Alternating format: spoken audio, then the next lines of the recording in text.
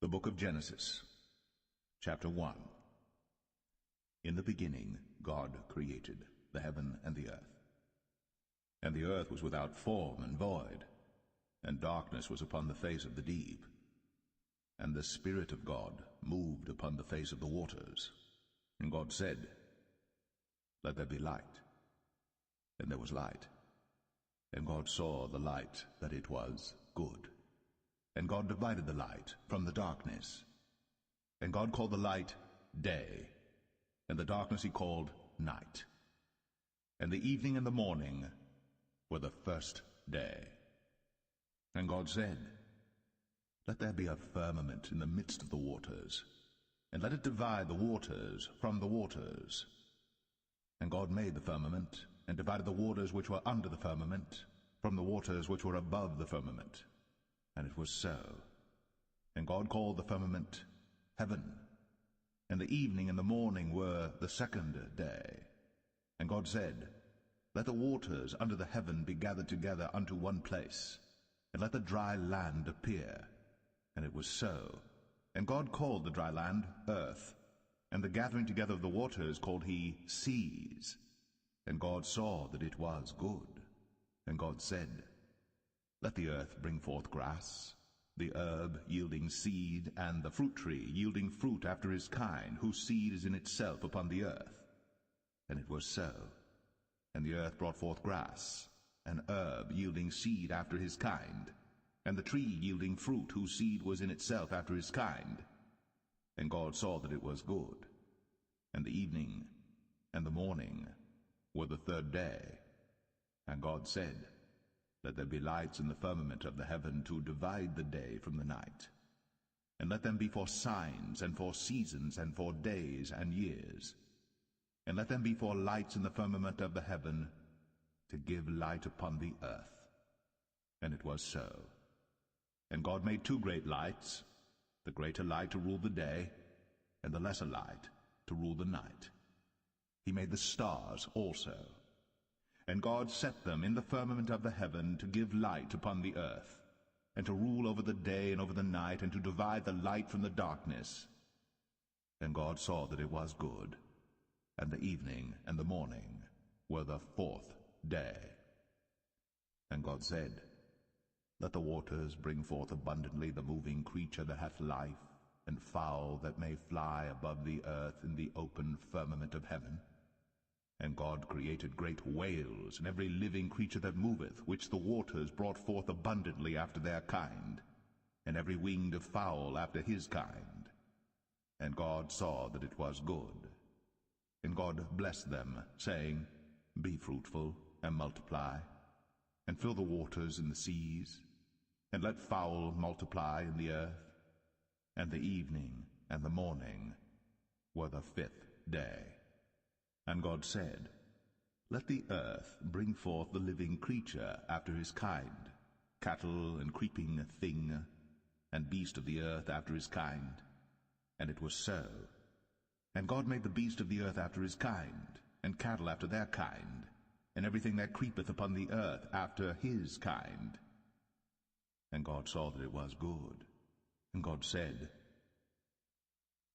"Let us make man in our image, after our likeness, and let them have dominion over the fish of the sea, and over the fowl of the air, and over the cattle, and over all the earth, and over every creeping thing that creepeth upon the earth." So God created man in his own image. In the image of God created he him, male and female created he them. And God blessed them, and God said unto them, "Be fruitful, and multiply, and replenish the earth, and subdue it, and have dominion over the fish of the sea, and over the fowl of the air, and over every living thing that moveth upon the earth."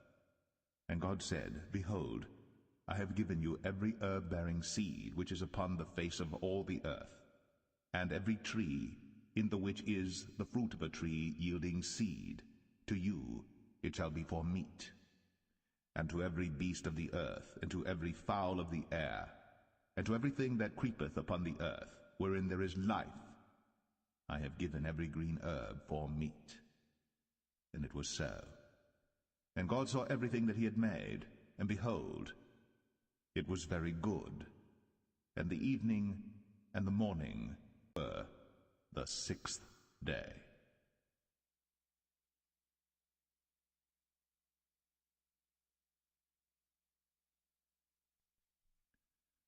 Genesis 2. Thus the heavens and the earth were finished, and all the host of them. And on the 7th day God ended his work which he had made, and he rested on the 7th day from all his work which he had made. And God blessed the 7th day, and sanctified it, because that in it he had rested from all his work which God created and made.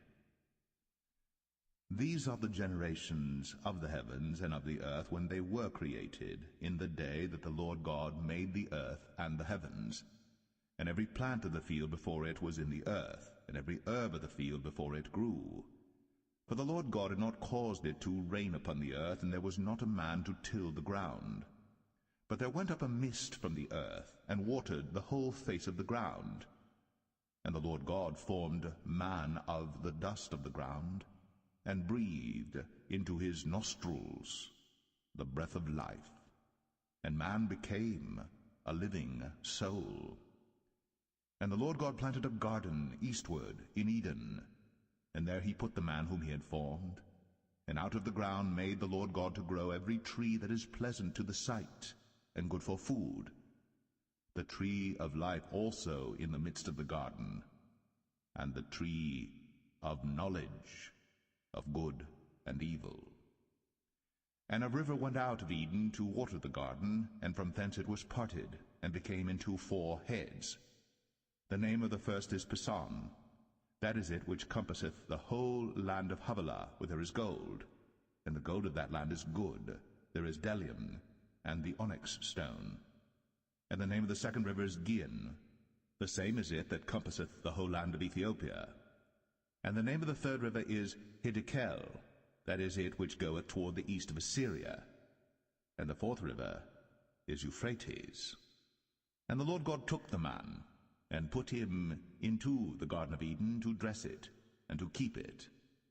And the Lord God commanded the man, saying, Of every tree of the garden thou mayest freely eat, but of the tree of the knowledge of good and evil thou shalt not eat of it, for in the day that thou eatest thereof thou shalt surely die. And the Lord God said, It is not good that the man should be alone. I will make him an helpmeet for him. And out of the ground the Lord God formed every beast of the field and every fowl of the air, and brought them unto Adam to see what he would call them. And whatsoever Adam called every living creature, that was the name thereof. And Adam gave names to all cattle, and to the fowl of the air, and to every beast of the field. But for Adam there was not found an helpmeet for him. And the Lord God caused a deep sleep to fall upon Adam, and he slept. And he took one of his ribs, and closed up the flesh instead thereof. And the rib which the Lord God had taken from man made he a woman, and brought her unto the man. And Adam said, This is now bone of my bones, and flesh of my flesh. She shall be called woman, because she was taken out of man. Therefore shall a man leave his father and his mother, and shall cleave unto his wife, and they shall be one flesh. And they were both naked, the man and his wife, and were not ashamed.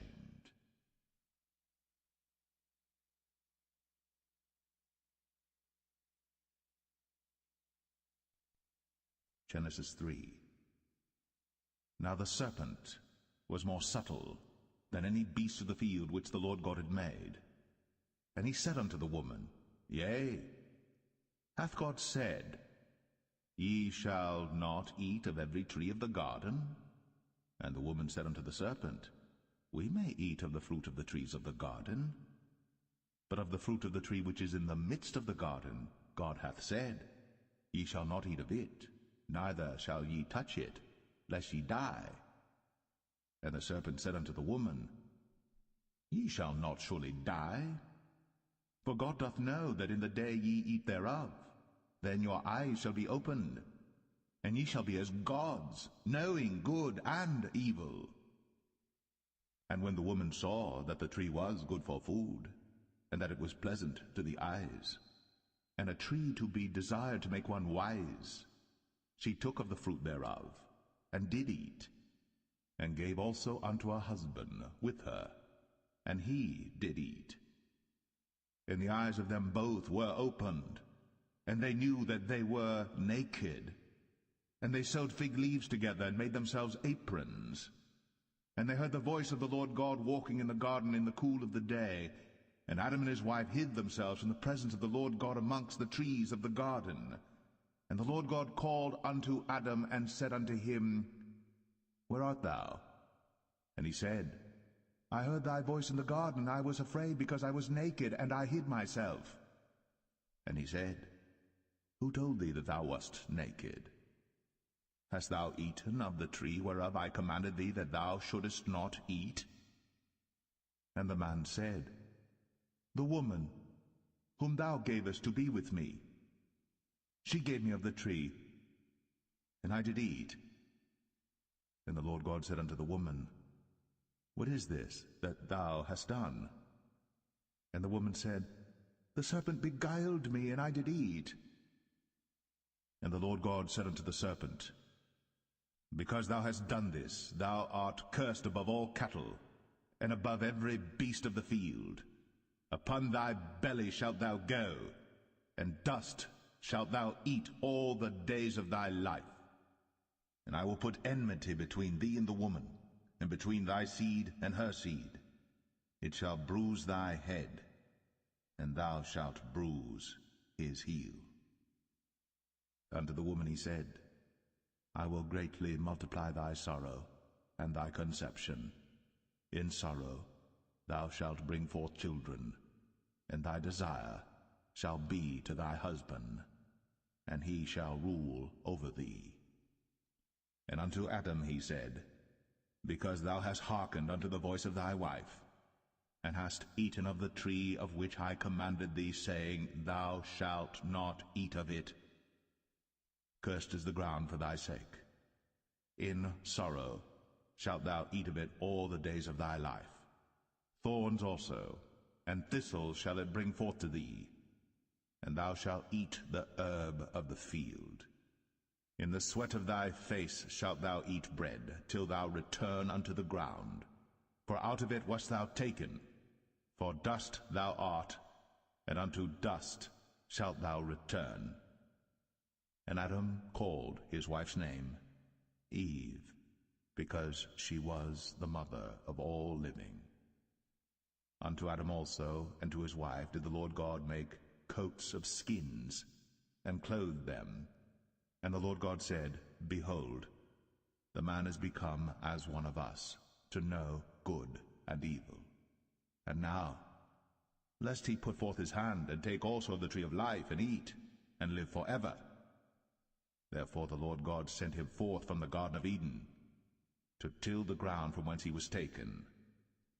So he drove out the man, and he placed at the east of the Garden of Eden cherubims, and a flaming sword which turned every way, to keep the way of the tree of life.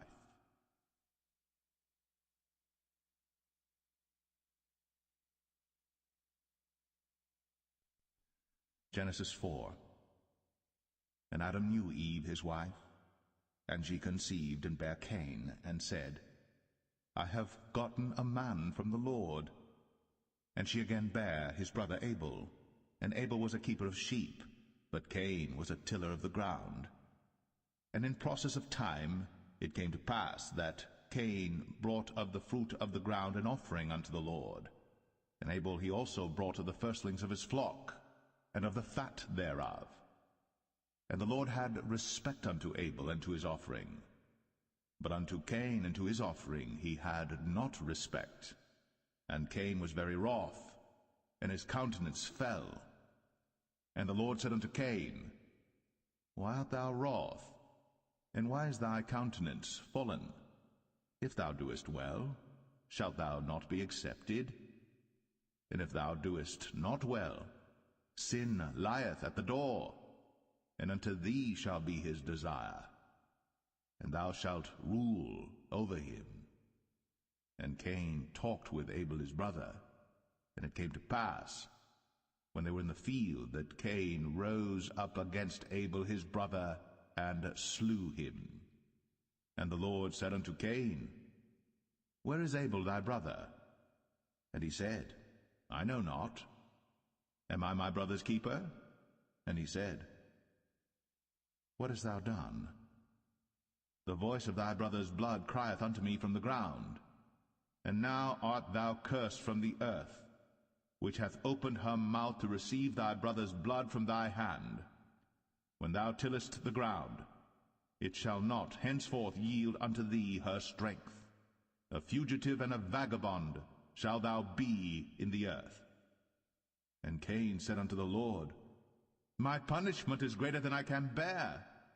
Behold, thou hast driven me out this day from the face of the earth, and from thy face shall I be hid. And I shall be a fugitive and a vagabond in the earth. And it shall come to pass that every one that findeth me shall slay me. And the Lord said unto him, Therefore whosoever slayeth Cain, vengeance shall be taken on him sevenfold. And the Lord set a mark upon Cain, lest any finding him should kill him.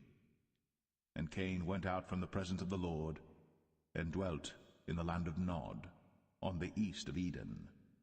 And Cain knew his wife, and she conceived, and bare Enoch. And he builded a city, and called the name of the city after the name of his son, Enoch.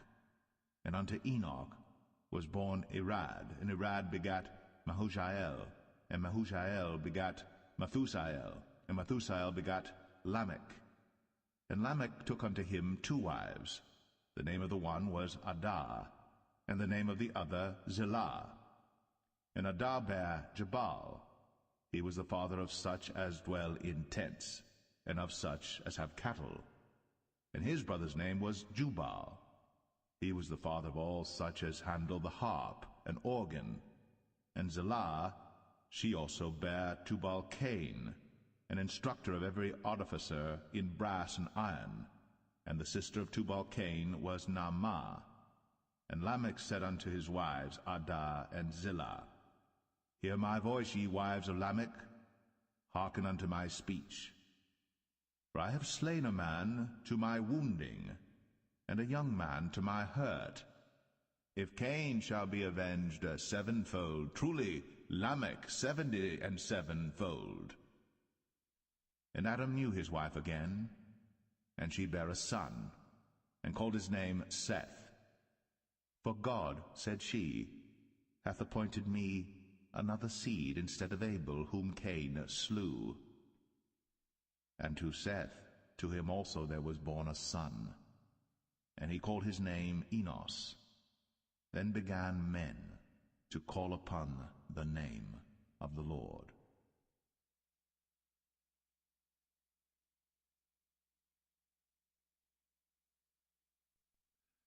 Genesis 5. This is the book of the generations of Adam. In the day that God created man, in the likeness of God made he him. Male and female created he them, and blessed them, and called their name Adam, in the day when they were created.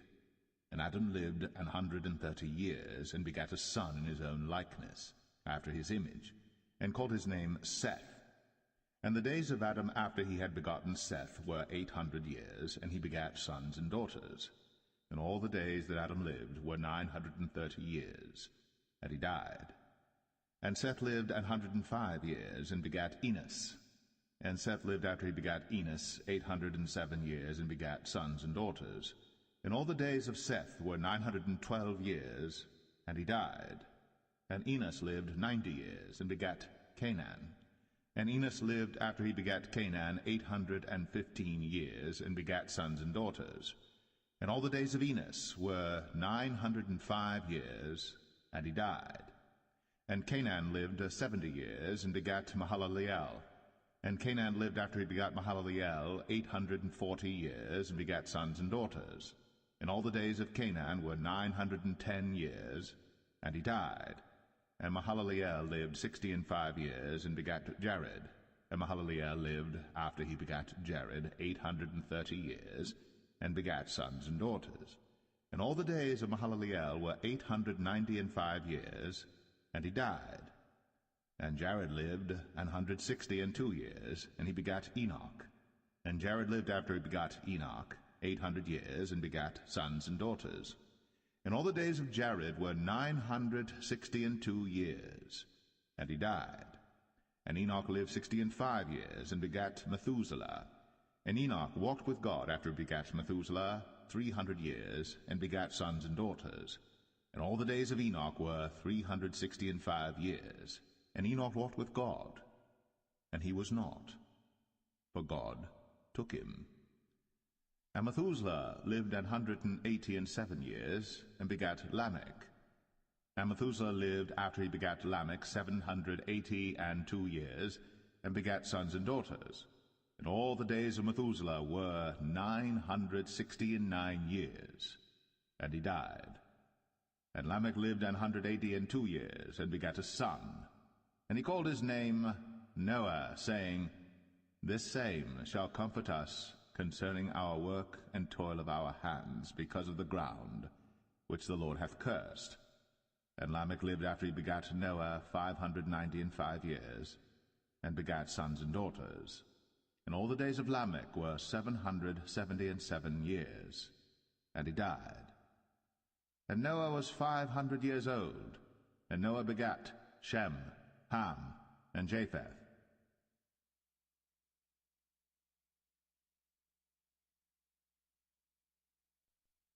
Genesis 6. And it came to pass, when men began to multiply on the face of the earth, and daughters were born unto them, that the sons of God saw the daughters of men that they were fair, and they took them wives of all which they chose. And the Lord said, My spirit shall not always strive with man, for that he also is flesh, yet his days shall be 120 years. There were giants in the earth in those days, and also after that, when the sons of God came in unto the daughters of men, and they bare children to them, the same became mighty men which were of old, men of renown. And God saw that the wickedness of man was great in the earth, and that every imagination of the thoughts of his heart was only evil continually. And it repented the Lord that he had made man on the earth, and it grieved him at his heart. And the Lord said, I will destroy man whom I have created from the face of the earth, both man and beast, and the creeping thing, and the fowls of the air, for it repenteth me that I have made them. But Noah found grace in the eyes of the Lord. These are the generations of Noah. Noah was a just man, and perfect in his generations. And Noah walked with God. And Noah begat 3 sons, Shem, Ham, and Japheth. The earth also was corrupt before God, and the earth was filled with violence. And God looked upon the earth, and behold, it was corrupt, for all flesh had corrupted his way upon the earth. And God said unto Noah, The end of all flesh is come before me, for the earth is filled with violence through them, and behold, I will destroy them with the earth. Make thee an ark of gopher wood. Rooms shalt thou make in the ark, and shalt pitch it within and without with pitch. And this is the fashion which thou shalt make it of. The length of the ark shall be 300 cubits, the breadth of it 50 cubits, and the height of it 30 cubits. A window shalt thou make to the ark, and in a cubit shalt thou finish it above. And the door of the ark shalt thou set in the side thereof, with lower, second, and third stories shalt thou make it. And behold, I, even I, do bring a flood of waters upon the earth to destroy all flesh wherein is the breath of life from under heaven, and everything that is in the earth shall die. But with thee will I establish my covenant, and thou shalt come into the ark, thou, and thy sons, and thy wife, and thy sons' wives with thee. And of every living thing of all flesh, 2 of every sort shalt thou bring into the ark, to keep them alive with thee. They shall be male and female. Of fowls after their kind, and of cattle after their kind, of every creeping thing of the earth after his kind, 2 of every sort shall come unto thee, to keep them alive. And take thou unto thee of all food that is eaten, and thou shalt gather it to thee, and it shall be for food for thee and for them. Thus did Noah, according to all that God commanded him, so did he.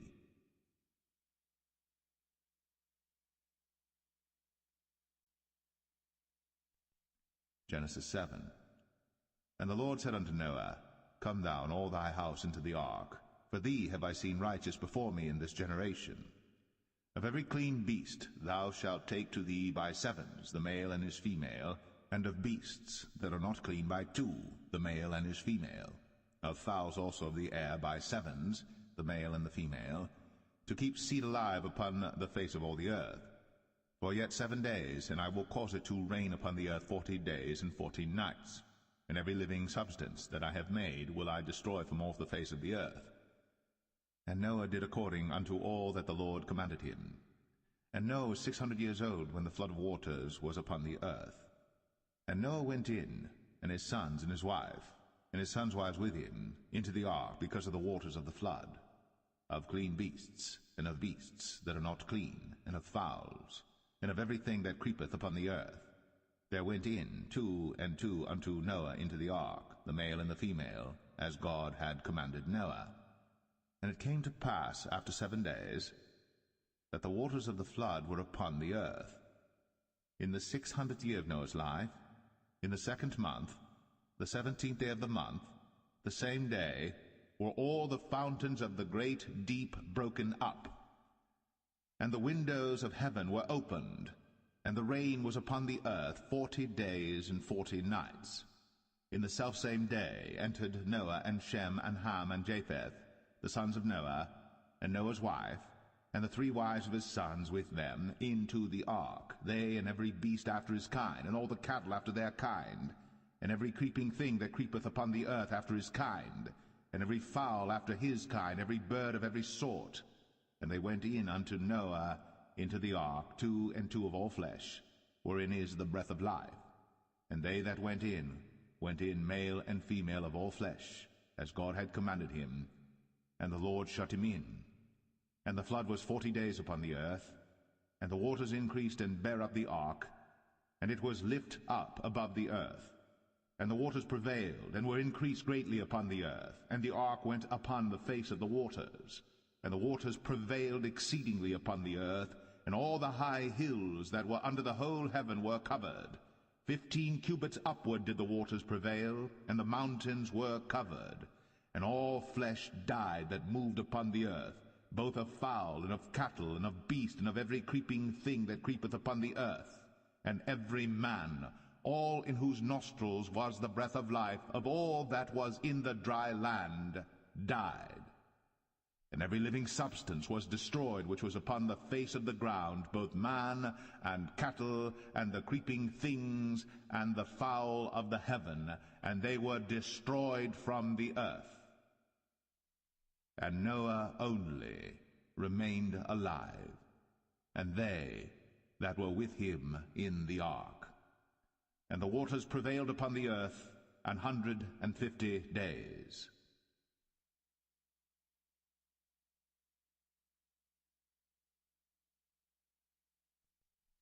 Genesis 8.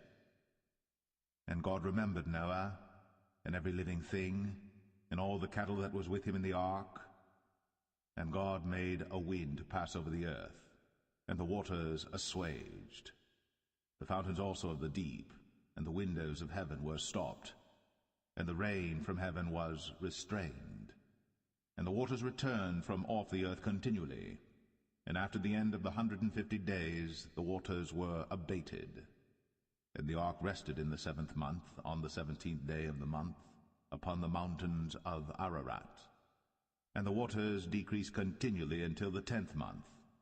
In the 10th month, on the 1st day of the month, were the tops of the mountains seen.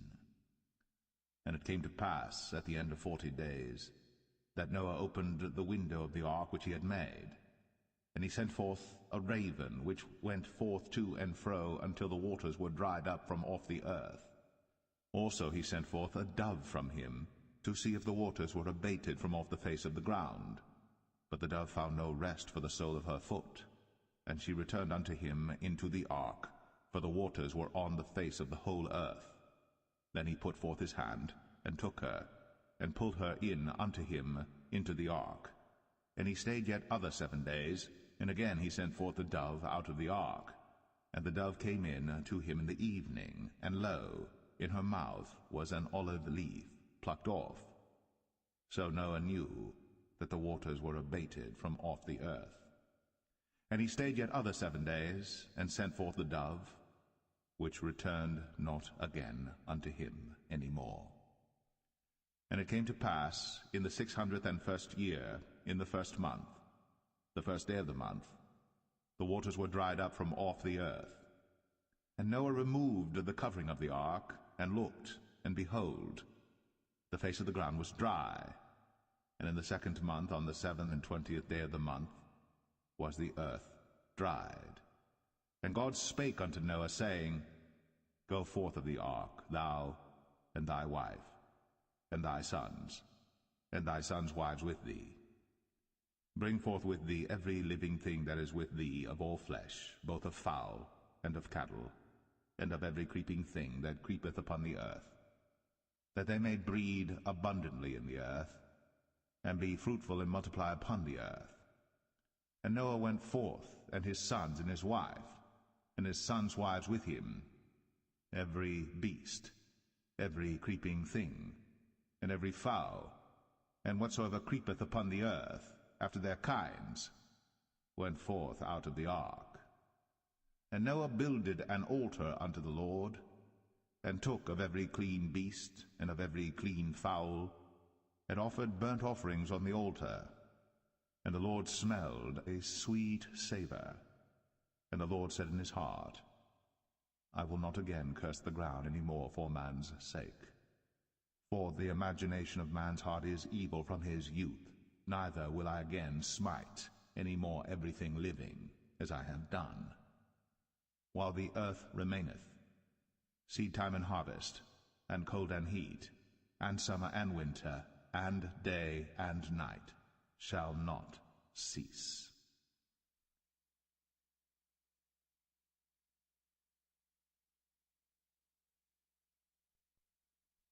Genesis 9. And God blessed Noah and his sons, and said unto them, Be fruitful, and multiply, and replenish the earth. And the fear of you, and the dread of you shall be upon every beast of the earth, and upon every fowl of the air, upon all that moveth upon the earth, and upon all the fishes of the sea. Into your hand are they delivered. Every moving thing that liveth shall be meat for you, even as the green herb have I given you all things. But flesh, with the life thereof, which is the blood thereof, shall ye not eat. And surely your blood of your lives will I require. At the hand of every beast will I require it, and at the hand of man, at the hand of every man's brother will I require the life of man. Whoso sheddeth man's blood, by man shall his blood be shed. For in the image of God made he man. And you, be ye fruitful, and multiply, bring forth abundantly in the earth, and multiply therein. And God spake unto Noah, and to his sons with him, saying, And I, behold, I establish my covenant with you, and with your seed after you, and with every living creature that is with you, of the fowl, of the cattle, and of every beast of the earth with you, from all that go out of the ark to every beast of the earth. And I will establish my covenant with you. Neither shall all flesh be cut off any more by the waters of a flood, neither shall there any more be a flood to destroy the earth. And God said, This is the token of the covenant which I make between me and you, and every living creature that is with you, for perpetual generations. I do set my bow in the cloud, and it shall be for a token of a covenant between me and the earth. And it shall come to pass, when I bring a cloud over the earth, that the bow shall be seen in the cloud. And I will remember my covenant, which is between me and you and every living creature of all flesh. And the waters shall no more become a flood to destroy all flesh. And the bow shall be in the cloud, and I will look upon it, that I may remember the everlasting covenant between God and every living creature of all flesh that is upon the earth. And God said unto Noah, This is the token of the covenant, which I have established between me and all flesh that is upon the earth. And the sons of Noah that went forth of the ark were Shem, and Ham, and Japheth. And Ham is the father of Canaan. These are the 3 sons of Noah, and of them was the whole earth overspread. And Noah began to be an husbandman, and he planted a vineyard. And he drank of the wine, and was drunken, and he was uncovered within his tent. And Ham, the father of Canaan, saw the nakedness of his father, and told his 2 brethren without. And Shem and Japheth took a garment, and laid it upon both their shoulders, and went backward, and covered the nakedness of their father. And their faces were backward, and they saw not their father's nakedness. And Noah awoke from his wine, and knew what his younger son had done unto him. And he said, Cursed be Canaan, a servant of servants shall he be unto his brethren. And he said, Blessed be the Lord God of Shem, and Canaan shall be his servant. God shall enlarge Japheth, and he shall dwell in the tents of Shem, and Canaan shall be his servant. And Noah lived after the flood 350 years. And all the days of Noah were 950 years. And he died.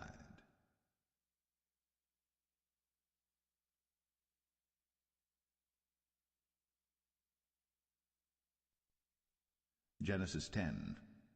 Now these are the generations of the sons of Noah, Shem, Ham, and Japheth. And unto them were sons born after the flood. The sons of Japheth, Gomer, and Magog, and Madai, and Javan, and Tubal, and Meshech, and Taras. And the sons of Gomer, Ashkenaz, and Riphath, and Togarmah. And the sons of Javan, Elisha, and Tarshish, Kittim, and Dodanim. But these were the isles of the Gentiles divided in their lands, every one after his tongue, after their families, in their nations. And the sons of Ham, Cush, and Mizraim, and Phut, and Canaan. And the sons of Cush, Seba, and Havilah, and Sabta, and Ramah, and Sabteca. And the sons of Ramah, Sheba, and Dedan. And Cush begat Nimrod. He began to be a mighty one in the earth. He was a mighty hunter before the Lord. Wherefore it is said, Even as Nimrod, the mighty hunter before the Lord. And the beginning of his kingdom was Babel, and Erech, and Akkad, and Calneh in the land of Shinar. Out of that land went forth Ashur, and builded Nineveh, and the city Rehoboth, and Calah. And Rezin between Nineveh and Calah, the same is a great city. And Mizraim begat Ludim, and Anamim, and Lehabim, and Naphtuhim, and Pathrozim, and Casluhim, out of whom came Philistim, and Caphtorim. And Canaan begat Sidon his firstborn, and Heth, and the Jebusite, and the Amorite, and the Girgashite, and the Hivite, and the Archite, and the Sinite, and the Arvadite, and the Zemarite, and the Hamathite. And afterward were the families of the Canaanites spread abroad. And the border of the Canaanites was from Sidon, as thou comest to Gerar, unto Gaza, as thou goest unto Sodom and Gomorrah, and Admah, and Zeboim, even unto Lasha. These are the sons of Ham, after their families, after their tongues, in their countries, and in their nations. Unto Shem also, the father of all the children of Eber, the brother of Japheth, the elder, even to him were children born, the children of Shem, Elam, and Ashur, and Arphaxad, and Lud, and Aram. And the children of Aram, Uz, and Hul, and Gether, and Mash. And Arphaxad begat Salah, and Salah begat Eber. And unto Eber were born 2 sons. The name of one was Peleg, for in his days was the earth divided, and his brother's name was Joktan. And Joktan begat Almadad, and Sheleth, and Hazarmaveth, and Jerah, and Hadoram, and Uzal, and Diklah, and Obal, and Abimael, and Sheba, and Ophir, and Havilah, and Jobab. All these were the sons of Joktan. And their dwelling was from Mesha, as thou goest unto Sephar, a mount of the east. These are the sons of Shem, after their families, after their tongues, in their lands, after their nations. These are the families of the sons of Noah, after their generations, in their nations, and by these were the nations divided in the earth after the flood.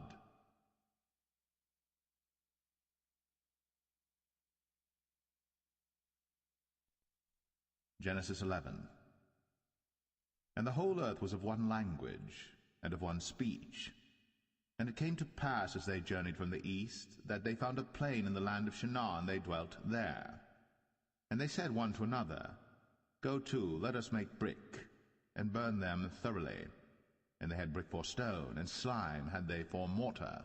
And they said, Go to, let us build us a city and a tower, whose top may reach unto heaven.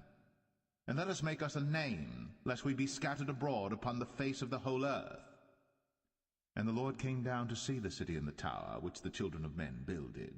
And the Lord said, Behold, the people is one, and they have all one language, and this they begin to do.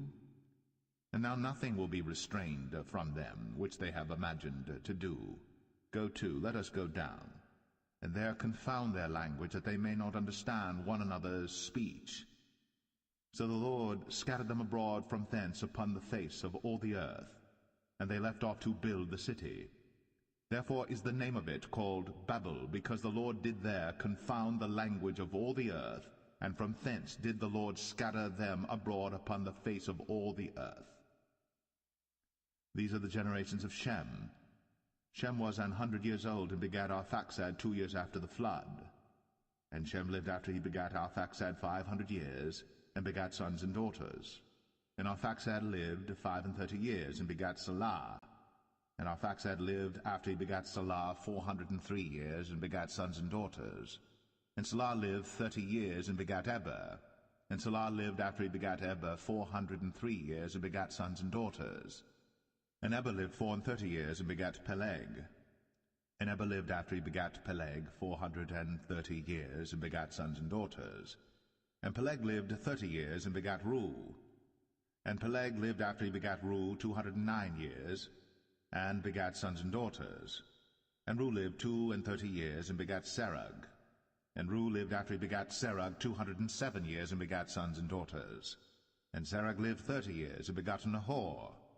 And Serug lived after he begat Nahor 200 years, and begat sons and daughters. And Nahor lived 29 years, and begat Terah. And Nahor lived after he begat Terah 119 years, and begat sons and daughters. And Terah lived 70 years, and begat Abram, Nahor, and Haran. Now these are the generations of Terah.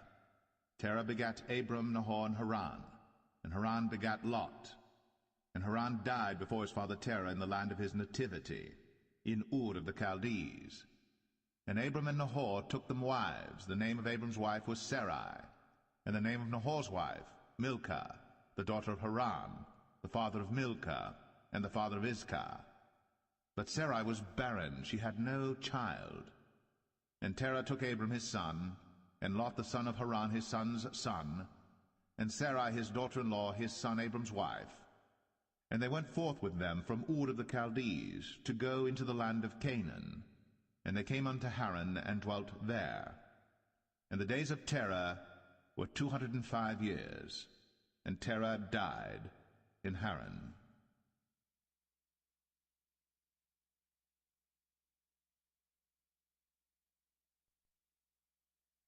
Genesis 12. Now the Lord had said unto Abram, Get thee out of thy country, and from thy kindred, and from thy father's house, unto a land that I will show thee. And I will make of thee a great nation, and I will bless thee, and make thy name great, and thou shalt be a blessing. And I will bless them that bless thee, and curse him that curseth thee. And in thee shall all families of the earth be blessed. So Abram departed, as the Lord had spoken unto him. And Lot went with him. And Abram was 75 years old when he departed out of Haran. And Abram took Sarai his wife, and Lot his brother's son, and all their substance that they had gathered, and the souls that they had gotten in Haran.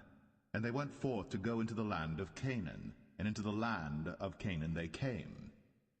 And Abram passed through the land unto the place of Sichem, unto the plain of Moreh, and the Canaanite was then in the land.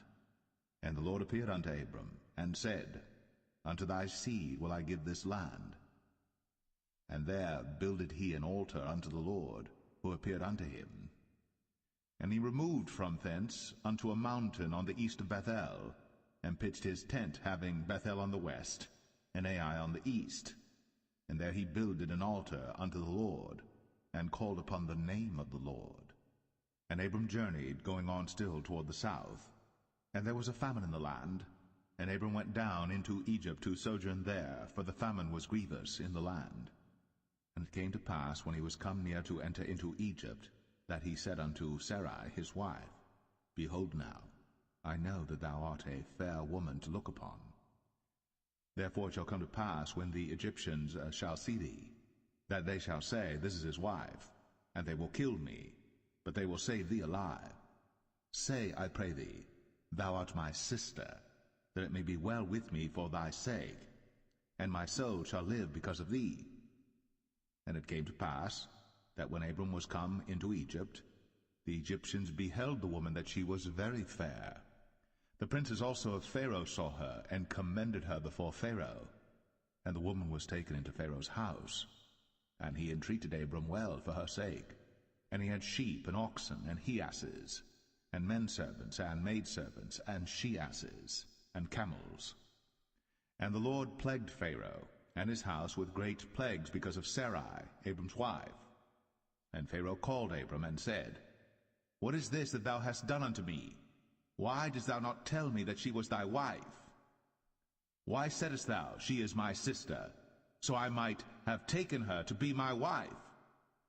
Now therefore behold thy wife, take her, and go thy way. And Pharaoh commanded his men concerning him, and they sent him away, and his wife, and all that he had.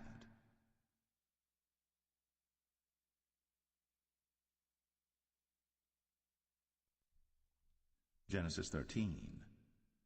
And Abram went up out of Egypt, he and his wife, and all that he had, and Lot with him, into the south. And Abram was very rich in cattle, in silver, and in gold.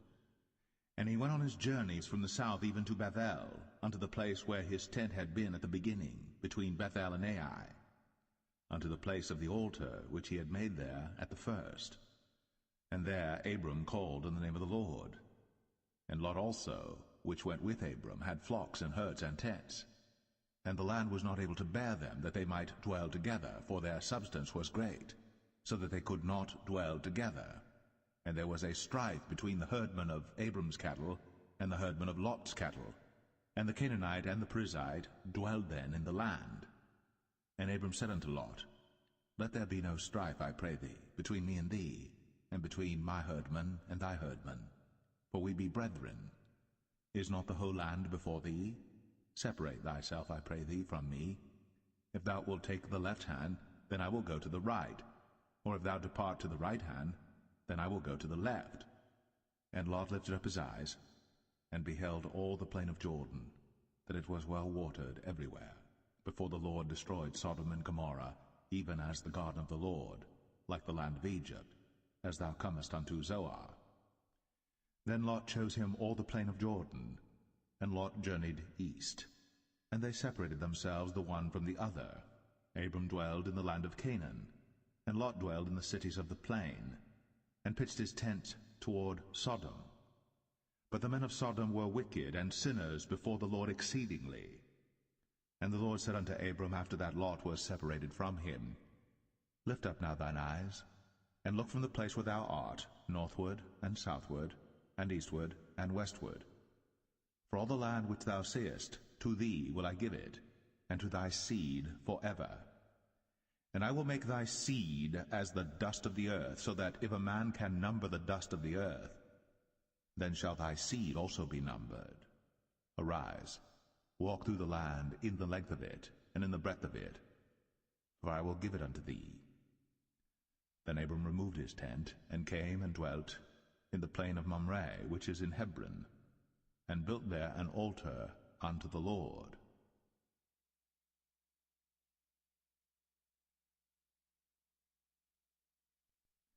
Genesis 14. And it came to pass in the days of Amraphel, king of Shinar, Arioch, king of Elasar, Chedorlaomer, king of Elam, and Tidal, king of nations, that these made war with Bera, king of Sodom, and with Birsha, king of Gomorrah, Shinab, king of Admah, and Shemeber, king of Zeboim, and the king of Bela, which is Zoar. All these were joined together in the vale of Siddim, which is the salt sea. 12 years they served Chedorlaomer, and in the 13th year they rebelled. And in the 14th year came Chedorlaomer, and the kings that were with him, and smote the Rephaims in Ashtaroth, Karnaim, and the Zazims in Ham, and the Emims in Shaveh Kerathaim, and the Horites in their Mount Seir unto El Paran, which is by the wilderness. And they returned and came to En Mishpat, which is Kadesh, and smote all the country of the Amalekites, and also the Amorites, that dwelt in Hazazon Tamar.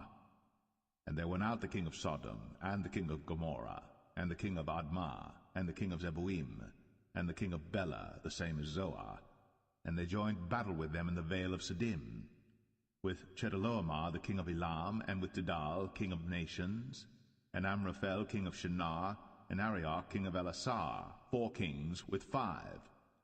And the vale of Siddim was full of slime pits, and the kings of Sodom and Gomorrah fled, and fell there, and they that remained fled to the mountain. And they took all the goods of Sodom and Gomorrah, and all their victuals, and went their way. And they took Lot, Abram's brother's son, who dwelt in Sodom, and his goods, and departed. And there came one that had escaped, and told Abram the Hebrew, for he dwelt in the plain of Mamre the Amorite, brother of Eshcol, and brother of Aner, and these were confederate with Abram. And when Abram heard that his brother was taken captive, he armed his trained servants, born in his own house, 318, and pursued them unto Dan. And he divided himself against them, he and his servants, by night, and smote them, and pursued them unto Hobah, which is on the left hand of Damascus.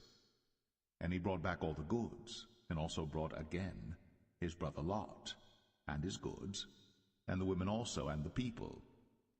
And the king of Sodom went out to meet him after his return from the slaughter of Chedorlaomer, and of the kings that were with him at the valley of Shaveh, which is the king's dale. And Melchizedek king of Salem brought forth bread and wine, and he was the priest of the Most High God. And he blessed him, and said, Blessed be Abram of the Most High God, possessor of heaven and earth. And blessed be the Most High God, which hath delivered thine enemies into thy hand. And he gave him tithes of all. And the king of Sodom said unto Abram, Give me the persons, and take the goods to thyself. And Abram said to the king of Sodom, I have lifted up mine hand unto the Lord, the Most High God, the possessor of heaven and earth, that I will not take from a thread, even to a shoe latchet, and that I will not take anything that is thine, lest thou shouldst say, I have made Abram rich. Save only that which the young men have eaten, and the portion of the men which went with me, Aner, Eshcol, and Mamre, let them take their portion.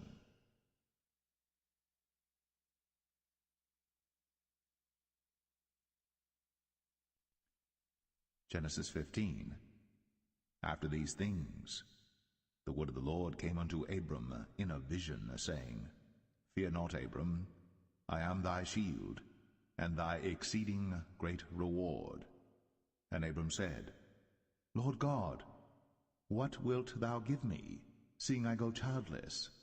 And the steward of my house is this Eliezer of Damascus. And Abram said, Behold, to me thou hast given no seed, and lo, one born in my house is mine heir. And behold, the word of the Lord came unto him, saying, This shall not be thine heir, but he that shall come forth out of thine own bowels shall be thine heir. And he brought him forth abroad, and said, Look now toward heaven, and tell the stars, if thou be able to number them. And he said unto him, So shall thy seed be. And he believed in the Lord, and he counted it to him for righteousness. And he said unto him, I am the Lord that brought thee out of Ur of the Chaldees, to give thee this land to inherit it. And he said, Lord God, whereby shall I know that I shall inherit it? And he said unto him, Take me an heifer of 3 years old, and a she-goat of 3 years old, and a ram of 3 years old, and a turtle dove, and a young pigeon. And he took unto him all these, and divided them in the midst, and laid each piece one against another. But the birds divided he not. And when the fowls came down upon the carcasses, Abram drove them away. And when the sun was going down, a deep sleep fell upon Abram, and lo, an horror of great darkness fell upon him. And he said unto Abram, Know of a surety that thy seed shall be a stranger in a land that is not theirs, and shall serve them, and they shall afflict them 400 years. And also that nation whom they shall serve will I judge, and afterward shall they come out with great substance. And thou shalt go to thy fathers in peace. Thou shalt be buried in a good old age. But in the 4th generation they shall come hither again, for the iniquity of the Amorites is not yet full. And it came to pass that when the sun went down, and it was dark, behold, a smoking furnace, and a burning lamp that passed between those pieces. In the same day the Lord made a covenant with Abram, saying, Unto thy seed have I given this land, from the river of Egypt unto the great river, the river Euphrates, the Kenites, and the Kenizzites, and the Cadmonites, and the Hittites, and the Perizzites, and the Rephaims, and the Amorites, and the Canaanites, and the Girgashites, and the Jebusites.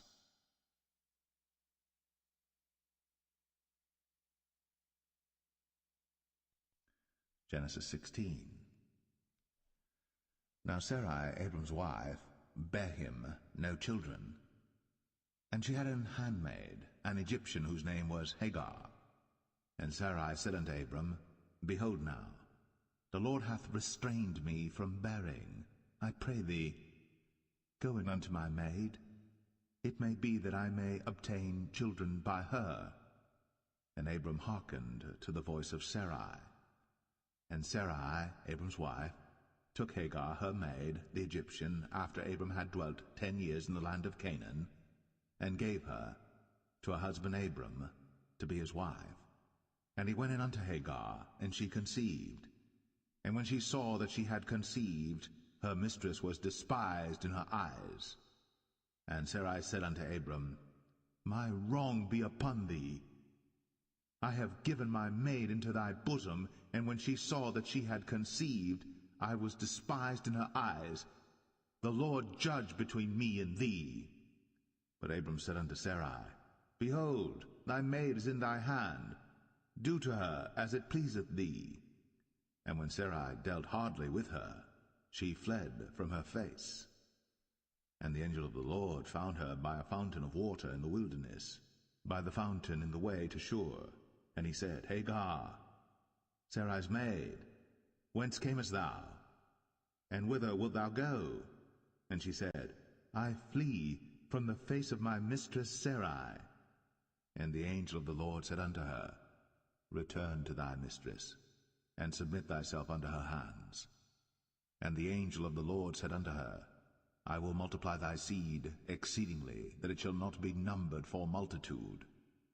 And the angel of the Lord said unto her, Behold, thou art with child, and shalt bear a son, and shalt call his name Ishmael, because the Lord hath heard thy affliction. And he will be a wild man, his hand will be against every man, and every man's hand against him. And he shall dwell in the presence of all his brethren. And she called the name of the Lord that spake unto her, Thou God seest me. For she said, Have I also here looked after him that seeth me? Wherefore the well was called Beer Lohai Roi. Behold, it is between Kadesh and Bered. And Hagar bare Abram a son, and Abram called his son's name, which Hagar bare, Ishmael. And Abram was 86 years old, when Hagar bare Ishmael to Abram.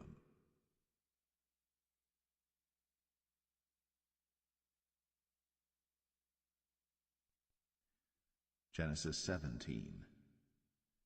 And when Abram was 90 years old and 9, the Lord appeared to Abram and said unto him, I am the Almighty God. Walk before me, and be thou perfect. And I will make my covenant between me and thee, and will multiply thee exceedingly. And Abram fell on his face. And God talked with him, saying, As for me, behold, my covenant is with thee, and thou shalt be a father of many nations.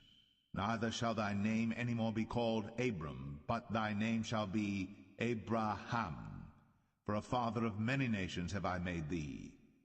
And I will make thee exceeding fruitful, and I will make nations of thee, and kings shall come out of thee.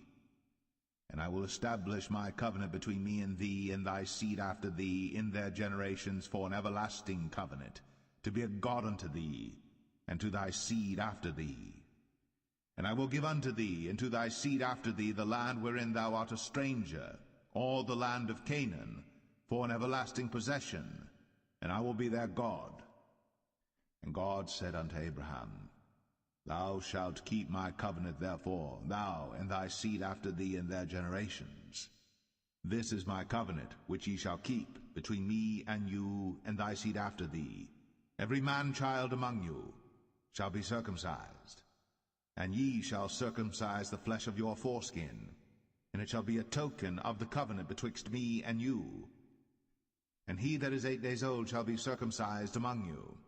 Every man-child in your generations, he that is born in the house, or bought with money of any stranger, which is not of thy seed. He that is born in thy house, and he that is bought with thy money, must needs be circumcised. And my covenant shall be in your flesh, for an everlasting covenant. And the uncircumcised man-child, whose flesh of his foreskin is not circumcised, that soul shall be cut off from his people. He hath broken my covenant. And God said unto Abraham, As for Sarai thy wife, thou shalt not call her name Sarai, but Sarah shall her name be. And I will bless her, and give thee a son also of her. Yea, I will bless her, and she shall be a mother of nations. Kings of people shall be of her.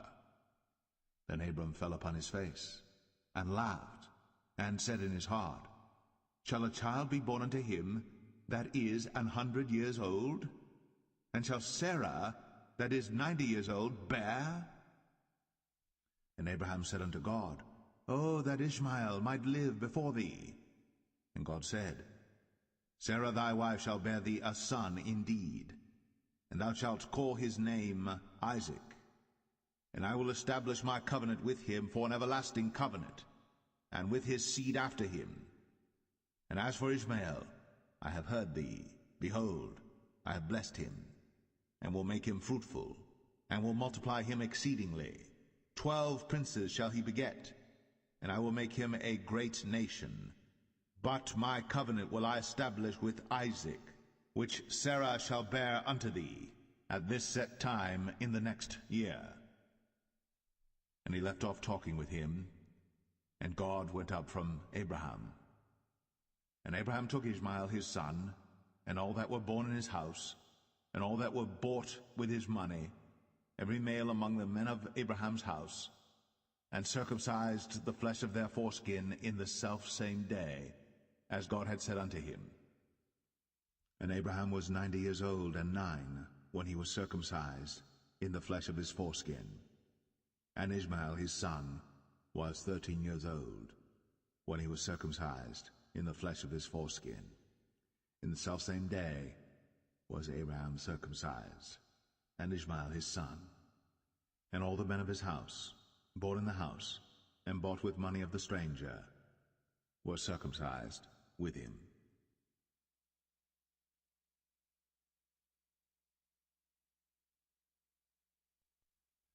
Genesis 18. And the Lord appeared unto him in the plains of Mamre, and he sat in the tent door in the heat of the day. And he lifted up his eyes, and looked, and lo, 3 men stood by him. And when he saw them, he ran to meet them from the tent door, and bowed himself toward the ground, and said, My Lord, if now I have found favor in thy sight, pass not away, I pray thee, from thy servant. Let a little water, I pray you, be fetched, and wash your feet, and rest yourselves under the tree. And I will fetch a morsel of bread, and comfort ye your hearts.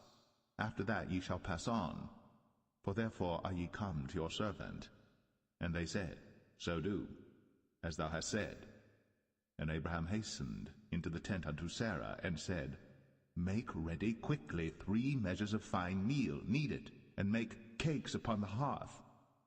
And Abraham ran unto the herd, and fetched a calf tender and good, and gave it unto a young man, and he hasted to dress it. And he took butter and milk, and the calf which he had dressed, and set it before them. And he stood by them under the tree, and they did eat. And they said unto him, Where is Sarah thy wife? And he said, Behold, in the tent. And he said, I will certainly return unto thee according to the time of life, and lo, Sarah thy wife shall have a son. And Sarah heard it in the tent door, which was behind him. Now Abraham and Sarah were old, and well stricken in age, and it ceased to be with Sarah after the manner of women. Therefore Sarah laughed within herself, saying, After I am waxed old shall I have pleasure, my Lord being old also? And the Lord said unto Abraham, Wherefore did Sarah laugh, saying, Shall I of a surety bear a child, which am old? Is anything too hard for the Lord? At the time appointed I will return unto thee according to the time of life, and Sarah shall have a son. Then Sarah denied, saying, I laugh not, for she was afraid.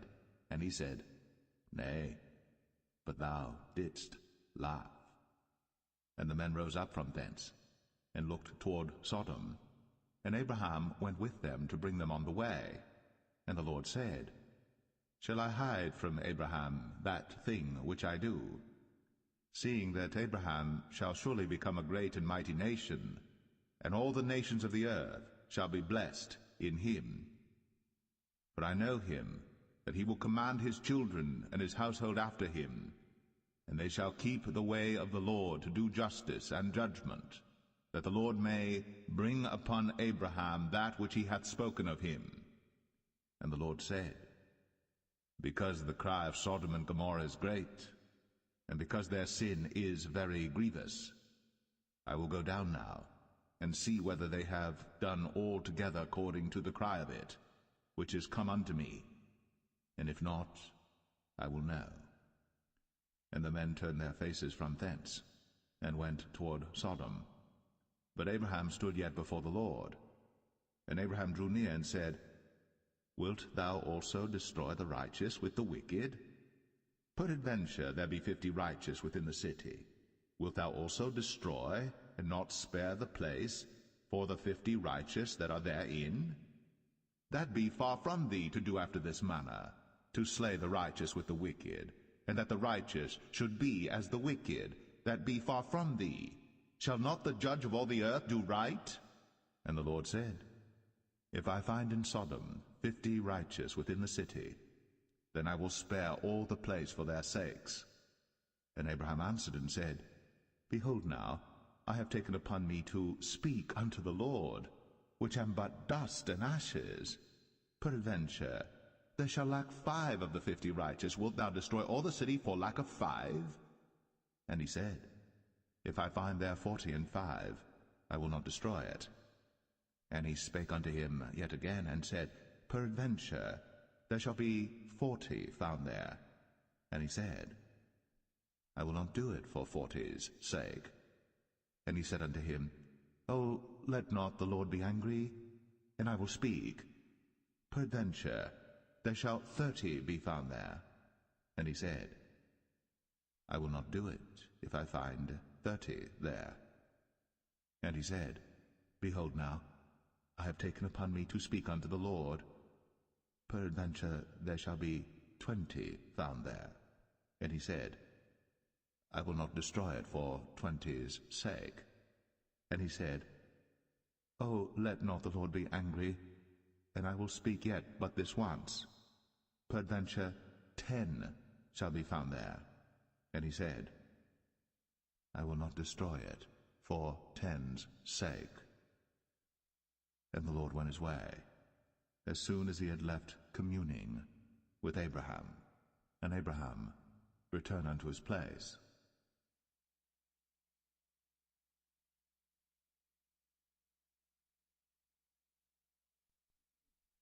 Genesis 19. And there came 2 angels to Sodom at even, and Lot sat in the gate of Sodom. And Lot, seeing them, rose up to meet them, and he bowed himself with his face toward the ground. And he said, Behold now, my lords, turn in, I pray you, into your servant's house, and tarry all night, and wash your feet, and ye shall rise up early and go on your ways. And they said, Nay, but we will abide in the street all night. And he pressed upon them greatly, and they turned in unto him, and entered into his house. And he made them a feast, and did bake unleavened bread, and they did eat. But before they lay down, the men of the city, even the men of Sodom, compassed the house round, both old and young, all the people from every quarter. And they called unto Lot, and said unto him, Where are the men which came into thee this night? Bring them out unto us, that we may know them. And Lot went out at the door unto them, and shut the door after him, and said, I pray you, brethren, do not so wickedly. Behold now, I have 2 daughters which have not known man. Let me, I pray you, bring them out unto you, and do ye to them as is good in your eyes. Only unto these men do nothing, for therefore came they under the shadow of my roof. And they said, Stand back. And they said again, This one fellow came in to sojourn, and he will needs be a judge. Now will we deal worse with thee than with them. And they pressed sore upon the man, even Lot, and came near to break the door. But the men put forth their hand, and pulled Lot into the house to them, and shut to the door. And they smote the men that were at the door of the house with blindness, both small and great, so that they wearied themselves to find the door. And the men said unto Lot, Hast thou here any besides, son-in-law, and thy sons and thy daughters, and whatsoever thou hast in the city, bring them out of this place. For we will destroy this place, because the cry of them is waxen great before the face of the Lord, and the Lord hath sent us to destroy it. And Lot went out, and spake unto his sons-in-law, which married his daughters, and said, Up, get you out of this place, for the Lord will destroy this city. But he seemed as one that mocked unto his sons-in-law. And when the morning arose, then the angels hastened Lot, saying, Arise, take thy wife and thy 2 daughters, which are here, lest thou be consumed in the iniquity of the city. And while he lingered, the man laid hold upon his hand, and upon the hand of his wife, and upon the hand of his 2 daughters, the Lord being merciful unto him. And they brought him forth, and set him without the city. And it came to pass, when they had brought them forth abroad, that he said, Escape for thy life, look not behind thee, neither stay thou in all the plain, escape to the mountain, lest thou be consumed. And Lot said unto them, "O, not so, my lord. Behold now, thy servant hath found grace in thy sight, and thou hast magnified thy mercy which thou hast shown unto me in saving my life. And I cannot escape to the mountain, lest some evil take me and I die. Behold now, this city is near to flee unto, and it is a little one. O, let me escape thither. Is it not a little one? And my soul shall live." And he said unto him, "See, I have accepted thee concerning this thing also, that I will not overthrow this city, for the which thou hast spoken. Haste thee, escape thither, for I cannot do anything till thou be come thither." Therefore the name of the city was called Zoar. The sun was risen upon the earth when Lot entered into Zoar. Then the Lord rained upon Sodom and upon Gomorrah brimstone and fire from the Lord out of heaven. And he overthrew those cities, and all the plain, and all the inhabitants of the cities, and that which grew upon the ground. But his wife looked back from behind him, and she became a pillar of salt. And Abraham got up early in the morning to the place where he stood before the Lord. And he looked toward Sodom and Gomorrah, and toward all the land of the plain, and beheld, and lo, the smoke of the country went up as the smoke of a furnace. And it came to pass, when God destroyed the cities of the plain, that God remembered Abraham, and sent Lot out of the midst of the overthrow, when he overthrew the cities in the which Lot dwelt. And Lot went up out of Zoar, and dwelt in the mountain, and his 2 daughters with him, for he feared to dwell in Zoar, and he dwelt in a cave, he and his 2 daughters. And the firstborn said unto the younger, Our father is old, and there is not a man in the earth to come in unto us after the manner of all the earth. Come, let us make our father drink wine, and we will lie with him, that we may preserve seed of our father. And they made their father drink wine that night. And the firstborn went in, and lay with her father. And he perceived not when she lay down, nor when she arose. And it came to pass on the morrow, that the firstborn said unto the younger, Behold, I lay yesternight with my father. Let us make him drink wine this night also, and go thou in, and lie with him, that we may preserve seed of our father. And they made their father drink wine that night also. And the younger arose, and lay with him. And he perceived not when she lay down, nor when she arose.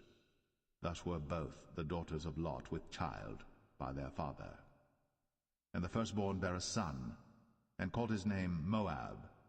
The same is the father of the Moabites unto this day. And the younger, she also bare a son, and called his name Ben-Ami. The same is the father of the children of Ammon unto this day.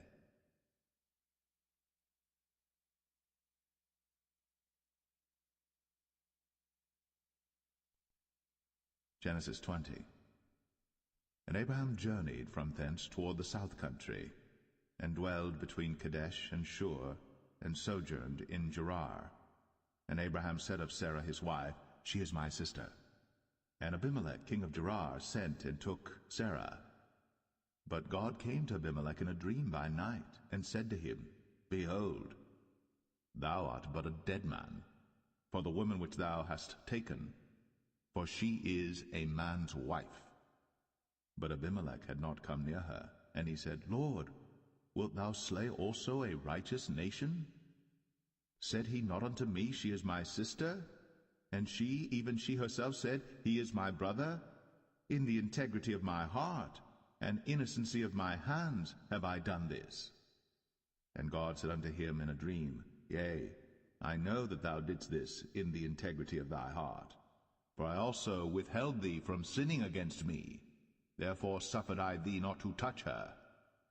Now therefore restore the man his wife, for he is a prophet, and he shall pray for thee, and thou shalt live. And if thou restore her not, know thou that thou shalt surely die, thou and all that are thine. Therefore Abimelech rose early in the morning, and called all his servants, and told all these things in their ears. And the men were sore afraid. Then Abimelech called Abraham, and said unto him, What hast thou done unto us? And what have I offended thee, that thou hast brought on me and on my kingdom a great sin? Thou hast done deeds unto me that ought not to be done. And Abimelech said unto Abraham, What sawest thou, that thou hast done this thing? And Abraham said, Because I thought, surely the fear of God is not in this place, and they will slay me for my wife's sake. And yet indeed she is my sister. She is the daughter of my father, but not the daughter of my mother, and she became my wife. And it came to pass, when God caused me to wander from my father's house, that I said unto her, This is thy kindness which thou shalt show unto me. At every place whither we shall come, say of me, He is my brother. And Abimelech took sheep and oxen, and men servants, and women servants, and gave them unto Abraham, and restored him Sarah his wife. And Abimelech said, Behold, my land is before thee. Dwell where it pleaseth thee. And unto Sarah he said, Behold, I have given thy brother 1,000 pieces of silver. Behold, he is to thee a covering of the eyes, unto all that are with thee, and with all other. Thus she was reproved. So Abraham prayed unto God, and God healed Abimelech and his wife and his maidservants, and they bare children. For the Lord had fast closed up all the wombs of the house of Abimelech, because of Sarah, Abraham's wife.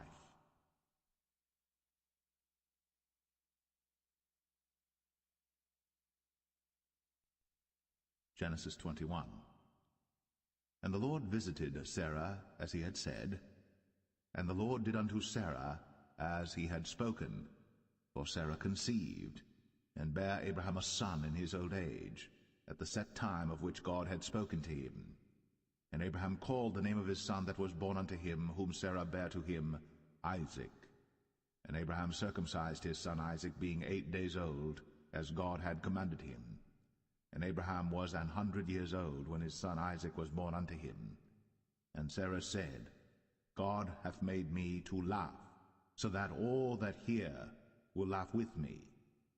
And she said, Who would have said unto Abraham, that Sarah should have given children suck? For I have borne him a son in his old age. And the child grew, and was weaned. And Abraham made a great feast, the same day that Isaac was weaned. And Sarah saw the son of Hagar the Egyptian, which she had borne unto Abraham, mocking. Wherefore she said unto Abraham, Cast out this bondwoman and her son, for the son of this bondwoman shall not be heir with my son, even with Isaac. And the thing was very grievous in Abraham's sight because of his son. And God said unto Abraham, Let it not be grievous in thy sight because of the lad, and because of thy bondwoman. In all that Sarah hath said unto thee, hearken unto her voice. For in Isaac shall thy seed be called. And also of the son of the bondwoman will I make a nation, because he is thy seed. And Abraham rose up early in the morning, and took bread and a bottle of water, and gave it unto Hagar, putting it on her shoulder, and the child, and sent her away. And she departed and wandered in the wilderness of Beersheba. And the water was spent in the bottle, and she cast the child under one of the shrubs. And she went and sat her down over against him a good way off, as it were a bowshot, for she said, Let me not see the death of the child. And she sat over against him, and lifted up her voice, and wept. And God heard the voice of the lad. And the angel of God called to Hagar out of heaven, and said unto her, What aileth thee, Hagar? Fear not, for God hath heard the voice of the lad where he is. Arise, lift up the lad, and hold him in thine hand, for I will make him a great nation. And God opened her eyes, and she saw a well of water, and she went and filled the bottle with water, and gave the lad drink. And God was with the lad, and he grew, and dwelt in the wilderness, and became an archer. And he dwelt in the wilderness of Paran, and his mother took him a wife out of the land of Egypt. And it came to pass at that time that Abimelech and Phicol, the chief captain of his host, spake unto Abraham, saying, God is with thee in all that thou doest. Now therefore swear unto me here by God that thou wilt not deal falsely with me, nor with my son, nor with my son's son. But according to the kindness that I have done unto thee, thou shalt do unto me, and to the land wherein thou hast sojourned. And Abraham said, I will swear. And Abraham reproved Abimelech because of a well of water, which Abimelech's servants had violently taken away. And Abimelech said, I wot not who hath done this thing, neither didst thou tell me, neither yet heard I of it, but today. And Abraham took sheep and oxen, and gave them unto Abimelech, and both of them made a covenant. And Abraham set 7 ewe lambs of the flock by themselves. And Abimelech said unto Abraham, What mean these 7 ewe lambs which thou hast set by themselves? And he said, For these 7 ewe lambs shalt thou take of my hand, that they may be a witness unto me that I have digged this well. Wherefore he called that place Beersheba, because there they sware both of them. Thus they made a covenant at Beersheba. Then Abimelech rose up, and Phicol the chief captain of his host, and they returned into the land of the Philistines. And Abraham planted a grove in Beersheba, and called there on the name of the Lord, the everlasting God. And Abraham sojourned in the Philistines' land many days.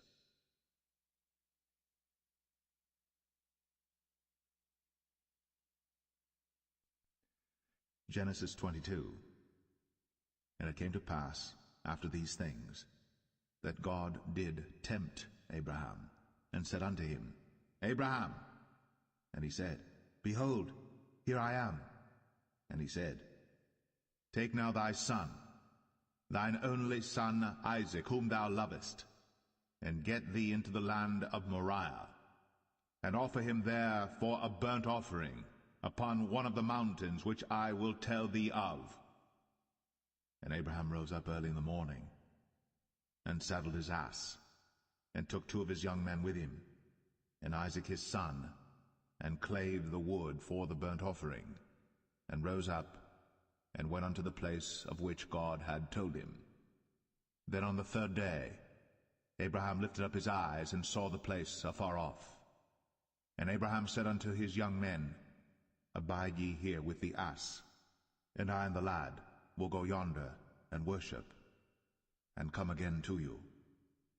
And Abraham took the wood of the burnt offering, and laid it upon Isaac his son. And he took the fire in his hand, and a knife, and they went both of them together.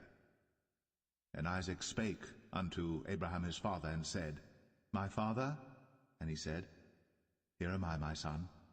And he said, Behold, the fire and the wood, but where is the lamb for a burnt offering? And Abraham said, My son, God will provide himself a lamb for a burnt offering. So they went both of them together. And they came to the place which God had told him of. And Abraham built an altar there, and laid the wood in order, and bound Isaac his son, and laid him on the altar upon the wood. And Abraham stretched forth his hand, and took the knife to slay his son. And the angel of the Lord called unto him out of heaven, and said, Abraham, Abraham! And he said, Here am I. And he said, Lay not thine hand upon the lad, neither do thou anything unto him. For now I know that thou fearest God, seeing thou hast not withheld thy son, thine only son, from me. And Abraham lifted up his eyes, and looked, and behold, behind him a ram, caught in a thicket by his horns. And Abraham went, and took the ram, and offered him up for a burnt offering in the stead of his son. And Abraham called the name of that place Jehovah-Jireh, as it is said to this day, In the mount of the Lord it shall be seen. And the angel of the Lord called unto Abraham out of heaven the 2nd time, and said, By myself have I sworn, saith the Lord, for because thou hast done this thing, and hast not withheld thy son, thine only son, that in blessing I will bless thee, and in multiplying I will multiply thy seed as the stars of the heaven, and as the sand which is upon the seashore, and thy seed shall possess the gate of his enemies. And in thy seed shall all the nations of the earth be blessed, because thou hast obeyed my voice. So Abraham returned unto his young men, and they rose up, and went together to Beersheba. And Abraham dwelt at Beersheba. And it came to pass after these things, that it was told Abraham, saying, Behold, Milcah, she hath also borne children unto thy brother Nahor, Huz his firstborn, and Buz his brother, and Kemuel the father of Aram, and Chesed, and Hazo, and Pildash, and Jidlaph, and Bethuel. And Bethuel begat Rebekah. These 8 Milcah did bear to Nahor, Abraham's brother. And his concubine, whose name was Rumah, she bare also Tebah, and Gaham, and Thahash, and Maacah.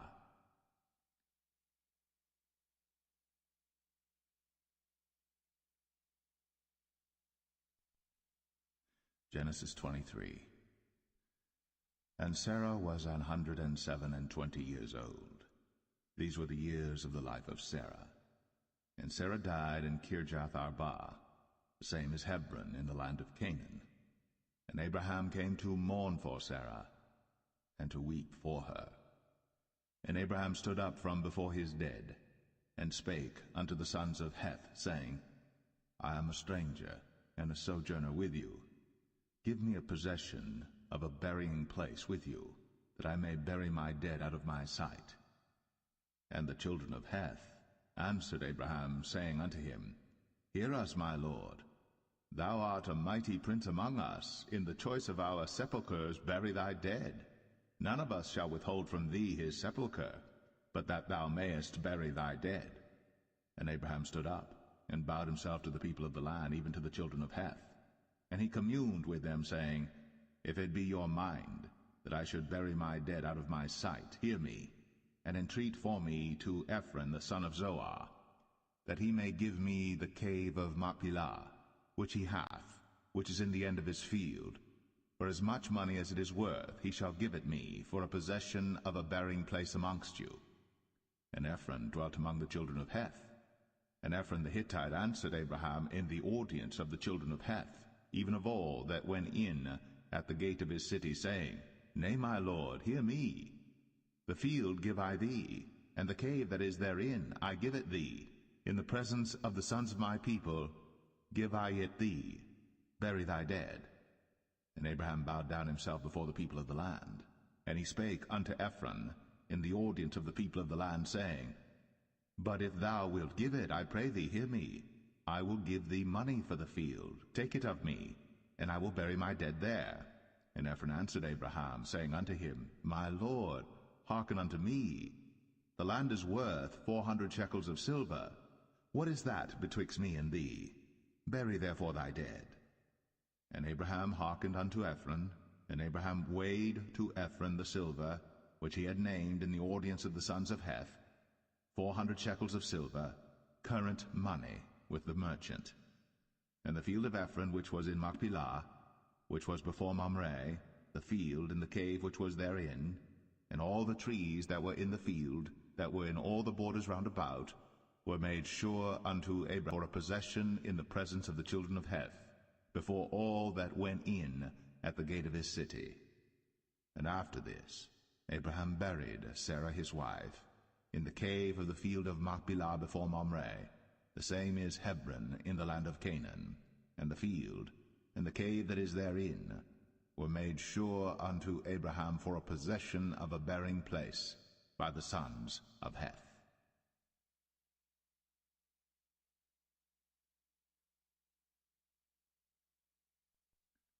Genesis 24. And Abraham was old, and well stricken in age. And the Lord had blessed Abraham in all things. And Abraham said unto his eldest servant of his house, that ruled over all that he had, Put, I pray thee, thy hand under my thigh, and I will make thee swear by the Lord, the God of heaven, and the God of the earth, that thou shalt not take a wife unto my son of the daughters of the Canaanites, among whom I dwell, but thou shalt go unto my country, and to my kindred, and take a wife unto my son Isaac. And the servant said unto him, Peradventure the woman will not be willing to follow me unto this land. Must I needs bring thy son again unto the land from whence thou camest? And Abraham said unto him, Beware thou that thou bring not my son thither again. The Lord God of heaven, which took me from my father's house, and from the land of my kindred, and which spake unto me, and that sware unto me, saying, Unto thy seed will I give this land, he shall send his angel before thee, and thou shalt take a wife unto my son from thence. And if the woman will not be willing to follow thee, then thou shalt be clear from this my oath. Only bring not my son thither again. And the servant put his hand under the thigh of Abraham his master, and sware to him concerning that matter. And the servant took 10 camels of the camels of his master, and departed, for all the goods of his master were in his hand. And he arose, and went to Mesopotamia, unto the city of Nahor. And he made his camels to kneel down without the city by a well of water, at the time of the evening, even the time that women go out to draw water. And he said, O Lord God of my master Abraham, I pray thee, send me good speed this day, and show kindness unto my master Abraham. Behold, I stand here by the well of water, and the daughters of the men of the city come out to draw water. And let it come to pass, that the damsel to whom I shall say, Let down thy pitcher, I pray thee, that I may drink. And she shall say, Drink, and I will give thy camels drink also. Let the same be she that thou hast appointed for thy servant Isaac, and thereby shall I know that thou hast shown kindness unto my master. And it came to pass, before he had done speaking, that behold, Rebekah came out, who was born to Bethuel, son of Milcah, the wife of Nahor, Abraham's brother, with her pitcher upon her shoulder. And the damsel was very fair to look upon, a virgin, neither had any man known her. And she went down to the well, and filled her pitcher, and came up. And the servant ran to meet her, and said, Let me, I pray thee, drink a little water of thy pitcher. And she said, Drink, my lord. And she hasted, and let down her pitcher upon her hand, and gave him drink. And when she had done giving him drink, she said, I will draw water for thy camels also, until they have done drinking. And she hasted, and emptied her pitcher into the trough, and ran again unto the well to draw water, and drew for all his camels. And the man, wondering at her, held his peace, to wit whether the Lord had made his journey prosperous or not. And it came to pass, as the camels had done drinking, that the man took a golden earring of 1/2 shekel weight, and 2 bracelets for her hands of 10 shekels weight of gold, and said, Whose daughter art thou? Tell me, I pray thee, is there room in thy father's house for us to lodge in? And she said unto him, I am the daughter of Bethuel, the son of Milcah, which she bare unto Nahor. She said moreover unto him, We have both straw and provender enough, and room to lodge in. And the man bowed down his head, and worshipped the Lord. And he said, Blessed be the Lord God of my master Abraham, who hath not left destitute my master of his mercy and his truth. I being in the way, the Lord led me to the house of my master's brethren. And the damsel ran, and told them of her mother's house these things. And Rebekah had a brother, and his name was Laban. And Laban ran out unto the man, unto the well. And it came to pass, when he saw the earring and bracelets upon his sister's hands, and when he heard the words of Rebekah his sister, saying, Thus spake the man unto me, that he came unto the man, and behold, he stood by the camels at the well. And he said, Come in, thou blessed of the Lord. Wherefore standest thou without? For I have prepared the house and room for the camels. And the man came into the house, and he ungirded his camels, and gave straw and provender for the camels, and water to wash his feet, and the men's feet that were with him. And there was set meat before him to eat, but he said, I will not eat, until I have told mine errand. And he said, Speak on. And he said, I am Abraham's servant, and the Lord hath blessed my master greatly, and he is become great, and he hath given him flocks, and herds, and silver, and gold, and menservants, and maidservants, and camels, and asses. And Sarah my master's wife bare a son to my master when she was old, and unto him hath he given all that he hath.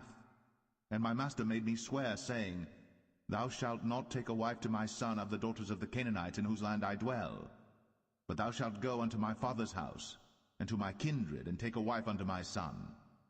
And I said unto my master, Peradventure the woman will not follow me. And he said unto me, The Lord before whom I walk will send his angel with thee, and prosper thy way, and thou shalt take a wife for my son of my kindred, and of my father's house. Then shalt thou be clear from this my oath, when thou comest to my kindred, and if they give not thee one, thou shalt be clear from my oath. And I came this day unto the well, and said, O Lord God of my master Abraham, if now thou do prosper my way which I go, behold, I stand by the well of water, and it shall come to pass that when the virgin cometh forth to draw water, and I say to her, Give me, I pray thee, a little water of thy pitcher to drink, and she say to me, Both drink thou, and I will also draw for thy camels, let the same be the woman whom the Lord hath appointed out for my master's son. And before I had done speaking in mine heart, behold, Rebekah came forth with her pitcher on her shoulder, and she went down unto the well, and drew water. And I said unto her, Let me drink, I pray thee. And she made haste, and let down her pitcher from her shoulder, and said, Drink, and I will give thy camels drink also. So I drank, and she made the camels drink also. And I asked her, and said, Whose daughter art thou? And she said, The daughter of Bethuel, Nahor's son, whom Milcah bare unto him. And I put the earring upon her face, and the bracelets upon her hands. And I bowed down my head, and worshipped the Lord, and blessed the Lord God of my master Abraham, which had led me in the right way to take my master's brother's daughter unto his son. And now, if ye will deal kindly and truly with my master, tell me, and if not, tell me, that I may turn to the right hand or to the left. Then Laban and Bethuel answered and said, The thing proceedeth from the Lord. We cannot speak unto thee bad or good. Behold, Rebekah is before thee. Take her and go, and let her be thy master's son's wife, as the Lord hath spoken. And it came to pass that when Abraham's servant heard their words, he worshipped the Lord, bowing himself to the earth. And the servant brought forth jewels of silver and jewels of gold and raiment, and gave them to Rebekah. He gave also to her brother and to her mother precious things. And they did eat and drink, he and the men that were with him, and tarried all night. And they rose up in the morning, and he said, Send me away unto my master. And her brother and her mother said, Let the damsel abide with us a few days, at the least 10. After that she shall go. And he said unto them, Hinder me not, seeing the Lord hath prospered my way. Send me away that I may go to my master. And they said, We will call the damsel, and inquire at her mouth. And they called Rebekah, and said unto her, Wilt thou go with this man? And she said, I will go. And they sent away Rebekah, their sister, and her nurse, and Abraham's servant, and his men. And they blessed Rebekah, and said unto her, Thou art our sister. Be thou the mother of thousands of millions, and let thy seed possess the gate of those which hate them. And Rebekah arose, and her damsels, and they rode upon the camels, and followed the man. And the servant took Rebekah, and went his way. And Isaac came from the way of the well Lahai-Roi, for he dwelt in the south country. And Isaac went out to meditate in the field at the eventide. And he lifted up his eyes, and saw, and behold, the camels were coming. And Rebekah lifted up her eyes, and when she saw Isaac, she lighted off the camel. For she had said unto the servant, What man is this that walketh in the field to meet us? And the servant had said, It is my master. Therefore she took a veil, and covered herself. And the servant told Isaac all things that he had done. And Isaac brought her into his mother Sarah's tent, and took Rebekah, and she became his wife, and he loved her. And Isaac was comforted after his mother's death.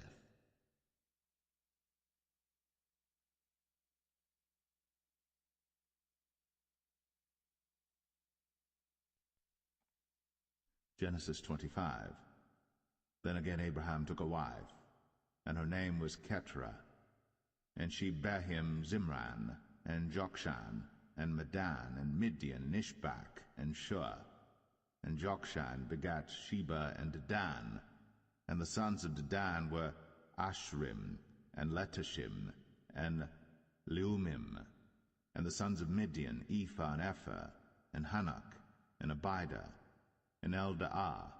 All these were the children of Keturah. And Abraham gave all that he had unto Isaac.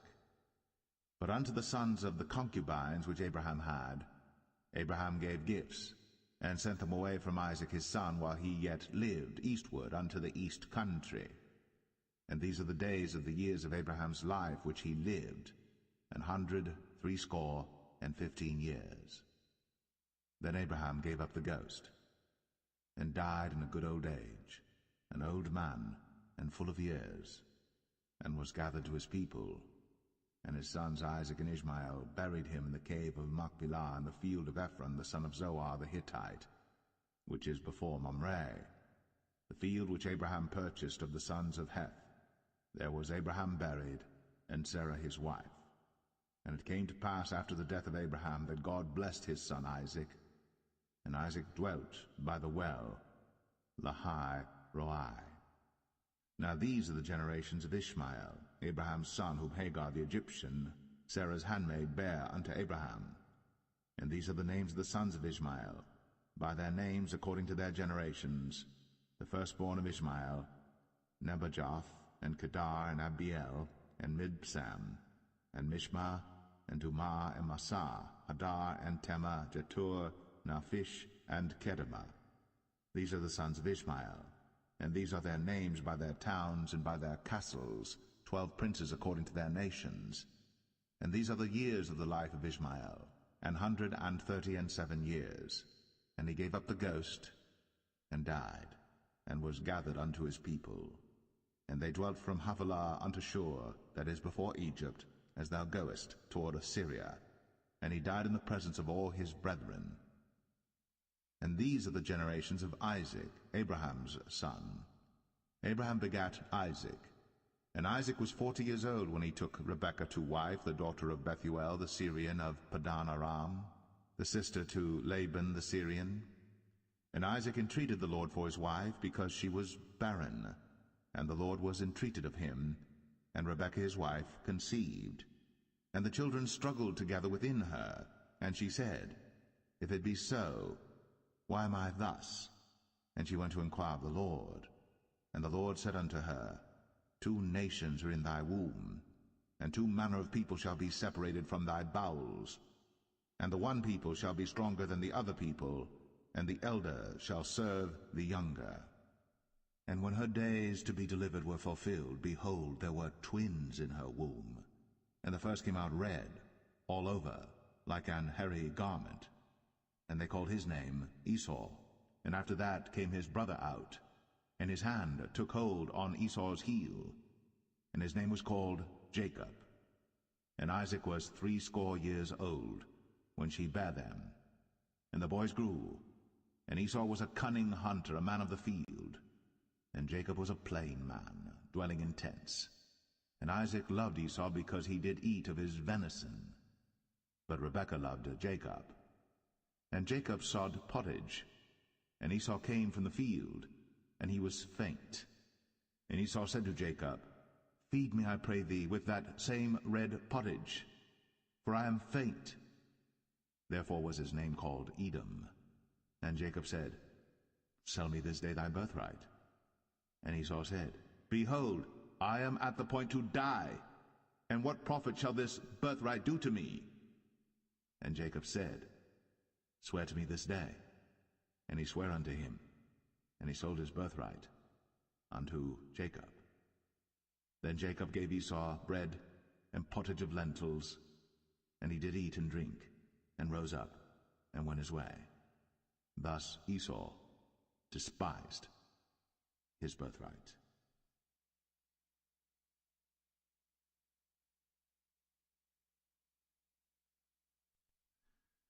Genesis 26. And there was a famine in the land beside the first famine that was in the days of Abraham.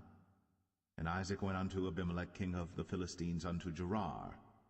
And the Lord appeared unto him, and said, Go not down into Egypt. Dwell in the land which I shall tell thee of.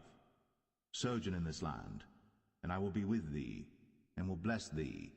For unto thee and unto thy seed I will give all these countries, and I will perform the oath which I swear unto Abraham thy father.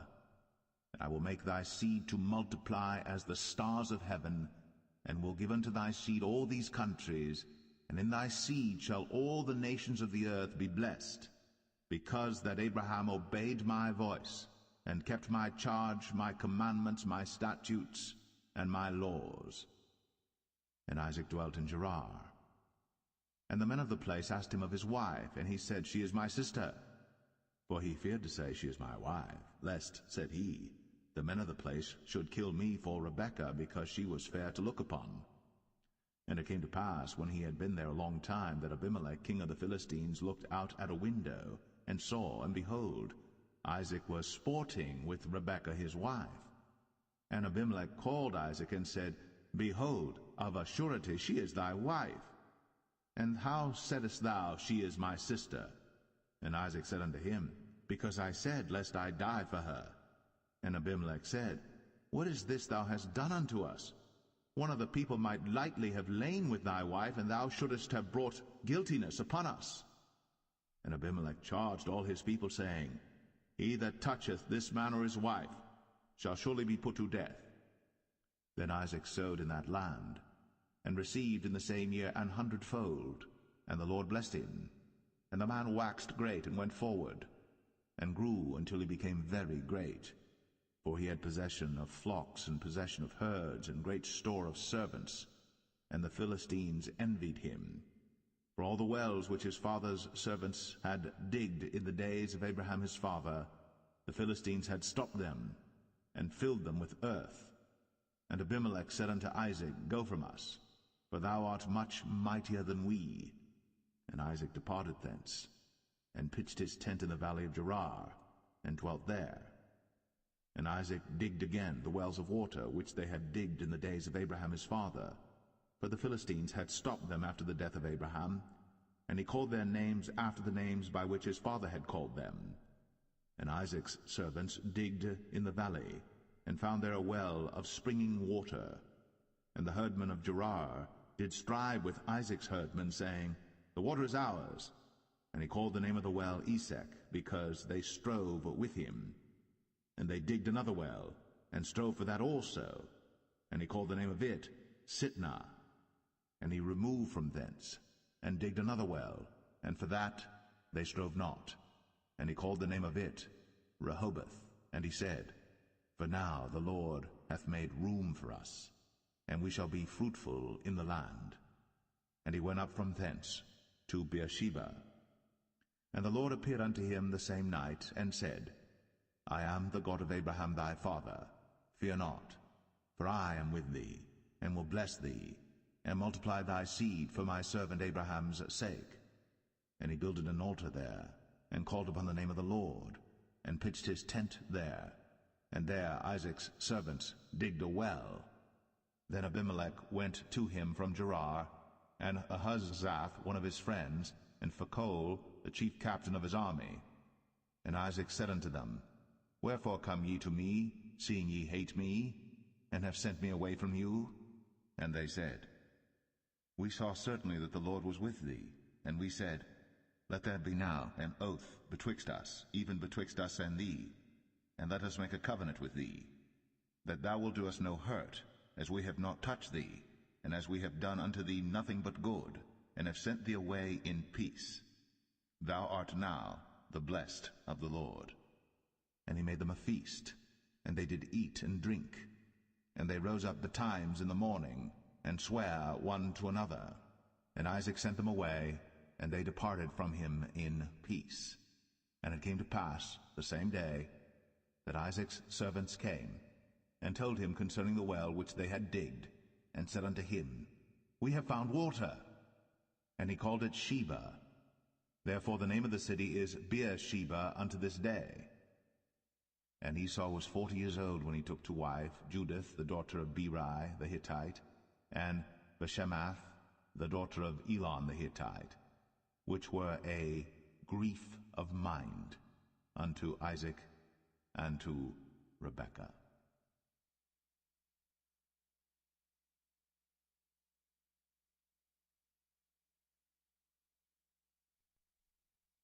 Genesis 27. And it came to pass that when Isaac was old, and his eyes were dim, so that he could not see, he called Esau his eldest son, and said unto him, My son. And he said unto him, Behold, here am I. And he said, Behold now, I am old, I know not the day of my death. Now therefore take, I pray thee, thy weapons, thy quiver, and thy bow, and go out to the field, and take me some venison, and make me savory meat, such as I love, and bring it to me, that I may eat, that my soul may bless thee before I die. And Rebekah heard when Isaac spake to Esau his son. And Esau went to the field to hunt for venison, and to bring it. And Rebekah spake unto Jacob her son, saying, Behold, I heard thy father speak unto Esau thy brother, saying, Bring me venison, and make me savory meat, that I may eat, and bless thee before the Lord, before my death. Now therefore, my son, obey my voice according to that which I command thee. Go now to the flock, and fetch me from thence 2 good kids of the goats, and I will make them savory meat for thy father, such as he loveth. And thou shalt bring it to thy father, that he may eat, and that he may bless thee before his death. And Jacob said to Rebekah his mother, Behold, Esau my brother is a hairy man, and I am a smooth man. My father peradventure will feel me, and I shall seem to him as a deceiver, and I shall bring a curse upon me, and not a blessing. And his mother said unto him, Upon me be thy curse, my son, only obey my voice, and go fetch me them. And he went, and fetched, and brought them to his mother. And his mother made savory meat, such as his father loved. And Rebekah took goodly raiment of her eldest son Esau, which were with her in the house, and put them upon Jacob her younger son. And she put the skins of the kids of the goats upon his hands, and upon the smooth of his neck.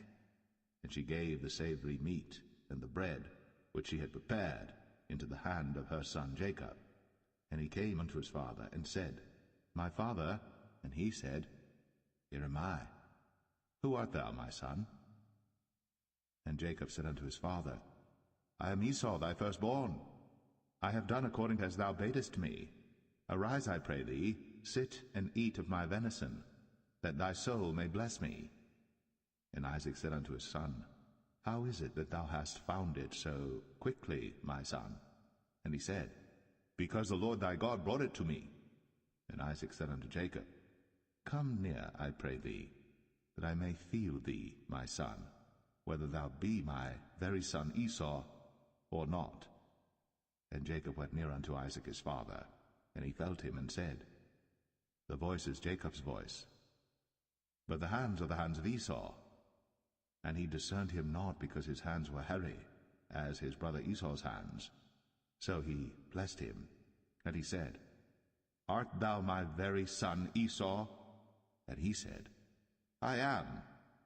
And he said, Bring it near to me, and I will eat of my son's venison, that my soul may bless thee. And he brought it near to him, and he did eat. And he brought him wine, and he drank. And his father Isaac said unto him, Come near now, and kiss me, my son. And he came near, and kissed him. And he smelled the smell of his raiment, and blessed him, and said, See, the smell of my son is as the smell of a field which the Lord hath blessed. Therefore God give thee of the dew of heaven, and the fatness of the earth, and plenty of corn and wine. Let people serve thee, and nations bow down to thee. Be Lord over thy brethren, and let thy mother's sons bow down to thee. Cursed be every one that curseth thee, and blessed be he that blesseth thee. And it came to pass, as soon as Isaac had made an end of blessing Jacob, and Jacob was yet scarce gone out from the presence of Isaac his father, that Esau his brother came in from his hunting. And he also had made savory meat, and brought it unto his father, and said unto his father, Let my father arise, and eat of his son's venison, that thy soul may bless me. And Isaac his father said unto him, Who art thou? And he said, I am thy son, thy firstborn, Esau. And Isaac trembled very exceedingly, and said, Who? Where is he that hath taken venison and brought it me? And I have eaten of all before thou camest, and have blessed him, yea, and he shall be blessed. And when Esau heard the words of his father, he cried with a great and exceeding bitter cry, and said unto his father, Bless me, even me also, O my father. And he said, Thy brother came with subtlety, and hath taken away thy blessing. And he said, Is not he rightly named Jacob? For he hath supplanted me these 2 times. He took away my birthright, and behold, now he hath taken away my blessing. And he said, Hast thou not reserved a blessing for me? And Isaac answered and said unto Esau, Behold, I have made him thy lord, and all his brethren have I given to him for servants, and with corn and wine have I sustained him. And what shall I do now unto thee, my son? And Esau said unto his father, Hast thou but one blessing, my father? Bless me, even me also, O my father. And Esau lifted up his voice and wept. And Isaac his father answered and said unto him, Behold, thy dwelling shall be the fatness of the earth, and of the dew of heaven from above. And by thy sword shalt thou live, and shalt serve thy brother. And it shall come to pass that when thou shalt have the dominion, that thou shalt break his yoke from off thy neck. And Esau hated Jacob, because of the blessing wherewith his father blessed him. And Esau said in his heart, The days of mourning for my father are at hand. Then will I slay my brother Jacob. And these words of Esau her elder son were told to Rebekah, and she sent and called Jacob her younger son, and said unto him, Behold, thy brother Esau, as touching thee, doth comfort himself, purposing to kill thee. Now therefore, my son, obey my voice and arise. Flee thou to Laban my brother, to Haran, and tarry with him a few days, until thy brother's fury turn away, until thy brother's anger turn away from thee, and he forget that which thou hast done to him. Then I will send and fetch thee from thence. Why should I be deprived also of you both in one day? And Rebekah said to Isaac, I am weary of my life because of the daughters of Heth. If Jacob take a wife of the daughters of Heth, such as these which are of the daughters of the land, what good shall my life do me?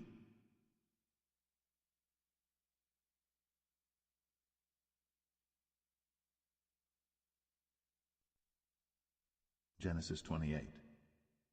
And Isaac called Jacob, and blessed him, and charged him, and said unto him, Thou shalt not take a wife of the daughters of Canaan. Arise, go to Padan Aram, to the house of Bethuel thy mother's father, and take thee a wife from thence of the daughters of Laban thy mother's brother.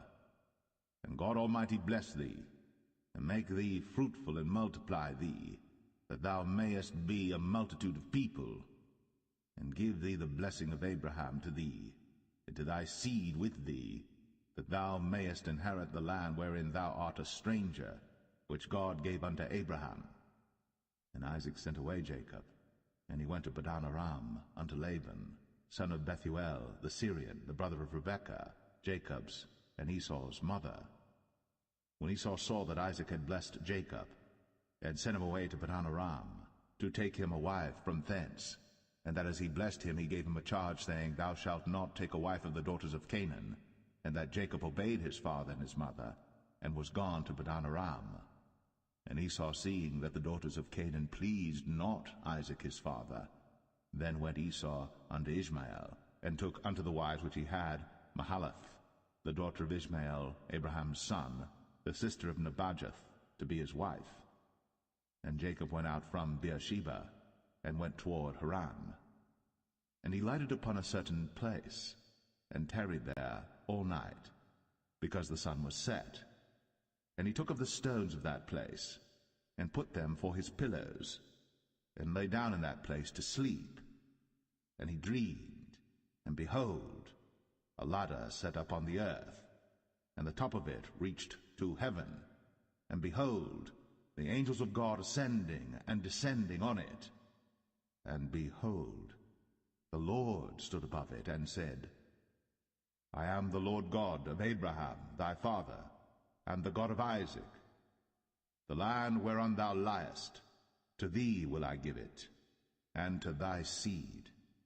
And thy seed shall be as the dust of the earth, and thou shalt spread abroad to the west, and to the east, and to the north, and to the south. And in thee and in thy seed shall all the families of the earth be blessed. And behold, I am with thee, and will keep thee in all places whither thou goest, and will bring thee again to this land. For I will not leave thee until I have done that which I have spoken to thee of. And Jacob awaked out of his sleep, and he said, Surely the Lord is in this place, and I knew it not. And he was afraid, and said, How dreadful is this place! This is none other but the house of God, and this is the gate of heaven. And Jacob rose up early in the morning, and took the stone that he had put for his pillows, and set it up for a pillar, and poured oil upon the top of it. And he called the name of that place Bethel, but the name of that city was called Luz at the first. And Jacob vowed a vow, saying, If God will be with me, and will keep me in this way that I go, and will give me bread to eat, and raiment to put on, so that I come again to my father's house in peace, then shall the Lord be my God, and this stone which I have set up for a pillar shall be God's house. And of all that thou shalt give me, I will surely give the 10th unto thee.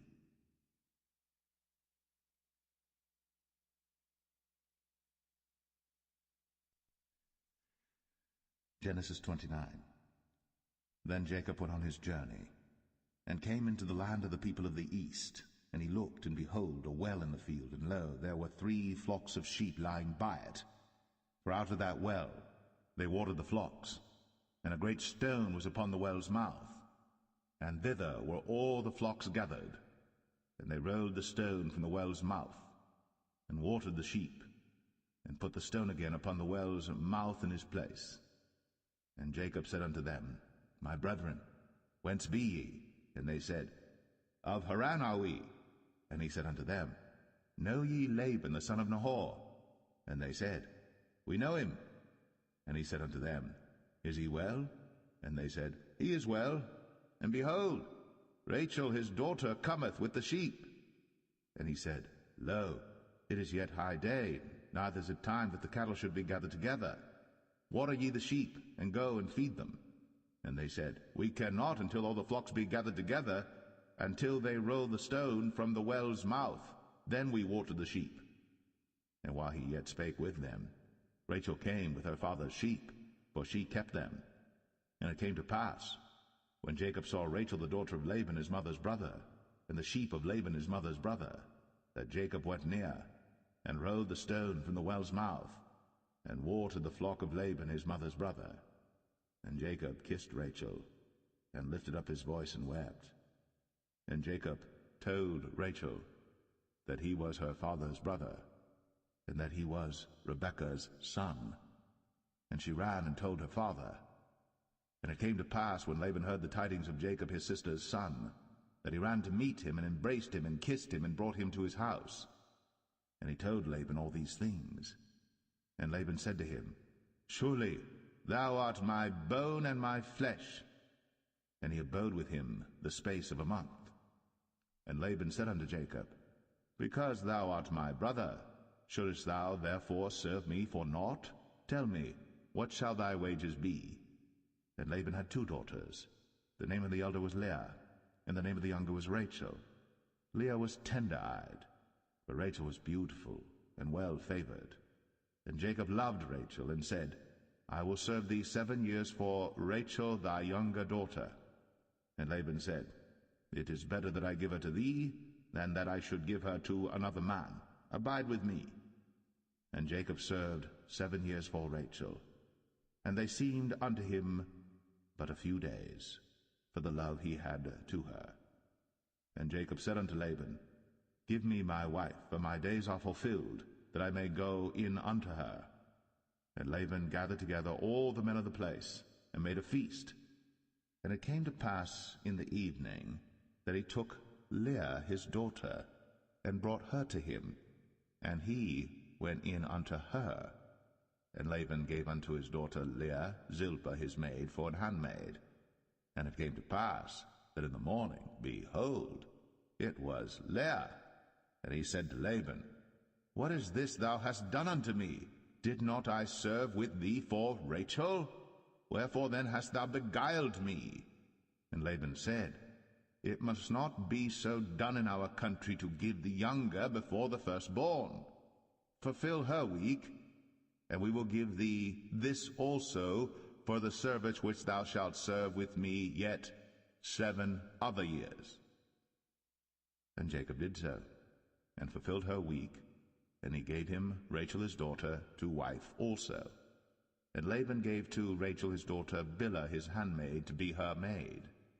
And he went in also unto Rachel, and he loved also Rachel more than Leah, and served with him yet 7 other years. And when the Lord saw that Leah was hated, he opened her womb. But Rachel was barren, and Leah conceived, and bare a son. And she called his name Reuben, for she said, Surely the Lord hath looked upon my affliction, now therefore my husband will love me. And she conceived again, and bare a son, and said, Because the Lord hath heard that I was hated, he hath therefore given me this son also. And she called his name Simeon. And she conceived again, and bare a son, and said, Now this time will my husband be joined unto me, because I have borne him 3 sons. Therefore was his name called Levi. And she conceived again, and bare a son, and she said, Now will I praise the Lord. Therefore she called his name Judah, and left bearing.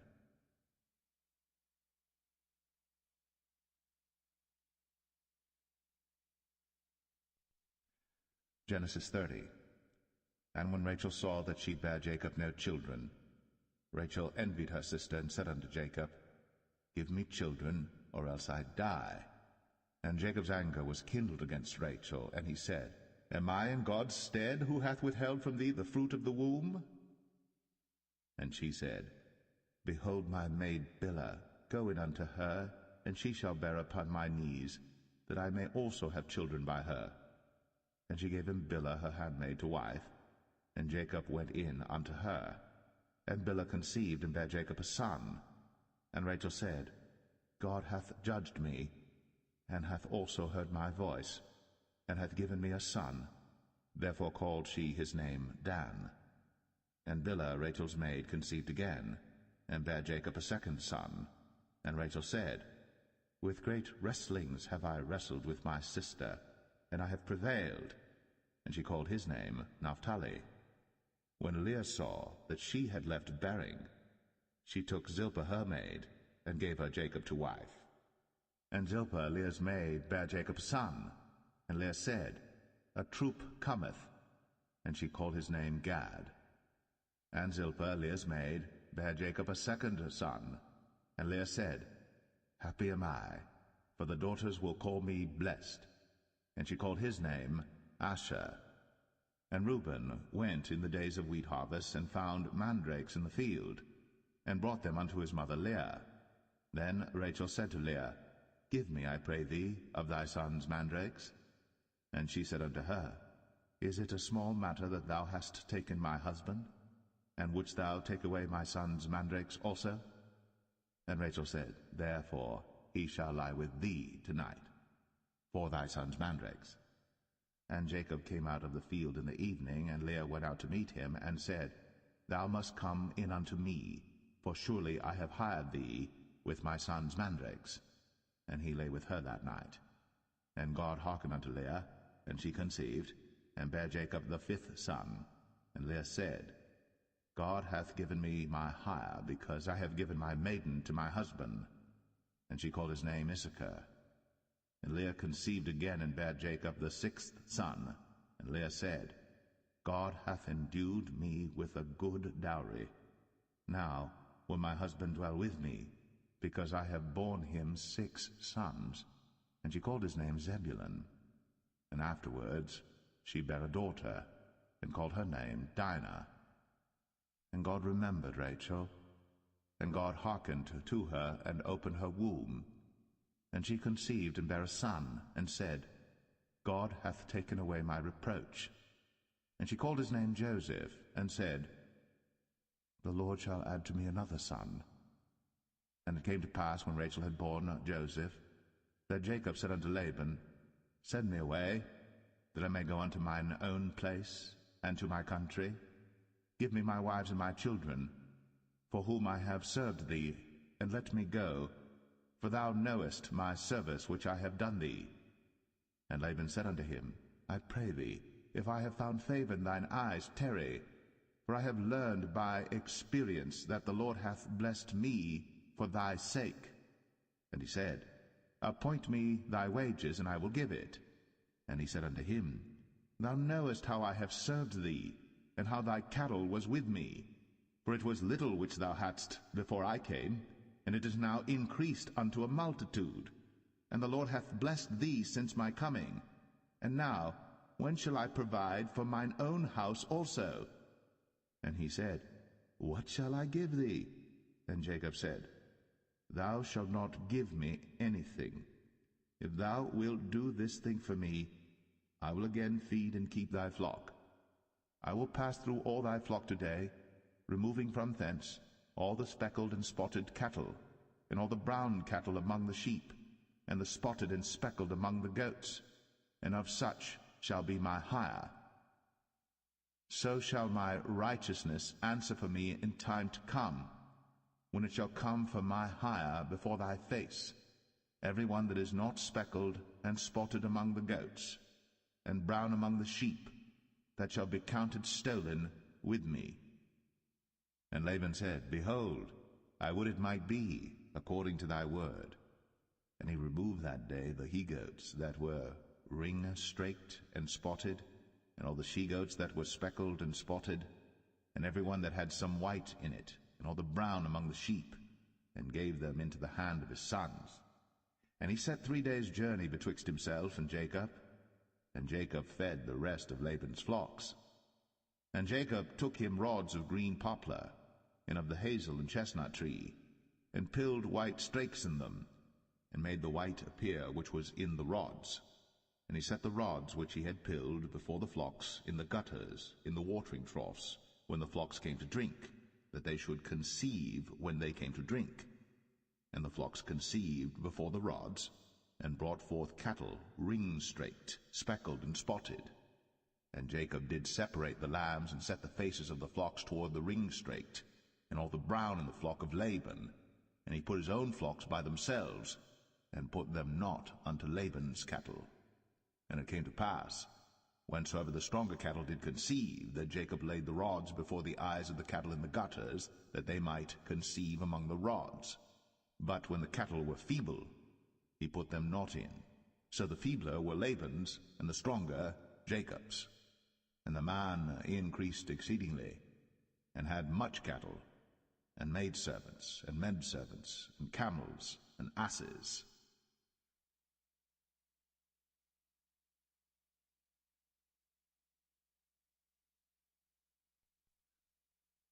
Genesis 31. And he heard the words of Laban's sons, saying, Jacob hath taken away all that was our father's, and of that which was our father's hath he gotten all this glory. And Jacob beheld the countenance of Laban, and behold, it was not toward him as before. And the Lord said unto Jacob, Return unto the land of thy fathers, and to thy kindred, and I will be with thee. And Jacob sent and called Rachel and Leah to the field unto his flock, and said unto them, I see your father's countenance, that it is not toward me as before, but the God of my father hath been with me. And ye know that with all my power I have served your father. And your father hath deceived me, and changed my wages 10 times. But God suffered him not to hurt me. If he said thus, The speckled shall be thy wages, then all the cattle bear speckled. And if he said thus, The ringstraked shall be thy hire, then bear all the cattle ringstraked.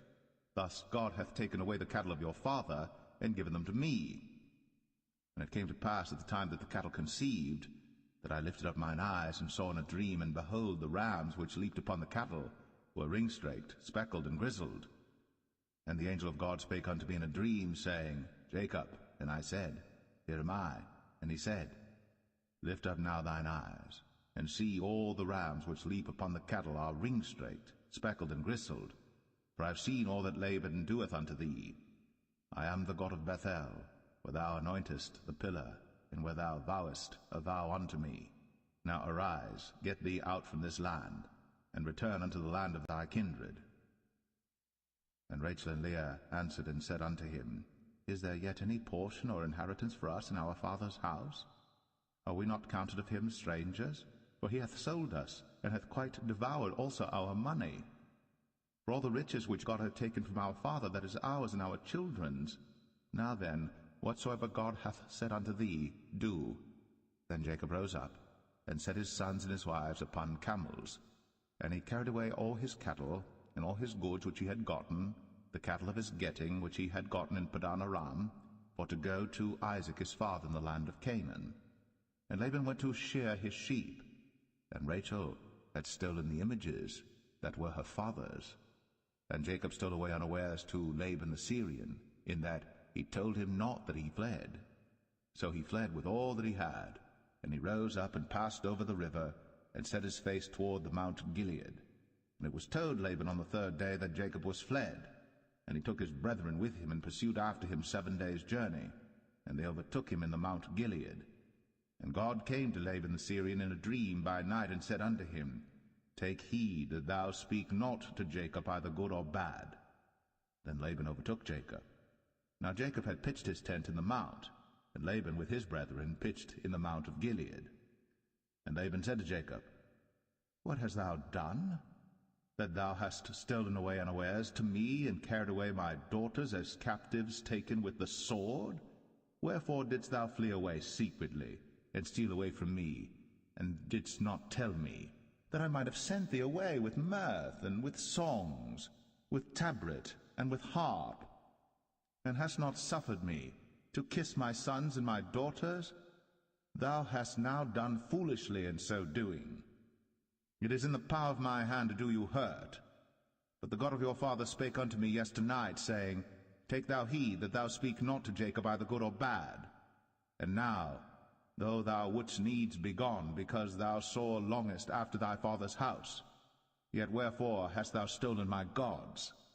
And Jacob answered and said to Laban, Because I was afraid, for I said, Peradventure thou wouldst take by force thy daughters from me. With whomsoever thou findest thy gods, let him not live. Before our brethren discern thou what is thine with me, and take it to thee. For Jacob knew not that Rachel had stolen them. And Laban went into Jacob's tent, and into Leah's tent, and into the 2 maidservants' tents, but he found them not. Then went he out of Leah's tent, and entered into Rachel's tent. Now Rachel had taken the images, and put them in the camel's furniture, and sat upon them. And Laban searched all the tent, but found them not. And she said to her father, Let it not displease my lord that I cannot rise up before thee, for the custom of women was upon me. And he searched, but found not the images. And Jacob was wroth and chode with Laban. And Jacob answered and said to Laban, What is my trespass? What is my sin, that thou hast so hotly pursued after me? Whereas thou hast searched all my stuff, what hast thou found of all thy household stuff? Set it here before my brethren and thy brethren, that they may judge betwixt us both. This 20 years have I been with thee. Thy ewes and thy she-goats have not cast their young, and the rams of thy flock have I not eaten. That which was torn of beasts I brought not unto thee. I bear the loss of it. Of my hand didst thou require it, whether stolen by day or stolen by night. Thus I was. In the day the drought consumed me, and the frost by night, and my sleep departed from mine eyes.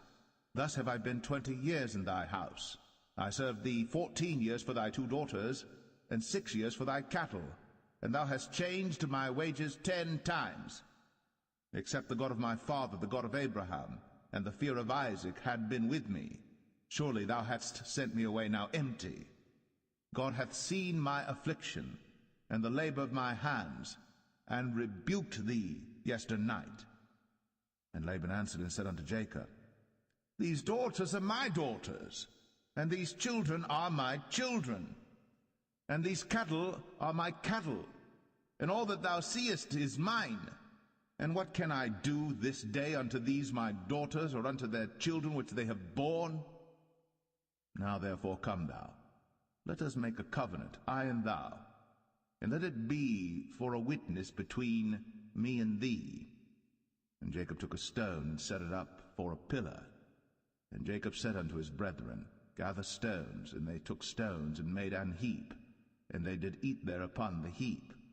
And Laban called it Jegar-sahadathah, but Jacob called it Galeed. And Laban said, This heap is a witness between me and thee this day.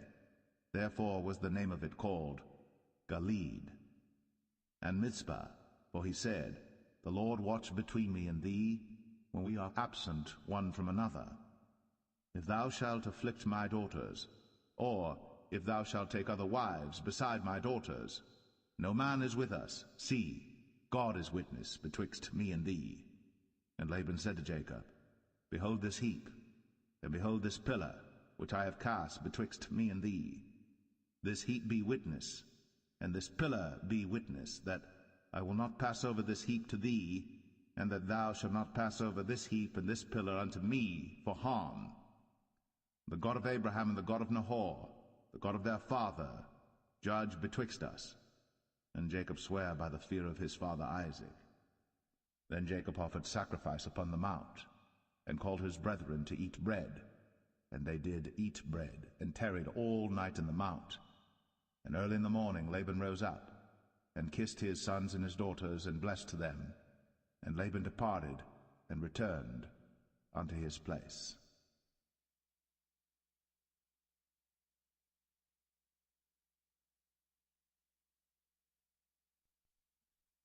Genesis 32.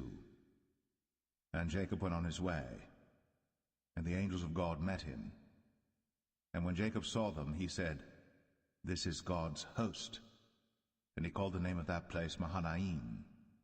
And Jacob sent messengers before him to Esau his brother unto the land of Seir, the country of Edom. And he commanded them, saying, Thus shall ye speak unto my lord Esau. Thy servant Jacob saith thus, I have sojourned with Laban, and stayed there until now.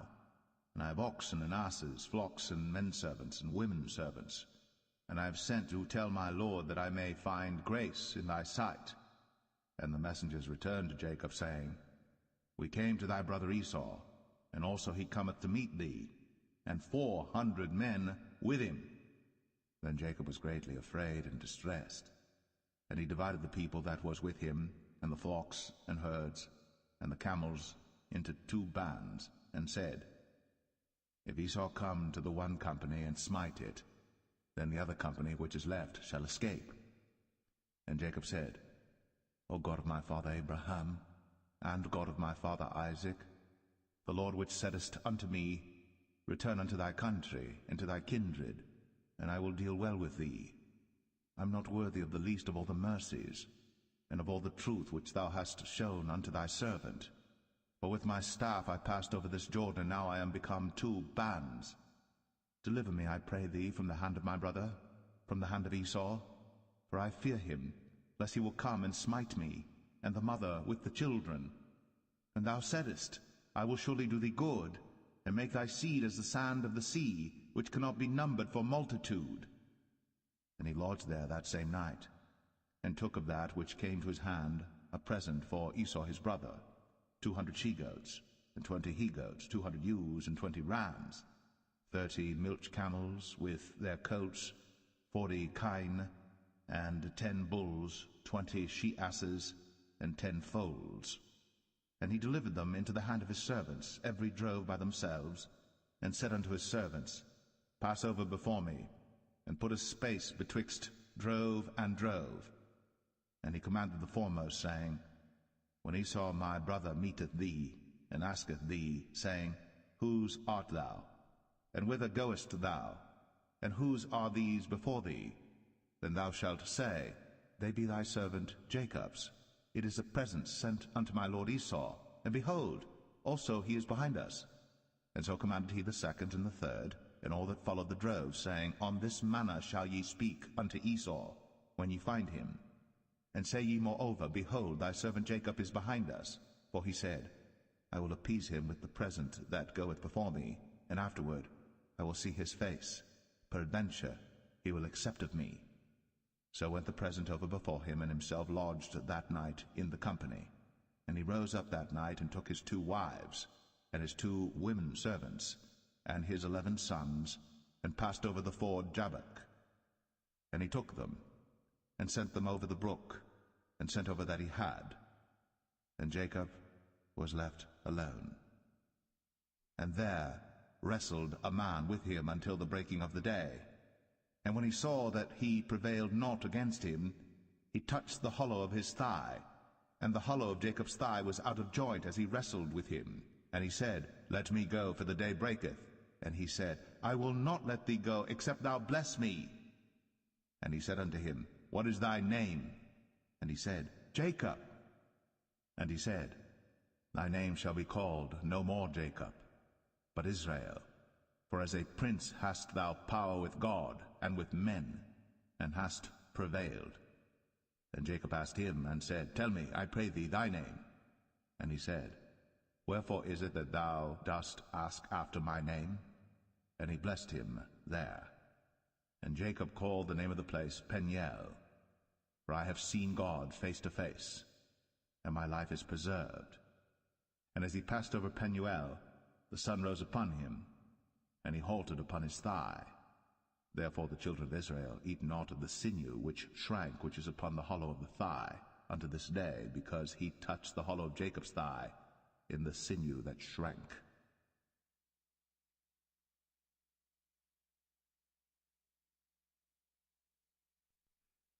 Genesis 33. And Jacob lifted up his eyes, and looked, and behold, Esau came, and with him 400 men. And he divided the children unto Leah, and unto Rachel, and unto the 2 handmaids. And he put the handmaids and their children foremost, and Leah and her children after, and Rachel and Joseph hindermost. And he passed over before them, and bowed himself to the ground 7 times, until he came near to his brother. And Esau ran to meet him, and embraced him, and fell on his neck, and kissed him, and they wept. And he lifted up his eyes, and saw the women and the children, and said, Who are those with thee?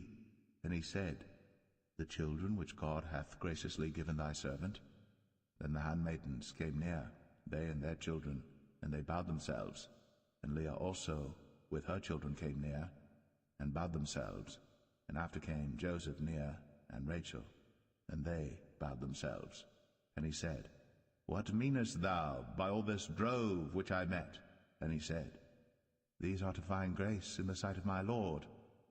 And Esau said, I have enough, my brother, keep that thou hast unto thyself. And Jacob said, Nay, I pray thee, if now I have found grace in thy sight, then receive my present at my hand. For therefore I have seen thy face as though I had seen the face of God, and thou wast pleased with me. Take, I pray thee, my blessing that is brought to thee, because God hath dealt graciously with me, and because I have enough. And he urged him, and he took it. And he said, Let us take our journey, and let us go, and I will go before thee. And he said unto him, My Lord knoweth that the children are tender, and the flocks and herds with young are with me. And if men should overdrive them one day, all the flock will die. Let my Lord, I pray thee, pass over before his servant, and I will lead on softly, according as the cattle that goeth before me, and the children be able to endure, until I come unto my Lord, unto Seir. And Esau said, Let me now leave with thee some of the folk that are with me. And he said, What needeth it? Let me find grace in the sight of my Lord. So Esau returned that day on his way unto Seir. And Jacob journeyed to Succoth, and built him an house, and made booths for his cattle. Therefore the name of the place is called Succoth. And Jacob came to Shalem, a city of Shechem, which is in the land of Canaan, when he came from Padan Aram, and pitched his tent before the city. And he bought a parcel of a field, where he had spread his tent, at the hand of the children of Hamor, Shechem's father, for 100 pieces of money. And he erected there an altar, and called it El Elohe Israel.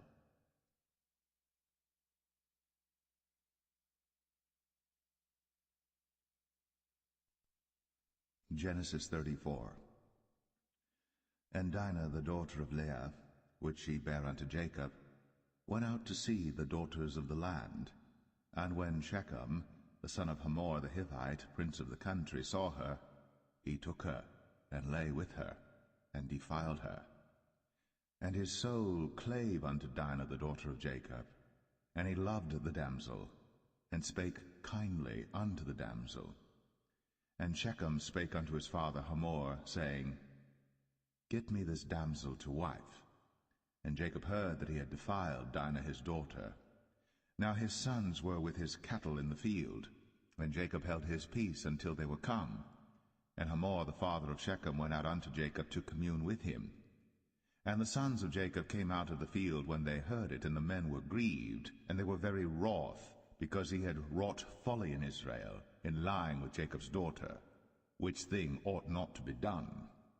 And Hamor communed with them, saying, The soul of my son Shechem longeth for your daughter.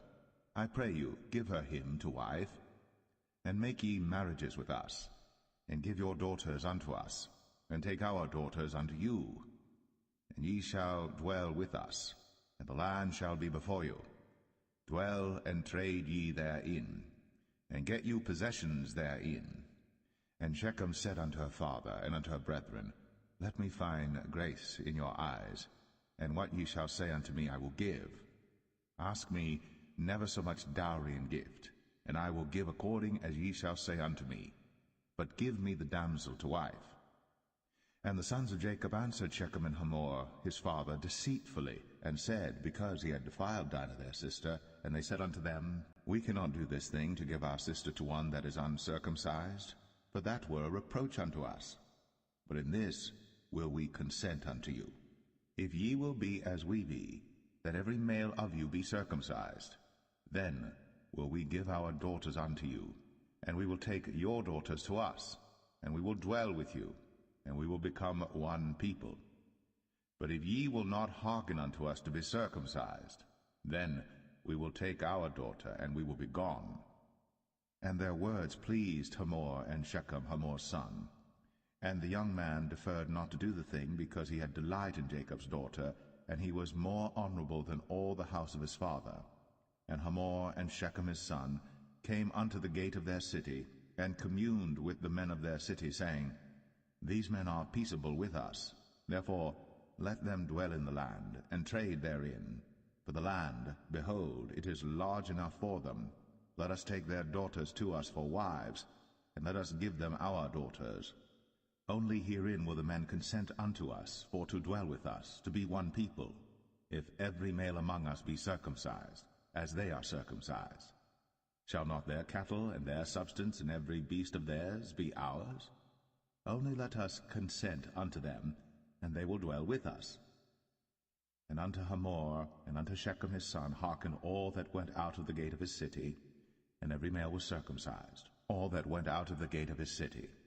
And it came to pass on the third day, when they were sore, that two of the sons of Jacob, Simeon and Levi, Dinah's brethren, took each man his sword, and came upon the city boldly, and slew all the males.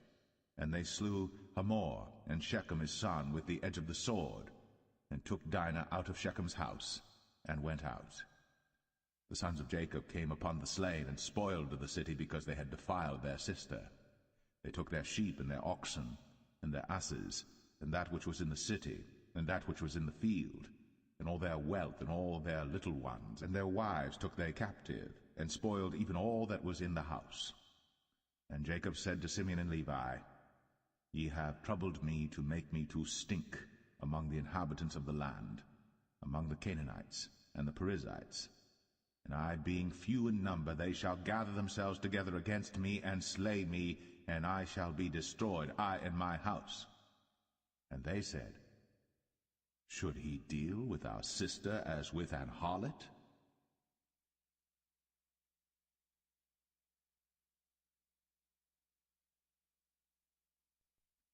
Genesis 35. And God said unto Jacob, Arise, go up to Bethel, and dwell there, and make there an altar unto God, that appeared unto thee when thou fleddest from the face of Esau thy brother. Then Jacob said unto his household, and to all that were with him, Put away the strange gods that are among you, and be clean, and change your garments, and let us arise, and go up to Bethel, and I will make there an altar unto God, who answered me in the day of my distress, and was with me in the way which I went. And they gave unto Jacob all the strange gods which were in their hand, and all their earrings which were in their ears.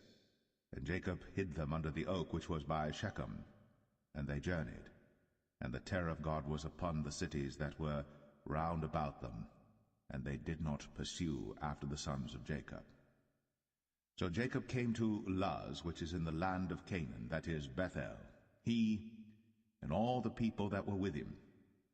And he built there an altar, and called the place El Bethel, because there God appeared unto him, when he fled from the face of his brother. But Deborah, Rebekah's nurse, died, and she was buried beneath Bethel, under an oak. And the name of it was called Elon Bar-Koth. And God appeared unto Jacob again when he came out of Padan Aram, and blessed him. And God said unto him, Thy name is Jacob. Thy name shall not be called any more Jacob, but Israel shall be thy name. And he called his name Israel. And God said unto him, I am God Almighty. Be fruitful and multiply. A nation and a company of nations shall be of thee, and kings shall come out of thy loins. And the land which I gave Abraham and Isaac, to thee I will give it, and to thy seed after thee will I give the land. And God went up from him in the place where he talked with him. And Jacob set up a pillar in the place where he talked with him, even a pillar of stone. And he poured a drink offering thereon, and he poured oil thereon. And Jacob called the name of the place where God spake with him, Bethel. And they journeyed from Bethel. And there was but a little way to come to Ephrath. And Rachel travailed, and she had hard labor. And it came to pass, when she was in hard labor, that the midwife said unto her, Fear not, thou shalt have this son also. And it came to pass, as her soul was in departing, for she died, that she called his name Ben-Oni, but his father called him Benjamin. And Rachel died, and was buried in the way to Ephrath, which is Bethlehem. And Jacob set a pillar upon her grave, that is, the pillar of Rachel's grave, unto this day. And Israel journeyed, and spread his tent beyond the tower of Adar. And it came to pass, when Israel dwelt in that land, that Reuben went and lay with Bilhah his father's concubine, and Israel heard it. Now the sons of Jacob were 12, the sons of Leah, Reuben, Jacob's firstborn, and Simeon, and Levi, and Judah, and Issachar, and Zebulun. The sons of Rachel, Joseph and Benjamin. And the sons of Bilhah, Rachel's handmaid, Dan and Naphtali. And the sons of Zilpah, Leah's handmaid, Gad and Asher. These are the sons of Jacob, which were born to him in Padan Aram. And Jacob came unto Isaac his father unto Mamre, unto the city of Arba, which is Hebron, where Abraham and Isaac sojourned. And the days of Isaac were 180 years. And Isaac gave up the ghost, and died, and was gathered unto his people, being old and full of days. And his sons Esau and Jacob buried him.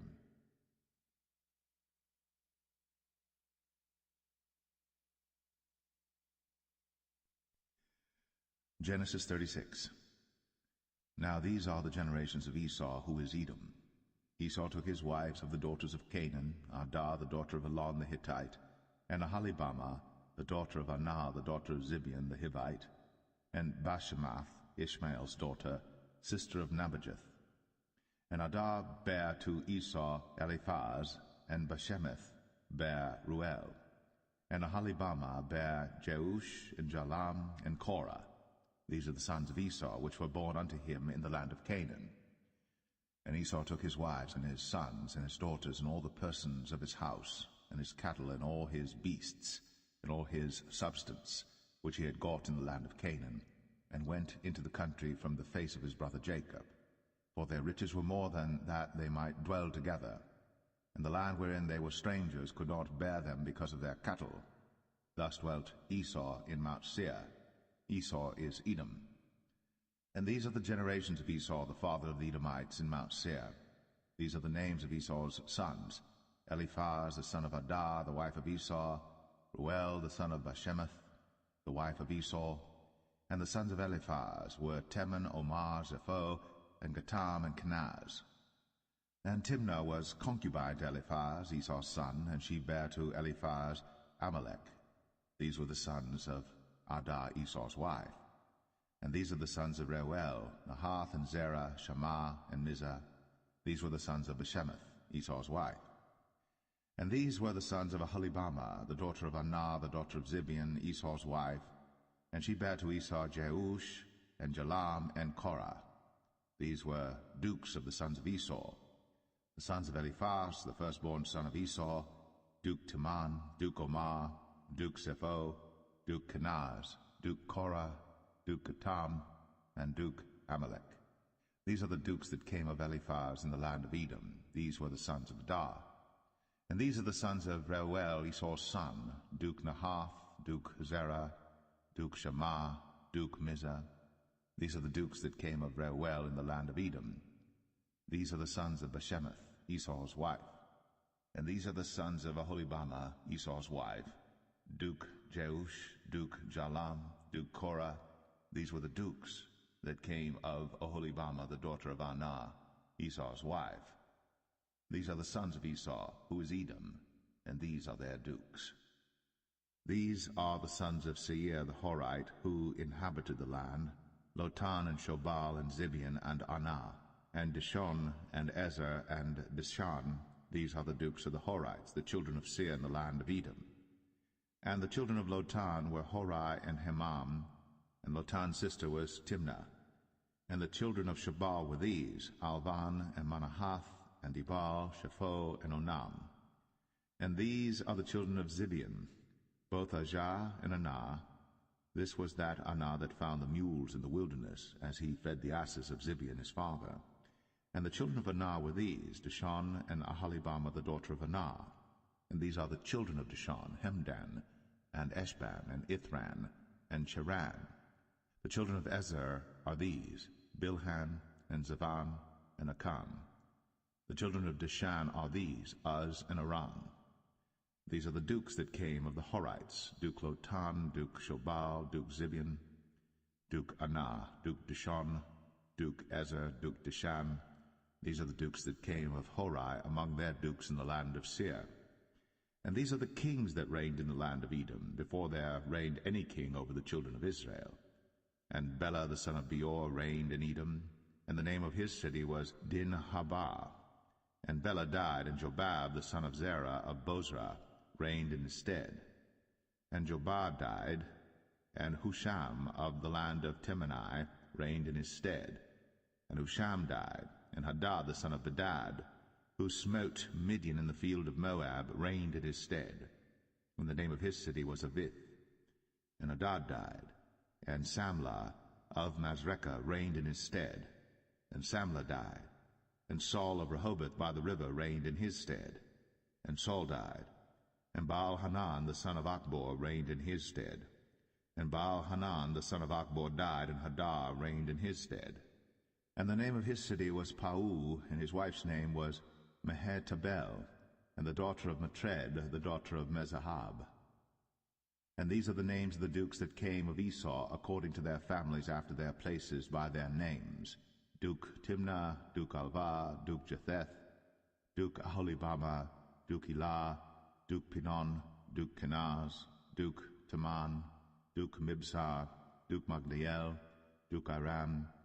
These be the dukes of Edom, according to their habitations in the land of their possession. He is Esau, the father of the Edomites.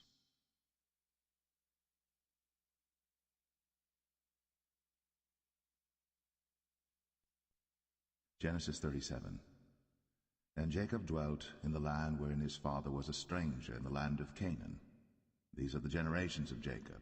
Joseph, being 17 years old, was feeding the flock with his brethren, and the lad was with the sons of Bilhah, and with the sons of Zilpah, his father's wives. And Joseph brought unto his father their evil report. Now Israel loved Joseph more than all his children, because he was the son of his old age. And he made him a coat of many colors. And when his brethren saw that their father loved him more than all his brethren, they hated him, and could not speak peaceably unto him. And Joseph dreamed a dream, and he told it his brethren, and they hated him yet the more. And he said unto them, Hear, I pray you, this dream which I have dreamed.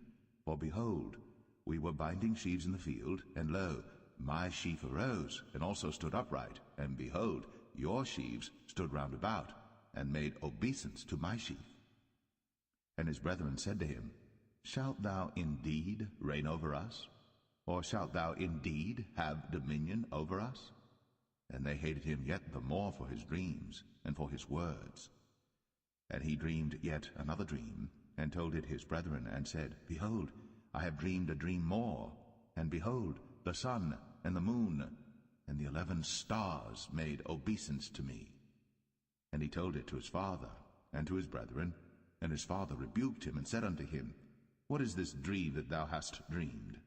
Shall I and thy mother and thy brethren indeed come to bow down ourselves to thee to the earth? And his brethren envied him, but his father observed the saying. And his brethren went to feed their father's flock in Shechem. And Israel said unto Joseph, Do not thy brethren feed the flock in Shechem? Come, and I will send thee unto them. And he said to him, Here am I. And he said to him, Go, I pray thee, see whether it be well with thy brethren, and well with the flocks, and bring me word again. So he sent him out of the vale of Hebron, and he came to Shechem. And a certain man found him, and behold, he was wandering in the field. And the man asked him, saying, What seekest thou? And he said, I seek my brethren. Tell me, I pray thee, where they feed their flocks. And the man said, They are departed hence, for I heard them say, Let us go to Dothan. And Joseph went after his brethren, and found them in Dothan. And when they saw him afar off, even before he came near unto them, they conspired against him to slay him. And they said one to another, Behold, this dreamer cometh. Come now, therefore, and let us slay him, and cast him into some pit. And we will say, Some evil beast hath devoured him, and we shall see what will become of his dreams. And Reuben heard it, and he delivered him out of their hands, and said, Let us not kill him.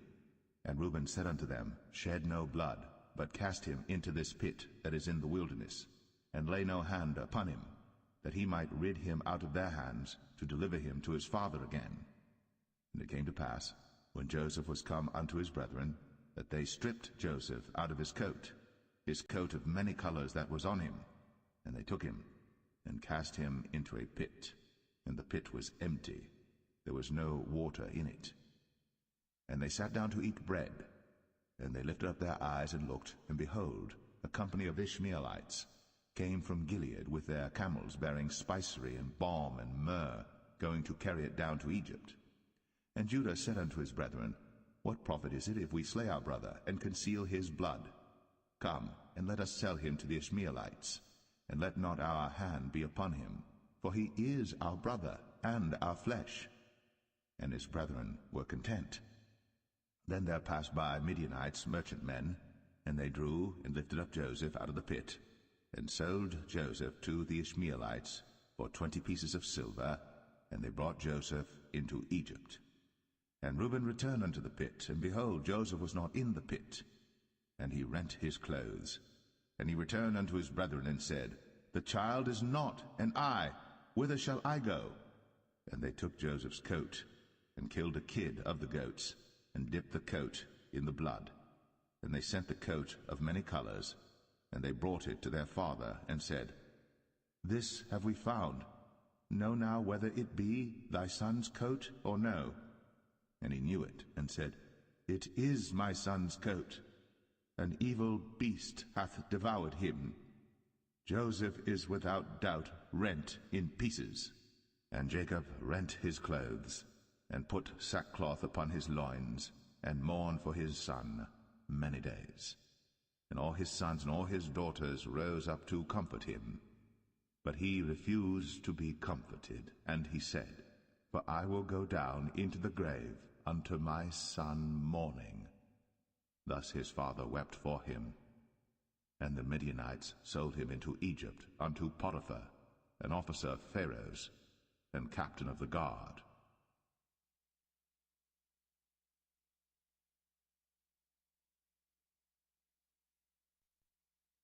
Genesis 38. And it came to pass at that time that Judah went down from his brethren, and turned in to a certain Adulamite, whose name was Hira. And Judah saw there a daughter of a certain Canaanite, whose name was Shua. And he took her, and went in unto her, and she conceived and bare a son. And he called his name Er. And she conceived again and bare a son. And she called his name Onan. And she yet again conceived and bare a son, and called his name Shelah. And he was at Chezib, when she bare him. And Judah took a wife for Er his firstborn, whose name was Tamar. And Er, Judah's firstborn, was wicked in the sight of the Lord, and the Lord slew him. And Judah said unto Onan, Go in unto thy brother's wife, and marry her, and raise up seed to thy brother.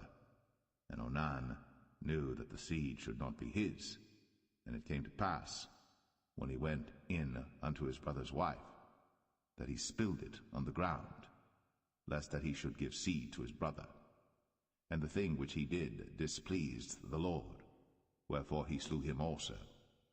Then said Judah to Tamar his daughter-in-law, Remain a widow at thy father's house, till Shelah my son be grown. For he said, Lest peradventure he die also, as his brethren did. And Tamar went and dwelt in her father's house. And in process of time, the daughter of Shua, Judah's wife, died.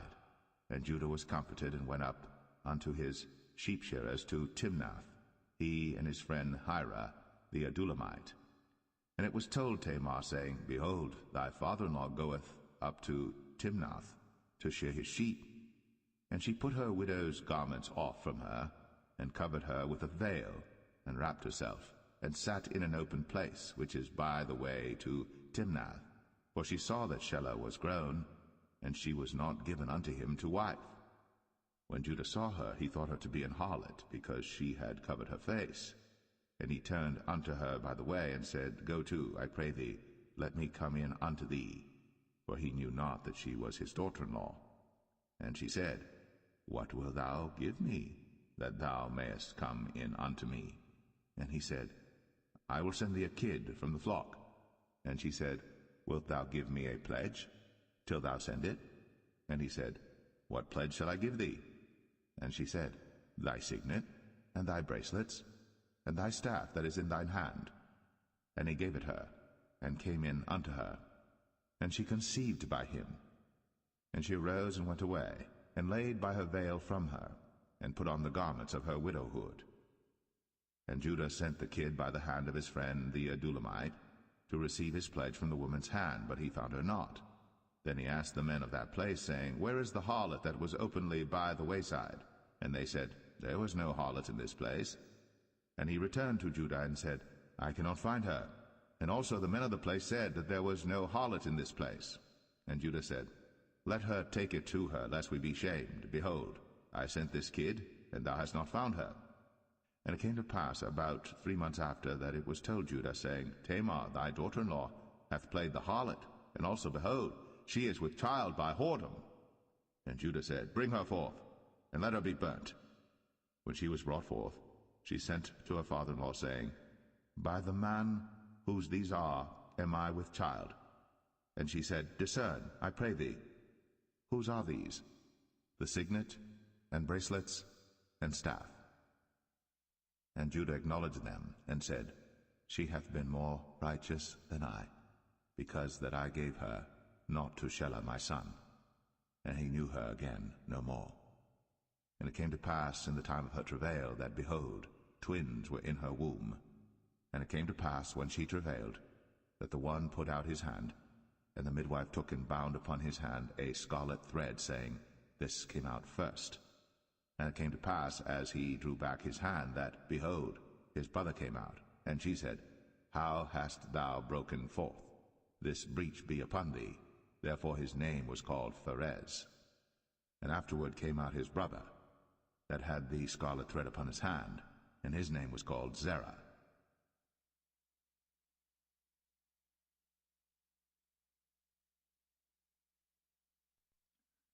Genesis 39. And Joseph was brought down to Egypt, and Potiphar, an officer of Pharaoh, captain of the guard, an Egyptian, bought him of the hands of the Ishmaelites, which had brought him down thither. And the Lord was with Joseph, and he was a prosperous man, and he was in the house of his master the Egyptian. And his master saw that the Lord was with him, and that the Lord made all that he did to prosper in his hand. And Joseph found grace in his sight, and he served him, and he made him overseer over his house. And all that he had he put into his hand. And it came to pass from the time that he had made him overseer in his house, and over all that he had, that the Lord blessed the Egyptian's house for Joseph's sake. And the blessing of the Lord was upon all that he had in the house and in the field. And he left all that he had in Joseph's hand. And he knew not aught he had, save the bread which he did eat. And Joseph was a goodly person, and well favored. And it came to pass after these things, that his master's wife cast her eyes upon Joseph, and she said, Lie with me. But he refused, and said unto his master's wife, Behold, my master wotteth not what is with me in the house, and he hath committed all that he hath to my hand. There is none greater in this house than I, neither hath he kept back anything from me but thee, because thou art his wife. How then can I do this great wickedness and sin against God? And it came to pass, as she spake to Joseph day by day, that he hearkened not unto her, to lie by her, or to be with her. And it came to pass about this time, that Joseph went into the house to do his business, and there was none of the men of the house there within. And she caught him by his garment, saying, Lie with me. And he left his garment in her hand, and fled, and got him out. And it came to pass, when she saw that he had left his garment in her hand, and was fled forth, that she called unto the men of her house, and spake unto them, saying, See, he hath brought in an Hebrew unto us to mock us. He came in unto me to lie with me, and I cried with a loud voice.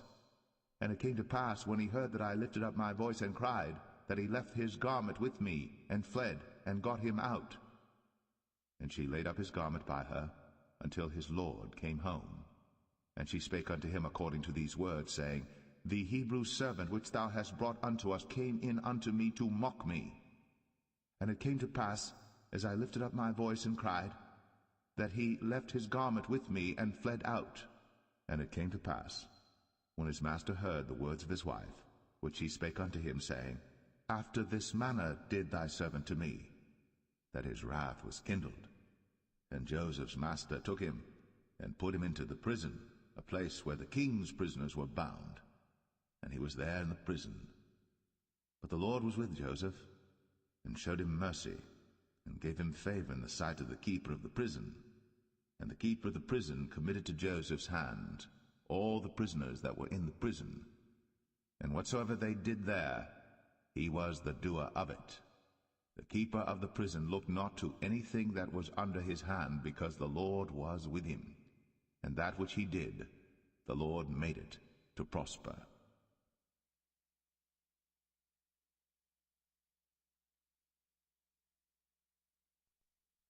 Genesis 40. And it came to pass, after these things, that the butler of the king of Egypt and his baker had offended their lord the king of Egypt. And Pharaoh was wroth against two of his officers, against the chief of the butlers and against the chief of the bakers.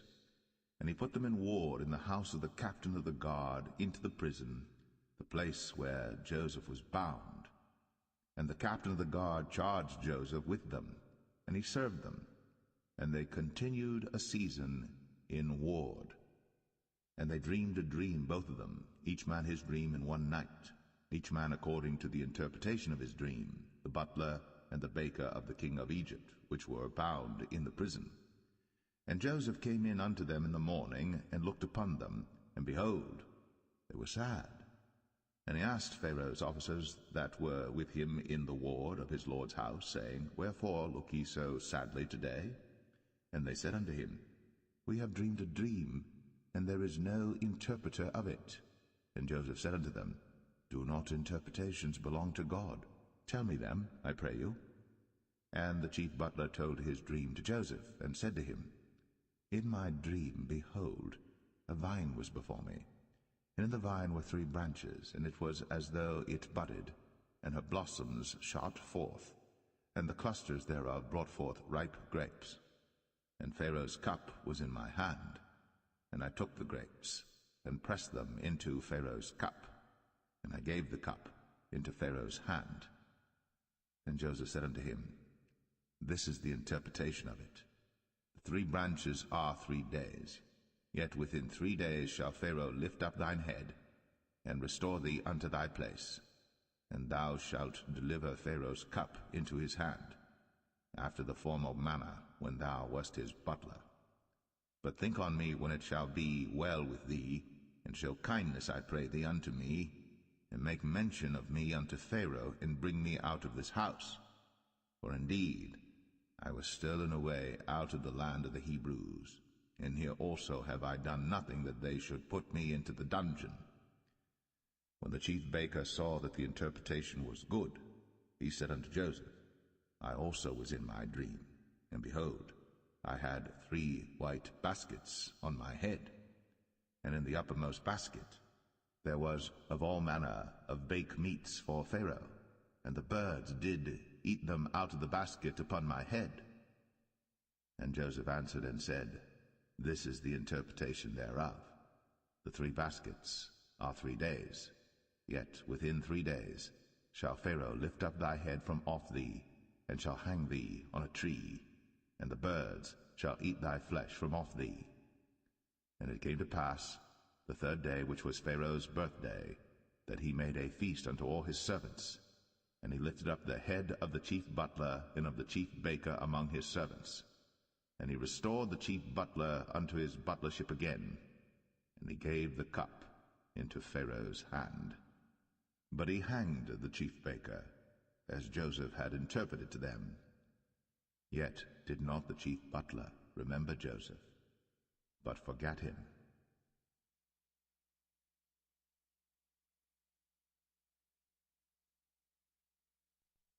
Genesis 41.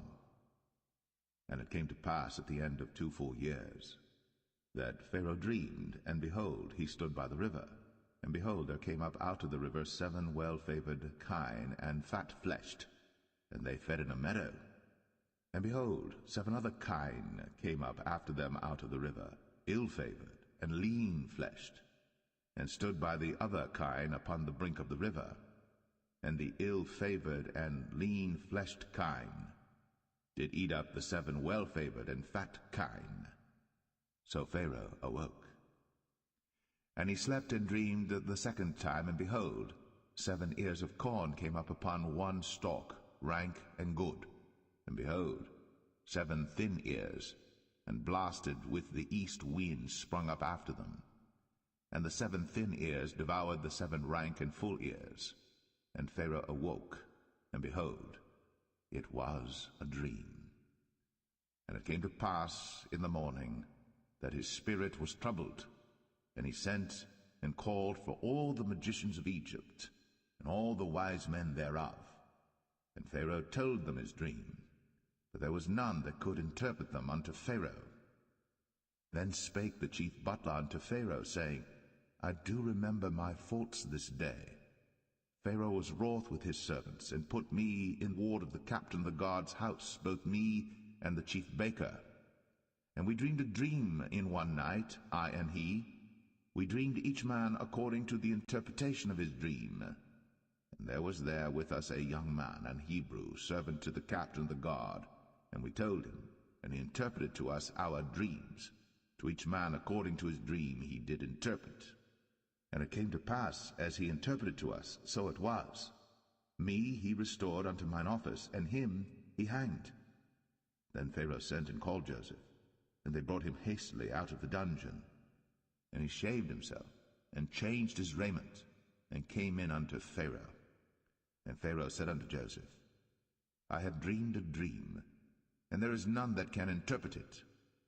And I have heard say of thee, that thou canst understand a dream to interpret it. And Joseph answered Pharaoh, saying, It is not in me. God shall give Pharaoh an answer of peace. And Pharaoh said unto Joseph, In my dream, behold, I stood upon the bank of the river, and behold, there came up out of the river 7 kine, fat-fleshed and well-favored, and they fed in a meadow, and behold, 7 other kine came up after them, poor, and very ill-favored, and lean-fleshed, such as I never saw in all the land of Egypt for badness. And the lean and the ill-favored kine did eat up the first 7 fat kine. And when they had eaten them up, it could not be known that they had eaten them, but they were still ill-favored, as at the beginning. So I awoke. And I saw in my dream, and behold, 7 ears came up in one stalk, full and good. And behold, 7 ears withered, thin, and blasted with the east wind, sprung up after them. And the thin ears devoured the 7 good ears. And I told this unto the magicians, but there was none that could declare it to me. And Joseph said unto Pharaoh, The dream of Pharaoh is one. God hath shown Pharaoh what he is about to do. The 7 good kine are 7 years, and the 7 good ears are 7 years. The dream is one. And the 7 thin and ill-favored kine that came up after them are 7 years. And the 7 empty ears, blasted with the east wind, shall be 7 years of famine. This is the thing which I have spoken unto Pharaoh. What God is about to do, he showeth unto Pharaoh. Behold, there come 7 years of great plenty throughout all the land of Egypt. And there shall arise after them 7 years of famine, and all the plenty shall be forgotten in the land of Egypt, and the famine shall consume the land, and the plenty shall not be known in the land by reason of that famine following, for it shall be very grievous. And for that the dream was doubled unto Pharaoh twice. It is because the thing is established by God, and God will shortly bring it to pass. Now therefore let Pharaoh look out a man discreet and wise, and set him over the land of Egypt.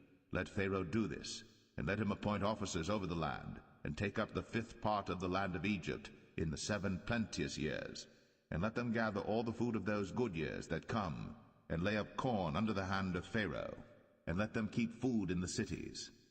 And that food shall be for store to the land against the 7 years of famine, which shall be in the land of Egypt, that the land perish not through the famine. And the thing was good in the eyes of Pharaoh, and in the eyes of all his servants. And Pharaoh said unto his servants, Can we find such a one as this is, a man in whom the Spirit of God is? And Pharaoh said unto Joseph, Forasmuch as God hath shown thee all this, there is none so discreet and wise as thou art. Thou shalt be over my house, and according unto thy word shall all my people be ruled. Only in the throne will I be greater than thou. And Pharaoh said unto Joseph, See, I have set thee over all the land of Egypt. And Pharaoh took off his ring from his hand, and put it upon Joseph's hand, and arrayed him in vestures of fine linen, and put a gold chain about his neck. And he made him to ride in the second chariot which he had. And they cried before him, Bow the knee. And he made him ruler over all the land of Egypt.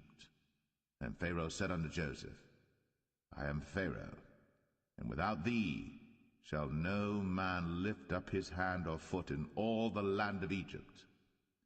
And Pharaoh called Joseph's name Zaphnath-Paneah, and he gave him to wife Asenath, the daughter of Potipharah, priest of On. And Joseph went out over all the land of Egypt. And Joseph was 30 years old when he stood before Pharaoh, king of Egypt. And Joseph went out from the presence of Pharaoh, and went throughout all the land of Egypt. And in the 7 plenteous years the earth brought forth by handfuls. And he gathered up all the food of the 7 years which were in the land of Egypt, and laid up the food in the cities, the food of the field, which was round about every city, laid he up in the same. And Joseph gathered corn, as the sand of the sea, very much, until he left numbering, for it was without number. And unto Joseph were born 2 sons before the years of famine came, which Asenath, the daughter of Potipharah, priest of On, bare unto him. And Joseph called the name of the firstborn Manasseh, for God, said he, hath made me forget all my toil, and all my father's house. And the name of the second called he Ephraim, for God hath caused me to be fruitful in the land of my affliction. And the 7 years of plenteousness that was in the land of Egypt were ended, and the 7 years of dearth began to come, according as Joseph had said. And the dearth was in all lands, but in all the land of Egypt there was bread. And when all the land of Egypt was famished, the people cried to Pharaoh for bread. And Pharaoh said unto all the Egyptians, Go unto Joseph, what he saith to you, do. And the famine was over all the face of the earth. And Joseph opened all the storehouses, and sold unto the Egyptians, and the famine waxed sore in the land of Egypt. And all countries came into Egypt to Joseph for to buy corn, because that the famine was so sore in all lands.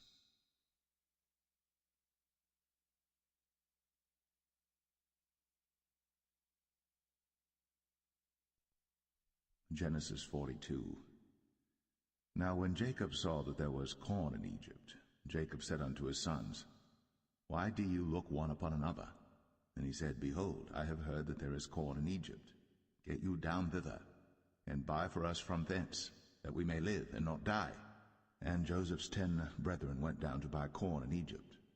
But Benjamin, Joseph's brother, Jacob sent not with his brethren, for he said, Lest peradventure mischief befall him. And the sons of Israel came to buy corn among those that came, for the famine was in the land of Canaan. And Joseph was the governor over the land, and he it was that sold to all the people of the land. And Joseph's brethren came, and bowed down themselves before him with their faces to the earth. And Joseph saw his brethren, and he knew them, but made himself strange unto them, and spake roughly unto them. And he said unto them, Whence come ye? And they said, From the land of Canaan, to buy food. And Joseph knew his brethren, but they knew not him. And Joseph remembered the dreams which he dreamed of them, and said unto them, Ye are spies, to see the nakedness of the land ye are come. And they said unto him, Nay, my lord, but to buy food are thy servants come. We are all one man's sons, we are true men, thy servants are no spies. And he said unto them, Nay, but to see the nakedness of the land ye are come. And they said, Thy servants are 12 brethren, the sons of one man in the land of Canaan. And behold, the youngest is this day with our father, and one is not. And Joseph said unto them, That is it that I spake unto you, saying, Ye are spies. Hereby ye shall be proved. By the life of Pharaoh ye shall not go forth hence, except your youngest brother come hither. Send one of you, and let him fetch your brother, and ye shall be kept in prison, that your words may be proved, whether there be any truth in you, or else by the life of Pharaoh surely ye are spies. And he put them all together into ward 3 days. And Joseph said unto them the 3rd day, This do and live, for I fear God. If ye be true men, let one of your brethren be bound in the house of your prison. Go ye, carry corn for the famine of your houses. But bring your youngest brother unto me. So shall your words be verified, and ye shall not die. And they did so. And they said one to another, We are verily guilty concerning our brother, in that we saw the anguish of his soul when he besought us, and we would not hear. Therefore is this distress come upon us. And Reuben answered them, saying, Spake I not unto you, saying, Do not sin against the child? And ye would not hear. Therefore, behold, also his blood is required. And they knew not that Joseph understood them, for he spake unto them by an interpreter. And he turned himself about from them, and wept, and returned to them again, and communed with them, and took from them Simeon, and bound him before their eyes. Then Joseph commanded to fill their sacks with corn, and to restore every man's money into his sack, and to give them provision for the way. And thus did he unto them. And they laded their asses with the corn, and departed thence. And as one of them opened his sack, to give his ass provender in the inn, he espied his money, for behold, it was in his sack's mouth. And he said unto his brethren, My money is restored, and lo, it is even in my sack. And their heart failed them, and they were afraid, saying one to another, What is this that God hath done unto us? And they came unto Jacob their father unto the land of Canaan, and told him all that befell unto them, saying, The man who is the Lord of the land spake roughly to us, and took us for spies of the country. And we said unto him, We are true men, we are no spies. We be 12 brethren, sons of our father, one is not, and the youngest is this day with our father in the land of Canaan. And the man, the Lord of the country, said unto us, Hereby shall I know that ye are true men. Leave one of your brethren here with me, and take food for the famine of your households, and be gone. And bring your youngest brother unto me. Then shall I know that ye are no spies, but that ye are true men. So will I deliver you your brother, and ye shall traffic in the land. And it came to pass, as they emptied their sacks, that, behold, every man's bundle of money was in his sack. And when both they and their father saw the bundles of money, they were afraid. And Jacob their father said unto them, Me have ye bereaved my children. Joseph is not, and Simeon is not, and ye will take Benjamin away? All these things are against me. And Reuben spake unto his father, saying, Slay my 2 sons, if I bring him not to thee. Deliver him into my hand, and I will bring him to thee again. And he said, My son shall not go down with you, for his brother is dead, and he is left alone. If mischief befall him by the way in the which ye go, then shall ye bring down my gray hairs with sorrow to the grave.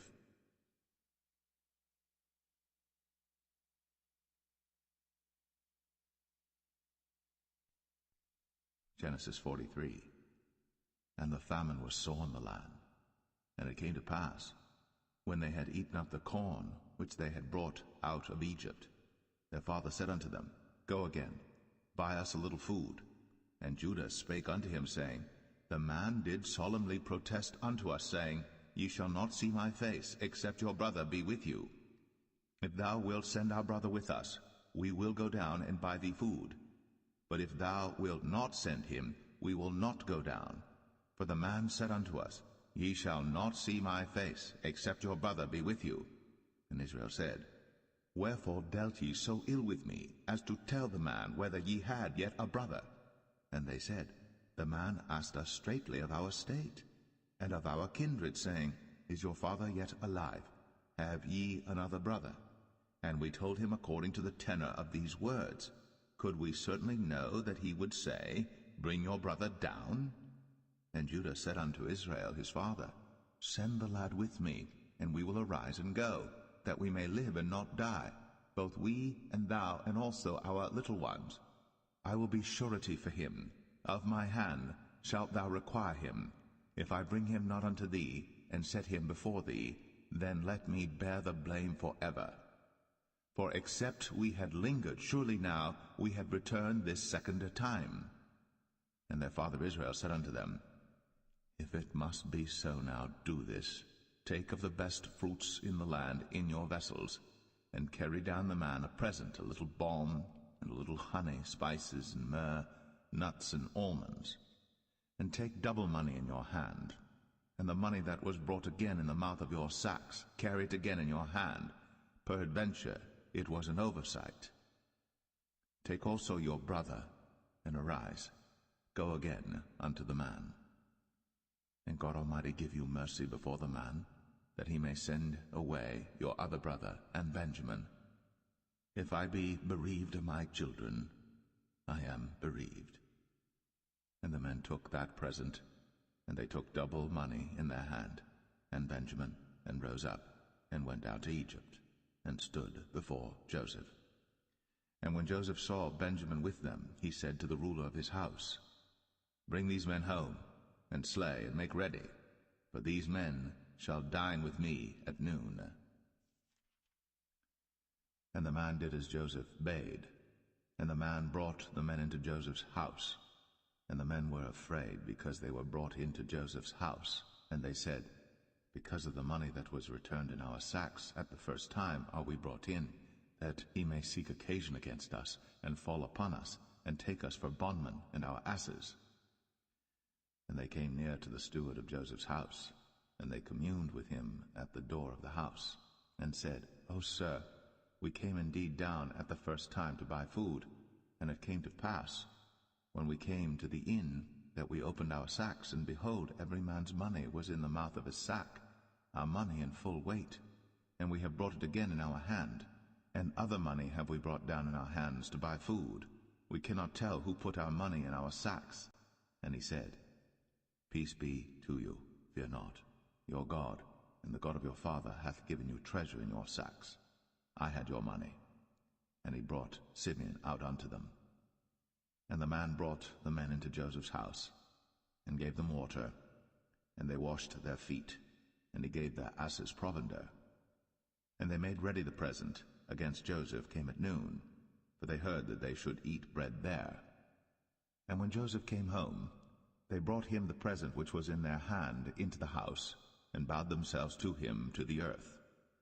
And he asked them of their welfare, and said, Is your father well? The old man of whom ye spake, is he yet alive? And they answered, Thy servant our father is in good health, he is yet alive. And they bowed down their heads, and made obeisance. And he lifted up his eyes, and saw his brother Benjamin, his mother's son, and said, Is this your younger brother, of whom ye spake unto me? And he said, God be gracious unto thee, my son. And Joseph made haste, for his bowels did yearn upon his brother, and he sought where to weep. And he entered into his chamber, and wept there. And he washed his face, and went out, and refrained himself, and said, Set on bread. And they set on for him by himself, and for them by themselves, and for the Egyptians which did eat with him by themselves, because the Egyptians might not eat bread with the Hebrews, for that is an abomination unto the Egyptians. And they sat before him, the firstborn according to his birthright, and the youngest according to his youth. And the men marveled one at another. And he took and sent messes unto them from before him. But Benjamin's mess was 5 times so much as any of theirs. And they drank, and were merry with him.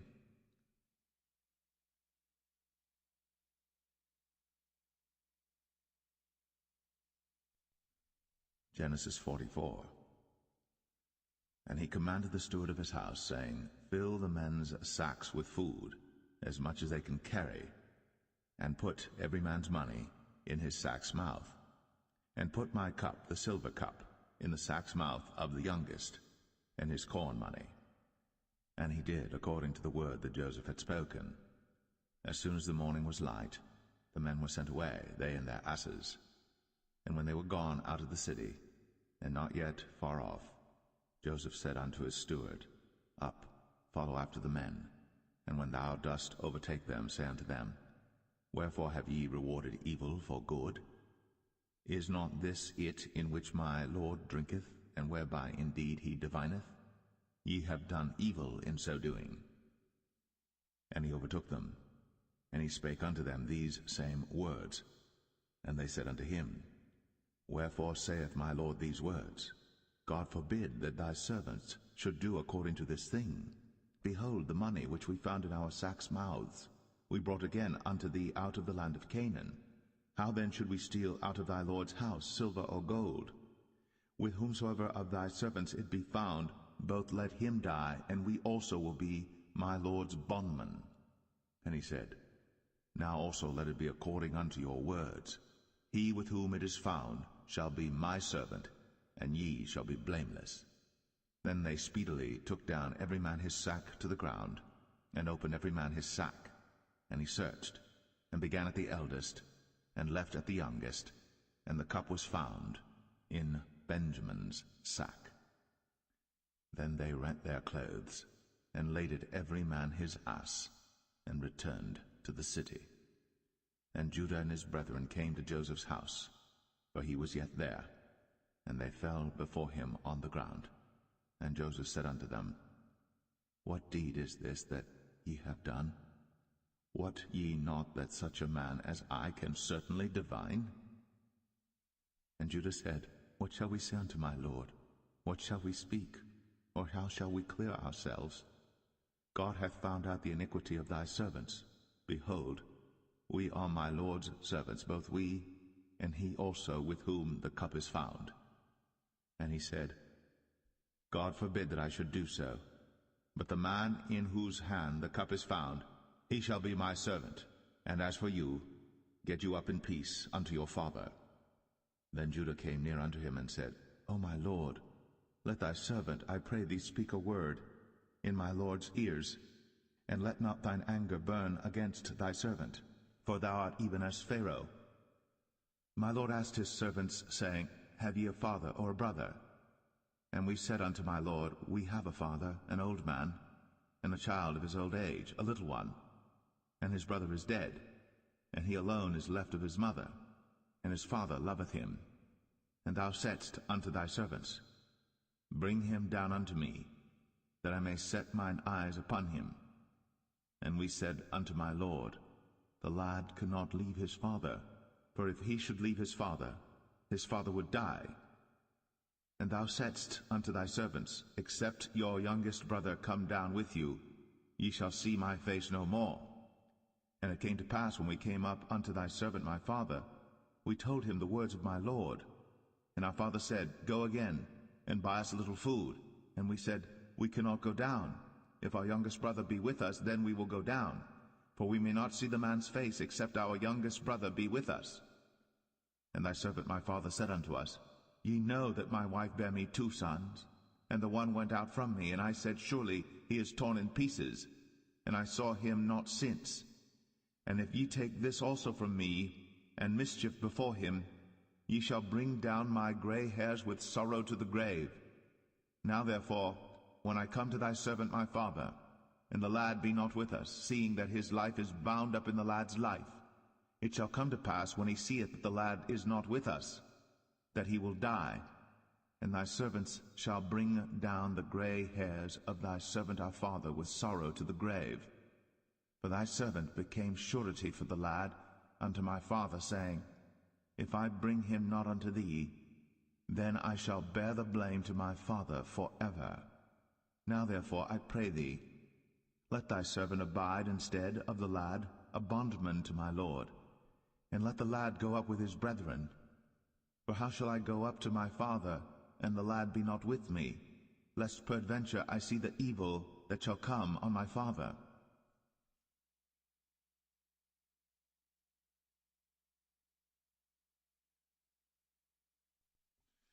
Genesis 45. Then Joseph could not refrain himself before all them that stood by him. And he cried, cause every man to go out from me. And there stood no man with him, while Joseph made himself known unto his brethren. And he wept aloud, and the Egyptians in the house of Pharaoh heard. And Joseph said unto his brethren, I am Joseph. Doth my father yet live? And his brethren could not answer him, for they were troubled at his presence. And Joseph said unto his brethren, Come near to me, I pray you. And they came near, and he said, I am Joseph your brother, whom ye sold into Egypt. Now therefore be not grieved, nor angry with yourselves, that ye sold me hither, for God did send me before you to preserve life. For these 2 years hath the famine been in the land, and yet there are 5 years, in the which there shall neither be earing nor harvest. And God sent me before you to preserve you a posterity in the earth, and to save your lives by a great deliverance. So now it was not you that sent me hither, but God. And he hath made me a father to Pharaoh, and lord of all his house, and a ruler throughout all the land of Egypt. Haste ye, and go up to my father, and say unto him, Thus saith thy son Joseph, God hath made me lord of all Egypt. Come down unto me, tarry not. And thou shalt dwell in the land of Goshen, and thou shalt be near unto me, thou and thy children, and thy children's children, and thy flocks and thy herds, and all that thou hast, and there will I nourish thee. For yet there are 5 years of famine, lest thou and thy household, and all that thou hast, come to poverty. And behold, your eyes see, in the eyes of my brother Benjamin, that it is my mouth that speaketh unto you. And ye shall tell my father of all my glory in Egypt, and of all that ye have seen. And ye shall haste and bring down my father hither. And he fell upon his brother Benjamin's neck, and wept. And Benjamin wept upon his neck. Moreover he kissed all his brethren, and wept upon them, and after that his brethren talked with him. And the fame thereof was heard in Pharaoh's house, saying, Joseph's brethren are come. And it pleased Pharaoh well, and his servants. And Pharaoh said unto Joseph, Say unto thy brethren, This do ye, lade your beasts, and go, get you unto the land of Canaan. And take your father and your households, and come unto me, and I will give you the good of the land of Egypt, and ye shall eat the fat of the land. Now thou art commanded, this do ye. Take you wagons out of the land of Egypt, for your little ones, and for your wives, and bring your father, and come. Also regard not your stuff, for the good of all the land of Egypt is yours. And the children of Israel did so. And Joseph gave them wagons according to the commandment of Pharaoh, and gave them provision for the way. To all of them he gave each man changes of raiment, but to Benjamin he gave 300 pieces of silver, and 5 changes of raiment. And to his father he sent after this manner, 10 asses laden with the good things of Egypt, and 10 she-asses laden with corn and bread and meat for his father by the way. So he sent his brethren away, and they departed.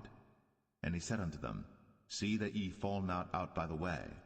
And they went up out of Egypt, and came into the land of Canaan unto Jacob their father, and told him, saying, Joseph is yet alive, and he is governor over all the land of Egypt. And Jacob's heart fainted, for he believed them not. And they told him all the words of Joseph, which he had said unto them. And when he saw the wagons which Joseph had sent to carry him, the spirit of Jacob their father revived. And Israel said, It is enough.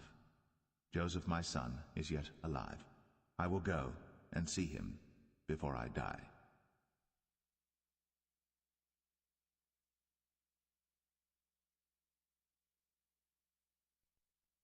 Genesis 46. And Israel took his journey with all that he had, and came to Beersheba, and offered sacrifices unto the God of his father Isaac.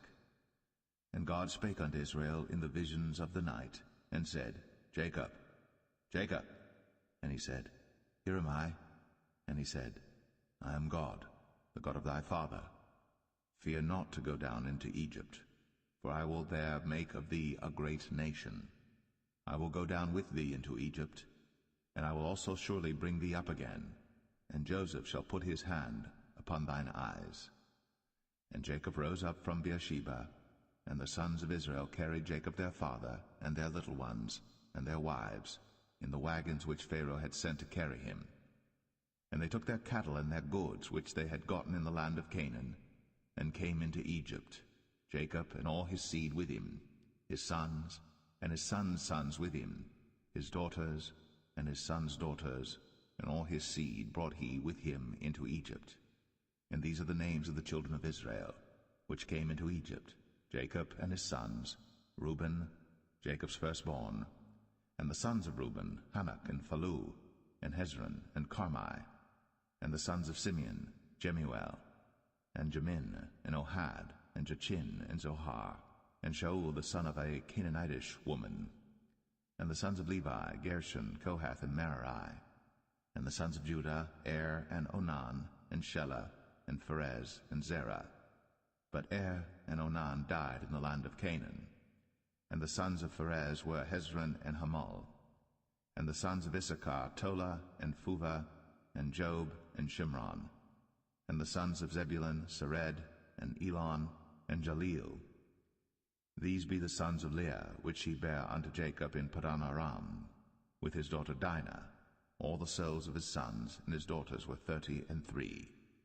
And the sons of Gad, Ziphion, and Haggai, Shunai, and Esbon, Eri, and Aradai, and Aralai.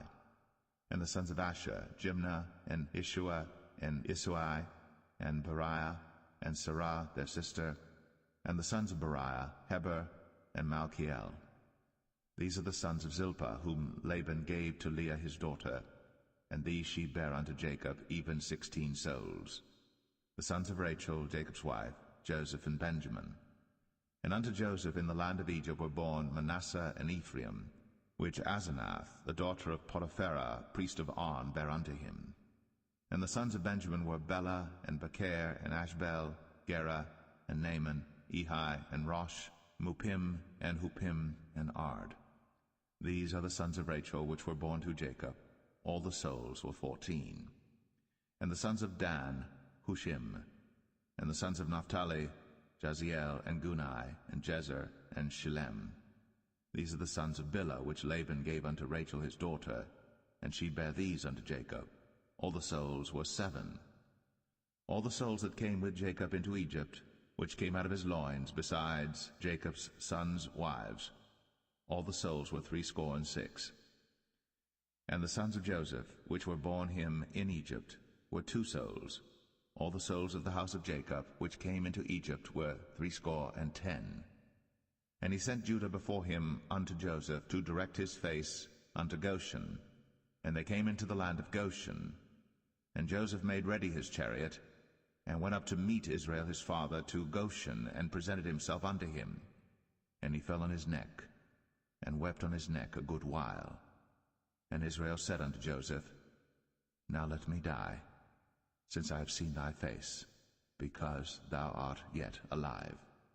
And Joseph said unto his brethren, and unto his father's house, I will go up and show Pharaoh, and say unto him, My brethren, and my father's house, which were in the land of Canaan, are come unto me.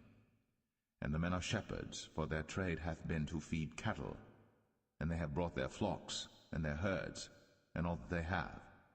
And it shall come to pass, when Pharaoh shall call you, and shall say, What is your occupation? That ye shall say, Thy servant's trade hath been about cattle from our youth, even until now, both we and also our fathers, that ye may dwell in the land of Goshen. For every shepherd is an abomination unto the Egyptians.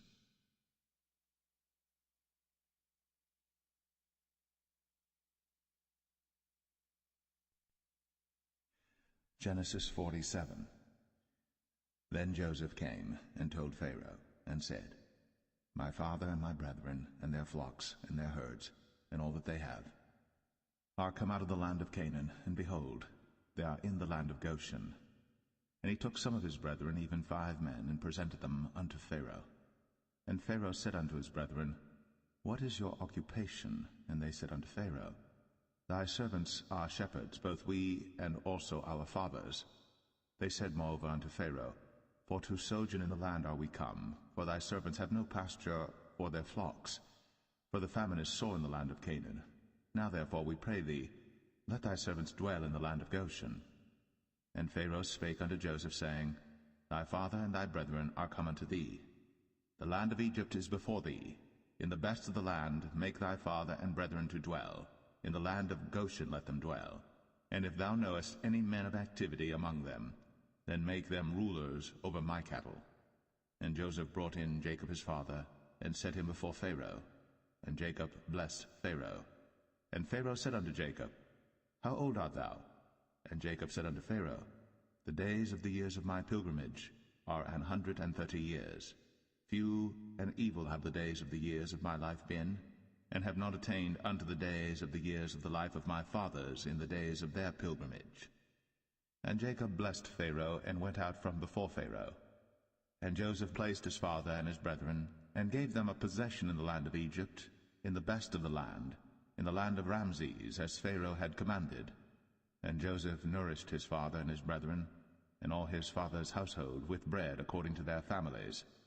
And there was no bread in all the land, for the famine was very sore, so that the land of Egypt and all the land of Canaan fainted by reason of the famine.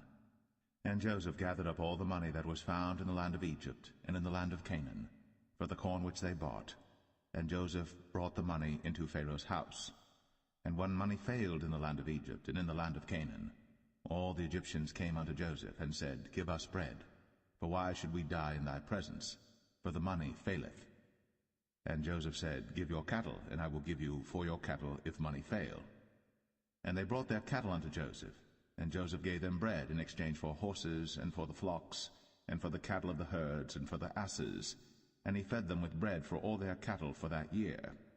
When that year was ended, they came unto him the second year, and said unto him, We will not hide it from my lord, how that our money is spent. My lord also hath our herds of cattle. There is not aught left in the sight of my lord, but our bodies and our lands. Wherefore shall we die before thine eyes, both we and our land? Buy us and our land for bread, and we and our land will be servants unto Pharaoh, and give us seed, that we may live and not die, that the land be not desolate. And Joseph bought all the land of Egypt for Pharaoh.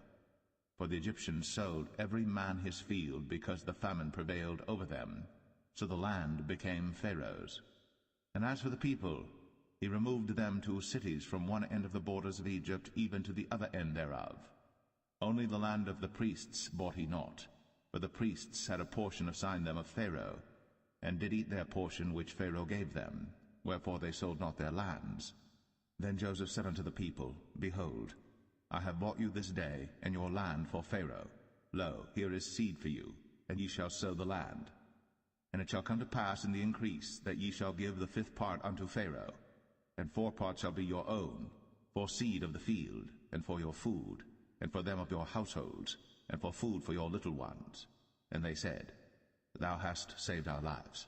Let us find grace in the sight of my lord, and we will be Pharaoh's servants. And Joseph made it a law over the land of Egypt unto this day, that Pharaoh should have the 5th part, except the land of the priests only, which became not Pharaoh's. And Israel dwelt in the land of Egypt, in the country of Goshen.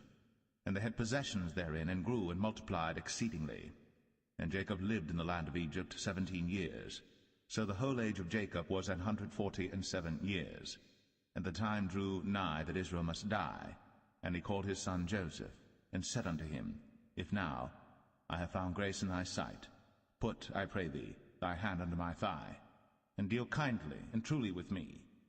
Bury me not, I pray thee, in Egypt, but I will lie with my fathers, and thou shalt carry me out of Egypt, and bury me in their burying place. And he said, I will do as thou hast said. And he said, Swear unto me. And he sware unto him. And Israel bowed himself upon the bed's head.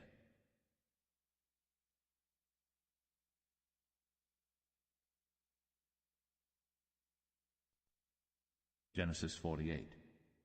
And it came to pass after these things, that one told Joseph, Behold, thy father is sick. And he took with him his 2 sons, Manasseh and Ephraim. And one told Jacob, and said, Behold, thy son Joseph cometh unto thee. And Israel strengthened himself, and sat upon the bed. And Jacob said unto Joseph, God Almighty appeared unto me at Luz in the land of Canaan, and blessed me, and said unto me, Behold, I will make thee fruitful, and multiply thee, and I will make of thee a multitude of people, and will give this land to thy seed after thee for an everlasting possession. And now thy 2 sons, Ephraim and Manasseh, which were born unto thee in the land of Egypt, before I came unto thee into Egypt, are mine. As Reuben and Simeon, they shall be mine. And thy issue which thou begettest after them shall be thine, and shall be called after the name of their brethren in their inheritance. And as for me, when I came from Padan, Rachel died by me in the land of Canaan in the way, when yet there was but a little way to come unto Ephrath. And I buried her there in the way of Ephrath, the same as Bethlehem. And Israel beheld Joseph's sons, and said, Who are these? And Joseph said unto his father, They are my sons, whom God hath given me in this place. And he said, Bring them, I pray thee, unto me, and I will bless them. Now the eyes of Israel were dim for age, so that he could not see. And he brought them near unto him, and he kissed them, and embraced them. And Israel said unto Joseph, I had not thought to see thy face, and lo, God hath shown me also thy seed. And Joseph brought them out from between his knees, and he bowed himself with his face to the earth. And Joseph took them both, Ephraim in his right hand toward Israel's left hand, and Manasseh in his left hand toward Israel's right hand, and brought them near unto him. And Israel stretched out his right hand, and laid it upon Ephraim's head, who was the younger, and his left hand upon Manasseh's head, guiding his hands wittingly, for Manasseh was the firstborn. And he blessed Joseph, and said, God, before whom my fathers Abraham and Isaac did walk, the God which fed me all my life long unto this day, the angel which redeemed me from all evil, bless the lads, and let my name be named on them, and the name of my fathers Abraham and Isaac, and let them grow into a multitude in the midst of the earth. And when Joseph saw that his father laid his right hand upon the head of Ephraim, it displeased him, and he held up his father's hand to remove it from Ephraim's head unto Manasseh's head.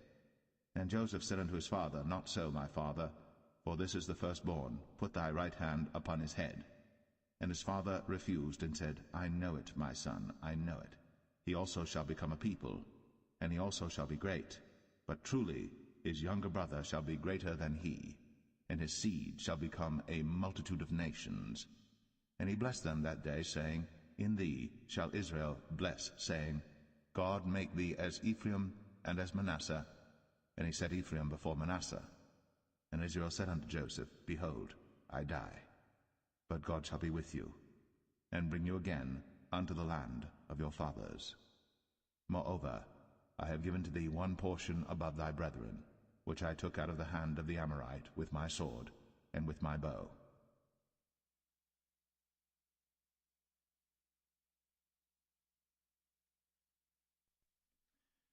Genesis 49. And Jacob called unto his sons, and said, Gather yourselves together, that I may tell you that which shall befall you in the last days. Gather yourselves together, and hear, ye sons of Jacob, and hearken unto Israel your father.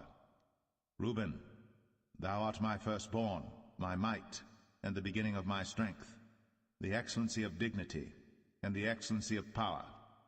Unstable as water, thou shalt not excel, because thou wentest up to thy father's bed, then devilest thou it.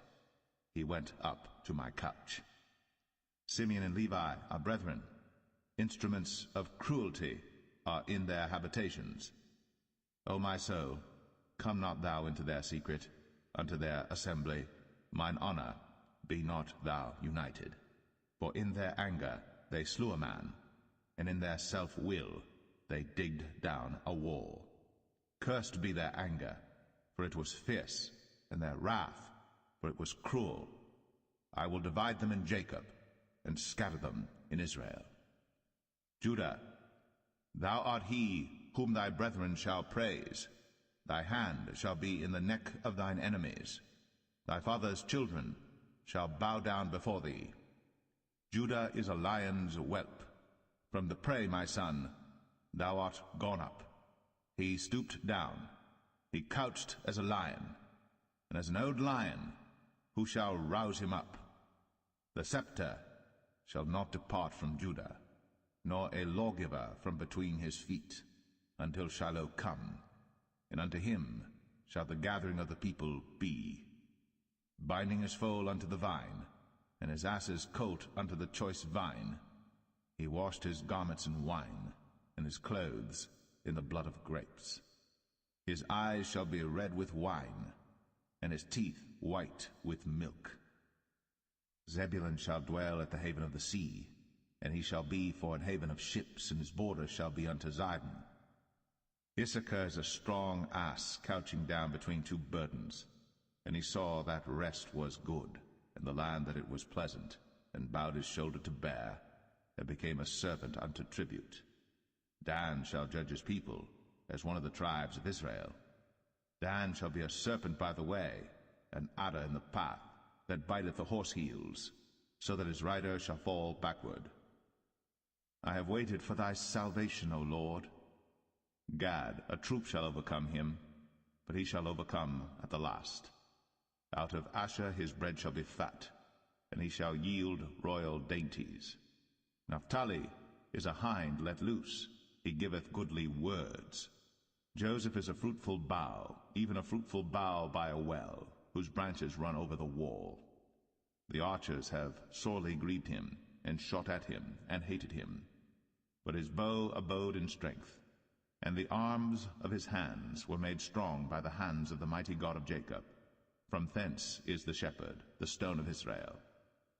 Even by the God of thy father, who shall help thee, and by the Almighty, who shall bless thee with blessings of heaven above, blessings of the deep that lieth under, blessings of the breasts, and of the womb. The blessings of thy father have prevailed above the blessings of my progenitors, unto the utmost bound of the everlasting hills. They shall be on the head of Joseph, and on the crown of the head of him that was separate from his brethren. Benjamin shall raven as a wolf.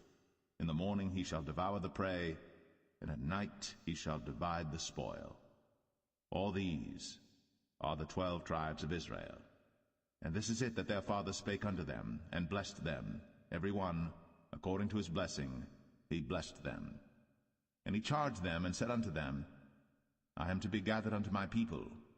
Bury me with my fathers in the cave that is in the field of Ephron the Hittite, in the cave that is in the field of Machpelah, which is before Mamre, in the land of Canaan, which Abraham bought with the field of Ephron the Hittite, for a possession of a burying place. There they buried Abraham and Sarah his wife. There they buried Isaac and Rebekah his wife, and there I buried Leah.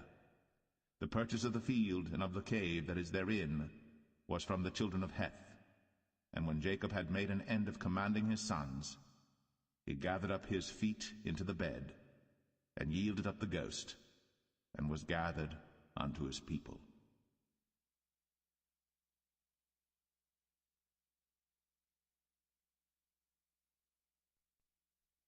Genesis 50. And Joseph fell upon his father's face, and wept upon him, and kissed him. And Joseph commanded his servants, the physicians, to embalm his father, and the physicians embalmed Israel. And 40 days were fulfilled for him, for so are fulfilled the days of those which are embalmed. And the Egyptians mourned for him 60 days. And when the days of his mourning were past, Joseph spake unto the house of Pharaoh, saying, If now I have found grace in your eyes, speak, I pray you, in the ears of Pharaoh, saying, My father made me swear, saying, Lo, I die, in my grave which I have digged for me in the land of Canaan. There shalt thou bury me. Now therefore let me go up, I pray thee, and bury my father, and I will come again. And Pharaoh said, Go up, and bury thy father, according as he made thee swear. And Joseph went up to bury his father, and with him went up all the servants of Pharaoh, the elders of his house, and all the elders of the land of Egypt, and all the house of Joseph, and his brethren, and his father's house. Only their little ones, and their flocks, and their herds, they left in the land of Goshen. And there went up with him both chariots and horsemen, and it was a very great company. And they came to the threshing floor of Atad, which is beyond Jordan, And there they mourned with a great and very sore lamentation. And he made a mourning for his father 7 days. And when the inhabitants of the land, the Canaanites, saw the mourning in the floor of Atad, they said, This is a grievous mourning to the Egyptians. Wherefore the name of it was called Abel Mizraim, which is beyond Jordan. And his sons did unto him according as he commanded them. For his sons carried him into the land of Canaan, and buried him in the cave of the field of Machpelah, which Abraham bought with the field for possession of a burying place of Ephron the Hittite before Mamre. And Joseph returned into Egypt, he and his brethren, and all that went up with him to bury his father, after he had buried his father. And when Joseph's brethren saw that their father was dead, they said, Joseph will peradventure hate us, and will certainly requite us all the evil which we did unto him.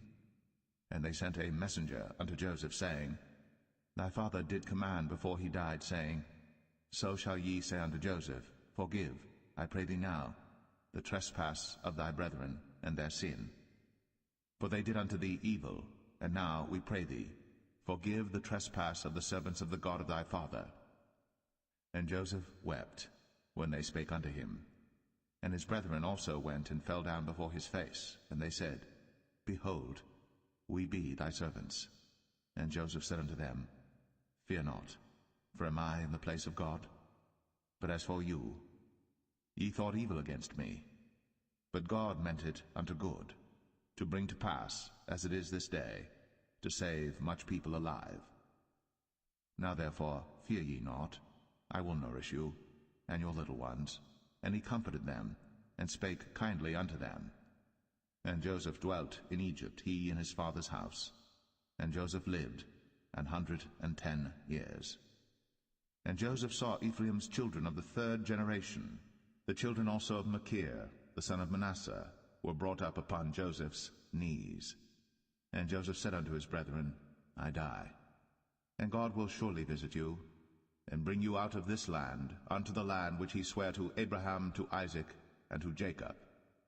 And Joseph took an oath of the children of Israel, saying, God will surely visit you, and ye shall carry up my bones from hence. So Joseph died, being 110 years old. And they embalmed him, and he was put in a coffin in Egypt.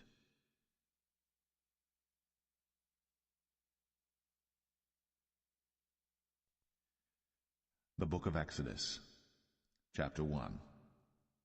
Now these are the names of the children of Israel, which came into Egypt. Every man in his household came with Jacob: Reuben, Simeon, Levi, and Judah, Issachar, Zebulun, and Benjamin, Dan and Naphtali, Gad and Asher.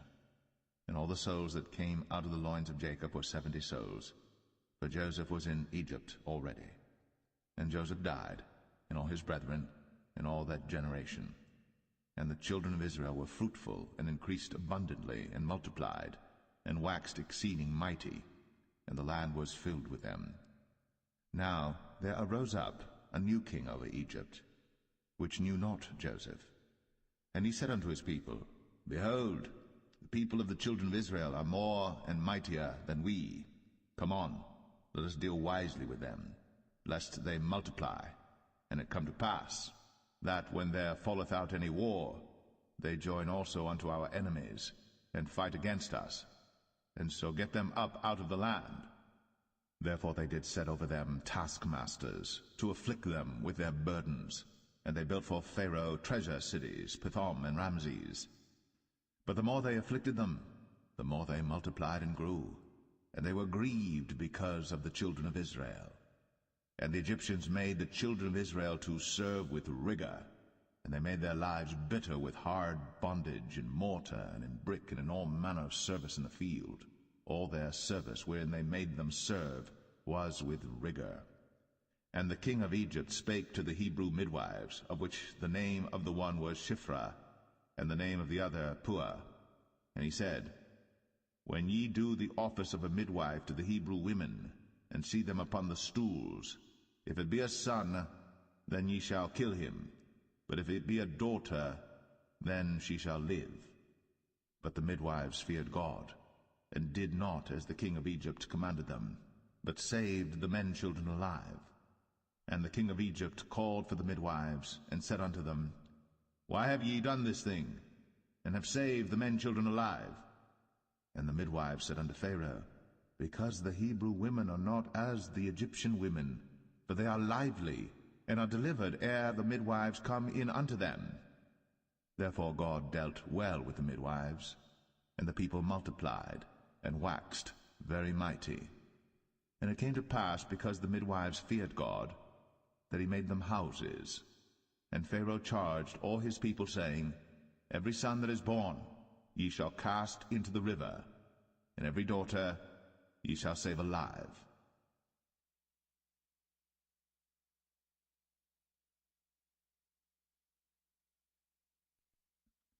Exodus 2. And there went a man of the house of Levi, and took to wife a daughter of Levi. And the woman conceived, and bare a son. And when she saw him that he was a goodly child, she hid him 3 months. And when she could not longer hide him, she took for him an ark of bulrushes, and daubed it with slime, and with pitch, and put the child therein. And she laid it in the flags by the river's brink. And his sister stood afar off to wit what would be done to him.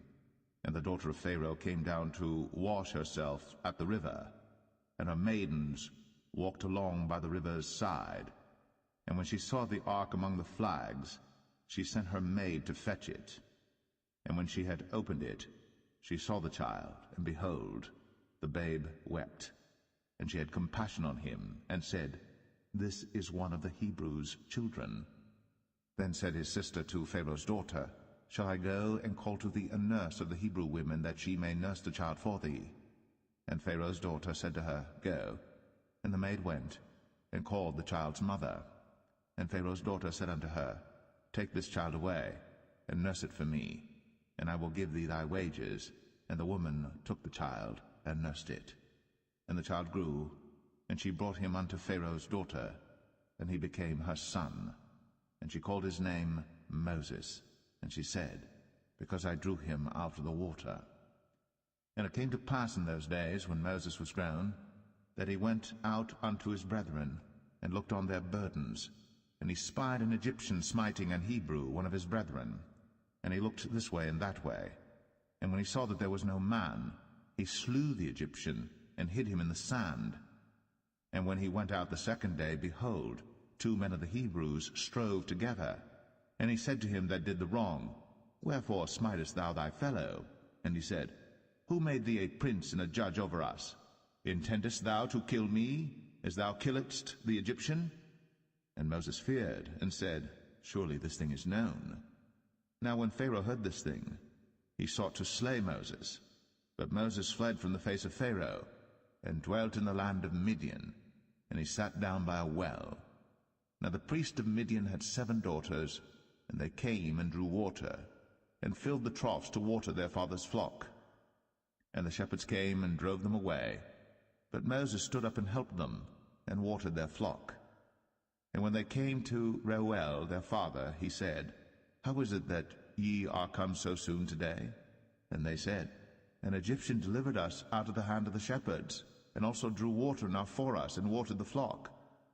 And he said unto his daughters, And where is he? Why is it that ye have left the man? Call him, that he may eat bread. And Moses was content to dwell with the man. And he gave Moses Zipporah his daughter, and she bare him a son. And he called his name Gershom, for he said, I have been a stranger in a strange land. And it came to pass, in process of time, that the king of Egypt died, and the children of Israel sighed by reason of the bondage, and they cried, and their cry came up unto God by reason of the bondage.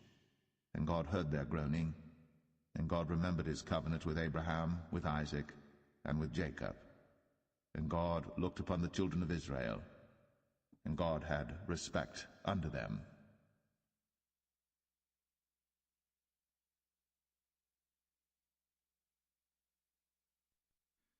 Exodus 3. Now Moses kept the flock of Jethro, his father-in-law, the priest of Midian. And he led the flock to the backside of the desert, and came to the mountain of God, even to Horeb. And the angel of the Lord appeared unto him in a flame of fire out of the midst of a bush. And he looked, and behold, the bush burned with fire, and the bush was not consumed. And Moses said, I will now turn aside and see this great sight, why the bush is not burnt. And when the Lord saw that he turned aside to see, God called unto him out of the midst of the bush, and said, Moses, Moses. And he said, Here am I. And he said, Draw not nigh hither. Put off thy shoes from off thy feet, for the place whereon thou standest is holy ground. Moreover, he said, I am the God of thy father, the God of Abraham, the God of Isaac, and the God of Jacob. And Moses hid his face, for he was afraid to look upon God. And the Lord said, I have surely seen the affliction of my people which are in Egypt, and have heard their cry by reason of their taskmasters. For I know their sorrows, and I am come down to deliver them out of the hand of the Egyptians, and to bring them up out of that land unto a good land, and a large, unto a land flowing with milk and honey, unto the place of the Canaanites, and the Hittites, and the Amorites, and the Perizzites, and the Hivites, and the Jebusites. Now therefore, behold, the cry of the children of Israel is come unto me, and I have also seen the oppression wherewith the Egyptians oppress them. Come now therefore, and I will send thee unto Pharaoh, that thou mayest bring forth my people, the children of Israel, out of Egypt.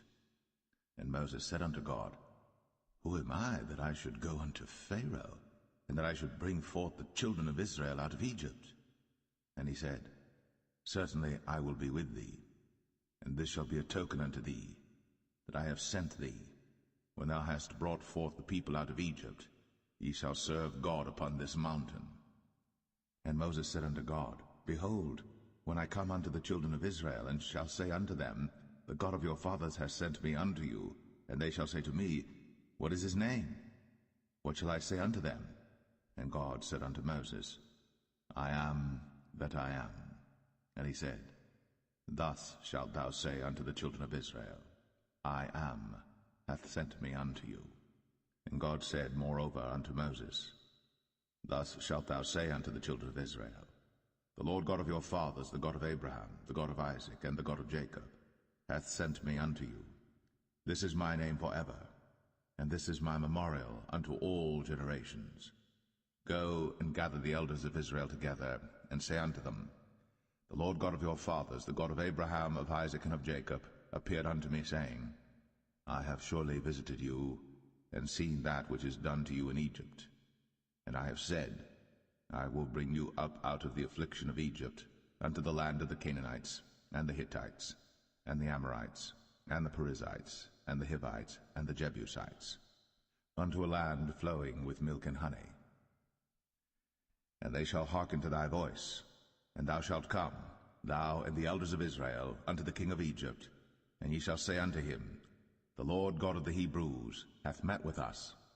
And now let us go, we beseech thee, 3 days' journey into the wilderness, that we may sacrifice to the Lord our God. And I am sure that the king of Egypt will not let you go, no, not by a mighty hand. And I will stretch out my hand, and smite Egypt with all my wonders which I will do in the midst thereof. And after that he will let you go. And I will give this people favor in the sight of the Egyptians, and it shall come to pass that, when ye go, ye shall not go empty. But every woman shall borrow of her neighbor, and of her that sojourneth in her house, jewels of silver, and jewels of gold, and raiment. And ye shall put them upon your sons, and upon your daughters, and ye shall spoil the Egyptians.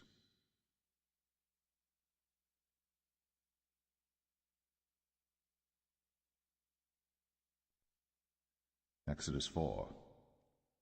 And Moses answered and said, But behold, they will not believe me, nor hearken unto my voice, for they will say, The Lord hath not appeared unto thee.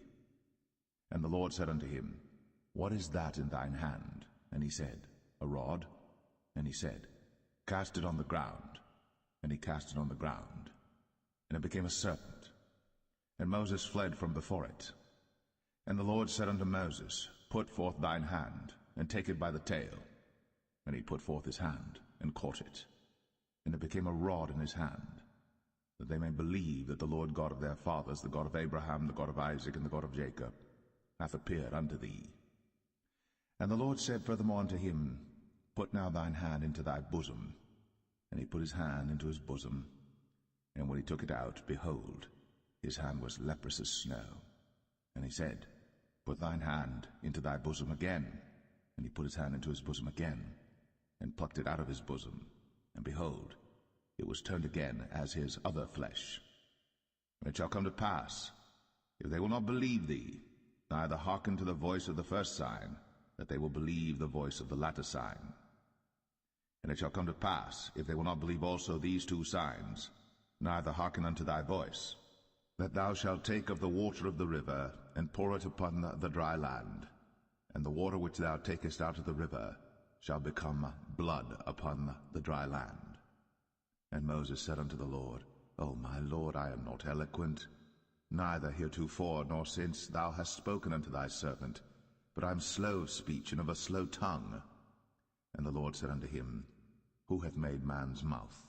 Or who maketh the dumb, or deaf, or the seeing, or the blind? Have not I the Lord? Now therefore go, and I will be with thy mouth, and teach thee what thou shalt say. And he said, O my Lord, send, I pray thee, by the hand of him whom thou wilt send. And the anger of the Lord was kindled against Moses, and he said, Is not Aaron the Levite thy brother? I know that he can speak well, and also, behold, he cometh forth to meet thee. And when he seeth thee, he will be glad in his heart. And thou shalt speak unto him, and put words in his mouth. And I will be with thy mouth, and with his mouth, and will teach you what ye shall do. And he shall be thy spokesman unto the people, and he shall be, even he shall be to thee instead of a mouth, and thou shalt be to him instead of God. And thou shalt take this rod in thine hand, wherewith thou shalt do signs. And Moses went, and returned to Jethro his father-in-law, and said unto him, Let me go, I pray thee, and return unto my brethren which are in Egypt, and see whether they be yet alive. And Jethro said to Moses, Go in peace. And the Lord said unto Moses in Midian, Go, return into Egypt, for all the men are dead which sought thy life. And Moses took his wife and his sons, and set them upon an ass, and he returned to the land of Egypt. And Moses took the rod of God in his hand. And the Lord said unto Moses, When thou goest to return into Egypt, see that thou do all those wonders before Pharaoh, which I have put in thine hand. But I will harden his heart, that he shall not let the people go. And thou shalt say unto Pharaoh, Thus saith the Lord, Israel is my son, even my firstborn. And I say unto thee, Let my son go, that he may serve me. And if thou refuse to let him go, behold, I will slay thy son, even thy firstborn. And it came to pass by the way in the inn, that the Lord met him, and sought to kill him.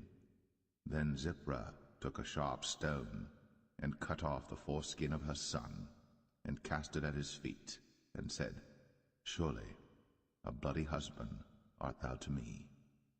So he let him go. Then she said, A bloody husband thou art, because of the circumcision. And the Lord said to Aaron, Go into the wilderness to meet Moses. And he went, and met him in the mount of God, and kissed him. And Moses told Aaron all the words of the Lord who had sent him, and all the signs which he had commanded him.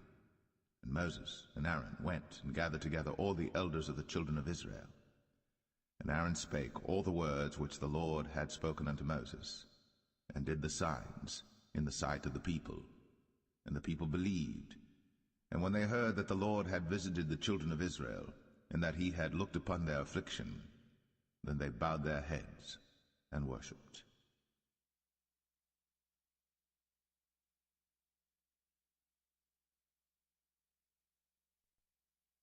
Exodus 5. And afterward Moses and Aaron went in, and told Pharaoh, Thus saith the Lord God of Israel, Let my people go, that they may hold a feast unto me in the wilderness. And Pharaoh said, Who is the Lord that I should obey his voice to let Israel go? I know not the Lord, neither will I let Israel go. And they said, The God of the Hebrews hath met with us. Let us go, we pray thee, 3 days' journey into the desert, and sacrifice unto the Lord our God, lest he fall upon us with pestilence, or with the sword. And the king of Egypt said unto them, Wherefore do ye, Moses and Aaron, let the people from their works get you unto your burdens. And Pharaoh said, Behold, the people of the land now are many, and ye make them rest from their burdens. And Pharaoh commanded the same day the taskmasters of the people and their officers, saying, Ye shall no more give the people straw to make brick, as heretofore. Let them go and gather straw for themselves. And the tale of the bricks which they did make heretofore, ye shall lay upon them. Ye shall not diminish aught thereof. For they be idle, therefore they cry, saying, Let us go and sacrifice to our God. Let their more work be laid upon the men, that they may labor therein, and let them not regard vain words.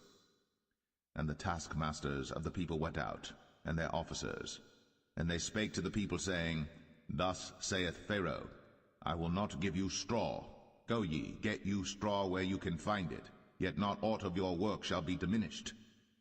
So the people were scattered abroad throughout all the land of Egypt to gather stubble instead of straw. And the taskmasters hasted them, saying, Fulfill your works, your daily tasks, as when there was straw. And the officers of the children of Israel, which Pharaoh's taskmasters had set over them, were beaten, and demanded, Wherefore have ye not fulfilled your task, in making brick both yesterday and today, as heretofore? Then the officers of the children of Israel came and cried unto Pharaoh, saying, Wherefore dealest thou thus with thy servants? There is no straw given unto thy servants. And they say to us, Make brick. And behold, thy servants are beaten, but the fault is in thine own people. But he said, Ye are idle, ye are idle. Therefore ye say, Let us go and do sacrifice to the Lord. Go therefore now and work, for there shall no straw be given you, yet shall ye deliver the tale of bricks. And the officers of the children of Israel did see that they were in evil case, after it was said, Ye shall not minish aught from your bricks of your daily task. And they met Moses and Aaron, who stood in the way, as they came forth from Pharaoh. And they said unto them, The Lord look upon you and judge, because ye have made our savour to be abhorred in the eyes of Pharaoh, and in the eyes of his servants, to put a sword in their hand to slay us. And Moses returned unto the Lord, and said, Lord, wherefore hast thou so evil entreated this people? Why is it that thou hast sent me? For since I came to Pharaoh to speak in thy name, he hath done evil to this people, neither hast thou delivered thy people at all.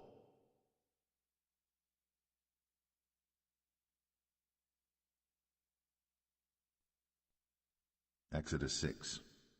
Then the Lord said unto Moses, Now shalt thou see what I will do to Pharaoh. For with a strong hand shall he let them go, and with a strong hand shall he drive them out of his land. And God spake unto Moses, and said unto him, I am the Lord.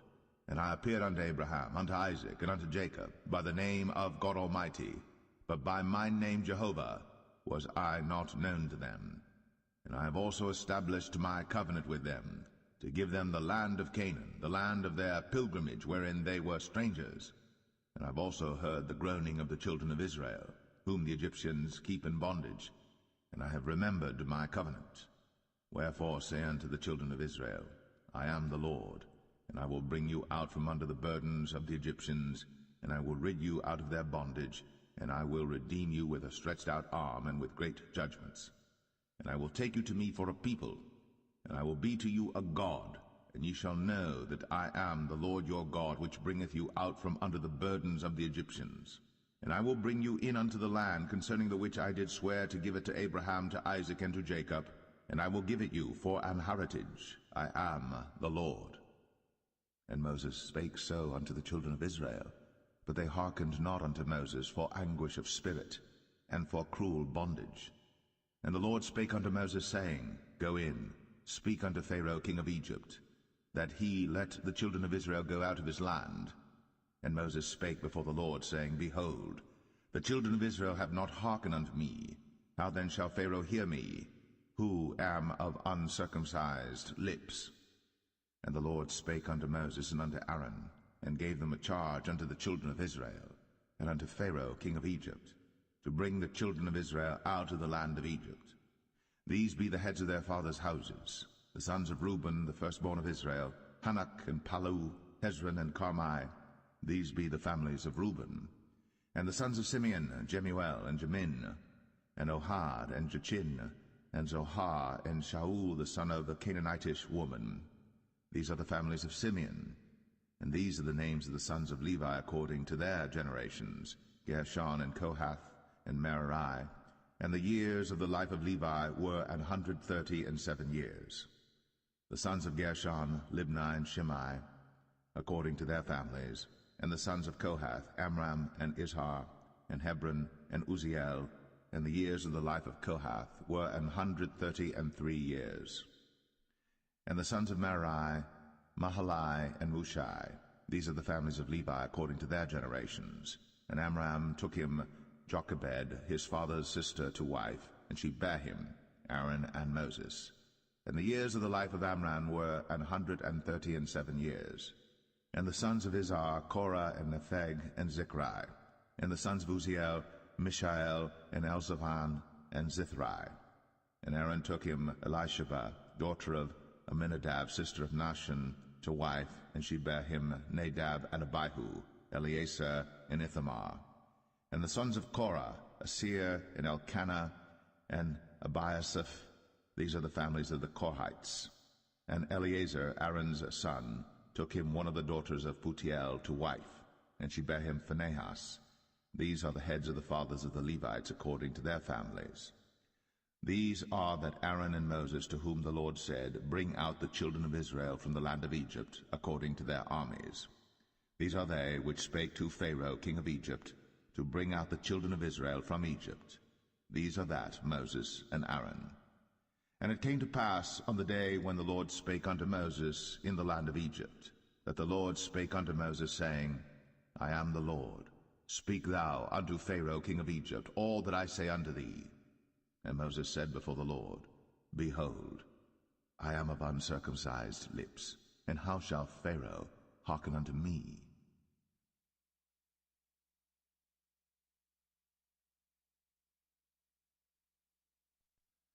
Exodus 7. And the Lord said unto Moses, See, I have made thee a god to Pharaoh, and Aaron thy brother shall be thy prophet. Thou shalt speak all that I command thee, and Aaron thy brother shall speak unto Pharaoh, that he send the children of Israel out of his land. And I will harden Pharaoh's heart, and multiply my signs and my wonders in the land of Egypt. But Pharaoh shall not hearken unto you, that I may lay my hand upon Egypt, and bring forth mine armies and my people the children of Israel out of the land of Egypt by great judgments. And the Egyptians shall know that I am the Lord, when I stretch forth mine hand upon Egypt, and bring out the children of Israel from among them. And Moses and Aaron did as the Lord commanded them, so did they. And Moses was 80 years old, and Aaron 83 years old, when they spake unto Pharaoh. And the Lord spake unto Moses and unto Aaron, saying, When Pharaoh shall speak unto you, saying, Show a miracle for you, then thou shalt say unto Aaron, Take thy rod, and cast it before Pharaoh, and it shall become a serpent. And Moses and Aaron went in unto Pharaoh, and they did so as the Lord had commanded.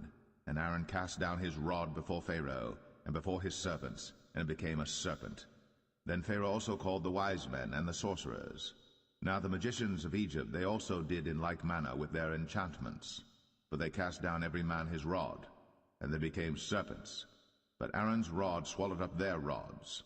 And he hardened Pharaoh's heart, that he hearkened not unto them, as the Lord had said. And the Lord said unto Moses, Pharaoh's heart is hardened, he refuseth to let the people go. Get thee unto Pharaoh in the morning. Lo, he goeth out unto the water, and thou shalt stand by the river's brink against he come. And the rod which was turned to a serpent shalt thou take in thine hand. And thou shalt say unto him, The Lord God of the Hebrews hath sent me unto thee, saying, Let my people go, that they may serve me in the wilderness. And behold, hitherto thou wouldest not hear. Thus saith the Lord, In this thou shalt know that I am the Lord. Behold, I will smite with the rod that is in mine hand upon the waters which are in the river, and they shall be turned to blood. And the fish that is in the river shall die, and the river shall stink, and the Egyptians shall loathe to drink of the water of the river.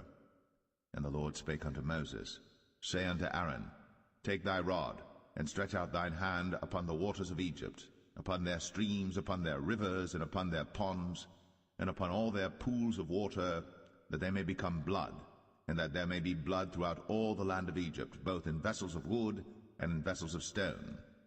And Moses and Aaron did so, as the Lord commanded.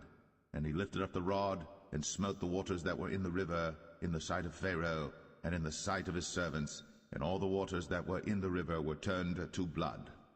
And the fish that was in the river died, and the river stank, and the Egyptians could not drink of the water of the river, and there was blood throughout all the land of Egypt. And the magicians of Egypt did so with their enchantments, and Pharaoh's heart was hardened, neither did he hearken unto them, as the Lord had said. And Pharaoh turned and went into his house, neither did he set his heart to this also. And all the Egyptians digged around about the river for water to drink, but they could not drink of the water of the river. And 7 days were fulfilled. After that the Lord had smitten the river.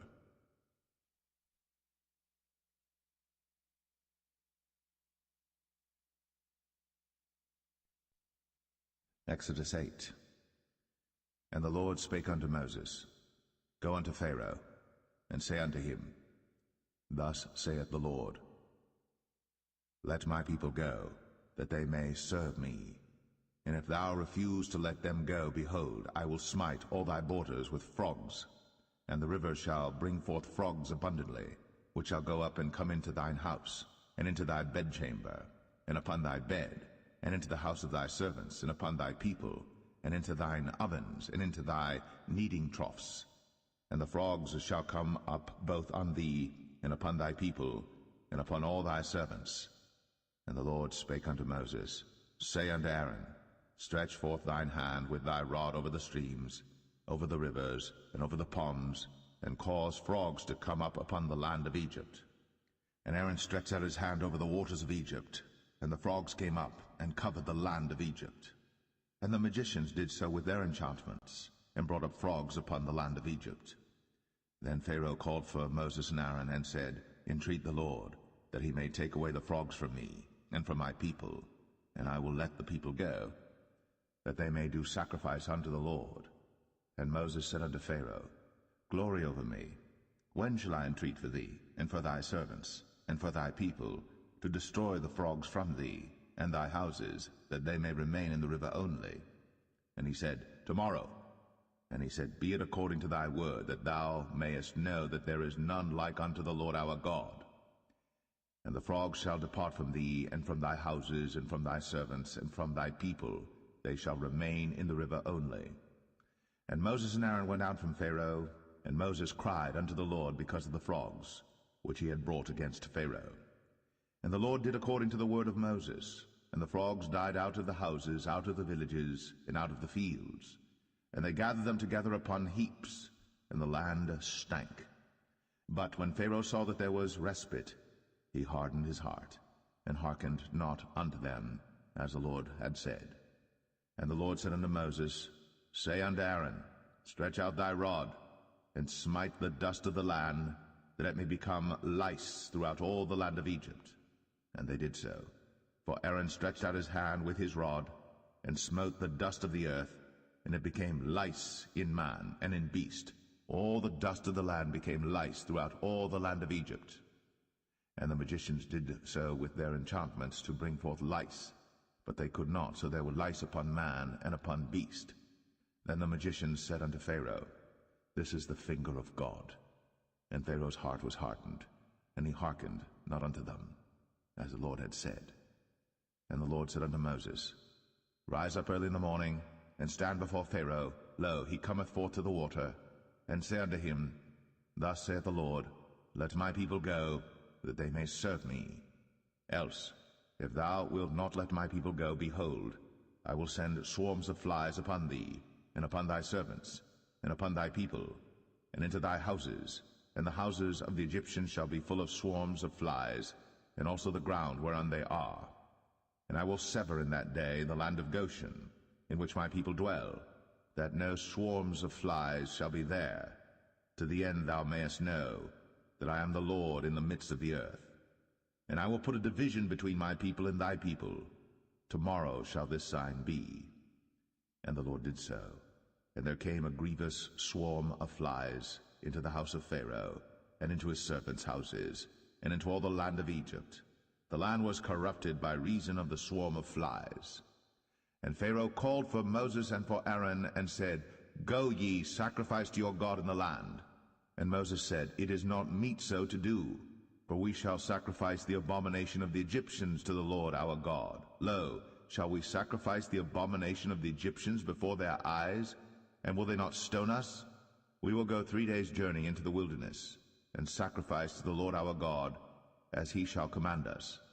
And Pharaoh said, I will let you go, that ye may sacrifice to the Lord your God in the wilderness. Only ye shall not go very far away. Entreat for me. And Moses said, Behold, I go out from thee, and I will entreat the Lord that the swarms of flies may depart from Pharaoh, from his servants, and from his people tomorrow. But let not Pharaoh deal deceitfully any more, not letting the people go to sacrifice to the Lord. And Moses went out from Pharaoh, and entreated the Lord. And the Lord did according to the word of Moses, and he removed the swarms of flies from Pharaoh, from his servants, and from his people. There remained not one. And Pharaoh hardened his heart at this time also, neither would he let the people go.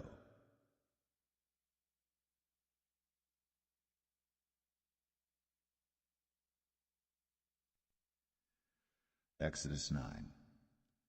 Then the Lord said unto Moses, Go in unto Pharaoh, and tell him, Thus saith the Lord God of the Hebrews, Let my people go, that they may serve me. For if thou refuse to let them go, and wilt hold them still, behold, the hand of the Lord is upon thy cattle which is in the field, upon the horses, upon the asses, upon the camels, upon the oxen, and upon the sheep. There shall be a very grievous murrain. And the Lord shall sever between the cattle of Israel and the cattle of Egypt, and there shall nothing die of all that is the children's of Israel. And the Lord appointed a set time, saying, Tomorrow the Lord shall do this thing in the land. And the Lord did that thing on the morrow, and all the cattle of Egypt died, but of the cattle of the children of Israel died not one. And Pharaoh sent, and behold, there was not one of the cattle of the Israelites dead, and the heart of Pharaoh was hardened, and he did not let the people go. And the Lord said unto Moses and unto Aaron, Take to you handfuls of ashes of the furnace, and let Moses sprinkle it toward the heaven in the sight of Pharaoh, and it shall become small dust in all the land of Egypt, and shall be a boil breaking forth with blains upon man and upon beast throughout all the land of Egypt. Then they took ashes of the furnace, and stood before Pharaoh. Then Moses sprinkled it up toward heaven, and it became a boil, breaking forth with blains upon man and upon beast. And the magicians could not stand before Moses because of the boils, for the boil was upon the magicians and upon all the Egyptians. And the Lord hardened the heart of Pharaoh, and he hearkened not unto them, as the Lord had spoken unto Moses. And the Lord said unto Moses, Rise up early in the morning, and stand before Pharaoh, and say unto him, Thus saith the Lord God of the Hebrews, Let my people go, that they may serve me. For I will at this time send all my plagues upon thine heart, and upon thy servants, and upon thy people, that thou mayest know that there is none like me in all the earth. For now I will stretch out my hand, that I may smite thee and thy people with pestilence, and thou shalt be cut off from the earth. And in very deed for this cause have I raised thee up, for to show in thee my power, and that my name may be declared throughout all the earth. As yet exaltest thou thyself against my people, that thou wilt not let them go. Behold, tomorrow about this time I will cause it to rain a very grievous hail, such as hath not been in Egypt since the foundation thereof even until now. Send therefore now, and gather thy cattle, and all that thou hast in the field. For upon every man and beast which shall be found in the field, and shall not be brought home, the hail shall come down upon them, and they shall die. He that feared the word of the Lord among the servants of Pharaoh made his servants and his cattle flee into the houses. And he that regarded not the word of the Lord left his servants and his cattle in the field. And the Lord said unto Moses, Stretch forth thine hand toward heaven, that there may be hail in all the land of Egypt, upon man, and upon beast, and upon every herb of the field, throughout the land of Egypt. And Moses stretched forth his rod toward heaven, and the Lord sent thunder and hail, and the fire ran along upon the ground, and the Lord rained hail upon the land of Egypt. So there was hail and fire mingled with the hail, very grievous, such as there was none like it in all the land of Egypt since it became a nation. And the hail smote throughout all the land of Egypt all that was in the field, both man and beast. And the hail smote every herb of the field, and brake every tree of the field.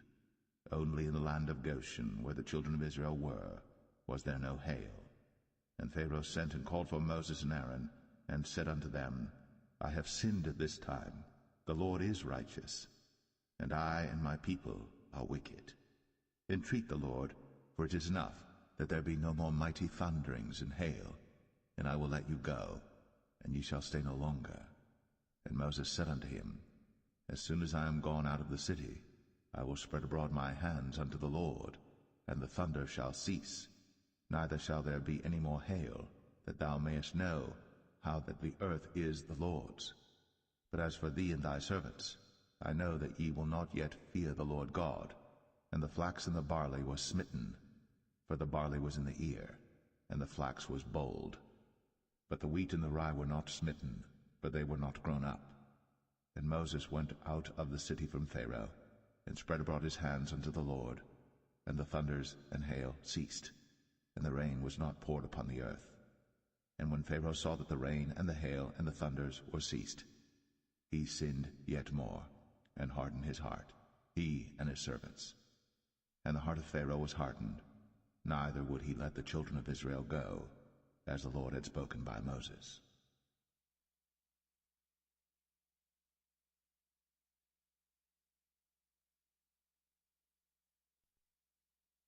Exodus 10.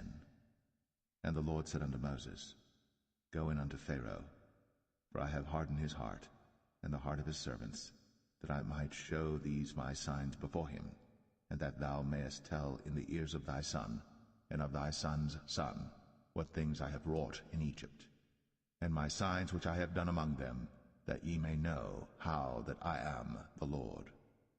And Moses and Aaron came in unto Pharaoh, and said unto him, Thus saith the Lord God of the Hebrews, How long wilt thou refuse to humble thyself before me? Let my people go, that they may serve me. Else, if thou refuse to let my people go, behold, tomorrow will I bring the locusts into thy coast.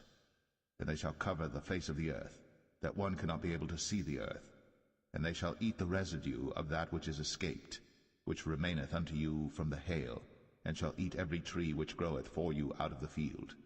And they shall fill thy houses, and the houses of all thy servants, and the houses of all the Egyptians, which neither thy fathers nor thy fathers' fathers have seen, since the day that they were upon the earth unto this day.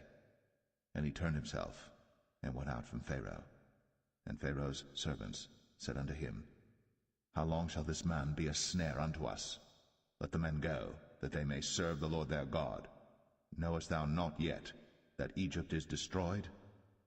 And Moses and Aaron were brought again unto Pharaoh, and he said unto them, Go, serve the Lord your God. But who are they that shall go?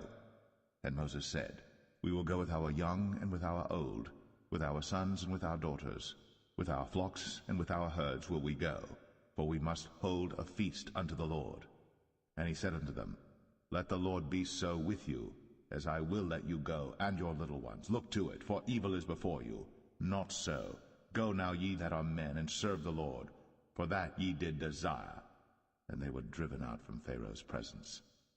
And the Lord said unto Moses, Stretch out thine hand over the land of Egypt for the locusts, that they may come up upon the land of Egypt, and eat every herb of the land, even all that the hail hath left. And Moses stretched forth his rod over the land of Egypt. And the Lord brought an east wind upon the land all that day, and all that night. And when it was morning, the east wind brought the locusts. And the locusts went up over all the land of Egypt, and rested in all the coasts of Egypt. Very grievous were they.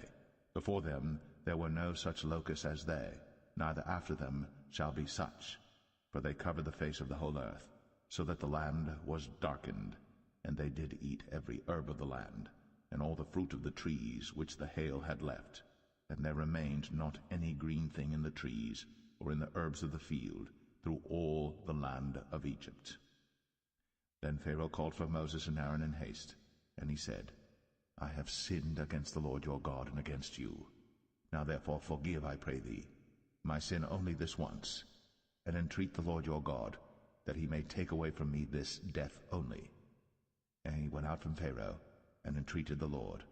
And the Lord turned a mighty strong west wind, which took away the locusts, and cast them into the Red Sea. There remained not one locust in all the coasts of Egypt. But the Lord hardened Pharaoh's heart, so that he would not let the children of Israel go. And the Lord said unto Moses, Stretch out thine hand toward heaven, that there may be darkness over the land of Egypt, even darkness which may be felt. And Moses stretched forth his hand toward heaven, and there was a thick darkness in all the land of Egypt 3 days. They saw not one another, neither rose any from his place for 3 days. But all the children of Israel had light in their dwellings. And Pharaoh called unto Moses and said, Go ye, serve the Lord. Only let your flocks and your herds be stayed. Let your little ones also go with you. And Moses said, Thou must give us also sacrifices and burnt offerings, that we may sacrifice unto the Lord our God. Our cattle also shall go with us. There shall not an hoof be left behind, for thereof must we take to serve the Lord our God, and we know not with what we must serve the Lord until we come thither. But the Lord hardened Pharaoh's heart, and he would not let them go. And Pharaoh said unto him, Get thee from me, take heed to thyself, see my face no more, for in that day thou seest my face, thou shalt die. And Moses said, Thou hast spoken well. I will see thy face again no more.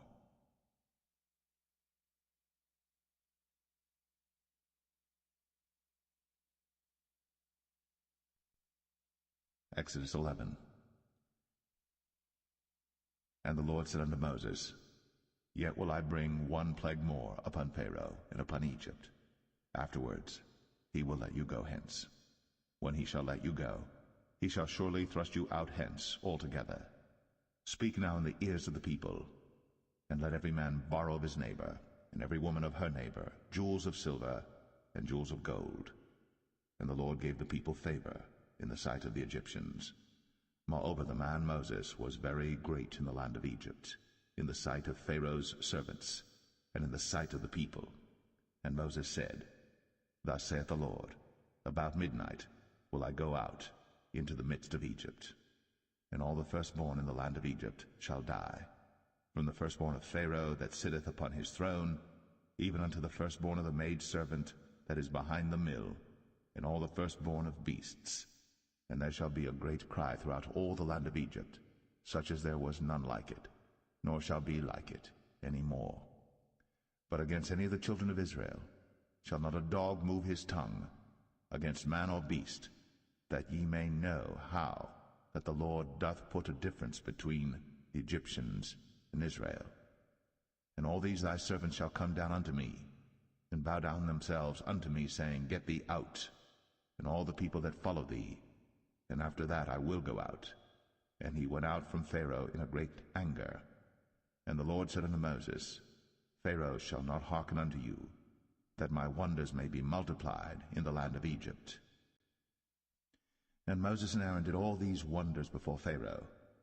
And the Lord hardened Pharaoh's heart, so that he would not let the children of Israel go out of his land.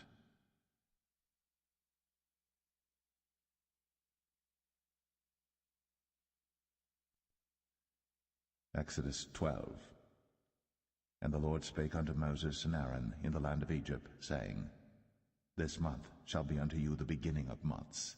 It shall be the first month of the year to you. Speak ye unto all the congregation of Israel, saying, In the 10th day of this month they shall take to them every man a lamb, according to the house of their fathers, a lamb for an house. And if the household be too little for the lamb, let him and his neighbor next unto his house take it according to the number of the souls. Every man according to his eating shall make your count for the lamb. Your lamb shall be without blemish, a male of the first year. Ye shall take it out from the sheep or from the goats. And ye shall keep it up until the 14th day of the same month. And the whole assembly of the congregation of Israel shall kill it in the evening. And they shall take of the blood, and strike it on the 2 side posts, and on the upper door post of the houses wherein they shall eat it. And they shall eat the flesh in that night, roast with fire, and unleavened bread, and with bitter herbs they shall eat it. Eat not of it raw, nor sodden it all with water, but roast with fire, his head with his legs, and with the purtenance thereof. And ye shall let nothing of it remain until the morning. And that which remaineth of it until the morning ye shall burn with fire. And thus shall ye eat it, with your loins girded, your shoes on your feet, and your staff in your hand. And ye shall eat it in haste. It is the Lord's Passover. For I will pass through the land of Egypt this night, and will smite all the firstborn in the land of Egypt, both man and beast. And against all the gods of Egypt I will execute judgment. I am the Lord. And the blood shall be to you for a token upon the houses where ye are. And when I see the blood, I will pass over you, and the plague shall not be upon you to destroy you, when I smite the land of Egypt.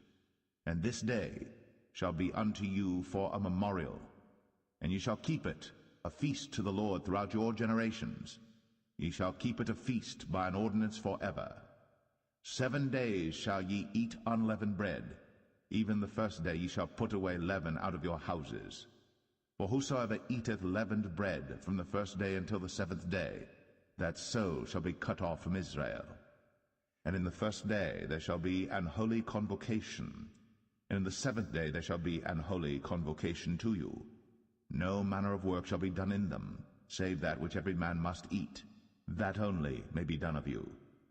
And ye shall observe the feast of unleavened bread. For in this selfsame day have I brought your armies out of the land of Egypt. Therefore shall ye observe this day in your generations by an ordinance forever. In the 1st month, on the 14th day of the month at even, ye shall eat unleavened bread, until the 21st day of the month at even. 7 days shall there be no leaven found in your houses. For whosoever eateth that which is leavened, even that soul shall be cut off from the congregation of Israel, whether he be a stranger or born in the land. Ye shall eat nothing leavened. In all your habitations shall ye eat unleavened bread. Then Moses called for all the elders of Israel, and said unto them, Draw out, and take you a lamb according to your families, and kill the Passover. And ye shall take a bunch of hyssop, and dip it in the blood that is in the basin, and strike the lintel and the 2 side posts with the blood that is in the basin, and none of you shall go out at the door of his house until the morning. For the Lord will pass through to smite the Egyptians. And when he seeth the blood upon the lintel, and on the 2 side posts, the Lord will pass over the door, and will not suffer the destroyer to come in unto your houses to smite you. And ye shall observe this thing for an ordinance to thee and to thy sons forever. And it shall come to pass, when ye be come to the land which the Lord will give you, according as he hath promised, that ye shall keep this service. And it shall come to pass, when your children shall say unto you, What mean ye by this service?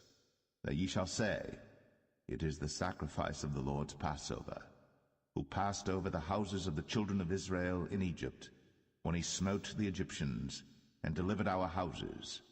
And the people bowed the head, and worshipped.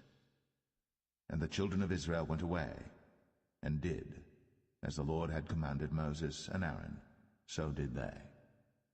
And it came to pass that at midnight the Lord smote all the firstborn in the land of Egypt, from the firstborn of Pharaoh that sat on his throne unto the firstborn of the captive that was in the dungeon.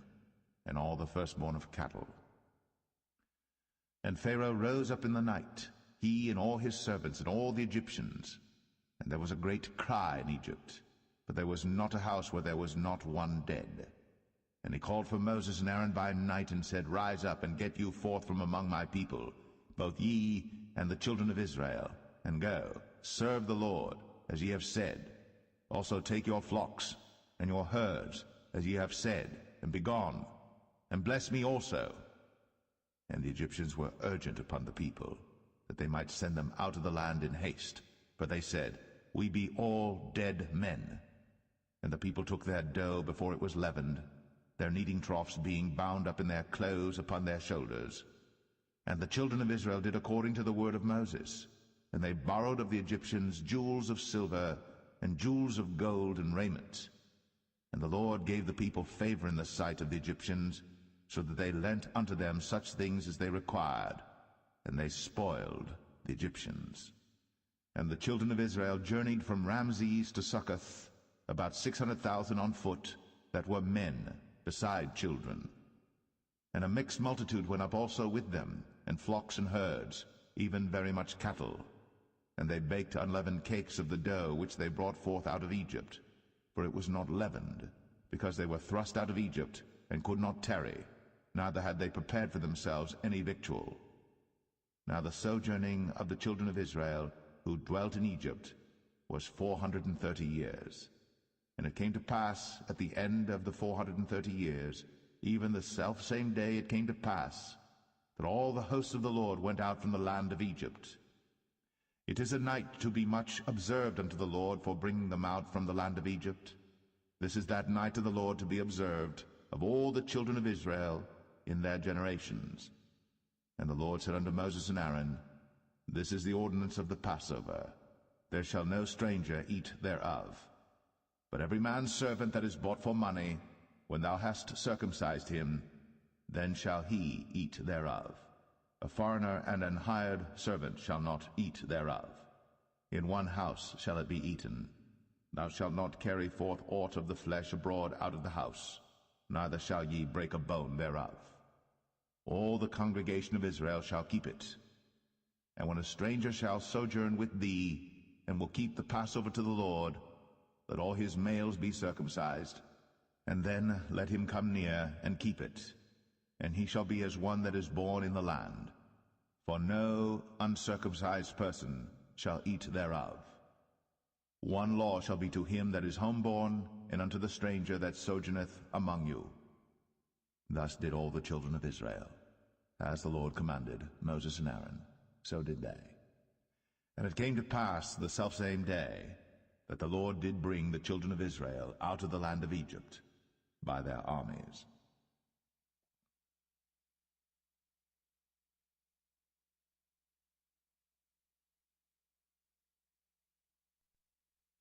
Exodus 13. And the Lord spake unto Moses, saying, Sanctify unto me all the firstborn, whatsoever openeth the womb among the children of Israel, both of man and of beast, it is mine. And Moses said unto the people, Remember this day in which ye came out from Egypt, out of the house of bondage. For by strength of hand the Lord brought you out from this place. There shall no leavened bread be eaten. This day came ye out in the month Abib. And it shall be, when the Lord shall bring thee into the land of the Canaanites, and the Hittites, and the Amorites, and the Hivites, and the Jebusites, which he sware unto thy fathers to give thee, a land flowing with milk and honey, that thou shalt keep this service in this month. 7 days thou shalt eat unleavened bread, and in the 7th day shall be a feast to the Lord. Unleavened bread shall be eaten 7 days, and there shall no leavened bread be seen with thee, neither shall there be leaven seen with thee in all thy quarters. And thou shalt show thy son in that day, saying, This is done because of that which the Lord did unto me, when I came forth out of Egypt. And it shall be for a sign unto thee upon thine hand, and for a memorial between thine eyes, that the Lord's law may be in thy mouth. For with a strong hand hath the Lord brought thee out of Egypt. Thou shalt therefore keep this ordinance in his season, from year to year. And it shall be, when the Lord shall bring thee into the land of the Canaanites, as he sware unto thee and to thy fathers, and shall give it thee, that thou shalt set apart unto the Lord all that openeth the matrix, and every firstling that cometh of a beast which thou hast, the males shall be the Lord's. And every firstling of an ass thou shalt redeem with a lamb, and if thou wilt not redeem it, then thou shalt break his neck. And all the firstborn of man among thy children shalt thou redeem. And it shall be, when thy son asketh thee in time to come, saying, What is this? That thou shalt say unto him, By strength of hand the Lord brought us out from Egypt, from the house of bondage. And it came to pass, when Pharaoh would hardly let us go, that the Lord slew all the firstborn in the land of Egypt, both the firstborn of man and the firstborn of beast. Therefore I sacrifice to the Lord all that openeth the matrix, being males, but all the firstborn of my children I redeem. And it shall be for a token upon thine hand, and for frontlets between thine eyes, for by strength of hand the Lord brought us forth out of Egypt. And it came to pass, when Pharaoh had let the people go, that God led them not through the way of the land of the Philistines, although that was near, for God said, Lest peradventure the people repent when they see war, and they return to Egypt. But God led the people about through the way of the wilderness of the Red Sea. And the children of Israel went up harnessed out of the land of Egypt. And Moses took the bones of Joseph with him, for he had straitly sworn the children of Israel, saying, God will surely visit you, and ye shall carry up my bones away hence with you. And they took their journey from Succoth, and encamped in Etham in the edge of the wilderness. And the Lord went before them by day in a pillar of a cloud, to lead them the way, and by night in a pillar of fire, to give them light, to go by day and night. He took not away the pillar of the cloud by day, nor the pillar of fire by night, from before the people.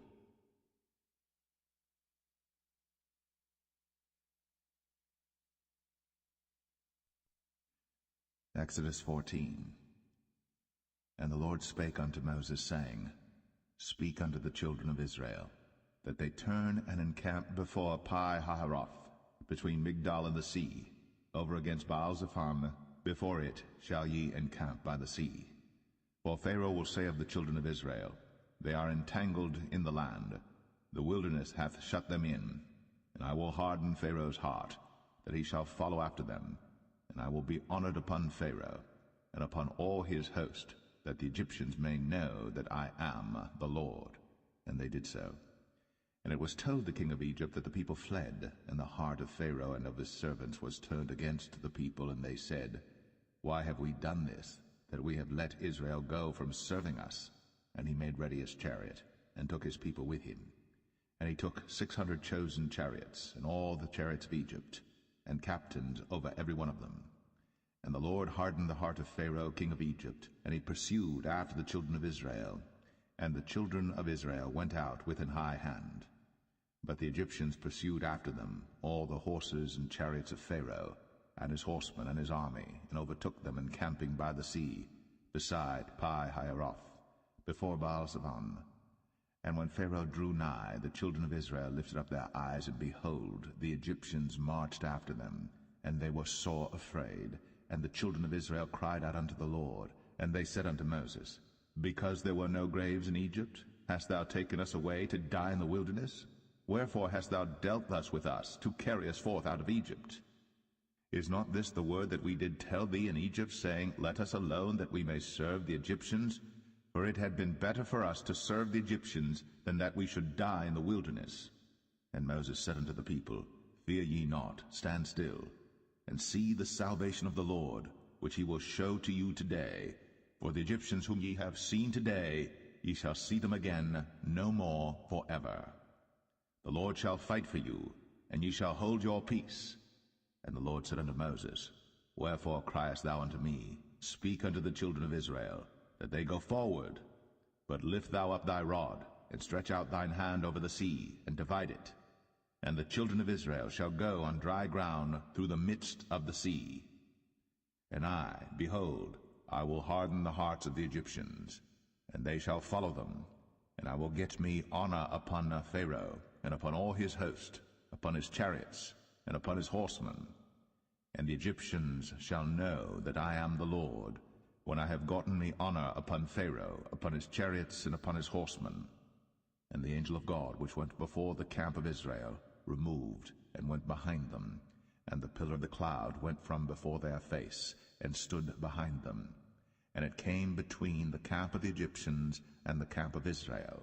And it was a cloud and darkness to them, but it gave light by night to these, so that the one came not near the other all the night. And Moses stretched out his hand over the sea, and the Lord caused the sea to go back by a strong east wind all that night, and made the sea dry land, and the waters were divided. And the children of Israel went into the midst of the sea upon the dry ground, and the waters were a wall unto them on their right hand and on their left. And the Egyptians pursued, and went in after them to the midst of the sea, even all Pharaoh's horses, his chariots, and his horsemen. And it came to pass that in the morning watch the Lord looked unto the host of the Egyptians through the pillar of fire and of the cloud, and troubled the host of the Egyptians, and took off their chariot wheels, that they drave them heavily, so that the Egyptians said, Let us flee from the face of Israel, for the Lord fighteth for them against the Egyptians. And the Lord said unto Moses, Stretch out thine hand over the sea, that the waters may come again upon the Egyptians, upon their chariots, and upon their horsemen. And Moses stretched forth his hand over the sea, and the sea returned to his strength when the morning appeared, and the Egyptians fled against it. And the Lord overthrew the Egyptians in the midst of the sea. And the waters returned and covered the chariots, and the horsemen, and all the host of Pharaoh that came into the sea after them. There remained not so much as one of them.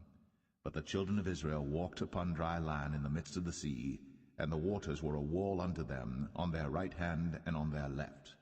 Thus the Lord saved Israel that day out of the hand of the Egyptians, and Israel saw the Egyptians dead upon the seashore. And Israel saw that great work which the Lord did upon the Egyptians, and the people feared the Lord, and believed the Lord and his servant Moses.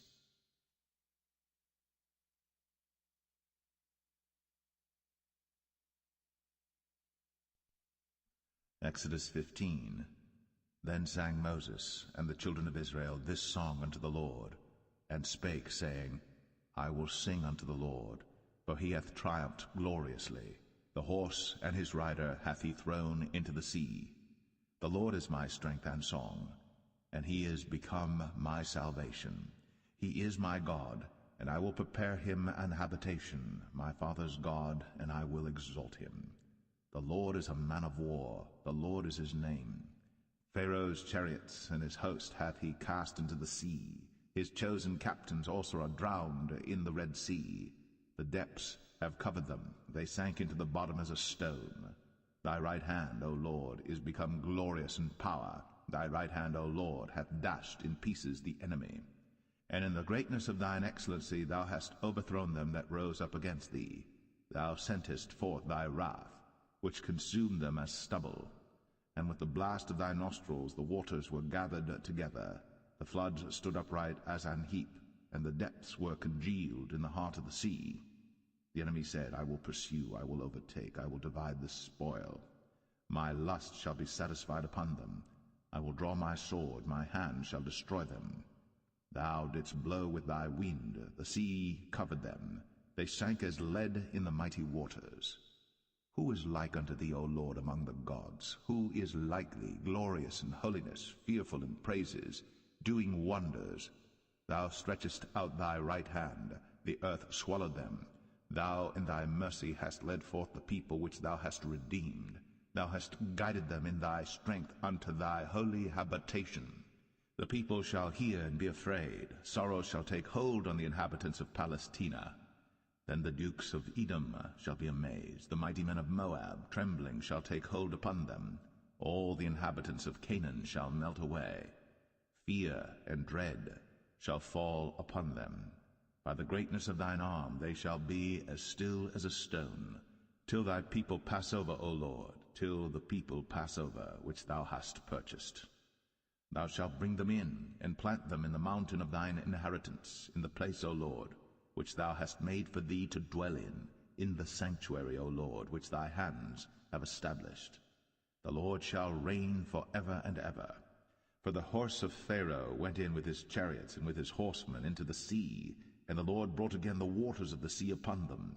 But the children of Israel went on dry land in the midst of the sea. And Miriam the prophetess, the sister of Aaron, took a timbrel in her hand, and all the women went out after her with timbrels and with dances. And Miriam answered them, Sing ye to the Lord, for he hath triumphed gloriously. The horse and his rider hath he thrown into the sea. So Moses brought Israel from the Red Sea, and they went out into the wilderness of Shur. And they went 3 days in the wilderness, and found no water. And when they came to Marah, they could not drink of the waters of Marah, for they were bitter. Therefore the name of it was called Marah. And the people murmured against Moses, saying, What shall we drink? And he cried unto the Lord, and the Lord showed him a tree, which when he had cast into the waters were made sweet. There he made for them a statute and an ordinance, and there he proved them, and said, If thou wilt diligently hearken to the voice of the Lord thy God, and wilt do that which is right in his sight, and wilt give ear to his commandments, and keep all his statutes, I will put none of these diseases upon thee, which I have brought upon the Egyptians, for I am the Lord that healeth thee. And they came to Elim, where were 12 wells of water, and 70 palm trees, and they encamped there by the waters.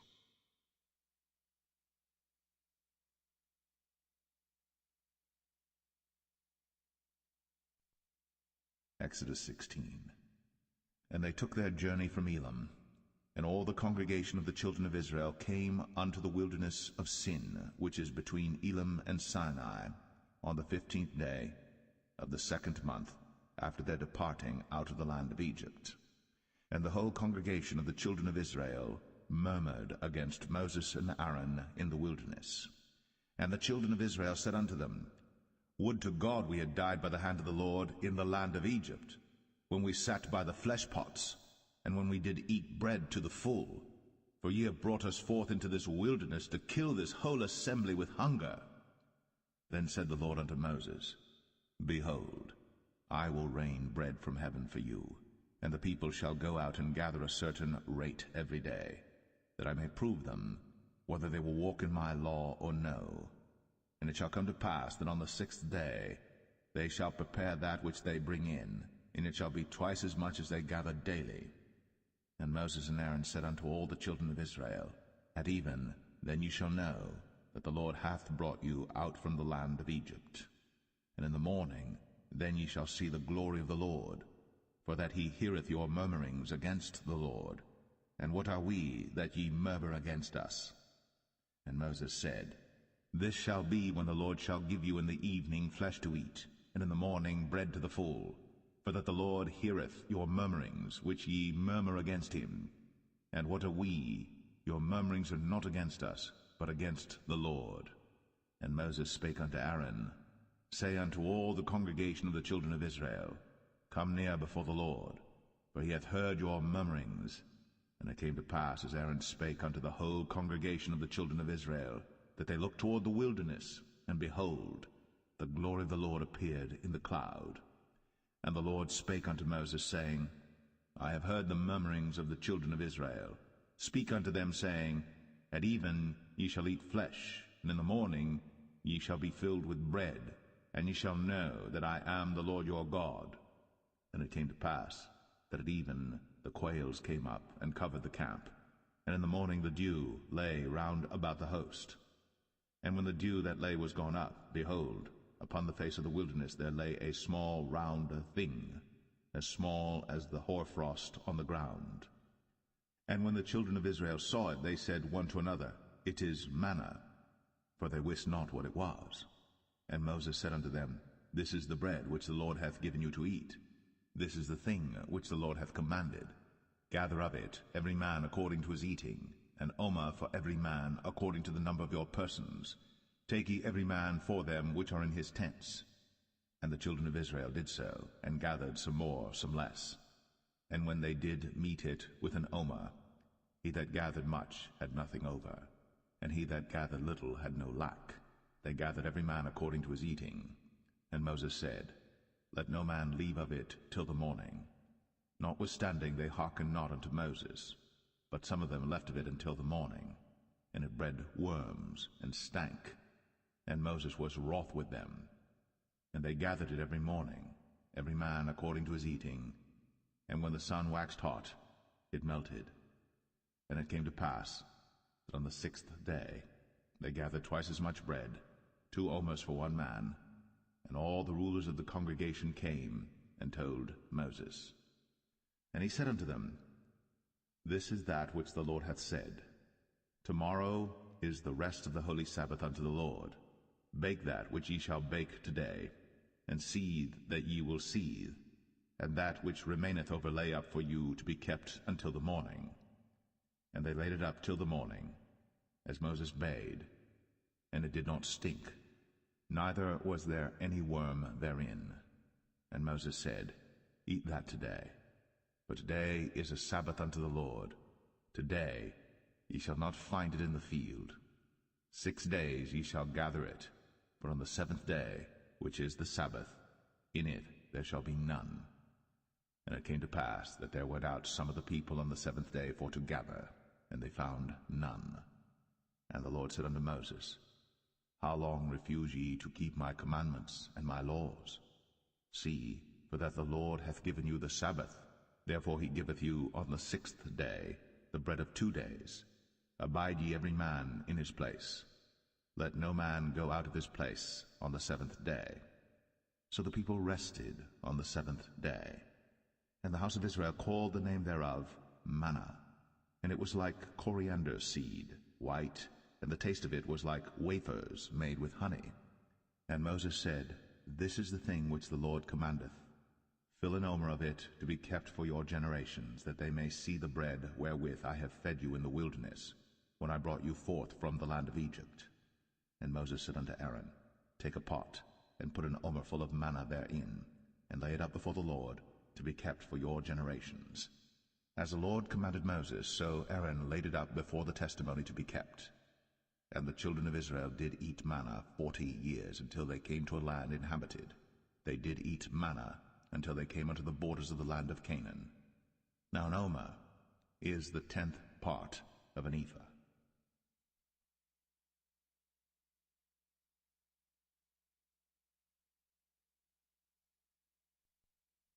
Exodus 17. And all the congregation of the children of Israel journeyed from the wilderness of Sin after their journeys, according to the commandment of the Lord, and pitched in Rephidim. And there was no water for the people to drink. Wherefore the people did chide with Moses, and said, Give us water that we may drink. And Moses said unto them, Why chide ye with me? Wherefore do ye tempt the Lord? And the people thirsted there for water. And the people murmured against Moses, and said, Wherefore is this that thou hast brought us up out of Egypt, to kill us, and our children, and our cattle with thirst? And Moses cried unto the Lord, saying, What shall I do unto this people? They be almost ready to stone me. And the Lord said unto Moses, Go on before the people, and take with thee of the elders of Israel, and thy rod wherewith thou smotest the river, take in thine hand, and go.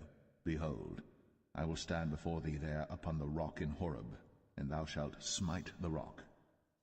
And there shall come water out of it, that the people may drink. And Moses did so in the sight of the elders of Israel.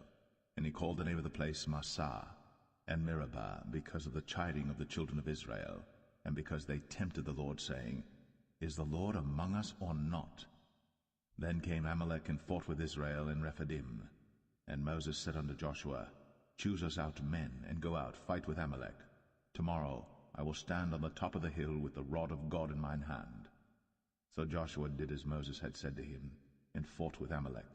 And Moses, Aaron, and Hur went up to the top of the hill. And it came to pass, when Moses held up his hand, that Israel prevailed. And when he let down his hand, Amalek prevailed. But Moses' hands were heavy, and they took a stone and put it under him, and he sat thereon, and Aaron and Hur stayed up his hands, the one on the one side, and the other on the other side, and his hands were steady until the going down of the sun. And Joshua discomfited Amalek and his people with the edge of the sword.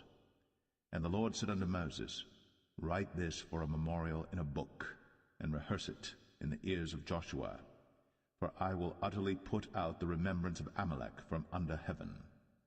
And Moses built an altar, and called the name of it Jehovah Nissi.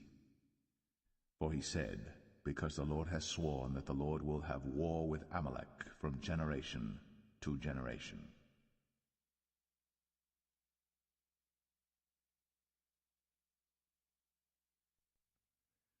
Exodus 18. When Jethro, the priest of Midian, Moses' father-in-law, heard of all that God had done for Moses, and for Israel his people, and that the Lord had brought Israel out of Egypt, then Jethro, Moses' father-in-law, took Zipporah, Moses' wife, after he had sent her back, and her 2 sons, of which the name of the one was Gershom, for he said, I have been an alien in a strange land. And the name of the other was Eleazar, for the God of my father, said he, was mine help, and delivered me from the sword of Pharaoh. And Jethro, Moses' father-in-law, came with his sons and his wife unto Moses into the wilderness, where he encamped at the mount of God. And he said unto Moses, I thy father-in-law Jethro am come unto thee, and thy wife and her 2 sons with her. And Moses went out to meet his father-in-law, and did obeisance, and kissed him. And they asked each other of their welfare, and they came into the tent. And Moses told his father-in-law all that the Lord had done unto Pharaoh and to the Egyptians for Israel's sake, and all the travail that had come upon them by the way, and how the Lord delivered them. And Jethro rejoiced for all the goodness which the Lord had done to Israel, whom he had delivered out of the hand of the Egyptians. And Jethro said, Blessed be the Lord, who hath delivered you out of the hand of the Egyptians, and out of the hand of Pharaoh, who hath delivered the people from under the hand of the Egyptians. Now I know that the Lord is greater than all gods, for in the thing wherein they dealt proudly he was above them. And Jethro, Moses' father-in-law, took a burnt offering and sacrifices for God. And Aaron came, and all the elders of Israel, to eat bread with Moses' father-in-law before God. And it came to pass on the morrow that Moses sat to judge the people, and the people stood by Moses from the morning unto the evening. And when Moses' father-in-law saw all that he did to the people, he said, What is this thing that thou doest to the people?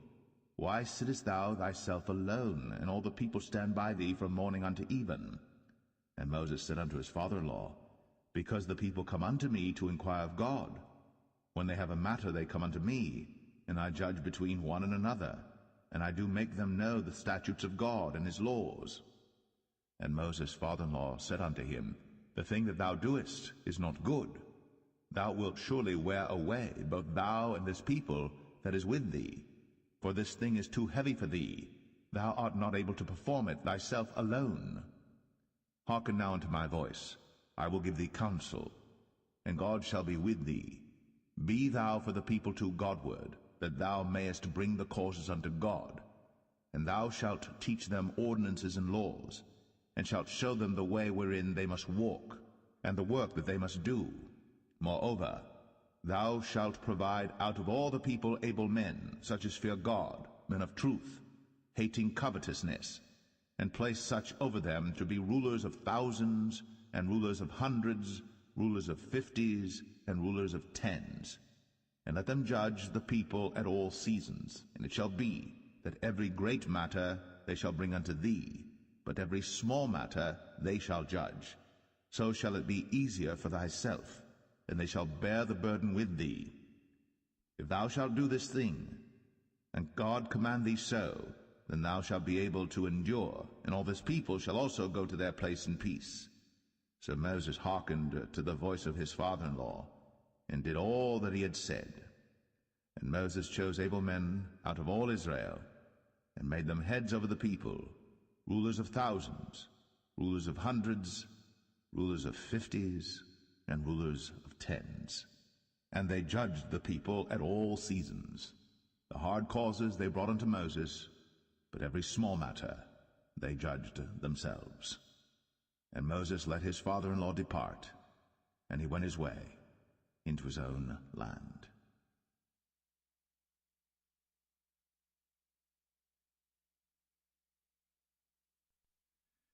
Exodus 19. In the 3rd month, when the children of Israel were gone forth out of the land of Egypt, the same day came they into the wilderness of Sinai. But they were departed from Rephidim, and were come to the desert of Sinai, and had pitched in the wilderness, and there Israel camped before the mount. And Moses went up unto God, and the Lord called unto him out of the mountain, saying, Thus shalt thou say to the house of Jacob, and tell the children of Israel, Ye have seen what I did unto the Egyptians, and how I bare you on eagle's wings, and brought you unto myself. Now therefore, if ye will obey my voice indeed, and keep my covenant, then ye shall be a peculiar treasure unto me above all people. For all the earth is mine, and ye shall be unto me a kingdom of priests, and an holy nation. These are the words which thou shalt speak unto the children of Israel.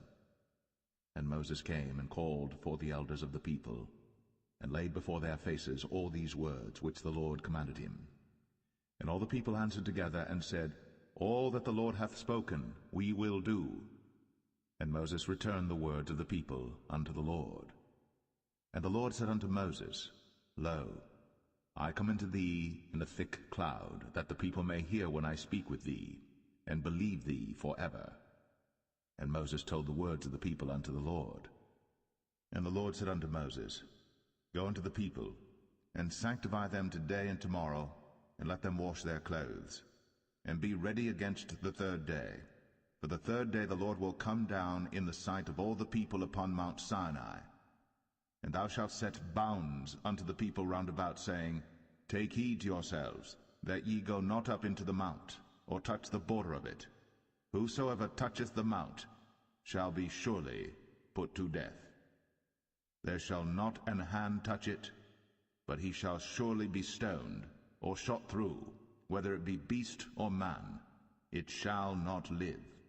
When the trumpet soundeth long, they shall come up to the mount.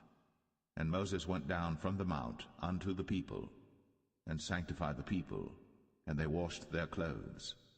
And he said unto the people, Be ready against the 3rd day, come not at your wives.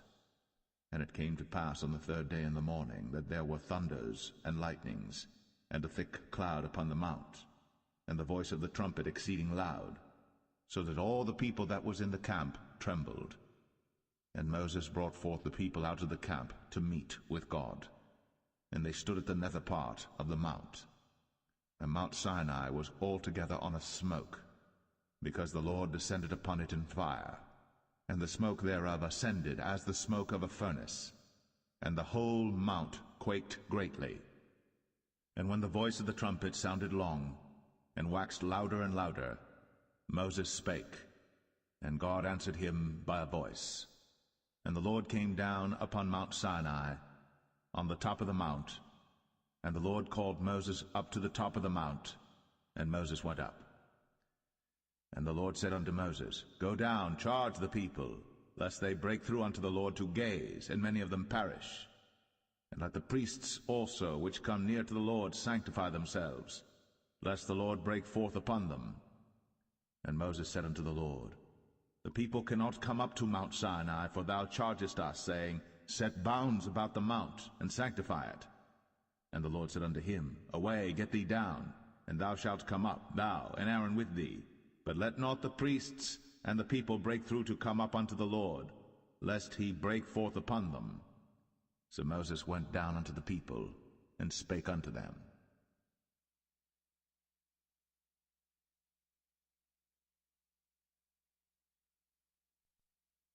Exodus 20.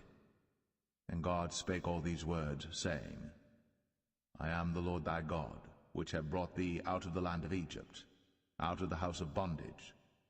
Thou shalt have no other gods before me. Thou shalt not make unto thee any graven image, or any likeness of any thing that is in heaven above, or that is in the earth beneath, or that is in the water under the earth. Thou shalt not bow down thyself to them, nor serve them. For I, the Lord thy God, am a jealous God, visiting the iniquity of the fathers upon the children unto the third and fourth generation of them that hate me, and showing mercy unto thousands of them that love me, and keep my commandments. Thou shalt not take the name of the Lord thy God in vain, for the Lord will not hold him guiltless that taketh his name in vain. Remember the Sabbath day, to keep it holy. 6 days shalt thou labor, and do all thy work. But the seventh day is the Sabbath of the Lord thy God. In it thou shalt not do any work, thou, nor thy son, nor thy daughter, thy manservant, nor thy maidservant, nor thy cattle, nor thy stranger that is within thy gates. For in 6 days the Lord made heaven and earth, the sea, and all that in them is, and rested the seventh day. Wherefore the Lord blessed the Sabbath day, and hallowed it. Honor thy father and thy mother, that thy days may be long upon the land which the Lord thy God giveth thee. Thou shalt not kill. Thou shalt not commit adultery. Thou shalt not steal. Thou shalt not bear false witness against thy neighbor. Thou shalt not covet thy neighbor's house. Thou shalt not covet thy neighbor's wife, nor his manservant, nor his maidservant, nor his ox, nor his ass, nor anything that is thy neighbor's. And all the people saw the thunderings, and the lightnings, and the noise of the trumpet, and the mountain smoking. And when the people saw it, they removed, and stood afar off. And they said unto Moses, Speak thou with us, and we will hear. But let not God speak with us, lest we die. And Moses said unto the people, Fear not, for God is come to prove you, and that his fear may be before your faces, that ye sin not. And the people stood afar off. And Moses drew near unto the thick darkness where God was. And the Lord said unto Moses, Thus thou shalt say unto the children of Israel, Ye have seen that I have talked with you from heaven. Ye shall not make with me gods of silver, neither shall ye make unto you gods of gold. An altar of earth thou shalt make unto me, and shalt sacrifice thereon thy burnt offerings, and thy peace offerings, thy sheep and thine oxen. In all places where I record my name I will come unto thee, and I will bless thee. And if thou wilt make me an altar of stone, thou shalt not build it of hewn stone, for if thou lift up thy tool upon it, thou hast polluted it. Neither shalt thou go up by steps unto mine altar, that thy nakedness be not discovered thereon.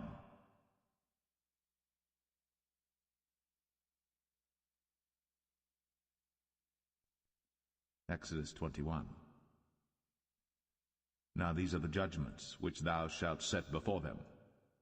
If thou buy an Hebrew servant, 6 years he shall serve, and in the 7th he shall go out free for nothing. If he came in by himself, he shall go out by himself. If he were married, then his wife shall go out with him. If his master have given him a wife, and she have borne him sons or daughters, the wife and her children shall be her master's, and he shall go out by himself.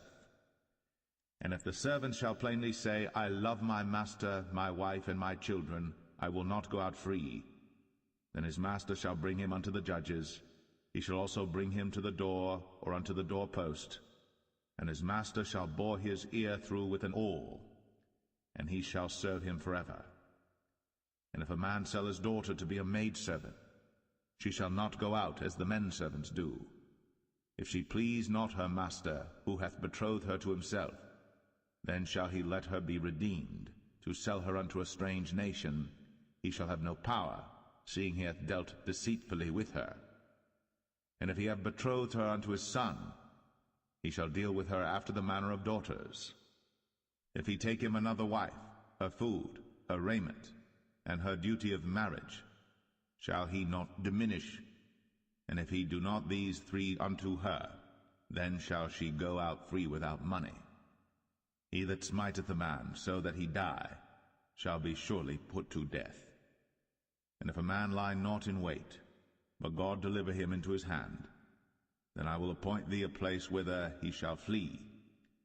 But if a man come presumptuously upon his neighbor, to slay him with guile, thou shalt take him from mine altar, that he may die. And he that smiteth his father or his mother shall be surely put to death. And he that stealeth a man and selleth him, or if he be found in his hand, he shall surely be put to death. And he that curseth his father or his mother shall surely be put to death. And if men strive together, and one smite another with a stone, or with his fist, and he die not, but keepeth his bed, if he rise again and walk abroad upon his staff, then shall he that smote him be quit, only he shall pay for the loss of his time, and shall cause him to be thoroughly healed. And if a man smite his servant or his maid with a rod, and he die under his hand, he shall be surely punished. Notwithstanding, if he continue a day or two, he shall not be punished, for he is his money. If men strive and hurt a woman with child, so that her fruit depart from her, and yet no mischief follow, he shall be surely punished, according as the woman's husband will lay upon him, and he shall pay as the judges determine. And if any mischief follow, then thou shalt give life for life, eye for eye, tooth for tooth, hand for hand, foot for foot, burning for burning, wound for wound, stripe for stripe. And if a man smite the eye of his servant, or the eye of his maid, that it perish, he shall let him go free for his eye's sake. And if he smite out his manservant's tooth, or his maidservant's tooth, he shall let him go free for his tooth's sake. If an ox gore a man or a woman, that they die, then the ox shall be surely stoned, and his flesh shall not be eaten, but the owner of the ox shall be quit.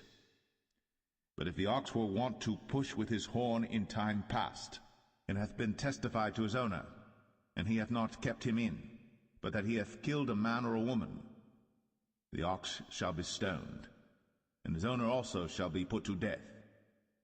If there be laid on him a sum of money, then he shall give for the ransom of his life whatsoever is laid upon him.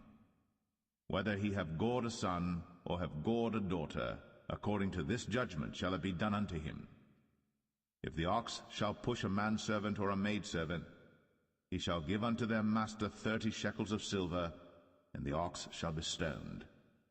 And if a man shall open a pit, if a man shall dig a pit, and not cover it, and an ox or an ass fall therein, the owner of the pit shall make it good, and give money unto the owner of them, and the dead beast shall be his.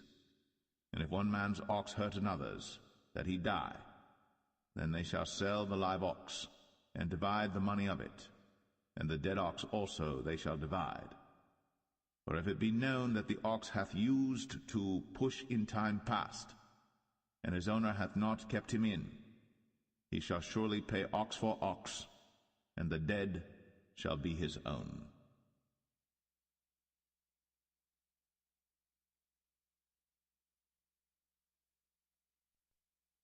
Exodus 22. If a man shall steal an ox or a sheep and kill it or sell it, he shall restore 5 oxen for an ox and 4 sheep for a sheep. If a thief be found breaking up, and be smitten that he die, there shall no blood be shed for him. If the sun be risen upon him, there shall be blood shed for him, for he should make full restitution. If he have nothing, then he shall be sold for his theft. If the theft be certainly found in his hand alive, whether it be ox or ass or sheep, he shall restore double. If a man shall cause a field or vineyard to be eaten, and shall put in his beast, and shall feed in another man's field, of the best of his own field and of the best of his own vineyard shall he make restitution. If fire break out and catch in thorns, so that stacks of corn or the standing corn of the field be consumed therewith, he that kindled the fire shall surely make restitution.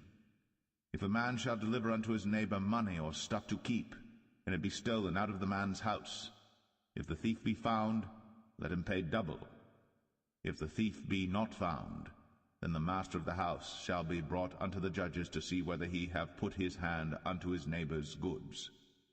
For all manner of trespass, whether it be for ox, for ass, for sheep, for raiment, or for any manner of lost thing, which another challengeth to be his, the cause of both parties shall come before the judges, and whom the judges shall condemn, he shall pay double unto his neighbor.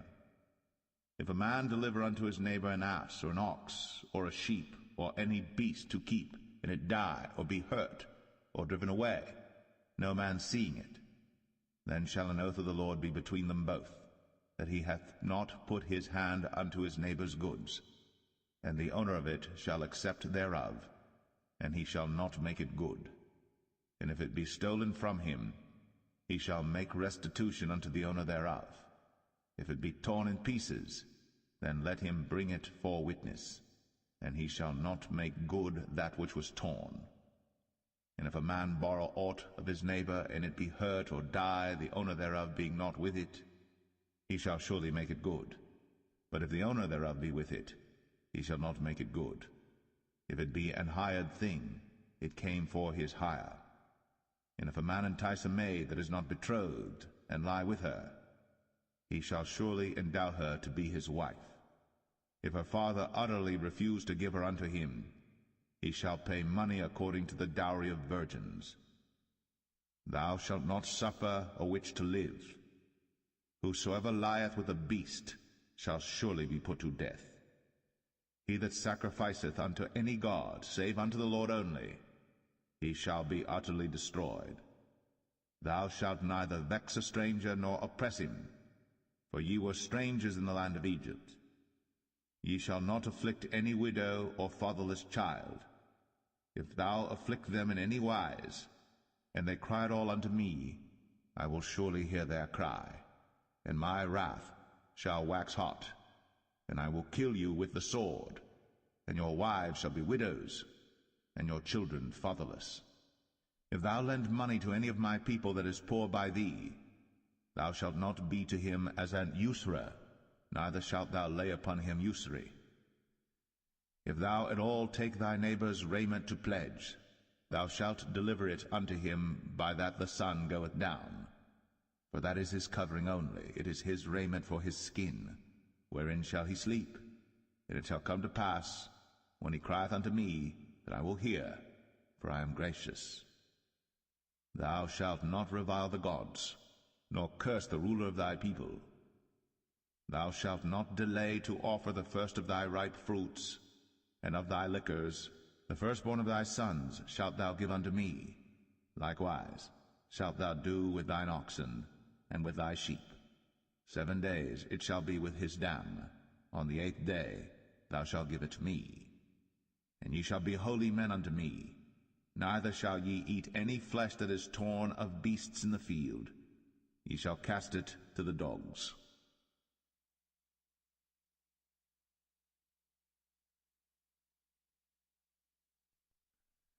Exodus 23. Thou shalt not raise a false report. Put not thine hand with the wicked to be an unrighteous witness. Thou shalt not follow a multitude to do evil. Neither shalt thou speak in a cause to decline after many to wrest judgment. Neither shalt thou countenance a poor man in his cause. If thou meet thine enemy's ox or his ass going astray, thou shalt surely bring it back to him again. If thou see the ass of him that hateth thee lying under his burden, and wouldest forbear to help him, thou shalt surely help with him. Thou shalt not wrest the judgment of thy poor in his cause.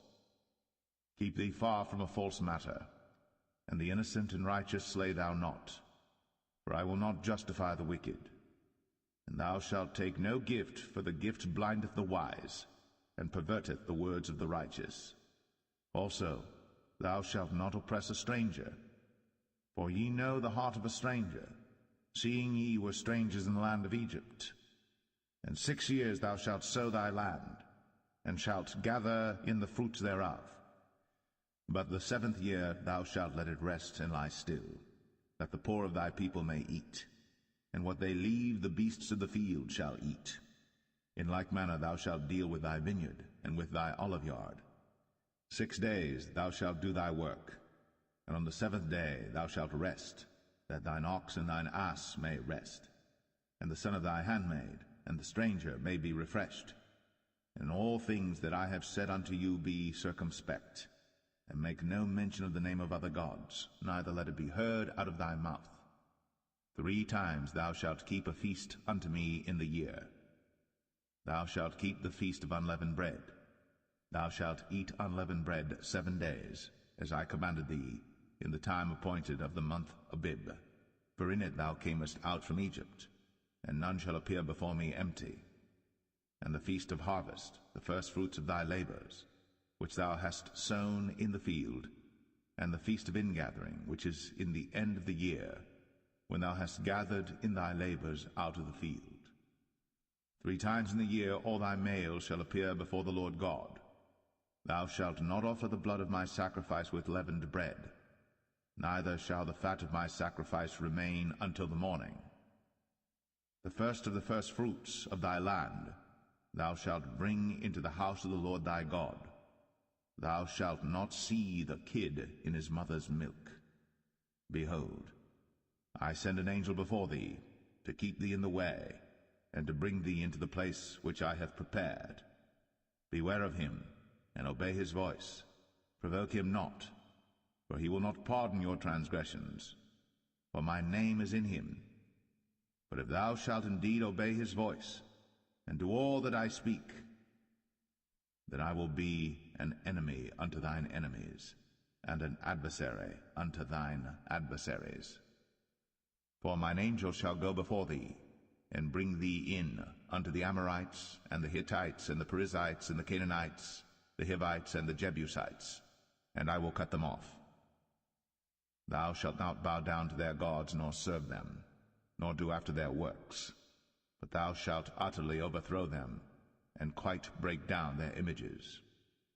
And ye shall serve the Lord your God, and he shall bless thy bread and thy water, and I will take sickness away from the midst of thee. There shall nothing cast their young, nor be barren in thy land. The number of thy days I will fulfill. I will send my fear before thee, and will destroy all the people to whom thou shalt come, and I will make all thine enemies turn their backs unto thee. And I will send hornets before thee, which shall drive out the Hivite, the Canaanite, and the Hittite from before thee.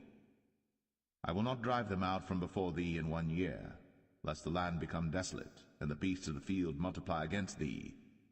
By little and little I will drive them out from before thee, until thou be increased and inherit the land. And I will set thy bounds from the Red Sea even unto the sea of the Philistines, and from the desert unto the river.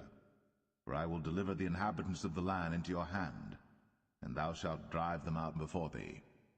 Thou shalt make no covenant with them, nor with their gods. They shall not dwell in thy land, lest they make thee sin against me. For if thou serve their gods, it will surely be a snare unto thee.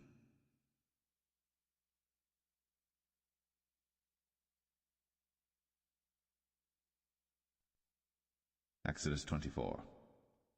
And he said unto Moses, Come up unto the Lord, thou and Aaron, Nadab and Abihu, and 70 of the elders of Israel, and worship ye afar off.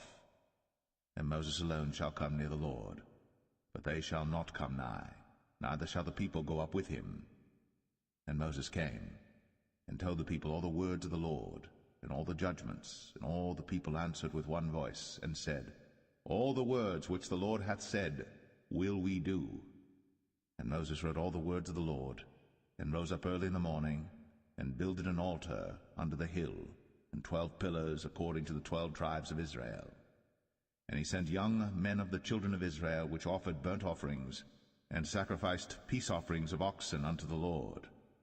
And Moses took half of the blood, and put it in basins, and half of the blood he sprinkled on the altar. And he took the book of the covenant, and read in the audience of the people, and they said, All that the Lord hath said will we do, and be obedient. And Moses took the blood, and sprinkled it on the people, and said, Behold, the blood of the covenant which the Lord hath made with you concerning all these words.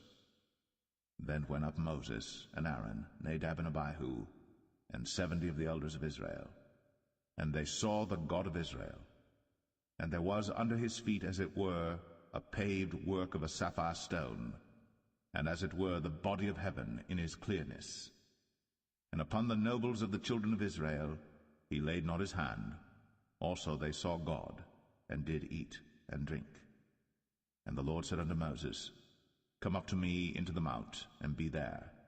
And I will give thee tables of stone, and a law and commandments which I have written, that thou mayest teach them. And Moses rose up, and his minister Joshua. And Moses went up into the mount of God. And he said unto the elders, Tarry ye here for us, until we come again unto you. And behold, Aaron and Hur are with you. If any man have any matters to do, let him come unto them. And Moses went up into the mount, and a cloud covered the mount. And the glory of the Lord abode upon Mount Sinai, and the cloud covered it 6 days. And the 7th day he called unto Moses out of the midst of the cloud. And the sight of the glory of the Lord was like devouring fire on the top of the mount in the eyes of the children of Israel. And Moses went into the midst of the cloud, and gat him up into the mount. And Moses was in the mount 40 days and 40 nights.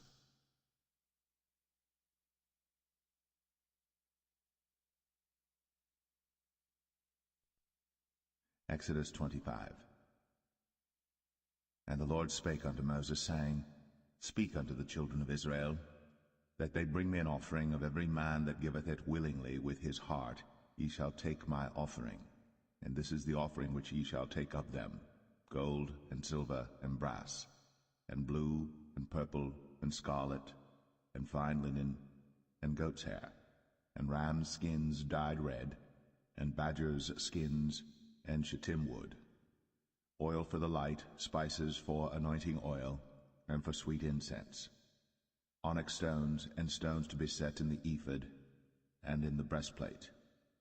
And let them make me a sanctuary, that I may dwell among them, according to all that I show thee, after the pattern of the tabernacle, and the pattern of all the instruments thereof, even so shall ye make it. And they shall make an ark of shittim wood. 2 cubits and a half shall be the length thereof, and 1 cubit and a half the breadth thereof, and 1 cubit and a half the height thereof. And thou shalt overlay it with pure gold, within and without shalt thou overlay it, and shalt make upon it a crown of gold round about. And thou shalt cast 4 rings of gold for it, and put them in the 4 corners thereof, and 2 rings shall be in the one side of it, and 2 rings in the other side of it. And thou shalt make staves of shittim wood, and overlay them with gold. And thou shalt put the staves into the rings by the sides of the ark, that the ark may be borne with them. The staves shall be in the rings of the ark, they shall not be taken from it. And thou shalt put into the ark the testimony which I shall give thee. And thou shalt make a mercy seat of pure gold. 2 cubits and a half shall be the length thereof, and 1 cubit and a half the breadth thereof. And thou shalt make 2 cherubims of gold. Of beaten work shalt thou make them, in the 2 ends of the mercy seat. And make 1 cherub on the one end, and the other cherub on the other end. Even of the mercy seat shall ye make the cherubims on the 2 ends thereof. And the cherubims shall stretch forth their wings on high, covering the mercy seat with their wings, and their faces shall look one to another. Toward the mercy seat shall the faces of the cherubims be. And thou shalt put the mercy seat above upon the ark, and in the ark thou shalt put the testimony that I shall give thee. And there I will meet with thee, and I will commune with thee from above the mercy seat, from between the 2 cherubims which are upon the ark of the testimony, of all things which I will give thee in commandment unto the children of Israel. Thou shalt also make a table of shittim wood. 2 cubits shall be the length thereof, and 1 cubit the breadth thereof, and 1 cubit and a half the height thereof. And thou shalt overlay it with pure gold, and make thereto a crown of gold round about. And thou shalt make unto it a border of an handbreadth round about, and thou shalt make a golden crown to the border thereof round about. And thou shalt make for it 4 rings of gold, and put the rings in the 4 corners that are on the 4 feet thereof. Over against the border shall the rings be for places of the staves to bear the table. And thou shalt make the staves of shittim wood, and overlay them with gold, that the table may be borne with them. And thou shalt make the dishes thereof, and spoons thereof, and covers thereof, and bowls thereof, to cover withal. of pure gold shalt thou make them. And thou shalt set upon the table showbread before me always.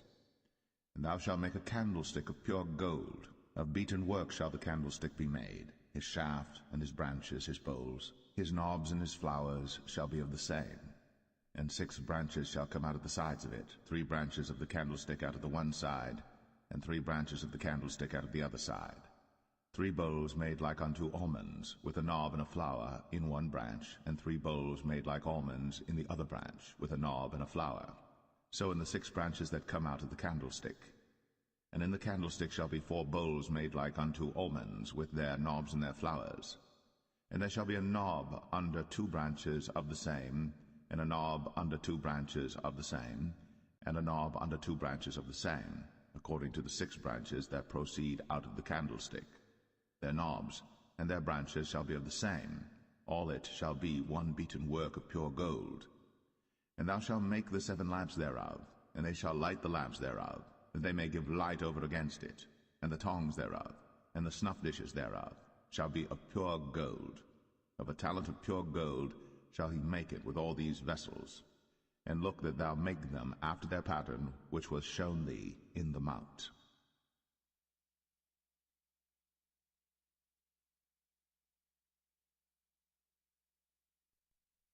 Exodus 26.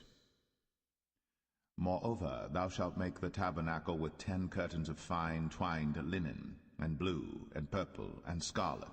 With cherubims of cunning work shalt thou make them. The length of one curtain shall be 28 cubits, and the breadth of one curtain 4 cubits, and every one of the curtains shall have one measure. The 5 curtains shall be coupled together one to another, and other 5 curtains shall be coupled one to another. And thou shalt make loops of blue upon the edge of the one curtain, from the selvage in the coupling. And likewise shalt thou make in the uttermost edge of another curtain, in the coupling of the second. 50 loops shalt thou make in the one curtain, and 50 loops shalt thou make in the edge of the curtain that is in the coupling of the second, that the loops may take hold one of another. And thou shalt make 50 taches of gold, and couple the curtains together with the taches, and it shall be one tabernacle. And thou shalt make curtains of goat's hair to be a covering upon the tabernacle. 11 curtains shalt thou make. The length of one curtain shall be 30 cubits, and the breadth of one curtain 4 cubits, and the 11 curtains shall be all of one measure. And thou shalt couple 5 curtains by themselves, and 6 curtains by themselves, and shalt double the 6 curtains in the forefront of the tabernacle. And thou shalt make 50 loops on the edge of the one curtain that is outmost in the coupling, and 50 loops in the edge of the curtain which coupleth the second. And thou shalt make 50 taches of brass, and put the taches into the loops, and couple the tent together, that it may be one. And the remnant that remaineth of the curtains of the tent, the half curtain that remaineth, shall hang over the backside of the tabernacle, and a cubit on the one side, and a cubit on the other side of that which remaineth in the length of the curtains of the tent. It shall hang over the sides of the tabernacle on this side, and on that side to cover it.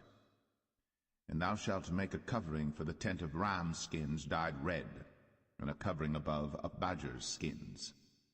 And thou shalt make boards for the tabernacle of shittim wood standing up.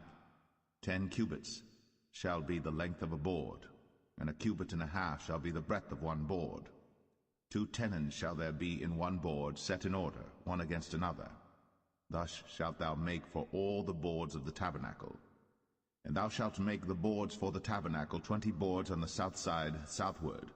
And thou shalt make 40 sockets of silver under the 20 boards, 2 sockets under one board for his 2 tenons, and 2 sockets under another board for his 2 tenons. And for the second side of the tabernacle on the north side there shall be 20 boards, and there 40 sockets of silver, 2 sockets under one board, and 2 sockets under another board. And for the sides of the tabernacle westward thou shalt make 6 boards, and 2 boards shalt thou make for the corners of the tabernacle in the 2 sides. And they shall be coupled together beneath, and they shall be coupled together above the head of it unto one ring. Thus shall it be for them both. They shall be for the 2 corners. And they shall be 8 boards, and their sockets of silver 16 sockets, 2 sockets under one board, and 2 sockets under another board. And thou shalt make bars of shittim wood, 5 for the boards of the one side of the tabernacle, and 5 bars for the boards of the other side of the tabernacle, and 5 bars for the boards of the side of the tabernacle for the 2 sides westward. And the middle bar in the midst of the boards shall reach from end to end, and thou shalt overlay the boards with gold, and make their rings of gold, for places for the bars, and thou shalt overlay the bars with gold.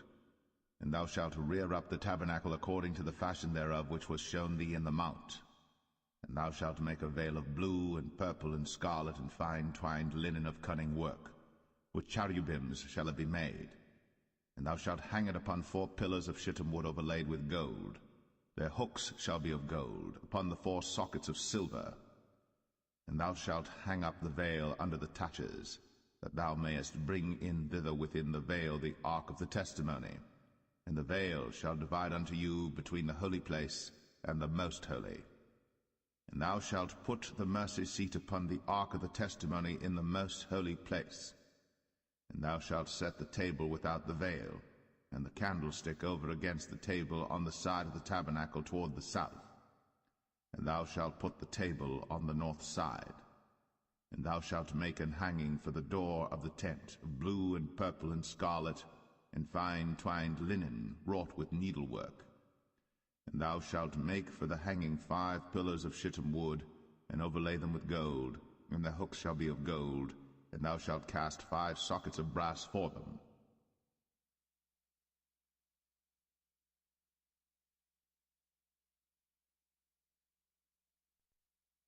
Exodus 27.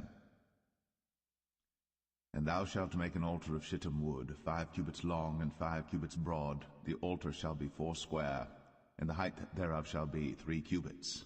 And thou shalt make the horns of it upon the 4 corners thereof. His horns shall be of the same, and thou shalt overlay it with brass. And thou shalt make his pans to receive his ashes, and his shovels, and his basins, and his flesh hooks, and his fire pans. All the vessels thereof thou shalt make of brass. And thou shalt make for it a grate of network of brass. And upon the net shalt thou make 4 brazen rings in the 4 corners thereof. And thou shalt put it under the compass of the altar beneath, that the net may be even to the midst of the altar. And thou shalt make staves for the altar, staves of shittim wood, and overlay them with brass. And the staves shall be put into the rings, and the staves shall be upon the 2 sides of the altar to bear it. Hollow with boards shalt thou make it, as it was shown thee in the mount, so shall they make it. And thou shalt make the court of the tabernacle for the south side. Southward there shall be hangings for the court of fine twined linen, of 100 cubits long for one side. And the 20 pillars thereof, and their 20 sockets shall be of brass. The hooks of the pillars, and their fillets, shall be of silver.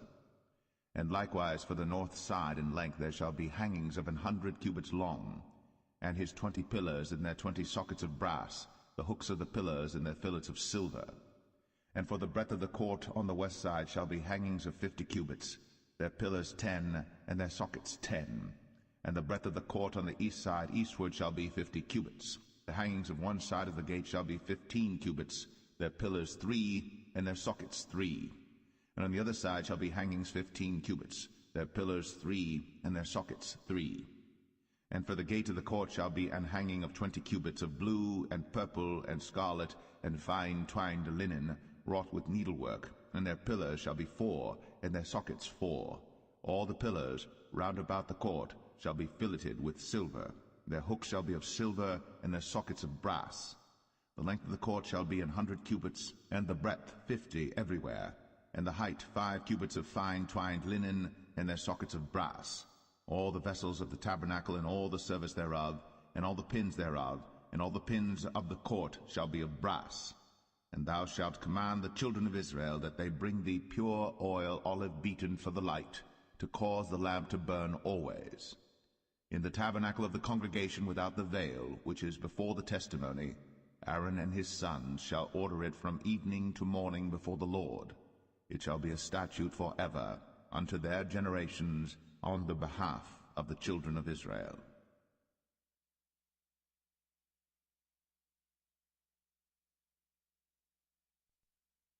Exodus 28. And take thou unto thee Aaron thy brother, and his sons with him, from among the children of Israel, that he may minister unto me in the priest's office, even Aaron, Nadab, and Abihu, Eleazar, and Ithamar, Aaron's sons. And thou shalt make holy garments for Aaron thy brother, for glory and for beauty. And thou shalt speak unto all that are wise-hearted, whom I have filled with the spirit of wisdom, that they may make Aaron's garments to consecrate him, that he may minister unto me in the priest's office. And these are the garments which they shall make: a breastplate, and an ephod, and a robe, and a broidered coat, a mitre, and a girdle. And they shall make holy garments for Aaron thy brother, and his sons, that he may minister unto me in the priest's office.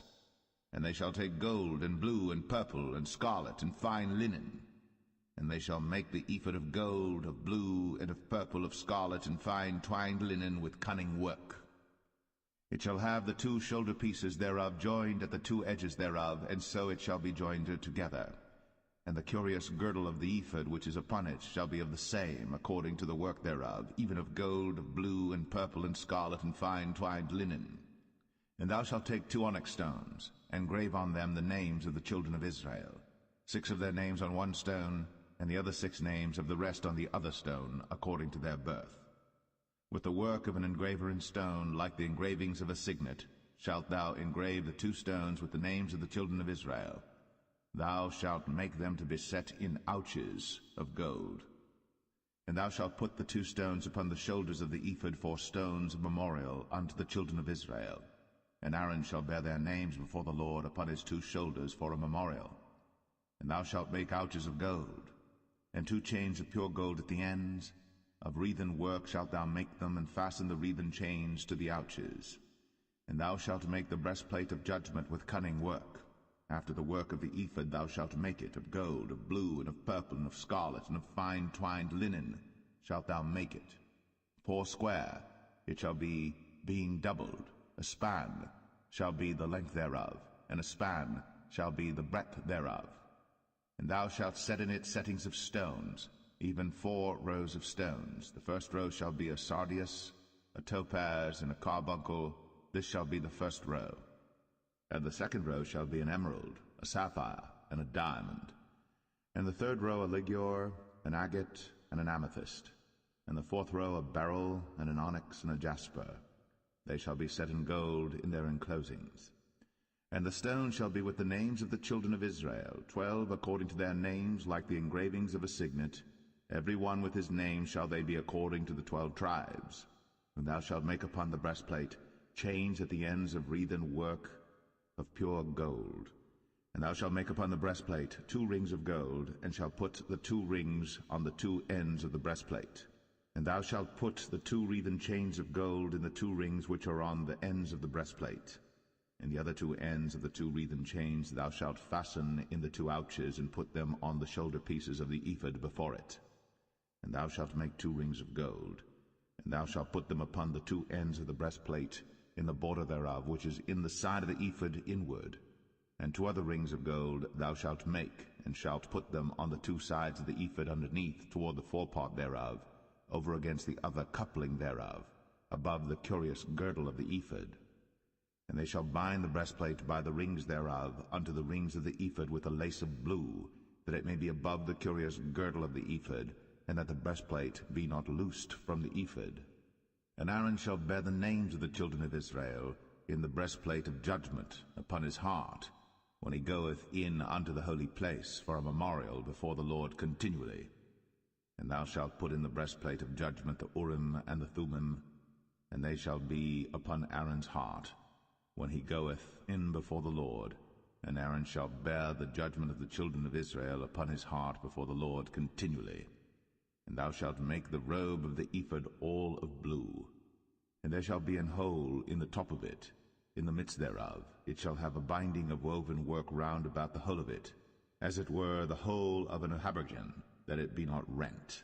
And beneath upon the hem of it thou shalt make pomegranates of blue, and of purple, and of scarlet round about the hem thereof, and bells of gold between them round about, a golden bell and a pomegranate, a golden bell and a pomegranate, upon the hem of the robe round about. and it shall be upon Aaron to minister. And his sound shall be heard when he goeth in unto the holy place before the Lord, and when he cometh out, that he die not. And thou shalt make a plate of pure gold, and grave upon it, like the engravings of a signet, holiness to the Lord. And thou shalt put it on a blue lace, that it may be upon the mitre, upon the forefront of the mitre it shall be. And it shall be upon Aaron's forehead, that Aaron may bear the iniquity of the holy things, which the children of Israel shall hallow in all their holy gifts. And it shall be always upon his forehead, that they may be accepted before the Lord.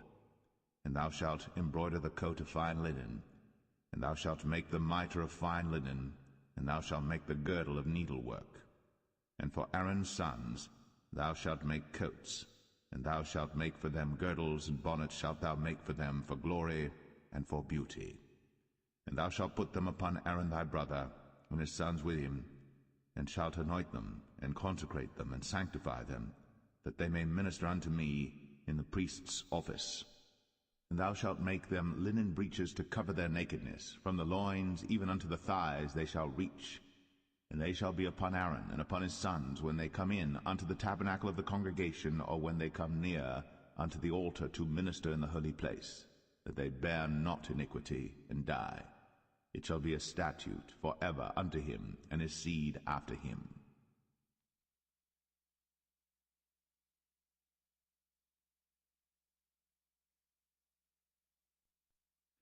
Exodus 29. And this is the thing that thou shalt do unto them to hallow them, to minister unto me in the priest's office. Take 1 young bullock and 2 rams without blemish, and unleavened bread and cakes unleavened tempered with oil, and wafers unleavened anointed with oil, of wheaten flour shalt thou make them. And thou shalt put them into 1 basket, and bring them in the basket, with the bullock and the 2 rams. And Aaron and his sons thou shalt bring unto the door of the tabernacle of the congregation, and shalt wash them with water. And thou shalt take the garments, and put upon Aaron the coat, and the robe of the ephod, and the breastplate, and gird him with the curious girdle of the ephod. And thou shalt put the mitre upon his head, and put the holy crown upon the mitre. Then shalt thou take the anointing oil, and pour it upon his head, and anoint him. And thou shalt bring his sons, and put coats upon them. And thou shalt gird them with girdles, Aaron and his sons, and put the bonnets on them, and the priest's office shall be theirs for a perpetual statute. And thou shalt consecrate Aaron and his sons. And thou shalt cause a bullock to be brought before the tabernacle of the congregation, and Aaron and his sons shall put their hands upon the head of the bullock. And thou shalt kill the bullock before the Lord, by the door of the tabernacle of the congregation. And thou shalt take of the blood of the bullock, and put it upon the horns of the altar with thy finger, and pour all the blood beside the bottom of the altar. And thou shalt take all the fat that covereth the inwards, and the caul that is above the liver, and the 2 kidneys, and the fat that is upon them, and burn them upon the altar. But the flesh of the bullock, and his skin, and his dung, shalt thou burn with fire without the camp. It is a sin offering. Thou shalt also take 1 ram, and Aaron and his sons shall put their hands upon the head of the ram. And thou shalt slay the ram, and thou shalt take his blood, and sprinkle it round about upon the altar. And thou shalt cut the ram in pieces, and wash the inwards of him and his legs, and put them unto his pieces and unto his head. And thou shalt burn the whole ram upon the altar. It is a burnt offering unto the Lord. It is a sweet savour, an offering made by fire unto the Lord. And thou shalt take the other ram, and Aaron and his sons shall put their hands upon the head of the ram. Then shalt thou kill the ram, and take of his blood, and put it upon the tip of the right ear of Aaron, and upon the tip of the right ear of his sons, and upon the thumb of their right hand, and upon the great toe of their right foot, and sprinkle the blood upon the altar round about. And thou shalt take of the blood that is upon the altar, and of the anointing oil, and sprinkle it upon Aaron, and upon his garments, and upon his sons, and upon the garments of his sons with him. And he shall be hallowed, and his garments, and his sons' garments with him. Also thou shalt take of the ram the fat and the rump, and the fat that covereth the inwards, and the caul above the liver, and the 2 kidneys, and the fat that is upon them, and the right shoulder, for it is a ram of consecration. and 1 loaf of bread, and 1 cake of oiled bread, and 1 wafer out of the basket of the unleavened bread that is before the Lord. And thou shalt put all in the hands of Aaron, and in the hands of his sons, and shalt wave them for a wave offering before the Lord. And thou shalt receive them of their hands, and burn them upon the altar for a burnt offering, for a sweet savour before the Lord. It is an offering made by fire unto the Lord. And thou shalt take the breast of the ram of Aaron's consecration, and wave it for a wave offering before the Lord, and it shall be thy part. And thou shalt sanctify the breast of the wave offering, and the shoulder of the heave offering, which is waved, and which is heaved up, of the ram of the consecration, even of that which is for Aaron, and of that which is for his sons. And it shall be Aaron's and his sons by a statute for ever from the children of Israel. For it is an heave offering, and it shall be an heave offering from the children of Israel of the sacrifice of their peace offerings, even their heave offering unto the Lord. And the holy garments of Aaron shall be his sons after him, to be anointed therein, and to be consecrated in them. And that son that is priest in his stead shall put them on 7 days, when he cometh into the tabernacle of the congregation to minister in the holy place. And thou shalt take the ram of the consecration, and seethe his flesh in the holy place. And Aaron and his sons shall eat the flesh of the ram, and the bread that is in the basket by the door of the tabernacle of the congregation. And they shall eat those things wherewith the atonement was made, to consecrate and to sanctify them. But a stranger shall not eat thereof, because they are holy. And if aught of the flesh of the consecrations, or of the bread, remain unto the morning, then thou shalt burn the remainder with fire. It shall not be eaten, because it is holy. And thus shalt thou do unto Aaron and to his sons, according to all things which I have commanded thee. 7 days shalt thou consecrate them. And thou shalt offer every day a bullock for a sin offering, for atonement. And thou shalt cleanse the altar, when thou hast made an atonement for it. And thou shalt anoint it, to sanctify it. 7 days thou shalt make an atonement for the altar, and sanctify it. And it shall be an altar most holy. Whatsoever toucheth the altar shall be holy. Now this is that which thou shalt offer upon the altar: 2 lambs of the first year, day by day, continually. The 1 lamb thou shalt offer in the morning, and the other lamb thou shalt offer at even. And with the 1 lamb 1/10 deal of flour mingled with the 4th part of an hin of beaten oil, and the 4th part of an hin of wine for a drink offering. And the other lamb thou shalt offer at even, and shalt do thereto according to the meat offering of the morning, and according to the drink offering thereof, for a sweet savour, an offering made by fire unto the Lord.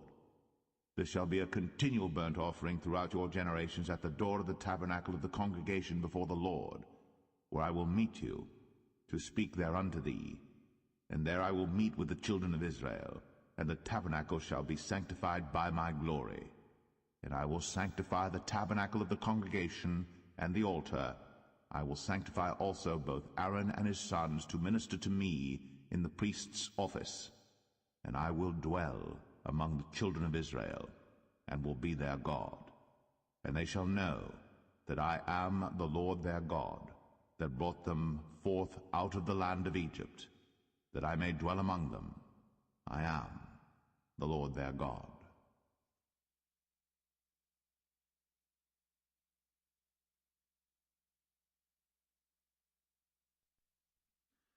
Exodus 30. And thou shalt make an altar to burn incense upon. Of shittim wood shalt thou make it. A cubit shall be the length thereof, and a cubit the breadth thereof.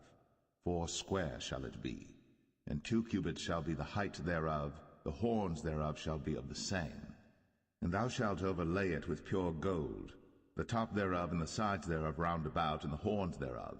And thou shalt make unto it a crown of gold round about. And 2 golden rings shalt thou make to it under the crown of it. By the 2 corners thereof upon the 2 sides of it shalt thou make it. And they shall be for places for the staves to bear it withal. And thou shalt make the staves of shittim wood, and overlay them with gold.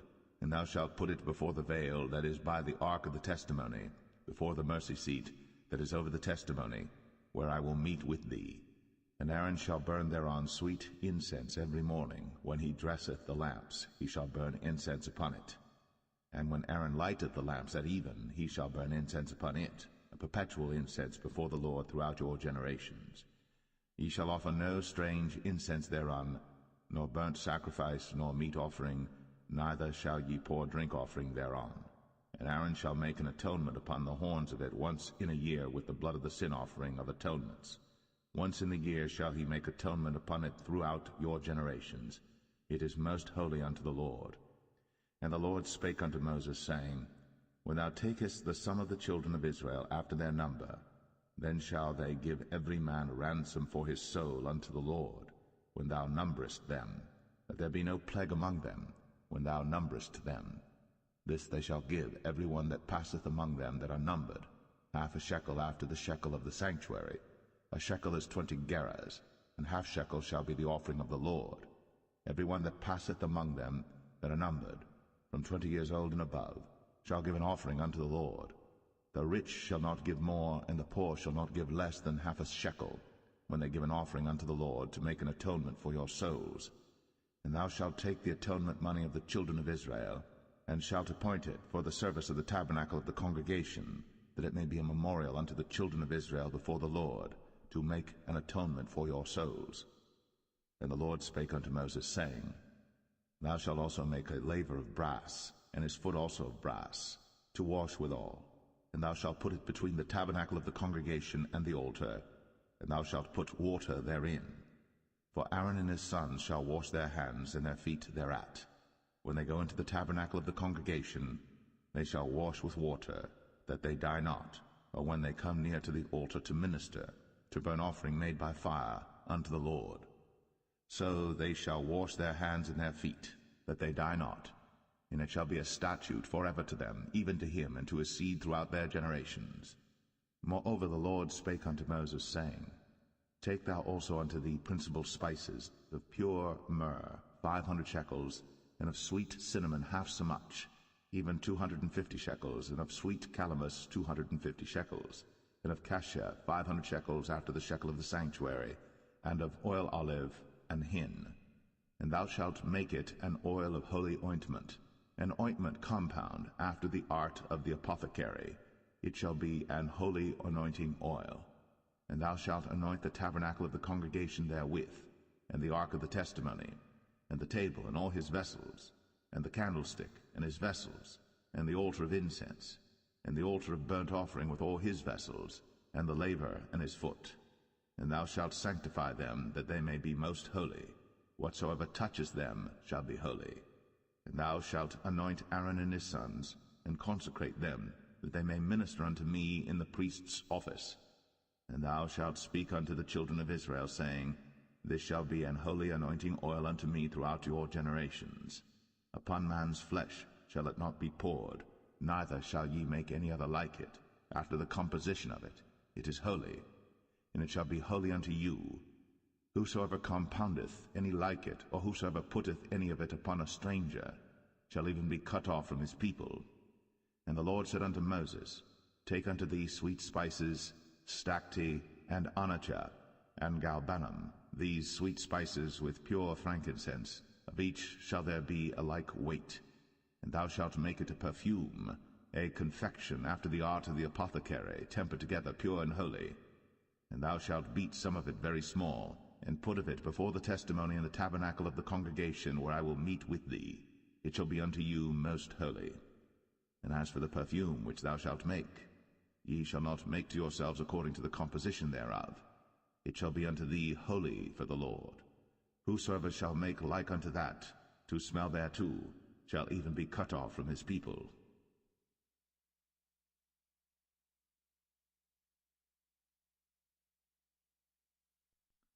Exodus 31.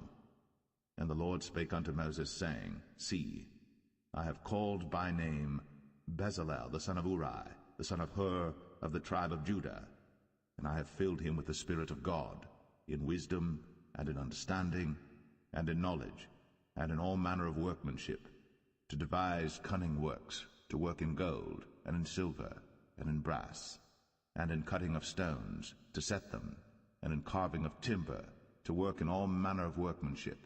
And I, behold, I have given with him Aholiab, the son of Ahisamach, of the tribe of Dan.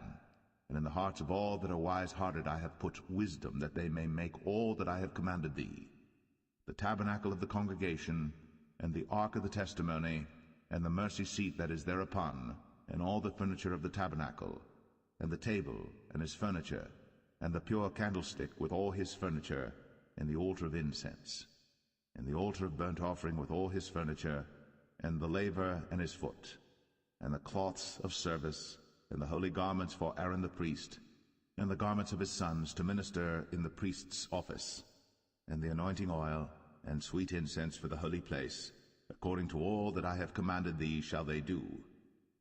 And the Lord spake unto Moses, saying, Speak thou also unto the children of Israel, saying, Verily, my Sabbaths ye shall keep, for it is a sign between me and you throughout your generations, that ye may know that I am the Lord that doth sanctify you.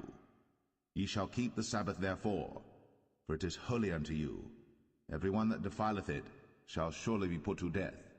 For whosoever doeth any work therein, that soul shall be cut off from among his people. 6 days may work be done, but in the 7th is the Sabbath of rest, holy to the Lord. Whosoever doeth any work in the Sabbath day, he shall surely be put to death. Wherefore the children of Israel shall keep the Sabbath, to observe the Sabbath throughout their generations, for a perpetual covenant. It is a sign between me and the children of Israel forever. For in 6 days the Lord made heaven and earth, and on the 7th day he rested and was refreshed. And he gave unto Moses, when he had made an end of communing with him upon Mount Sinai, 2 tables of testimony, tables of stone, written with the finger of God.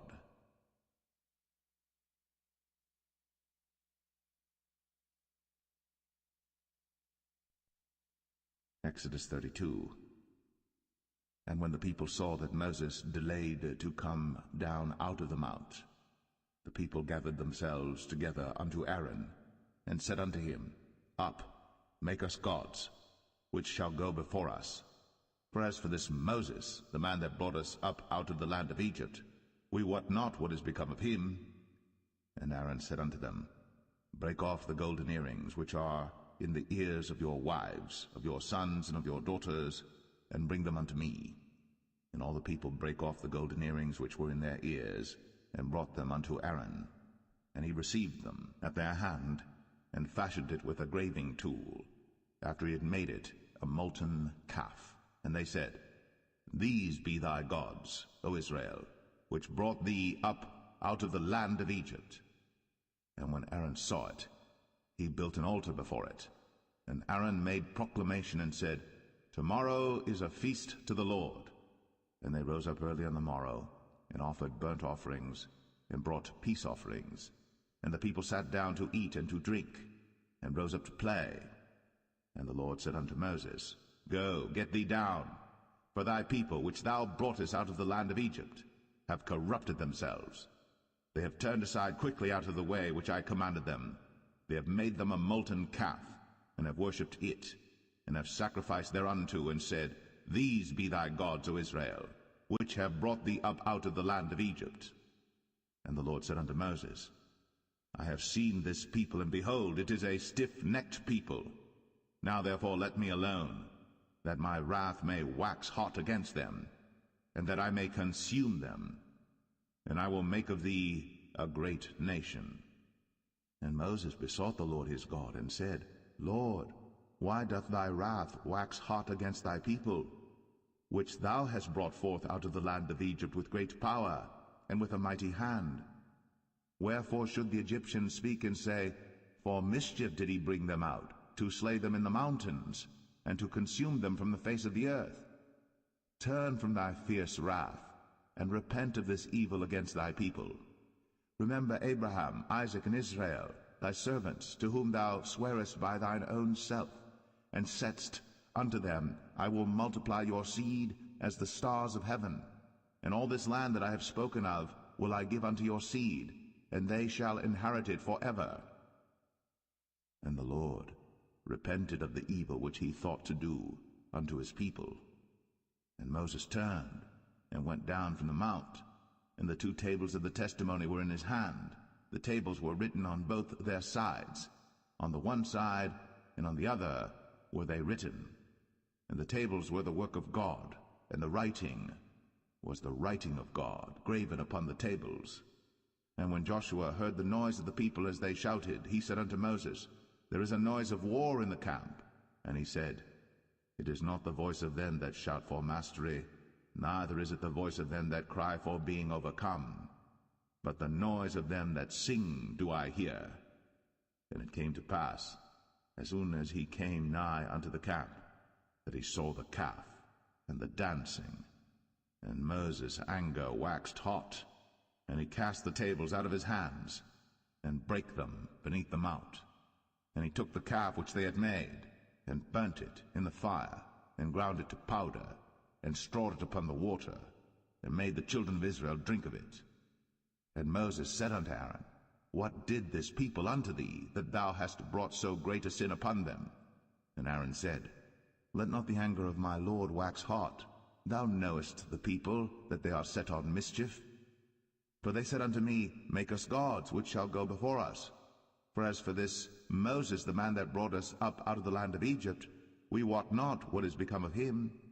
And I said unto them, Whosoever hath any gold, let them break it off. So they gave it to me. Then I cast it into the fire, and there came out this calf. And when Moses saw that the people were naked, for Aaron had made them naked unto their shame among their enemies, then Moses stood in the gate of the camp, and said, Who is on the Lord's side? Let him come unto me. And all the sons of Levi gathered themselves together unto him. And he said unto them, Thus saith the Lord God of Israel, Put every man his sword by his side, and go in and out from gate to gate throughout the camp, and slay every man his brother, and every man his companion, and every man his neighbor. And the children of Levi did according to the word of Moses. And there fell of the people that day about 3,000 men. For Moses had said, Consecrate yourselves today to the Lord, even every man upon his son, and upon his brother, that he may bestow upon you a blessing this day. And it came to pass on the morrow, that Moses said unto the people, Ye have sinned a great sin, and now I will go up unto the Lord. Peradventure I shall make an atonement for your sin. And Moses returned unto the Lord, and said, O this people have sinned a great sin, and have made them gods of gold. Yet now, if thou wilt forgive their sin, and if not, blot me, I pray thee, out of thy book, which thou hast written. And the Lord said unto Moses, Whosoever hath sinned against me, him will I blot out of my book. Therefore now go, lead the people unto the place of which I have spoken unto thee. Behold, mine angel shall go before thee. Nevertheless, in the day when I visit, I will visit their sin upon them. And the Lord plagued the people, because they made the calf which Aaron made.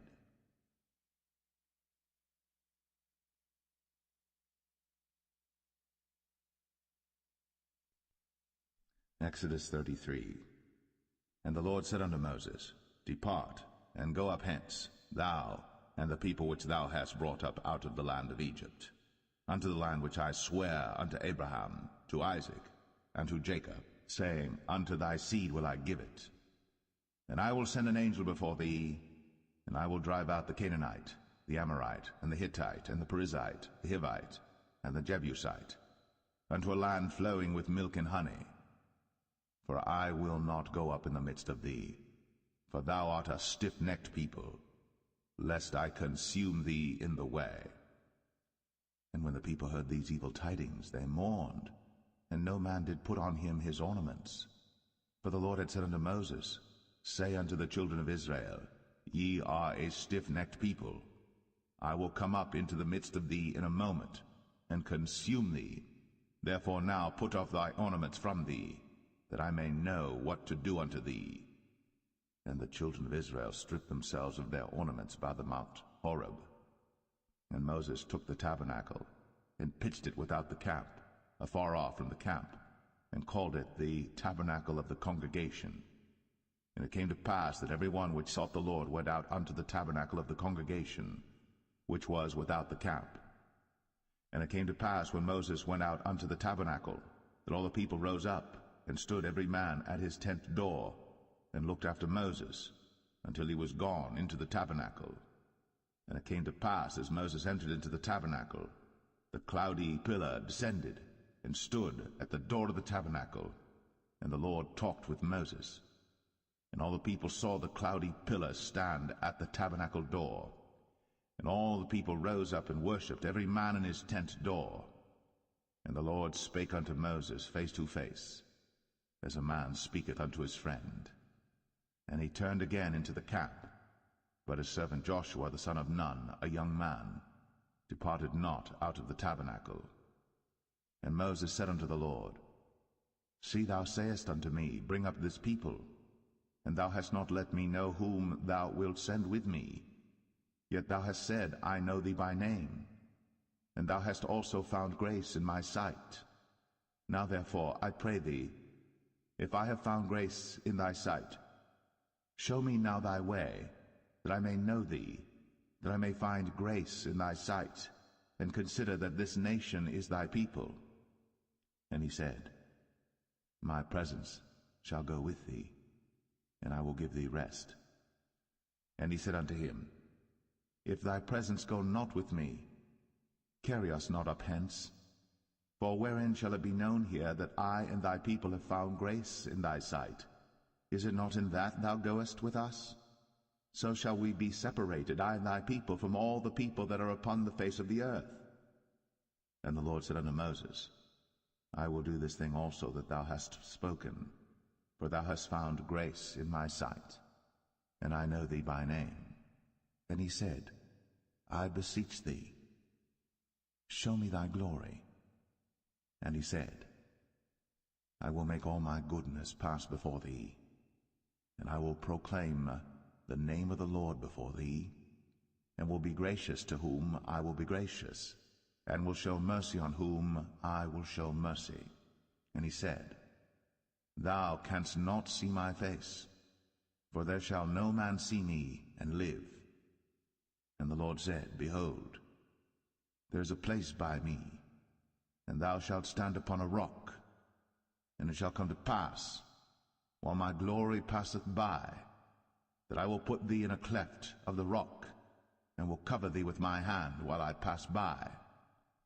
And I will take away mine hand, and thou shalt see my back parts, but my face shall not be seen.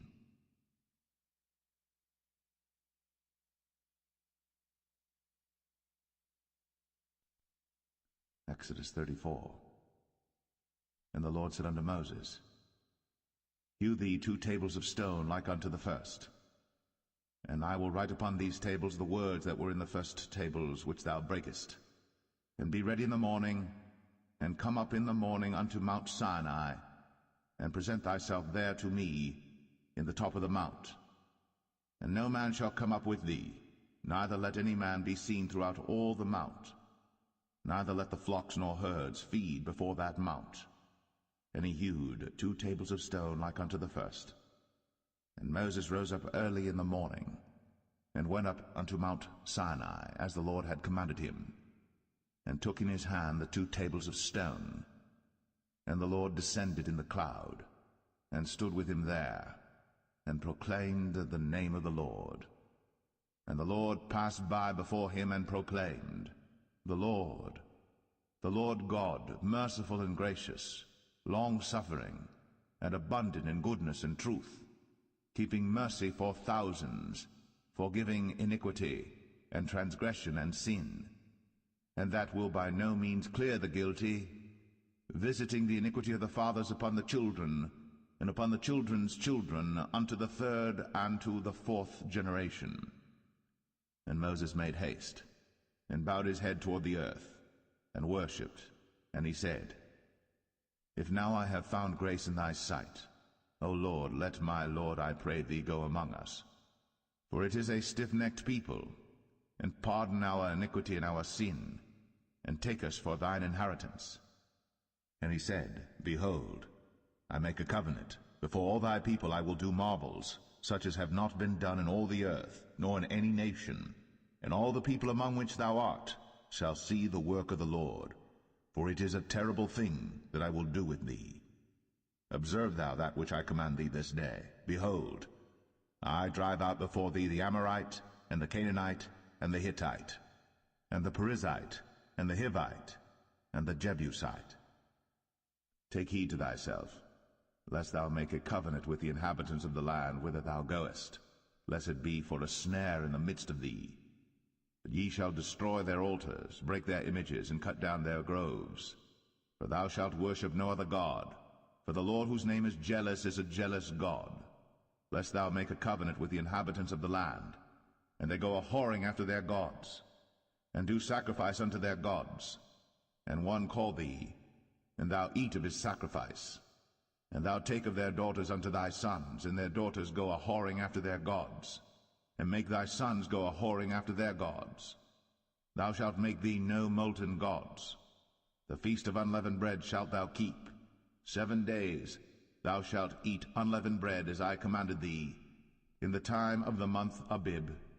For in the month Abib thou camest out from Egypt. All that openeth the matrix is mine, and every firstling among thy cattle, whether ox or sheep that is male. But the firstling of an ass thou shalt redeem with a lamb. And if thou redeem him not, then shalt thou break his neck. All the firstborn of thy sons thou shalt redeem, and none shall appear before me empty. 6 days thou shalt work, but on the 7th day thou shalt rest. In earing time and in harvest thou shalt rest. And thou shalt observe the feast of weeks, of the firstfruits of wheat harvest, and the feast of ingathering at the year's end.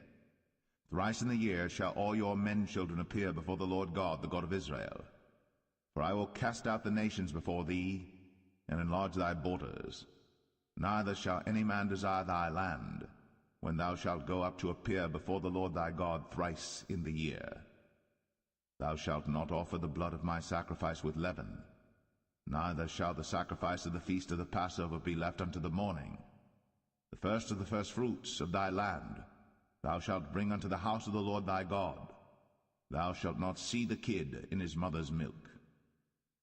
And the Lord said unto Moses, Write thou these words, for after the tenor of these words I have made a covenant with thee and with Israel. And he was there with the Lord 40 days and 40 nights. He did neither eat bread nor drink water.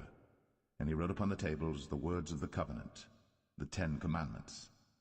And it came to pass, when Moses came down from Mount Sinai, with the 2 tables of testimony in Moses' hand, when he came down from the mount, that Moses wist not that the skin of his face shone, while he talked with them. And when Aaron and all the children of Israel saw Moses, behold, the skin of his face shone, and they were afraid to come nigh him. And Moses called unto them, and Aaron and all the rulers of the congregation returned unto him. And Moses talked with them, and afterward all the children of Israel came nigh, and he gave them in commandment all that the Lord had spoken with him in Mount Sinai. Until Moses had done speaking with them, he put a veil on his face. But when Moses went in before the Lord to speak with him, he took the veil off until he came out. And he came out, and spake unto the children of Israel that which he was commanded. And the children of Israel saw the face of Moses, that the skin of Moses' face shone. And Moses put the veil upon his face again, until he went in to speak with him.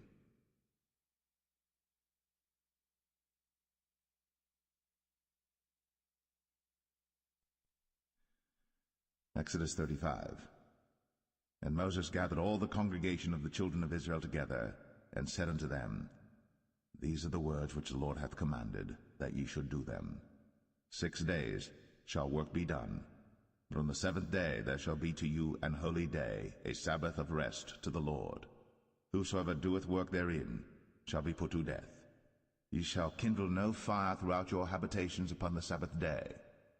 And Moses spake unto all the congregation of the children of Israel, saying, This is the thing which the Lord commanded, saying, Take ye from among you an offering unto the Lord.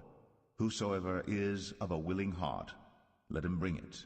an offering of the Lord, gold and silver and brass, and blue and purple and scarlet and fine linen and goat's hair, and rams' skins dyed red, and badgers' skins, and shittim wood, and oil for the light, and spices for anointing oil, and for the sweet incense, and onyx stones, and stones to be set for the ephod and for the breastplate.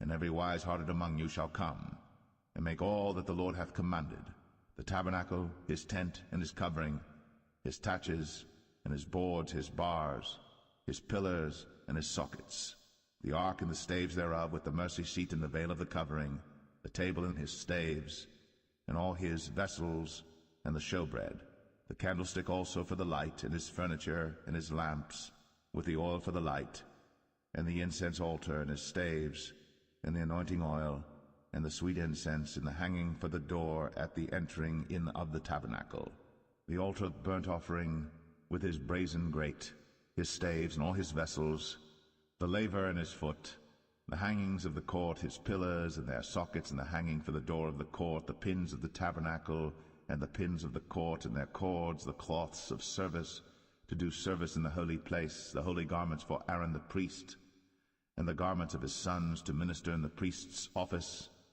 And all the congregation of the children of Israel departed from the presence of Moses.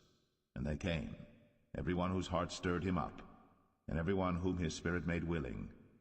And they brought the Lord's offering to the work of the tabernacle of the congregation, and for all his service, and for the holy garments. And they came, both men and women, as many as were willing-hearted, and brought bracelets and earrings and rings and tablets, all jewels of gold. And every man that offered an offering of gold unto the Lord. And every man with whom was found blue and purple and scarlet and fine linen and goat's hair, and red skins of rams and badgers' skins brought them. Every one that did offer an offering of silver and brass brought the Lord's offering, and every man with whom was found shittim wood for any work of the service brought it. And all the women that were wise-hearted did spin with their hands, and brought that which they had spun, both of blue and of purple and of scarlet and of fine linen. And all the women whose heart stirred them up in wisdom spun goat's hair. And the rulers brought onyx stones, and stones to be set for the ephod and for the breastplate, and spice, and oil for the light, and for the anointing oil, and for the sweet incense. The children of Israel brought a willing offering unto the Lord, every man and woman whose heart made them willing to bring for all manner of work, which the Lord had commanded to be made by the hand of Moses. And Moses said unto the children of Israel, See, the Lord hath called by name Bezalel the son of Uri, the son of Hur, of the tribe of Judah. And he hath filled him with the Spirit of God in wisdom, in understanding, and in knowledge, and in all manner of workmanship, and to devise curious works, to work in gold, and in silver, and in brass, and in the cutting of stones, to set them, and in carving of wood, to make any manner of cunning work. And he hath put in his heart that he may teach, both he and Aholiab, the son of Ahisamach, of the tribe of Dan. Them hath he filled with wisdom of heart, to work all manner of work, of the engraver, and of the cunning workman, and of the embroiderer, in blue, and in purple, and scarlet, and in fine linen, and of the weaver, even of them that do any work, and of those that devise cunning work.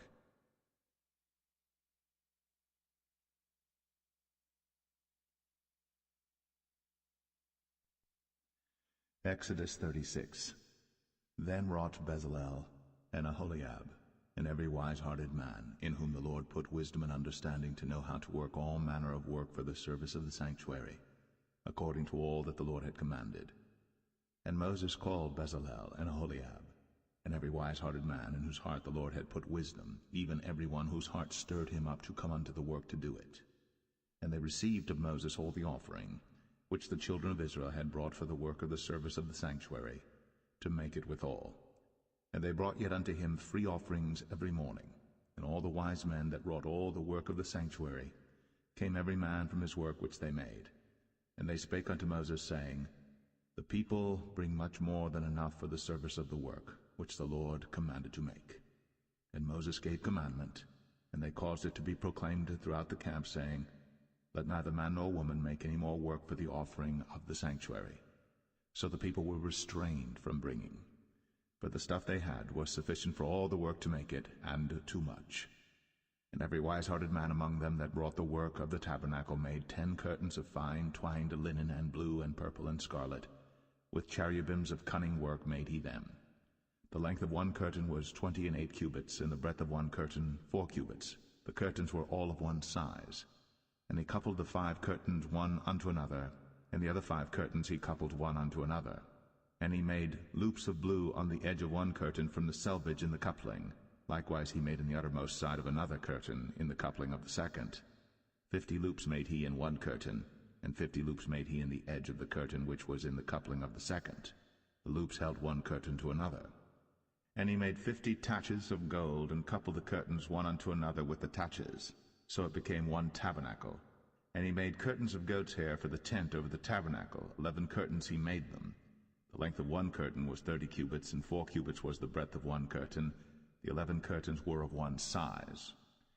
And he coupled 5 curtains by themselves, and 6 curtains by themselves. And he made 50 loops upon the uttermost edge of the curtain in the coupling, and 50 loops made he upon the edge of the curtain which coupleth the second. And he made 50 taches of brass to couple the tent together, that it might be one. And he made a covering for the tent of ram skins dyed red, and a covering of badger skins above that. And he made boards for the tabernacle of shittim wood standing up. The length of a board was 10 cubits, and the breadth of a board 1 cubit and a half. One board had 2 tenons, equally distant one from another. Thus did he make for all the boards of the tabernacle. And he made boards for the tabernacle, 20 boards for the south side southward. And 40 sockets of silver he made under the 20 boards, 2 sockets under one board for his 2 tenons, and 2 sockets under another board for his 2 tenons. And for the other side of the tabernacle, which is toward the north corner, he made 20 boards. And there 40 sockets of silver, 2 sockets under one board, and 2 sockets under another board. And for the sides of the tabernacle westward he made 6 boards, and 2 boards made he for the corners of the tabernacle in the 2 sides, and they were coupled beneath and coupled together at the head thereof to one ring. Thus he did to both of them in both the corners. And there were 8 boards, and their sockets were 16 sockets of silver, under every board 2 sockets. And he made bars of shittim wood, 5 for the boards of the one side of the tabernacle, and 5 bars for the boards of the other side of the tabernacle, and 5 bars for the boards of the tabernacle for the sides westward. And he made the middle bar to shoot through the boards from the one end to the other. And he overlaid the boards with gold, and made their rings of gold to be places for the bars, and overlaid the bars with gold. And he made a veil of blue and purple and scarlet, and fine twined linen, with cherubims made he it of cunning work. And he made thereunto 4 pillars of shittim wood, and overlaid them with gold. Their hooks were of gold. And he cast for them 4 sockets of silver. And he made an hanging for the tabernacle door of blue and purple and scarlet and fine twined linen of needlework. And the 5 pillars of it with their hooks, and he overlaid their chapiters and their fillets with gold. But their 5 sockets were of brass.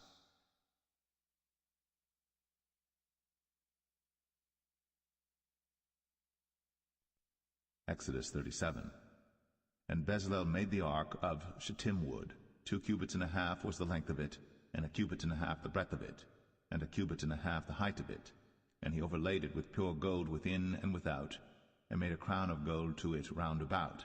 And he cast for it 4 rings of gold, to be set by the 4 corners of it, even 2 rings upon the one side of it, and 2 rings upon the other side of it. And he made staves of shittim wood, and overlaid them with gold. And he put the staves into the rings by the sides of the ark to bear the ark. And he made the mercy seat of pure gold. 2 cubits and a half was the length thereof, and 1 cubit and a half the breadth thereof. And he made 2 cherubims of gold, beaten out of one piece made he them, on the 2 ends of the mercy seat.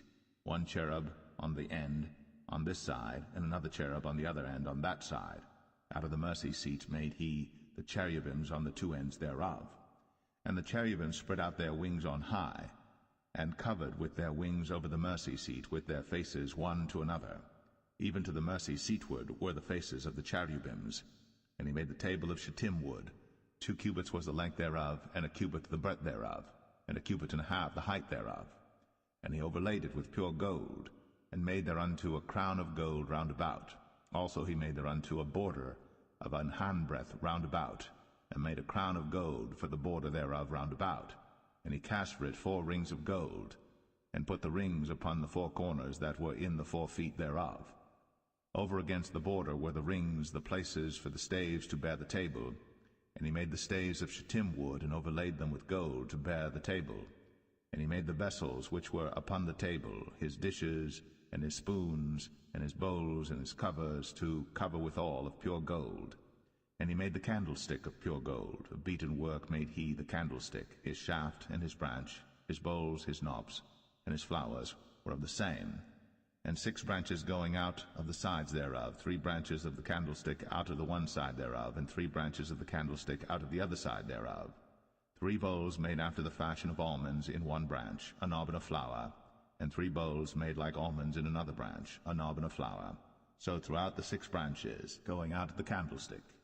And in the candlestick were 4 bowls made like almonds, his knobs and his flowers, and a knob under 2 branches of the same, and a knob under 2 branches of the same, and a knob under 2 branches of the same, according to the 6 branches going out of it. Their knobs and their branches were of the same. All of it was one beaten work of pure gold. And he made his 7 lamps, and his snuffers, and his snuff dishes of pure gold. Of a talent of pure gold made he it, and all the vessels thereof. And he made the incense altar of shittim wood. The length of it was a cubit, the breadth of it a cubit.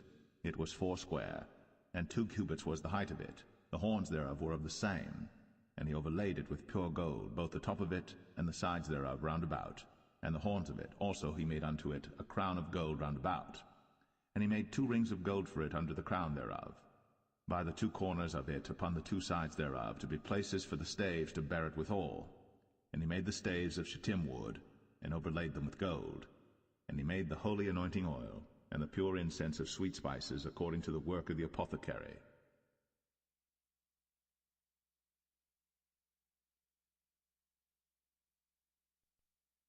Exodus 38. And he made the altar of burnt offering of shittim wood. 5 cubits was the length thereof, and 5 cubits the breadth thereof. It was 4 square, and 3 cubits the height thereof. And he made the horns thereof on the 4 corners of it. The horns thereof were of the same. And he overlaid it with brass. And he made all the vessels of the altar, the pots and the shovels and the basins and the flesh hooks and the fire pans, all the vessels thereof made he of brass. And he made for the altar a brazen grate of network under the compass thereof, beneath unto the midst of it. And he cast 4 rings for the 4 ends of the grate of brass, to be places for the staves. And he made the staves of shittim wood, and overlaid them with brass. And he put the staves into the rings on the sides of the altar, to bear it withal. He made the altar hollow with boards. And he made the laver of brass, and the foot of it of brass, of the looking glasses of the women assembling, which assembled at the door of the tabernacle of the congregation. And he made the court. On the south side southward the hangings of the court were of fine twined linen, 100 cubits. Their pillars were 20, and their brazen sockets 20. The hooks of the pillars and their fillets were of silver. And for the north side the hangings were 100 cubits, their pillars were 20, and their sockets of brass 20. The hooks of the pillars and their fillets of silver. And for the west side were hangings of 50 cubits, their pillars 10, and their sockets 10. The hooks of the pillars and their fillets of silver. And for the east side eastward 50 cubits. The hangings of the one side of the gate were 15 cubits, their pillars 3, and their sockets 3. And for the other side of the court gate, on this hand and that hand, were hangings of 15 cubits, their pillars 3, and their sockets 3. All the hangings of the court round about were of fine twined linen. And the sockets for the pillars were of brass, the hooks of the pillars and their fillets of silver, and the overlaying of their chapiters of silver. And all the pillars of the court were filleted with silver. And the hanging for the gate of the court was needlework, of blue and purple and scarlet and fine twined linen. And 20 cubits was the length, and the height and the breadth was 5 cubits, answerable to the hangings of the court. And their pillars were 4, and their sockets of brass 4, their hooks of silver, and the overlaying of their chapiters and their fillets of silver. And all the pins of the tabernacle and of the court round about were of brass. This is the sum of the tabernacle, even of the tabernacle of testimony, as it was counted, according to the commandment of Moses, for the service of the Levites, by the hand of Ithamar, son to Aaron the priest. And Bezalel, the son of Uri, the son of Hur, of the tribe of Judah, made all that the Lord commanded Moses. And with him was Aholiab, son of Ahisamach, of the tribe of Dan, an engraver and a cunning workman, and an embroiderer in blue, and in purple, and in scarlet, and fine linen. All the gold that was occupied for the work, and all the work of the holy place, even the gold of the offering, was 29 talents, and 730 shekels after the shekel of the sanctuary.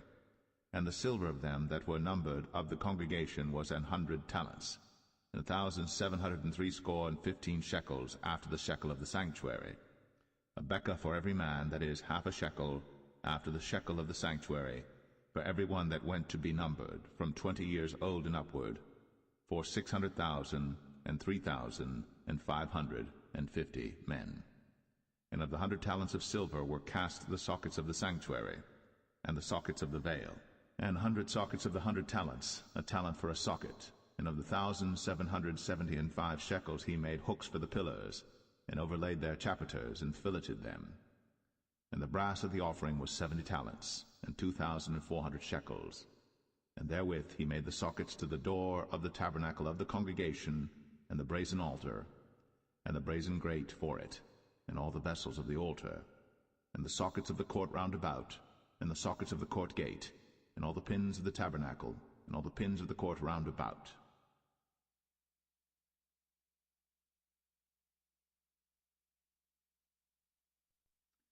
Exodus 39. And of the blue, and purple, and scarlet they made cloths of service, to do service in the holy place, and made the holy garments for Aaron, as the Lord commanded Moses. And he made the ephod of gold, blue, and purple, and scarlet, and fine twined linen. And they did beat the gold into thin plates, and cut it into wires, to work it in the blue, and in the purple, and in the scarlet, and in the fine linen, with cunning work. They made shoulder pieces for it, to couple it together. By the two edges was it coupled together.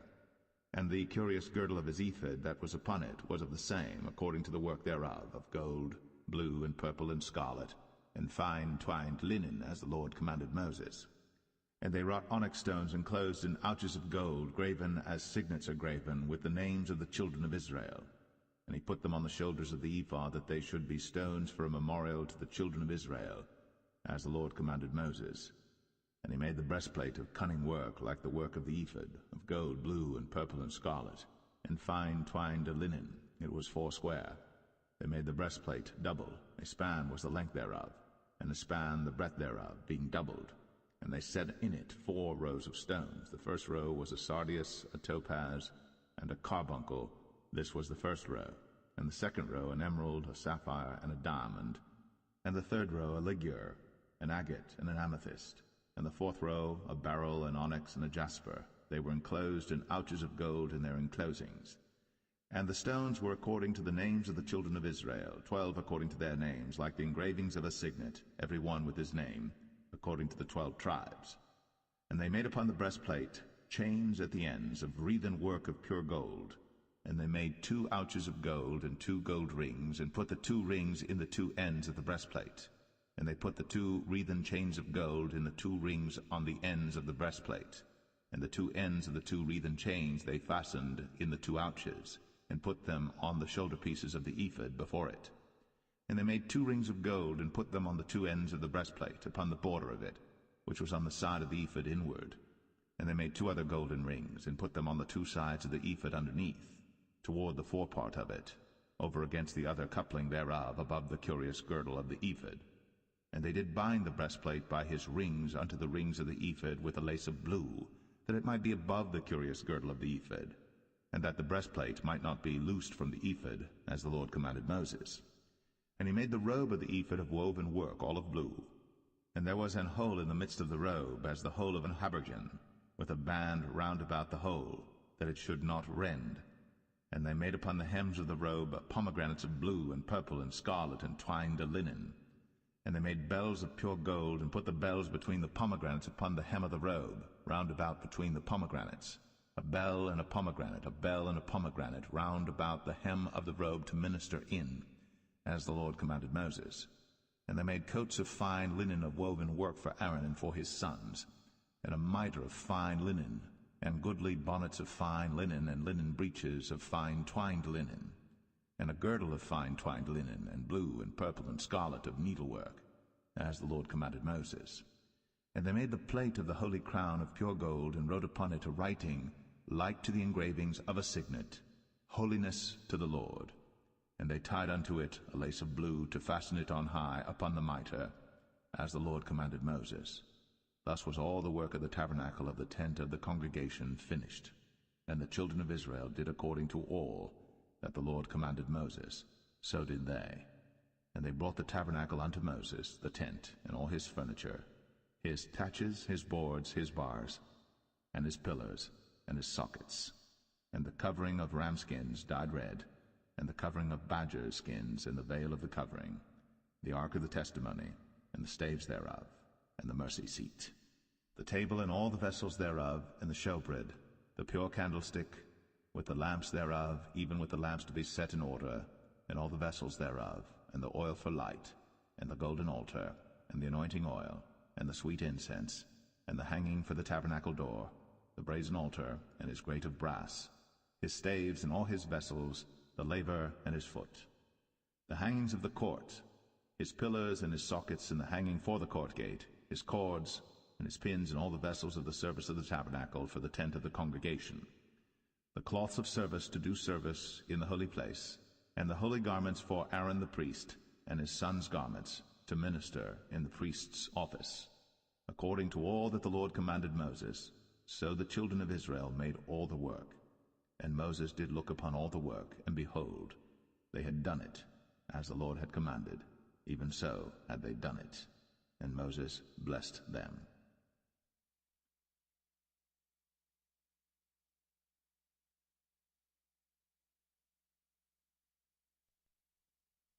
Exodus 40.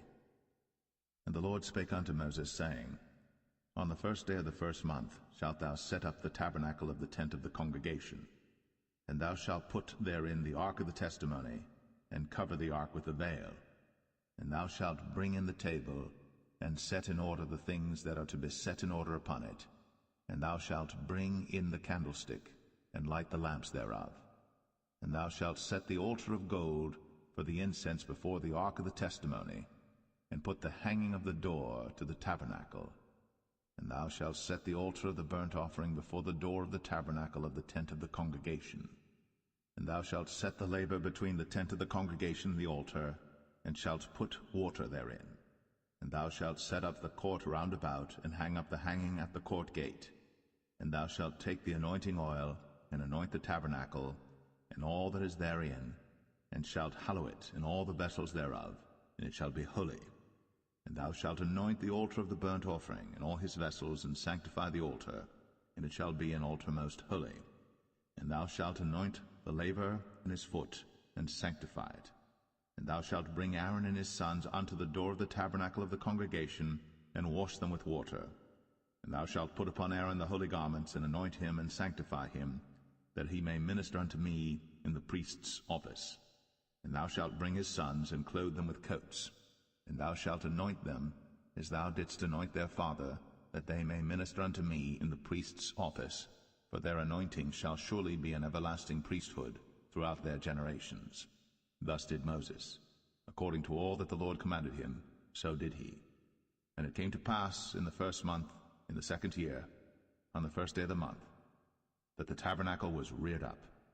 And Moses reared up the tabernacle, and fastened his sockets, and set up the boards thereof, and put in the bars thereof, and reared up his pillars. And he spread abroad the tent over the tabernacle, and put the covering of the tent above upon it, as the Lord commanded Moses. And he took and put the testimony into the ark, and set the staves on the ark, and put the mercy seat above upon the ark. And he brought the ark into the tabernacle, and set up the veil of the covering, and covered the ark of the testimony, as the Lord commanded Moses. And he put the table in the tent of the congregation upon the side of the tabernacle northward without the veil. And he set the bread in order upon it before the Lord, as the Lord had commanded Moses. And he put the candlestick in the tent of the congregation over against the table on the side of the tabernacle southward. And he lighted the lamps before the Lord, as the Lord commanded Moses. And he put the golden altar in the tent of the congregation before the veil. And he burnt sweet incense thereon, as the Lord commanded Moses. And he set up the hanging at the door of the tabernacle, And he put the altar of burnt offering by the door of the tabernacle of the tent of the congregation, and offered upon it the burnt offering and the meat offering, as the Lord commanded Moses. And he set the laver between the tent of the congregation and the altar, and put water there to wash withal. And Moses and Aaron and his sons washed their hands and their feet thereat, when they went into the tent of the congregation, and when they came near unto the altar, they washed, as the Lord commanded Moses. And he reared up the court round about the tabernacle and the altar, and set up the hanging of the court gate. So Moses finished the work. Then a cloud covered the tent of the congregation, and the glory of the Lord filled the tabernacle. And Moses was not able to enter into the tent of the congregation, because the cloud abode thereon, and the glory of the Lord filled the tabernacle. And when the cloud was taken up from over the tabernacle, the children of Israel went onward in all their journeys. But if the cloud were not taken up, then they journeyed not till the day that it was taken up. For the cloud of the Lord was upon the tabernacle by day, and fire was on it by night, in the sight of all the house of Israel, throughout all their journeys.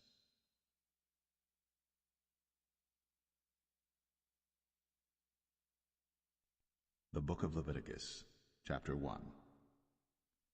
And the Lord called unto Moses, and spake unto him out of the tabernacle of the congregation, saying, Speak unto the children of Israel, and say unto them, If any man of you bring an offering unto the Lord, ye shall bring your offering of the cattle, even of the herd, and of the flock. If his offering be a burnt sacrifice of the herd, let him offer a male without blemish. He shall offer it of his own voluntary will at the door of the tabernacle of the congregation before the Lord. And he shall put his hand upon the head of the burnt offering, and it shall be accepted for him to make atonement for him. And he shall kill the bullock before the Lord, and the priests, Aaron's sons, shall bring the blood, and sprinkle the blood round about upon the altar that is by the door of the tabernacle of the congregation. And he shall flay the burnt offering, and cut it into his pieces.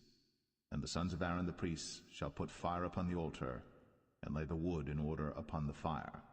And the priests, Aaron's sons, shall lay the parts, the head, and the fat, in order upon the wood that is on the fire, which is upon the altar.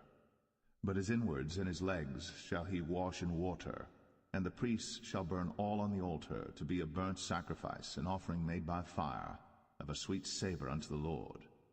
And if his offering be of the flocks, namely of the sheep or of the goats, for a burnt sacrifice, he shall bring it a male without blemish, and he shall kill it on the side of the altar northward before the Lord. And the priests, Aaron's sons, shall sprinkle his blood round about upon the altar. And he shall cut it into his pieces, with his head and his fat. And the priest shall lay them in order on the wood that is on the fire, which is upon the altar. But he shall wash the inwards and the legs with water. And the priest shall bring it all, and burn it upon the altar. It is a burnt sacrifice, an offering made by fire, of a sweet savour unto the Lord. And if the burnt sacrifice for his offering to the Lord be of fowls, then he shall bring his offering of turtle doves or of young pigeons. And the priest shall bring it unto the altar, and wring off his head, and burn it on the altar. And the blood thereof shall be wrung out at the side of the altar. And he shall pluck away his crop with his feathers, and cast it beside the altar on the east part, by the place of the ashes. And he shall cleave it with the wings thereof, but shall not divide it asunder. And the priest shall burn it upon the altar, upon the wood that is upon the fire. It is a burnt sacrifice, an offering made by fire, of a sweet savour unto the Lord.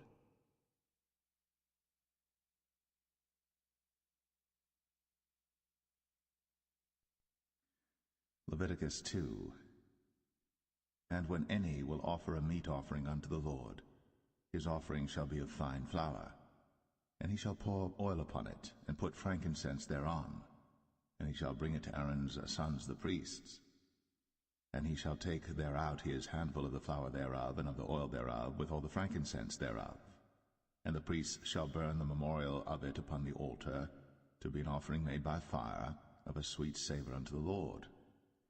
And the remnant of the meat offering shall be Aaron's and his sons. It is a thing most holy of the offerings of the Lord made by fire. And if thou bring an oblation of a meat offering baked in the oven, it shall be unleavened cakes of fine flour mingled with oil, or unleavened wafers anointed with oil. And if thy oblation be a meat offering baked in a pan, it shall be of fine flour, unleavened, mingled with oil. Thou shalt part it in pieces, and pour oil thereon. It is a meat offering. And if thy oblation be a meat offering baked in the frying pan, it shall be made of fine flour with oil. And thou shalt bring the meat offering that is made of these things unto the Lord, and when it is presented unto the priest, he shall bring it unto the altar. And the priest shall take from the meat offering a memorial thereof, and shall burn it upon the altar. It is an offering made by fire, of a sweet savour unto the Lord. And that which is left of the meat offering shall be Aaron's and his sons'. It is a thing most holy of the offerings of the Lord made by fire. No meat offering which ye shall bring unto the Lord shall be made with leaven, for ye shall burn no leaven, nor any honey, in any offering of the Lord made by fire. As for the oblation of the firstfruits, ye shall offer them unto the Lord, but they shall not be burnt on the altar for a sweet savour. And every oblation of thy meat offering shalt thou season with salt, neither shalt thou suffer the salt of the covenant of thy God to be lacking from thy meat offering. With all thine offerings thou shalt offer salt. And if thou offer a meat offering of thy firstfruits unto the Lord, thou shalt offer for the meat offering of thy firstfruits green ears of corn dried by the fire, even corn beaten out of full ears. And thou shalt put oil upon it, and lay frankincense thereon. It is a meat offering. And the priest shall burn the memorial of it, part of the beaten corn thereof, and part of the oil thereof, with all the frankincense thereof. It is an offering made by fire unto the Lord.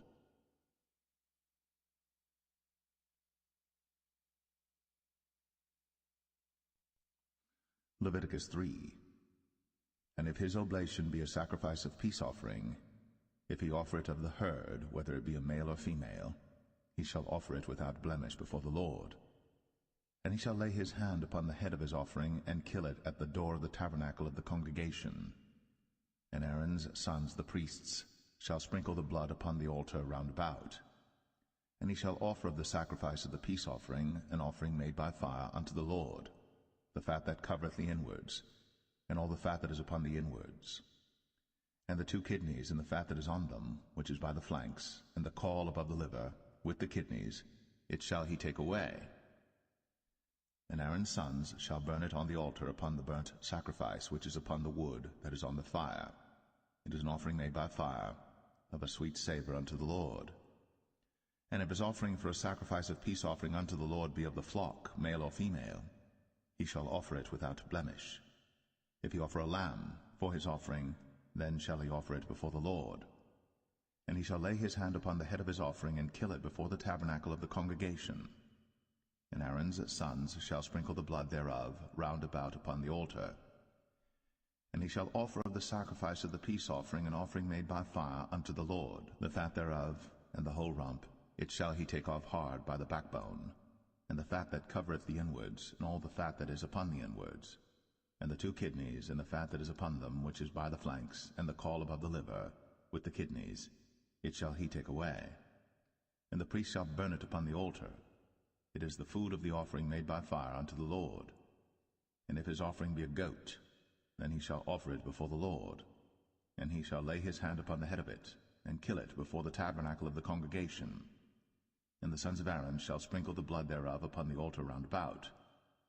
And he shall offer thereof his offering, even an offering made by fire unto the Lord, the fat that covereth the inwards, and all the fat that is upon the inwards, and the 2 kidneys, and the fat that is upon them, which is by the flanks, and the caul above the liver, with the kidneys, it shall he take away. And the priest shall burn them upon the altar. It is the food of the offering made by fire for a sweet savour. All the fat is the Lord's. It shall be a perpetual statute for your generations throughout all your dwellings, that ye eat neither fat nor blood.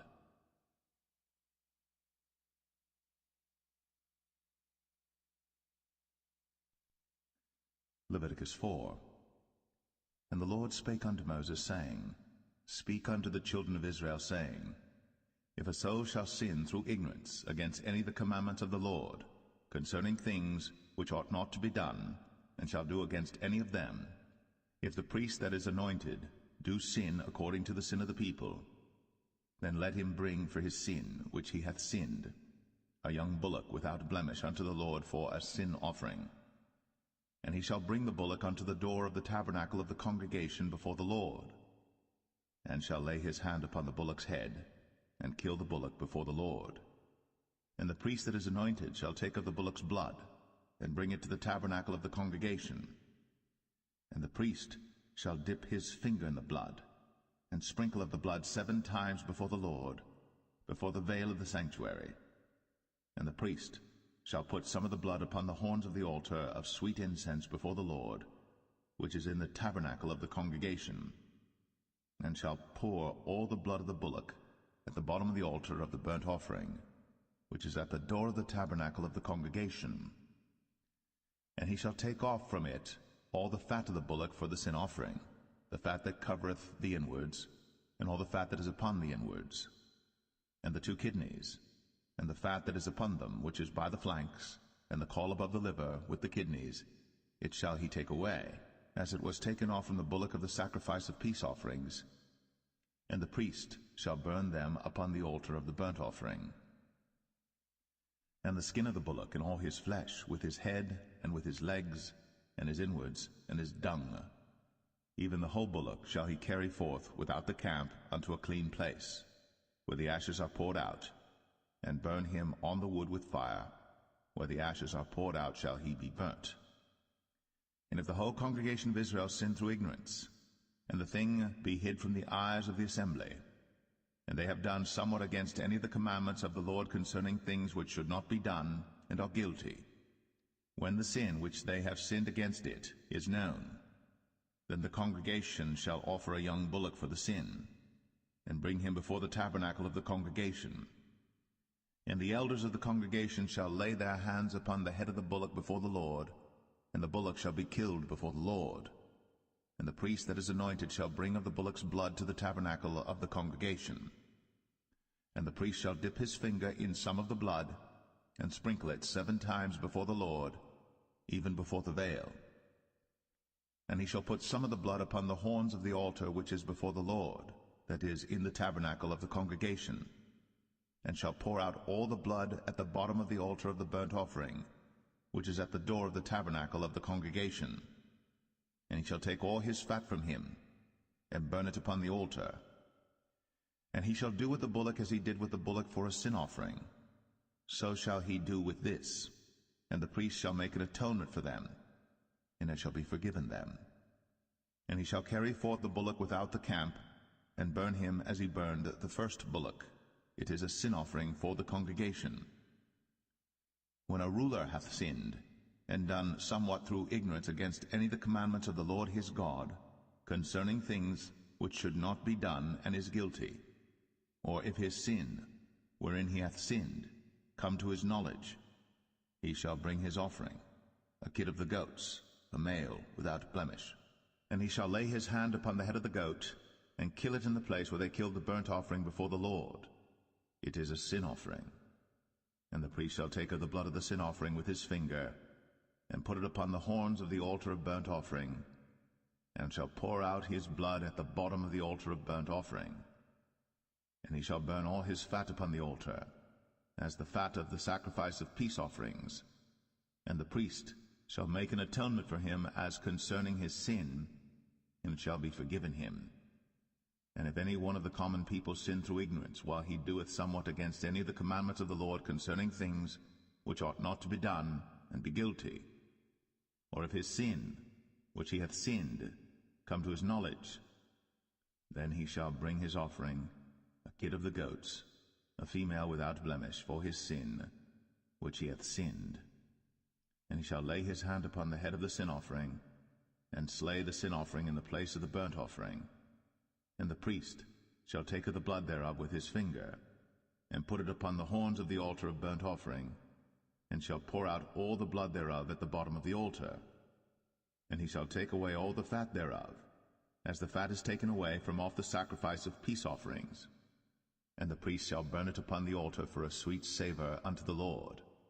And the priest shall make an atonement for him, and it shall be forgiven him. And if he bring a lamb for a sin offering, he shall bring it a female without blemish. And he shall lay his hand upon the head of the sin offering, and slay it for a sin offering in the place where they kill the burnt offering. And the priest shall take of the blood of the sin offering with his finger, and put it upon the horns of the altar of burnt offering, and shall pour out all the blood thereof at the bottom of the altar. And he shall take away all the fat thereof, as the fat of the lamb is taken away from the sacrifice of the peace offerings. And the priest shall burn them upon the altar according to the offerings made by fire unto the Lord. And the priest shall make an atonement for his sin that he hath committed, and it shall be forgiven him.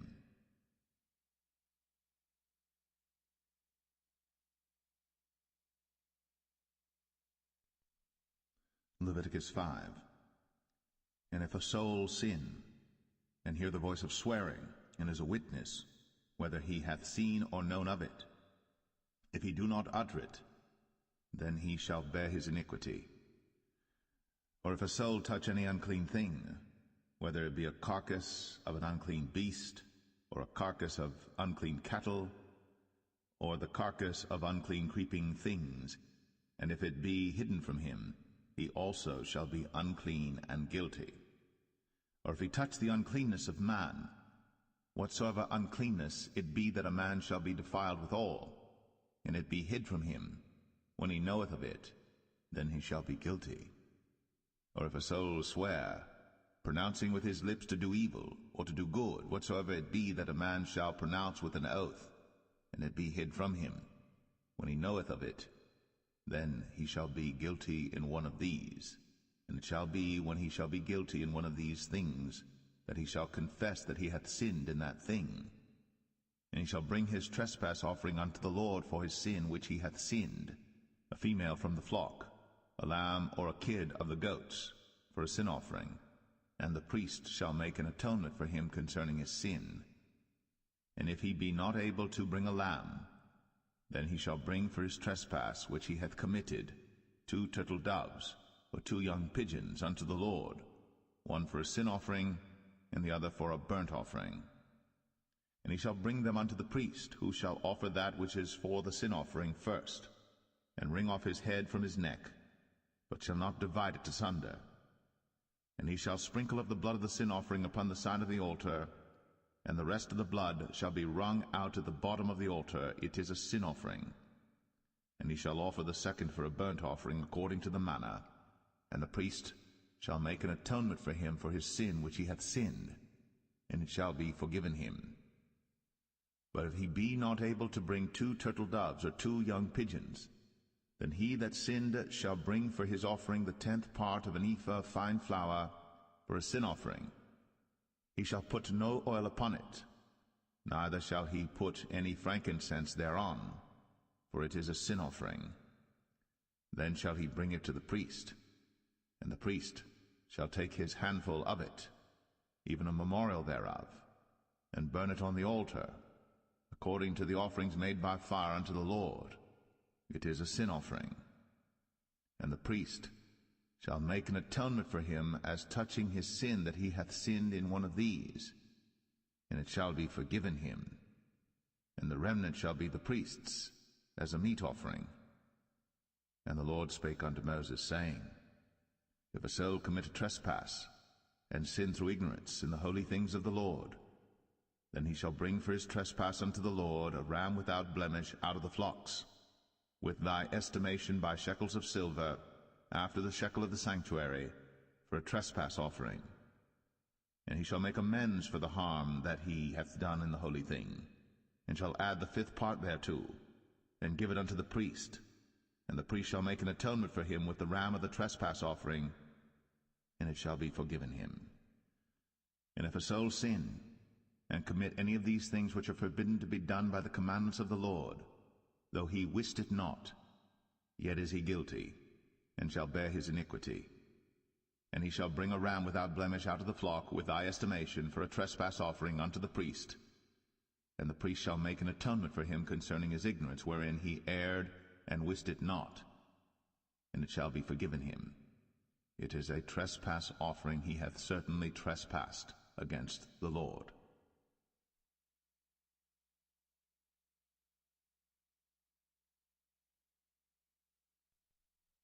Leviticus 6.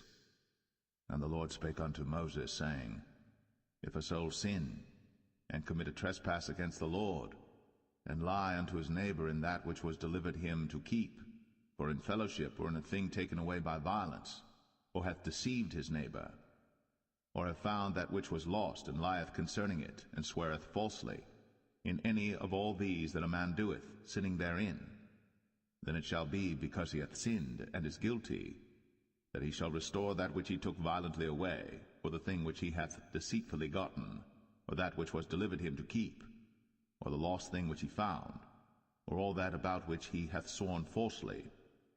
He shall even restore it in the principal, and shall add the 5th part more thereto, and give it unto him to whom it appertaineth in the day of his trespass offering. And he shall bring his trespass offering unto the Lord, a ram without blemish out of the flock, with thy estimation, for a trespass offering unto the priest. And the priest shall make an atonement for him before the Lord, and it shall be forgiven him for anything of all that he hath done in trespassing therein. And the Lord spake unto Moses, saying, Command Aaron and his sons, saying, This is the law of the burnt offering. It is the burnt offering because of the burning upon the altar all night unto the morning, and the fire of the altar shall be burning in it. And the priest shall put on his linen garment, and his linen breeches shall he put upon his flesh, and take up the ashes which the fire hath consumed with the burnt offering on the altar, and he shall put them beside the altar. And he shall put off his garments, and put on other garments, and carry forth the ashes without the camp unto a clean place. And the fire upon the altar shall be burning in it. It shall not be put out. And the priest shall burn wood on it every morning, and lay the burnt offering in order upon it. And he shall burn thereon the fat of the peace offerings. The fire shall ever be burning upon the altar. It shall never go out. And this is the law of the meat offering. The sons of Aaron shall offer it before the Lord, before the altar. And he shall take of it his handful of the flour of the meat offering, and of the oil thereof, and all the frankincense which is upon the meat offering, and shall burn it upon the altar for a sweet savour, even the memorial of it, unto the Lord. And the remainder thereof shall Aaron and his sons eat. With unleavened bread shall it be eaten in the holy place. In the court of the tabernacle of the congregation they shall eat it. It shall not be baked with leaven. I have given it unto them for their portion of my offerings made by fire. It is most holy, as is the sin offering, and as the trespass offering. All the males among the children of Aaron shall eat of it. It shall be a statute for ever in your generations concerning the offerings of the Lord made by fire. Every one that toucheth them shall be holy. And the Lord spake unto Moses, saying, This is the offering of Aaron and of his sons, which they shall offer unto the Lord in the day when he is anointed. The 10th part of an ephah of fine flour for a meat offering perpetual, half of it in the morning, and half thereof at night. In a pan it shall be made with oil, and when it is baked, thou shalt bring it in. And the baked pieces of the meat offering shalt thou offer for a sweet savour unto the Lord. And the priest of his sons that is anointed in his stead shall offer it. It is a statute for ever unto the Lord. It shall be wholly burnt. For every meat offering for the priest shall be wholly burnt. It shall not be eaten.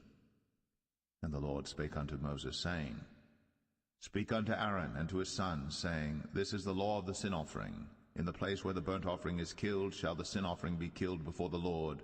It is most holy. The priest that offereth it for sin shall eat it. In the holy place shall it be eaten, in the court of the tabernacle of the congregation. Whatsoever shall touch the flesh thereof shall be holy. And when there is sprinkled of the blood thereof upon any garment, thou shalt wash that whereon it was sprinkled in the holy place. But the earthen vessel wherein it is sodden shall be broken, and if it be sodden in a brazen pot, it shall be both scoured and rinsed in water.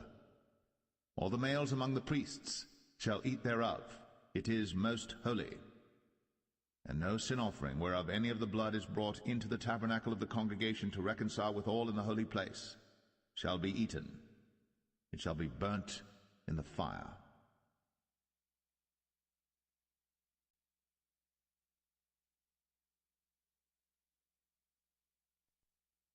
Leviticus 7. Likewise, this is the law of the trespass offering. It is most holy. In the place where they kill the burnt offering shall they kill the trespass offering, and the blood thereof shall he sprinkle round about upon the altar. And he shall offer of it all the fat thereof, the rump, and the fat that covereth the inwards, and the 2 kidneys, and the fat that is on them, which is by the flanks, and the caul that is above the liver, with the kidneys, it shall he take away. And the priest shall burn them upon the altar for an offering made by fire unto the Lord.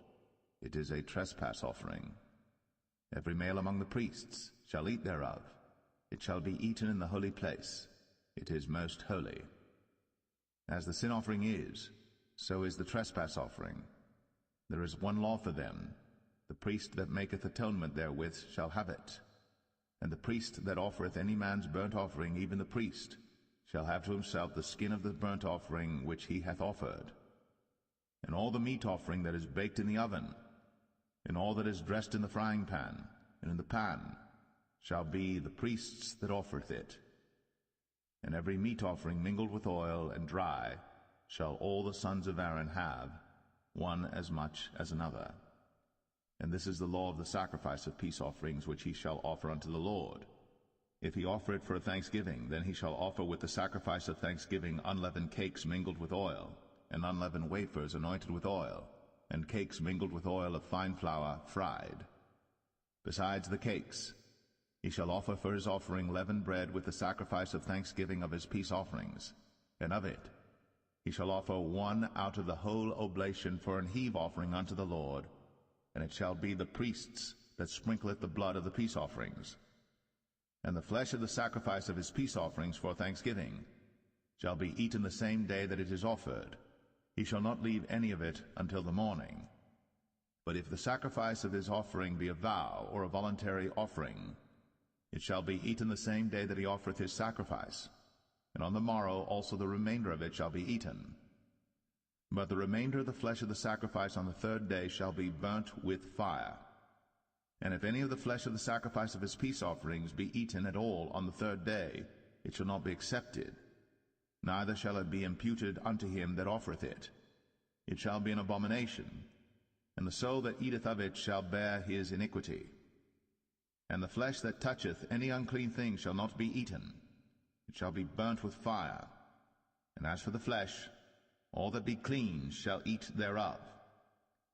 But the soul that eateth of the flesh of the sacrifice of peace offerings that pertain unto the Lord, having his uncleanness upon him, even that soul shall be cut off from his people. Moreover, the soul that shall touch any unclean thing, as the uncleanness of man, or any unclean beast, or any abominable unclean thing, and eat of the flesh of the sacrifice of peace offerings, which pertain unto the Lord, even that soul shall be cut off from his people. And the Lord spake unto Moses, saying, Speak unto the children of Israel, saying, Ye shall eat no manner of fat, of ox, or of sheep, or of goat, and the fat of the beast that dieth of itself, and the fat of that which is torn with beasts, may be used in any other use, but ye shall in no wise eat of it. For whosoever eateth the fat of the beast, of which men offer an offering made by fire unto the Lord, even the soul that eateth it shall be cut off from his people. Moreover, ye shall eat no manner of blood, whether it be of fowl or of beast, in any of your dwellings. Whatsoever soul it be that eateth any manner of blood, even that soul shall be cut off from his people. And the Lord spake unto Moses, saying, Speak unto the children of Israel, saying, He that offereth the sacrifice of his peace offerings unto the Lord shall bring his oblation unto the Lord the sacrifice of his peace offerings. His own hands shall bring the offerings of the Lord made by fire, the fat with the breast. It shall he bring, that the breast may be waved for a wave offering before the Lord. And the priest shall burn the fat upon the altar, but the breast shall be Aaron's and his sons'. And the right shoulder shall ye give unto the priest for an heave offering of the sacrifices of your peace offerings. He among the sons of Aaron, that offereth the blood of the peace offerings, and the fat, shall have the right shoulder for his part. From the wave breast and the heave shoulder have I taken of the children of Israel, from off the sacrifices of their peace offerings, and have given them unto Aaron the priest, and unto his sons by a statute forever from among the children of Israel. This is the portion of the anointing of Aaron, and of the anointing of his sons, out of the offerings of the Lord made by fire, in the day when he presented them to minister unto the Lord in the priest's office, which the Lord commanded to be given them of the children of Israel, in the day that he anointed them, by a statute forever throughout their generations. This is the law of the burnt offering, of the meat offering, and of the sin offering, and of the trespass offering, and of the consecrations, and of the sacrifice of the peace offerings, which the Lord commanded Moses in Mount Sinai, in the day that he commanded the children of Israel to offer their oblations unto the Lord in the wilderness of Sinai.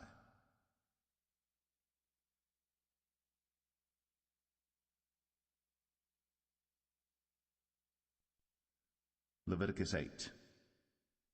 And the Lord spake unto Moses, saying, Take Aaron and his sons with him, and the garments and the anointing oil, and a bullock for the sin offering, and 2 rams, and a basket of unleavened bread.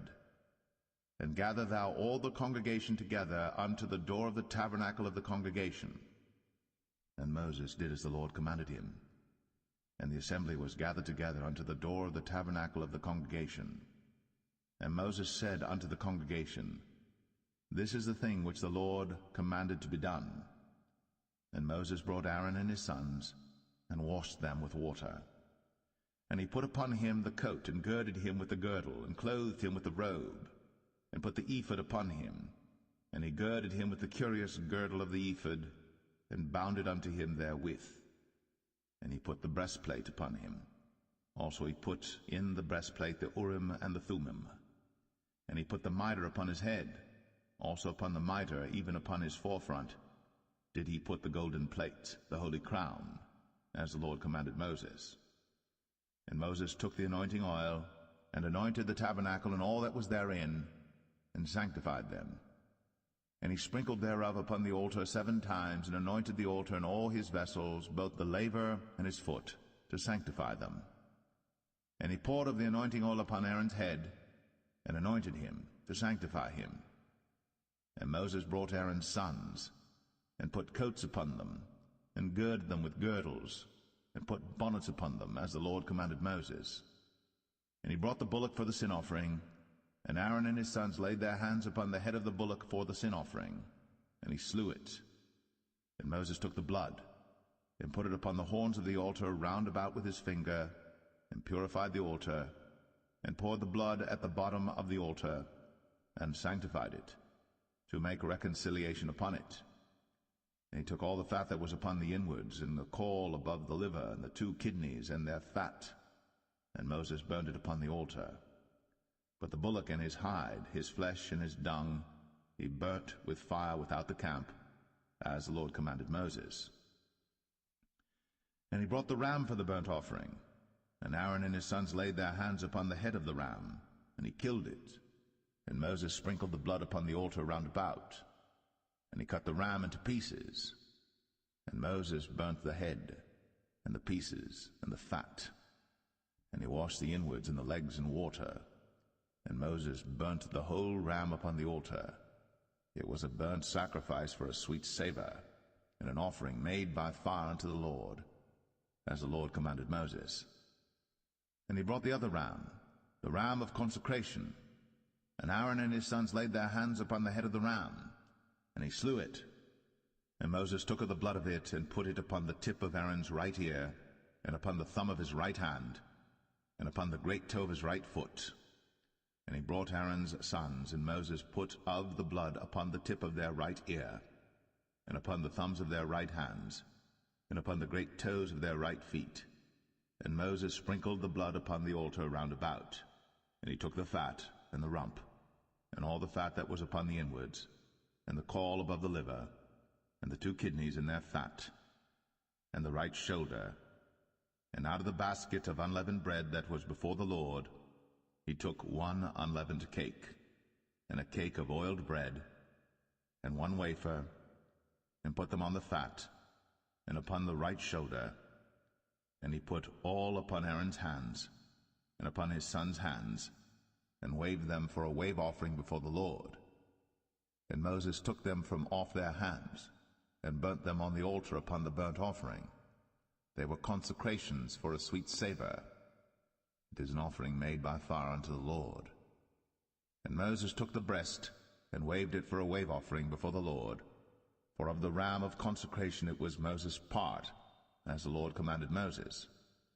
And Moses took of the anointing oil, and of the blood which was upon the altar, and sprinkled it upon Aaron, and upon his garments, and upon his sons, and upon his sons' garments with him, and sanctified Aaron, and his garments, and his sons' garments with him. And Moses said unto Aaron and to his sons, Boil the flesh at the door of the tabernacle of the congregation, and there eat it with the bread that is in the basket of consecrations, as I commanded, saying, Aaron and his sons shall eat it. And that which remaineth of the flesh and of the bread shall ye burn with fire. And ye shall not go out of the door of the tabernacle of the congregation in 7 days, until the days of your consecration be at an end. For 7 days shall he consecrate you, as he hath done this day, so the Lord hath commanded to do, to make an atonement for you. Therefore shall ye abide at the door of the tabernacle of the congregation day and night 7 days, and keep the charge of the Lord, that ye die not, for so I am commanded. So Aaron and his sons did all things which the Lord commanded by the hand of Moses.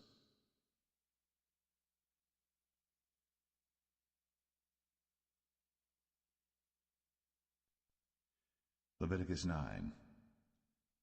And it came to pass on the 8th day that Moses called Aaron and his sons and the elders of Israel. And he said unto Aaron, Take thee a young calf for a sin offering, and a ram for a burnt offering without blemish, and offer them before the Lord. And unto the children of Israel thou shalt speak, saying, Take ye a kid of the goats for a sin offering, and a calf and a lamb, both of the first year, without blemish, for a burnt offering. Also a bullock and a ram for peace offerings to sacrifice before the Lord, and a meat offering mingled with oil. For today the Lord will appear unto you. And they brought that which Moses commanded before the tabernacle of the congregation, and all the congregation drew near, and stood before the Lord. And Moses said, This is the thing which the Lord commanded that ye should do, and the glory of the Lord shall appear unto you. And Moses said unto Aaron, Go unto the altar, and offer thy sin offering, and thy burnt offering, and make an atonement for thyself, and for the people. And offer the offering of the people, and make an atonement for them, as the Lord commanded. Aaron therefore went unto the altar, and slew the calf of the sin offering, which was for himself. And the sons of Aaron brought the blood unto him, and he dipped his finger in the blood, and put it upon the horns of the altar, and poured out the blood at the bottom of the altar.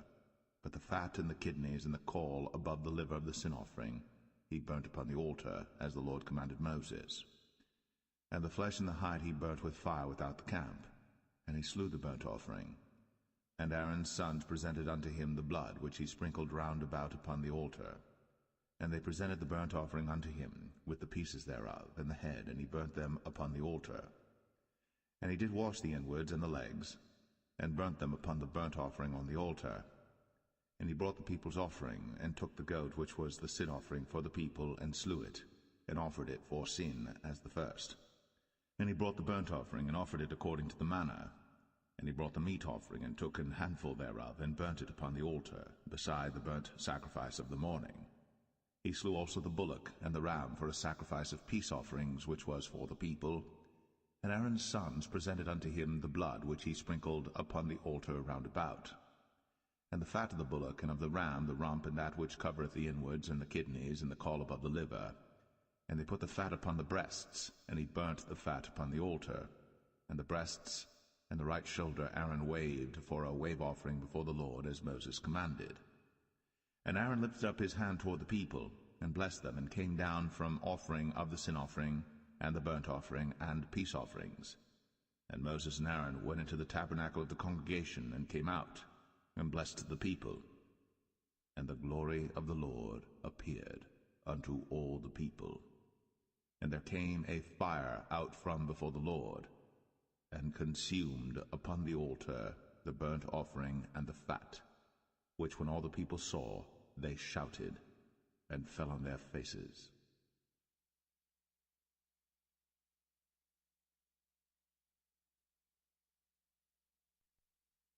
Leviticus 10. And Nadab and Abihu, the sons of Aaron, took either of them his censer, and put fire therein, and put incense thereon, and offered strange fire before the Lord, which he commanded them not. And there went out fire from the Lord, and devoured them, and they died before the Lord. Then Moses said unto Aaron, This is it that the Lord spake, saying, I will be sanctified in them that come nigh me, and before all the people I will be glorified. And Aaron held his peace. And Moses called Mishael and Elzaphan, the sons of Uzziel, the uncle of Aaron, and said unto them, Come near, carry your brethren from before the sanctuary out of the camp.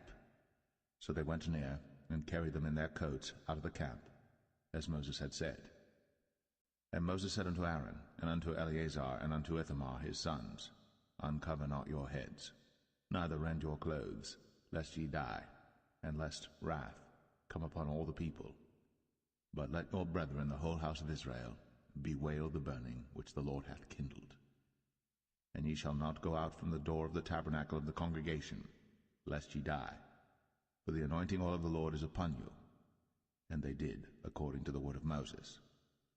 And the Lord spake unto Aaron, saying, Do not drink wine nor strong drink, thou nor thy sons with thee, when ye go into the tabernacle of the congregation, lest ye die. It shall be a statute for ever throughout your generations. And that ye may put difference between holy and unholy, and between unclean and clean, and that ye may teach the children of Israel all the statutes which the Lord hath spoken unto them by the hand of Moses. And Moses spake unto Aaron, and unto Eleazar, and unto Ithamar his sons that were left, Take the meat offering that remaineth of the offerings of the Lord made by fire, and eat it without leaven beside the altar, for it is most holy. And ye shall eat it in the holy place, because it is thy due, and thy son's due, of the sacrifices of the Lord made by fire, for so I am commanded. And the wave breast and heave shoulder shall ye eat in a clean place, thou and thy sons, and thy daughters with thee, for they be thy due, and thy son's due, which are given out of the sacrifices of peace offerings of the children of Israel. The heave shoulder and the wave breast shall they bring with the offerings made by fire of the fat, to wave it for a wave offering before the Lord, and it shall be thine, and thy sons with thee, by a statute for ever, as the Lord hath commanded. And Moses diligently sought the goat of the sin offering, and behold, it was burnt. And he was angry with Eleazar and Ithamar, the sons of Aaron, which were left alive, saying, Wherefore have ye not eaten the sin offering in the holy place, seeing it is most holy? And God hath given it you to bear the iniquity of the congregation, to make atonement for them before the Lord. Behold, the blood of it was not brought in within the holy place. Ye should indeed have eaten it in the holy place, as I commanded. And Aaron said unto Moses, Behold, this day have they offered their sin offering and their burnt offering before the Lord. And such things have befallen me. And if I had eaten the sin offering today, should it have been accepted in the sight of the Lord? And when Moses heard that, he was content.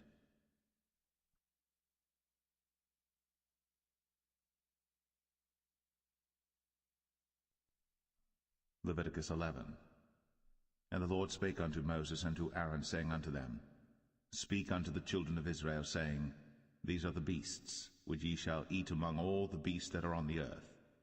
Whatsoever parteth the hoof, and is cloven-footed, and cheweth the cud, among the beasts, that shall ye eat. Nevertheless, these shall ye not eat of them that chew the cud, or of them that divide the hoof, as the camel, because he cheweth the cud, but divideth not the hoof, he is unclean unto you. And the coney, because he cheweth the cud, but divideth not the hoof, he is unclean unto you. And the hare, because he cheweth the cud, but divideth not the hoof, he is unclean unto you. And the swine, though he divide the hoof, and be cloven-footed, yet he cheweth not the cud, he is unclean to you. Of their flesh shall ye not eat, and their carcass shall ye not touch, they are unclean to you. These shall ye eat of all that are in the waters. Whatsoever hath fins and scales in the waters, in the seas, and in the rivers, them shall ye eat. And all that have not fins and scales in the seas, and in the rivers, of all that move in the waters, and of any living thing which is in the waters, they shall be an abomination unto you. They shall be even an abomination unto you. Ye shall not eat of their flesh, but ye shall have their carcasses in abomination. Whatsoever hath no fins nor scales in the waters, that shall be an abomination unto you. And these are they which ye shall have in abomination among the fowls. They shall not be eaten. They are an abomination, the eagle, and the ossifrage, and the osprey, and the vulture, and the kite after his kind, every raven after his kind, and the owl, and the nighthawk, and the cuckoo, and the hawk after his kind, and the little owl, and the cormorant, and the great owl, and the swan, and the pelican, and the gyre eagle, and the stork, the heron after her kind, and the lapwing, and the bat. All fowls that creep, going upon all four, shall be an abomination unto you. Yet these may ye eat of every flying creeping thing that goeth upon all four, which have legs above their feet, to leap withal upon the earth. Even these of them ye may eat, the locust after his kind, and the bald locust after his kind, and the beetle after his kind, and the grasshopper after his kind. But all other flying creeping things which have 4 feet shall be an abomination unto you, and for these ye shall be unclean. Whosoever toucheth the carcass of them shall be unclean until the even. And whosoever beareth aught of the carcass of them shall wash his clothes, and be unclean until the even. The carcasses of every beast which divideth the hoof, and is not cloven-footed, nor cheweth the cud, are unclean unto you. Every one that toucheth them shall be unclean. And whatsoever goeth upon his paws among all manner of beasts that go on all four, those are unclean unto you. Whoso toucheth their carcass shall be unclean until the even. And he that beareth the carcass of them shall wash his clothes, and be unclean until the even. They are unclean unto you. These also shall be unclean unto you among the creeping things that creep upon the earth, the weasel, and the mouse, and the tortoise after his kind, and the ferret, and the chameleon, and the lizard, and the snail, and the mole. These are unclean to you among all that creep. Whosoever doth touch them, when they be dead, shall be unclean until the even. And upon whatsoever any of them, when they are dead, doth fall, it shall be unclean, whether it be any vessel of wood, or raiment, or skin, or sack, whatsoever vessel it be, wherein any work is done, it must be put into water, and it shall be unclean until the even. So it shall be cleansed. And every earthen vessel, whereinto any of them falleth, whatsoever is in it shall be unclean, and ye shall break it. Of all meat which may be eaten, that on which such water cometh shall be unclean, and all drink that may be drunk in every such vessel shall be unclean. And everything whereupon any part of their carcass falleth shall be unclean, whether it be oven, or ranges, or pots, they shall be broken down, for they are unclean, and shall be unclean unto you. Nevertheless a fountain or pit wherein there is plenty of water shall be clean, but that which toucheth their carcass shall be unclean. And if any part of their carcass fall upon any sowing seed which is to be sown, it shall be clean. But if any water be put upon the seed, and any part of their carcass fall thereon, it shall be unclean unto you. And if any beast of which ye may eat die, he that toucheth the carcass thereof shall be unclean until the even. And he that eateth of the carcass of it shall wash his clothes, and be unclean until the even. He also that beareth the carcass of it shall wash his clothes, and be unclean until the even. And every creeping thing that creepeth upon the earth shall be an abomination. It shall not be eaten. whatsoever goeth upon the belly, and whatsoever goeth upon all four, or whatsoever hath more feet among all creeping things that creep upon the earth, them ye shall not eat, for they are an abomination. Ye shall not make yourselves abominable with any creeping thing that creepeth, neither shall ye make yourselves unclean with them, that ye should be defiled thereby. For I am the Lord your God. Ye shall therefore sanctify yourselves, and ye shall be holy, for I am holy. Neither shall ye defile yourselves with any manner of creeping thing that creepeth upon the earth. For I am the Lord that bringeth you up out of the land of Egypt, to be your God. Ye shall therefore be holy, for I am holy. This is the law of the beasts, and of the fowl, and of every living creature that moveth in the waters, and of every creature that creepeth upon the earth, to make a difference between the unclean and the clean, and between the beast that may be eaten and the beast that may not be eaten.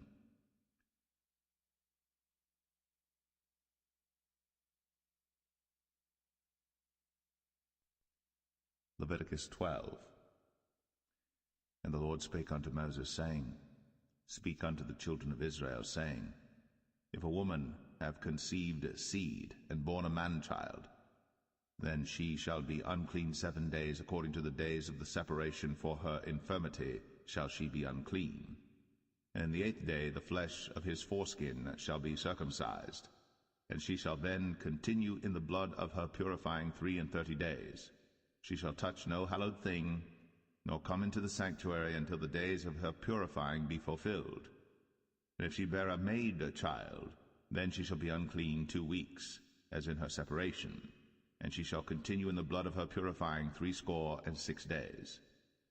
And when the days of her purifying are fulfilled, for a son or for a daughter, she shall bring a lamb of the first year for a burnt offering, and a young pigeon, or a turtle dove, for a sin offering, unto the door of the tabernacle of the congregation, unto the priest, who shall offer it before the Lord, and make an atonement for her, and she shall be cleansed from the issue of her blood.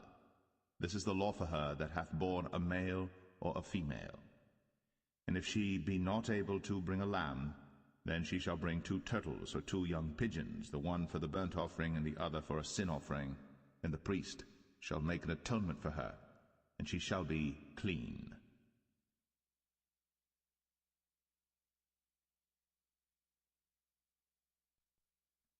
Leviticus 13.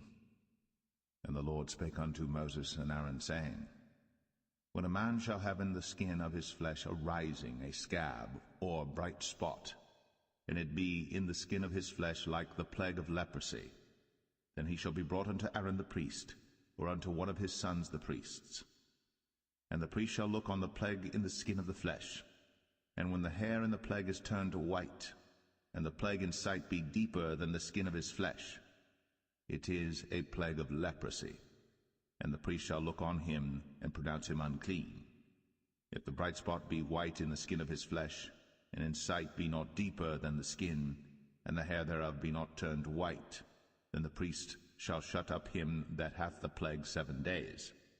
And the priest shall look on him the 7th day, and behold, if the plague in his sight be at a stay, and the plague spread not in the skin, then the priest shall shut him up 7 days more. And the priest shall look on him again the 7th day, and behold, if the plague be somewhat dark, and the plague spread not in the skin, the priest shall pronounce him clean. It is but a scab, and he shall wash his clothes, and be clean. But if the scab spread much abroad in the skin, after that he hath been seen of the priest for his cleansing, he shall be seen of the priest again. And if the priest see that, behold, the scab spreadeth in the skin, then the priest shall pronounce him unclean. It is a leprosy. When the plague of leprosy is in a man, then he shall be brought unto the priest. And the priest shall see him, and behold, if the rising be white in the skin, and it have turned the hair white, and there be quick raw flesh in the rising, it is an old leprosy in the skin of his flesh. And the priest shall pronounce him unclean, and shall not shut him up, for he is unclean. And if a leprosy break out abroad in the skin, and the leprosy cover all the skin of him that hath the plague from his head even to his foot, wheresoever the priest looketh, then the priest shall consider, and behold, if the leprosy have covered all his flesh, he shall pronounce him clean that hath the plague. It is all turned white, he is clean. But when raw flesh appeareth in him, he shall be unclean. And the priest shall see the raw flesh, and pronounce him to be unclean. For the raw flesh is unclean, it is a leprosy. Or if the raw flesh turn again, and be changed unto white, he shall come unto the priest. And the priest shall see him, and behold, if the plague be turned into white, then the priest shall pronounce him clean that hath the plague. He is clean. The flesh also, in which even in the skin thereof was a boil, and is healed, and in the place of the boil there be a white rising, or a bright spot, white and somewhat reddish, and it be shown to the priest. And if, when the priest seeth it, behold, it be in sight lower than the skin, and the hair thereof be turned white, the priest shall pronounce him unclean. It is a plague of leprosy broken out of the boil. But if the priest look on it, and behold, there be no white hairs therein, and if it be not lower than the skin, but be somewhat dark, then the priest shall shut him up 7 days. And if it spread much abroad in the skin, then the priest shall pronounce him unclean. It is a plague. But if the bright spot stay in his place, and spread not, it is a burning boil, and the priest shall pronounce him clean. Or if there be any flesh in the skin whereof there is a hot burning, and the quick flesh that burneth have a white bright spot, somewhat reddish or white, then the priest shall look upon it, and behold, if the hair in the bright spot be turned white, and it be in sight deeper than the skin, it is a leprosy broken out of the burning. Wherefore the priest shall pronounce him unclean. It is the plague of leprosy. But if the priest look on it, and behold, there be no white hair in the bright spot, and it be no lower than the other skin, but be somewhat dark, then the priest shall shut him up 7 days. And the priest shall look upon him the 7th day, and if it be spread much abroad in the skin, then the priest shall pronounce him unclean. It is the plague of leprosy. And if the bright spot stay in his place, and spread not in the skin, but it be somewhat dark, it is a rising of the burning, and the priest shall pronounce him clean. For it is an inflammation of the burning. If a man or woman have a plague upon the head or the beard, then the priest shall see the plague, and behold, if it be in sight deeper than the skin, and there be in it a yellow thin hair, then the priest shall pronounce him unclean. It is a dry scall, even a leprosy upon the head or beard. And if the priest look on the plague of the scall, and behold, it be not in sight deeper than the skin, and that there is no black hair in it, then the priest shall shut up him that hath the plague of the scall 7 days. And in the 7th day the priest shall look on the plague, and behold, if the scall spread not, and there be in it no yellow hair, and the scall be not in sight deeper than the skin, he shall be shaven, but the scall shall he not shave, and the priest shall shut up him that hath the scall 7 days more. And in the 7th day the priest shall look on the scall, and behold, if the scall be not spread in the skin, nor be in sight deeper than the skin, then the priest shall pronounce him clean, and he shall wash his clothes, and be clean. But if the scall spread much in the skin after his cleansing, then the priest shall look on him, and behold, if the scall be spread in the skin, the priest shall not seek for yellow hair, he is unclean. But if the scall be in his sight at a stay, and that there is black hair grown up therein, the scall is healed, he is clean, and the priest shall pronounce him clean. If a man also or a woman have in the skin of their flesh bright spots, even white bright spots, then the priest shall look, and behold, if the bright spots in the skin of their flesh be darkish white, it is a freckled spot that groweth in the skin, he is clean. And the man whose hair is fallen off his head, he is bald, yet is he clean. And he that hath his hair fallen off from the part of his head toward his face, he is forehead bald, yet is he clean. And if there be in the bald head or bald forehead a white reddish sore, it is a leprosy sprung up in his bald head, or his bald forehead. Then the priest shall look upon it, and behold, If the rising of the sore be white, reddish in his forehead, or in his bald forehead, as leprosy appeareth in the skin of the flesh, he is a leprous man. He is unclean. The priest shall pronounce him utterly unclean. His plague is in his head. And the leper in whom the plague is, his clothes shall be rent, and his head bare. And he shall put a covering upon his upper lip, and shall cry, Unclean, unclean. All the days wherein the plague shall be in him, he shall be defiled. He is unclean. He shall dwell alone. Without the camp shall his habitation be. The garment also that the plague of leprosy is in, whether it be a woolen garment or a linen garment, whether it be in the warp or woof of linen or of woolen, whether in a skin or in anything made of skin, and if the plague be greenish or reddish in the garment or in the skin, either in the warp or in the woof or in anything of skin, it is a plague of leprosy, and shall be shown unto the priest. And the priest shall look upon the plague, and shut up it that hath the plague 7 days. And he shall look on the plague on the 7th day. If the plague be spread in the garment, either in the warp, or in the woof, or in a skin, or in any work that is made of skin, the plague is a fretting leprosy, it is unclean. He shall therefore burn the garment, whether warp or woof, in woolen or in linen, or anything of skin, wherein the plague is, for it is a fretting leprosy, it shall be burnt in the fire. And if the priest shall look, and behold, the plague be not spread in the garment, either in the warp or in the woof, or in anything of skin, then the priest shall command that they wash the thing wherein the plague is, and he shall shut it up 7 days more. And the priest shall look on the plague after that it is washed, and behold, if the plague have not changed his color, and the plague be not spread, it is unclean. Thou shalt burn it in the fire. It is fret inward, whether it be bare within or without. And if the priest look, and behold, the plague be somewhat dark after the washing of it, then he shall rend it out of the garment, or out of the skin, or out of the warp, or out of the woof.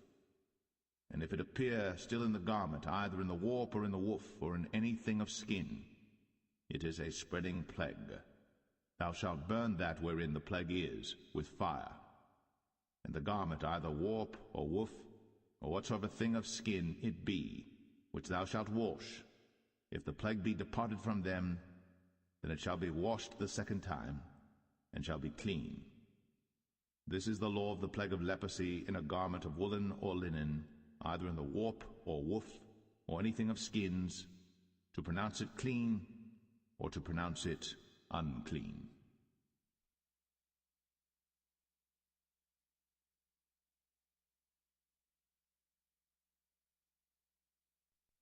Leviticus 14. And the Lord spake unto Moses, saying, This shall be the law of the leper in the day of his cleansing. He shall be brought unto the priest. And the priest shall go forth out of the camp, and the priest shall look, and behold, if the plague of leprosy be healed in the leper, then shall the priest command to take for him that is to be cleansed 2 birds alive and clean, and cedar wood, and scarlet and hyssop. And the priest shall command that one of the birds be killed in an earthen vessel over running water. As for the living bird, he shall take it, and the cedar wood, and the scarlet, and the hyssop, and shall dip them and the living bird in the blood of the bird that was killed over the running water. And he shall sprinkle upon him that is to be cleansed from the leprosy 7 times, and shall pronounce him clean, and shall let the living bird loose into the open field. And he that is to be cleansed shall wash his clothes, and shave off all his hair, and wash himself in water, that he may be clean. And after that he shall come into the camp, and shall tarry abroad out of his tent 7 days. But it shall be on the 7th day that he shall shave all his hair off his head, and his beard, and his eyebrows, even all his hair he shall shave off. And he shall wash his clothes. Also he shall wash his flesh in water, and he shall be clean. And on the 8th day he shall take 2 he-lambs without blemish, and 1 ewe lamb of the 1st year without blemish, and 3/10 deals of fine flour for a meat offering, mingled with oil, and 1 log of oil. And the priest that maketh him clean shall present the man that is to be made clean, and those things before the Lord, at the door of the tabernacle of the congregation. And the priest shall take 1 he-lamb, and offer him for a trespass offering, and the log of oil, and wave them for a wave offering before the Lord. And he shall slay the lamb in the place where he shall kill the sin offering and the burnt offering in the holy place. For as the sin offering is the priest's, so is the trespass offering. It is most holy. And the priest shall take some of the blood of the trespass offering, and the priest shall put it upon the tip of the right ear of him that is to be cleansed, and upon the thumb of his right hand, and upon the great toe of his right foot. And the priest shall take some of the log of oil, and pour it into the palm of his own left hand. And the priest shall dip his right finger in the oil that is in his left hand, and shall sprinkle of the oil with his finger 7 times before the Lord. And of the rest of the oil that is in his hand shall the priest put upon the tip of the right ear of him that is to be cleansed, and upon the thumb of his right hand, and upon the great toe of his right foot, upon the blood of the trespass offering. And the remnant of the oil that is in the priest's hand he shall pour upon the head of him that is to be cleansed, and the priest shall make an atonement for him before the Lord. And the priest shall offer the sin offering, and make an atonement for him that is to be cleansed from his uncleanness. And afterward he shall kill the burnt offering. And the priest shall offer the burnt offering and the meat offering upon the altar. And the priest shall make an atonement for him, and he shall be clean. And if he be poor, and cannot get so much, then he shall take 1 lamb for a trespass offering to be waved, to make an atonement for him, and 1/10 deal of fine flour mingled with oil for a meat offering, and a log of oil, and 2 turtle doves, or 2 young pigeons, such as he is able to get, and the one shall be a sin offering, and the other a burnt offering. And he shall bring them on the 8th day for his cleansing unto the priest, unto the door of the tabernacle of the congregation before the Lord. And the priest shall take the lamb of the trespass offering, and the log of oil, and the priest shall wave them for a wave offering before the Lord. And he shall kill the lamb of the trespass offering, and the priest shall take some of the blood of the trespass offering, and put it upon the tip of the right ear of him that is to be cleansed, and upon the thumb of his right hand, and upon the great toe of his right foot. And the priest shall pour of the oil into the palm of his own left hand. And the priest shall sprinkle with his right finger some of the oil that is in his left hand 7 times before the Lord. And the priest shall put of the oil that is in his hand upon the tip of the right ear of him that is to be cleansed, and upon the thumb of his right hand, and upon the great toe of his right foot, upon the place of the blood of the trespass offering. And the rest of the oil that is in the priest's hand he shall put upon the head of him that is to be cleansed, to make an atonement for him before the Lord. And he shall offer the one of the turtle doves, or of the young pigeons, such as he can get, even such as he is able to get, the one for a sin offering, and the other for a burnt offering with the meat offering. And the priest shall make an atonement for him that is to be cleansed before the Lord. This is the law of him in whom is the plague of leprosy, whose hand is not able to get that which pertaineth to his cleansing. And the Lord spake unto Moses and unto Aaron, saying, When ye be come into the land of Canaan, which I give to you for a possession, and I put the plague of leprosy in a house of the land of your possession, and he that owneth the house shall come and tell the priest, saying, It seemeth to me there is as it were a plague in the house. Then the priest shall command that they empty the house before the priests go into it to see the plague, that all that is in the house be not made unclean. And afterward the priest shall go in to see the house. And he shall look on the plague, and behold, if the plague be in the walls of the house with hollow strakes, greenish or reddish, which in sight are lower than the wall, then the priest shall go out of the house to the door of the house, and shut up the house 7 days. And the priest shall come again the 7th day, and shall look, and behold, if the plague be spread in the walls of the house, then the priest shall command that they take away the stones in which the plague is, and they shall cast them into an unclean place without the city. And he shall cause the house to be scraped within round about, and they shall pour out the dust that they scrape off without the city into an unclean place. And they shall take other stones, and put them in the place of those stones. And he shall take other mortar, and shall plaster the house. And if the plague come again, and break out in the house, after that he hath taken away the stones, and after he hath scraped the house, and after it is plastered, then the priest shall come and look, and behold, If the plague be spread in the house, it is a fretting leprosy in the house, it is unclean. And he shall break down the house, the stones of it, and the timber thereof, and all the mortar of the house, and he shall carry them forth out of the city into an unclean place. Moreover, he that goeth into the house all the while that it is shut up shall be unclean until the even. And he that lieth in the house shall wash his clothes, and he that eateth in the house shall wash his clothes. And if the priest shall come in and look upon it, and behold, the plague hath not spread in the house, after the house was plastered, then the priest shall pronounce the house clean, because the plague is healed. And he shall take to cleanse the house 2 birds, and cedar wood, and scarlet, and hyssop. And he shall kill the one of the birds in an earthen vessel over running water. And he shall take the cedar wood, and the hyssop, and the scarlet, and the living bird, and dip them in the blood of the slain bird, and in the running water, and sprinkle the house 7 times. And he shall cleanse the house with the blood of the bird, and with the running water, and with the living bird, and with the cedar wood, and with the hyssop, and with the scarlet. But he shall let go the living bird out of the city into the open fields, and make an atonement for the house, and it shall be clean. This is the law for all manner of plague of leprosy and scald, and for the leprosy of a garment and of a house, and for a rising, and for a scab, and for a bright spot, to teach when it is unclean, and when it is clean. This is the law of leprosy.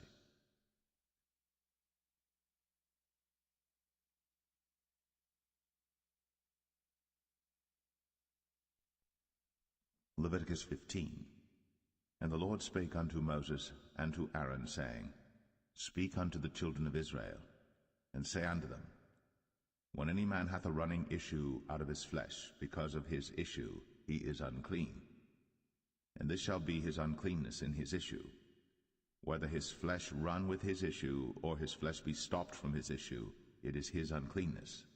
Every bed whereon he lieth that hath the issue is unclean, and everything whereon he sitteth shall be unclean. And whosoever toucheth his bed shall wash his clothes, and bathe himself in water, and be unclean until the even. And he that sitteth on anything whereon he sat that hath the issue shall wash his clothes, and bathe himself in water, and be unclean until the even. And he that toucheth the flesh of him that hath the issue shall wash his clothes, and bathe himself in water, and be unclean until the even. And if he that hath the issue spit upon him that is clean, then he shall wash his clothes, and bathe himself in water, and be unclean until the even. And what saddle soever he rideth upon that hath the issue shall be unclean. And whosoever toucheth anything that was under him shall be unclean until the even. And he that beareth any of those things shall wash his clothes, and bathe himself in water, and be unclean until the even. And whomsoever he toucheth that hath the issue, and hath not rinsed his hands in water, he shall wash his clothes, and bathe himself in water, and be unclean until the even. And the vessel of earth that he toucheth, which hath the issue, shall be broken, and every vessel of wood shall be rinsed in water. And when he that hath an issue is cleansed of his issue, then he shall number to himself 7 days for his cleansing, and wash his clothes, and bathe his flesh in running water, and shall be clean. And on the 8th day he shall take to him 2 turtle doves, or 2 young pigeons, and come before the Lord unto the door of the tabernacle of the congregation, and give them unto the priest. And the priest shall offer them, the one for a sin offering, and the other for a burnt offering. And the priest shall make an atonement for him before the Lord for his issue. And if any man's seed of copulation go out from him, then he shall wash all his flesh in water, and be unclean until the even. And every garment and every skin whereon is the seed of copulation shall be washed with water, and be unclean until the even. The woman also with whom man shall lie with seed of copulation, they shall both bathe themselves in water, and be unclean until the even. And if a woman have an issue, and her issue in her flesh be blood, she shall be put apart 7 days, and whosoever toucheth her shall be unclean until the even. And everything that she lieth upon in her separation shall be unclean. Everything also that she sitteth upon shall be unclean. And whosoever toucheth her bed shall wash his clothes, and bathe himself in water, and be unclean until the even. And whosoever toucheth anything that she sat upon shall wash his clothes, and bathe himself in water, and be unclean until the even. And if it be on her bed, or on any thing whereon she sitteth, when he toucheth it, he shall be unclean until the even. And if any man lie with her at all, and her flowers be upon him, he shall be unclean 7 days, and all the bed whereon he lieth shall be unclean. And if a woman have an issue of her blood many days out of the time of her separation, or if it run beyond the time of her separation, all the days of the issue of her uncleanness shall be as the days of her separation. She shall be unclean. Every bed whereon she lieth all the days of her issue shall be unto her as the bed of her separation. And whatsoever she sitteth upon shall be unclean, as the uncleanness of her separation. And whosoever toucheth those things shall be unclean, and shall wash his clothes, and bathe himself in water, and be unclean until the even. But if she be cleansed of her issue, then she shall number to herself 7 days, and after that she shall be clean. And on the 8th day she shall take unto her 2 turtles, or 2 young pigeons, and bring them unto the priest, to the door of the tabernacle of the congregation. And the priest shall offer the one for a sin offering, and the other for a burnt offering, and the priest shall make an atonement for her before the Lord for the issue of her uncleanness. Thus shall ye separate the children of Israel from their uncleanness, that they die not in their uncleanness, when they defile my tabernacle that is among them. This is the law of him that hath an issue, and of him whose seed goeth from him, and is defiled therewith, and of her that is sick of her flowers, and of him that hath an issue, of the man, and of the woman, and of him that lieth with her that is unclean.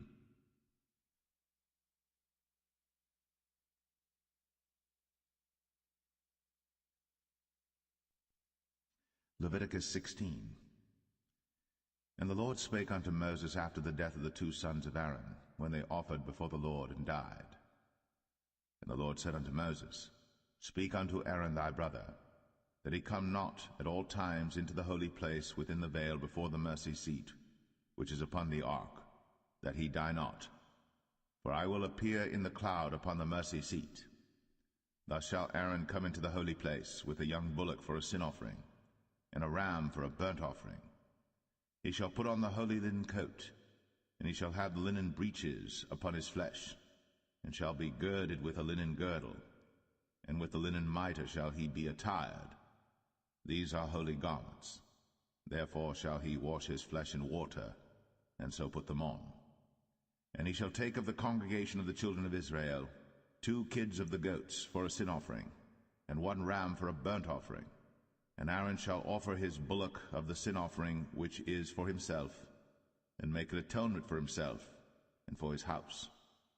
And he shall take the 2 goats and present them before the Lord at the door of the tabernacle of the congregation. And Aaron shall cast lots upon the 2 goats, 1 lot for the Lord, and the other lot for the scapegoat. And Aaron shall bring the goat upon which the Lord's lot fell, and offer him for a sin offering. But the goat on which the lot fell to be the scapegoat shall be presented alive before the Lord, to make an atonement with him, and to let him go for a scapegoat into the wilderness. And Aaron shall bring the bullock of the sin offering which is for himself, and shall make an atonement for himself and for his house, and shall kill the bullock of the sin offering which is for himself. And he shall take a censer full of burning coals of fire from off the altar before the Lord, and his hands full of sweet incense beaten small, and bring it within the veil. And he shall put the incense upon the fire before the Lord, that the cloud of the incense may cover the mercy seat that is upon the testimony, that he die not. And he shall take of the blood of the bullock, and sprinkle it with his finger upon the mercy seat eastward. And before the mercy seat shall he sprinkle of the blood with his finger 7 times. Then shall he kill the goat of the sin offering that is for the people, and bring his blood within the veil, and do with that blood as he did with the blood of the bullock, and sprinkle it upon the mercy seat, and before the mercy seat. And he shall make an atonement for the holy place, because of the uncleanness of the children of Israel, and because of their transgressions and all their sins. And so shall he do for the tabernacle of the congregation that remaineth among them in the midst of their uncleanness. And there shall be no man in the tabernacle of the congregation when he goeth in to make an atonement in the holy place, until he come out, and have made an atonement for himself, and for his household, and for all the congregation of Israel. And he shall go out unto the altar that is before the Lord, and make an atonement for it, and shall take of the blood of the bullock, and of the blood of the goat, and put it upon the horns of the altar round about. And he shall sprinkle of the blood upon it with his finger 7 times, and cleanse it, and hallow it from the uncleanness of the children of Israel. And when he hath made an end of reconciling the holy place, and the tabernacle of the congregation, and the altar, he shall bring the live goat. And Aaron shall lay both his hands upon the head of the live goat, and confess over him all the iniquities of the children of Israel, and all their transgressions and all their sins, putting them upon the head of the goat, and shall send him away by the hand of a fit man into the wilderness.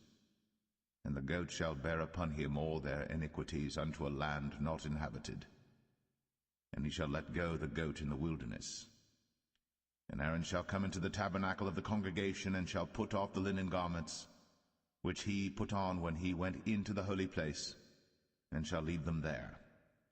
And he shall wash his flesh with water in the holy place, and put on his garments, and come forth, and offer his burnt offering, and the burnt offering of the people, and make an atonement for himself and for the people. And the fat of the sin offering shall he burn upon the altar. And he that let go the goat for the scapegoat shall wash his clothes, and bathe his flesh in water, and afterward come into the camp. And the bullock for the sin offering, and the goat for the sin offering, whose blood was brought in to make atonement in the holy place, shall one carry forth without the camp, and they shall burn in the fire their skins, and their flesh, and their dung. And he that burneth them shall wash his clothes, and bathe his flesh in water, and afterward he shall come into the camp. And this shall be a statute for ever unto you, that in the 7th month, on the 10th day of the month, ye shall afflict your souls, and do no work at all, whether it be one of your own country or a stranger that sojourneth among you. For on that day shall the priest make an atonement for you, to cleanse you, that ye may be clean from all your sins before the Lord. It shall be a Sabbath of rest unto you, and ye shall afflict your souls by a statute for ever. And the priest, whom he shall anoint, and whom he shall consecrate to minister in the priest's office in his father's stead, shall make the atonement, and shall put on the linen clothes, even the holy garments. And he shall make an atonement for the holy sanctuary, and he shall make an atonement for the tabernacle of the congregation, and for the altar. And he shall make an atonement for the priests, and for all the people of the congregation. And this shall be an everlasting statute unto you, to make an atonement for the children of Israel, for all their sins once a year.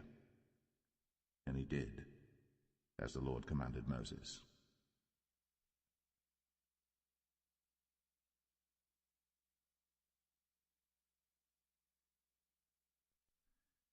Leviticus 17. And the Lord spake unto Moses, saying, Speak unto Aaron, and unto his sons, and unto all the children of Israel, and say unto them, This is the thing which the Lord hath commanded, saying, What man soever there be of the house of Israel that killeth an ox, or lamb, or goat, in the camp, or that killeth it out of the camp, and bringeth it not unto the door of the tabernacle of the congregation to offer an offering unto the Lord before the tabernacle of the Lord, blood shall be imputed unto that man. He hath shed blood, and that man shall be cut off from among his people. to the end that the children of Israel may bring their sacrifices which they offer in the open field, even that they may bring them unto the Lord, unto the door of the tabernacle of the congregation, unto the priest, and offer them for peace offerings unto the Lord. And the priest shall sprinkle the blood upon the altar of the Lord at the door of the tabernacle of the congregation, and burn the fat for a sweet savour unto the Lord. And they shall no more offer their sacrifices unto devils, after whom they have gone a-whoring. This shall be a statute for ever unto them throughout their generations. And thou shalt say unto them, Whatsoever man there be of the house of Israel, or of the strangers which sojourn among you, that offereth a burnt offering or sacrifice, and bringeth it not unto the door of the tabernacle of the congregation, to offer it unto the Lord, even that man shall be cut off from among his people. And whatsoever man there be of the house of Israel, or of the strangers that sojourn among you, that eateth any manner of blood, I will even set my face against that soul that eateth blood, and will cut him off from among his people. For the life of the flesh is in the blood, and I have given it to you upon the altar to make an atonement for your souls. For it is the blood that maketh an atonement for the soul. Therefore I said unto the children of Israel, No soul of you shall eat blood, neither shall any stranger that sojourneth among you eat blood. And whatsoever man there be of the children of Israel, or of the strangers that sojourn among you, which hunteth and catcheth any beast or fowl that may be eaten, he shall even pour out the blood thereof, and cover it with dust. For it is the life of all flesh, the blood of it is for the life thereof. Therefore I said unto the children of Israel, Ye shall eat the blood of no manner of flesh, for the life of all flesh is the blood thereof. Whosoever eateth it shall be cut off. And every soul that eateth that which died of itself, or that which was torn with beasts, whether it be one of your own country or a stranger, he shall both wash his clothes, and bathe himself in water, and be unclean until the even. Then shall he be clean. But if he wash them not, nor bathe his flesh, then he shall bear his iniquity.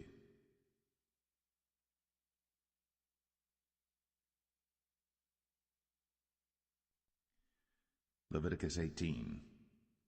And the Lord spake unto Moses, saying, Speak unto the children of Israel, and say unto them, I am the Lord your God. After the doings of the land of Egypt, wherein ye dwelt, shall ye not do, and after the doings of the land of Canaan, whither I bring you, shall ye not do, neither shall ye walk in their ordinances. Ye shall do my judgments, and keep mine ordinances, to walk therein. I am the Lord your God. Ye shall therefore keep my statutes and my judgments, which if a man do, he shall live in them. I am the Lord. None of you shall approach to any that is near of kin to him, to uncover their nakedness. I am the Lord. The nakedness of thy father, or the nakedness of thy mother, shalt thou not uncover. She is thy mother, thou shalt not uncover her nakedness.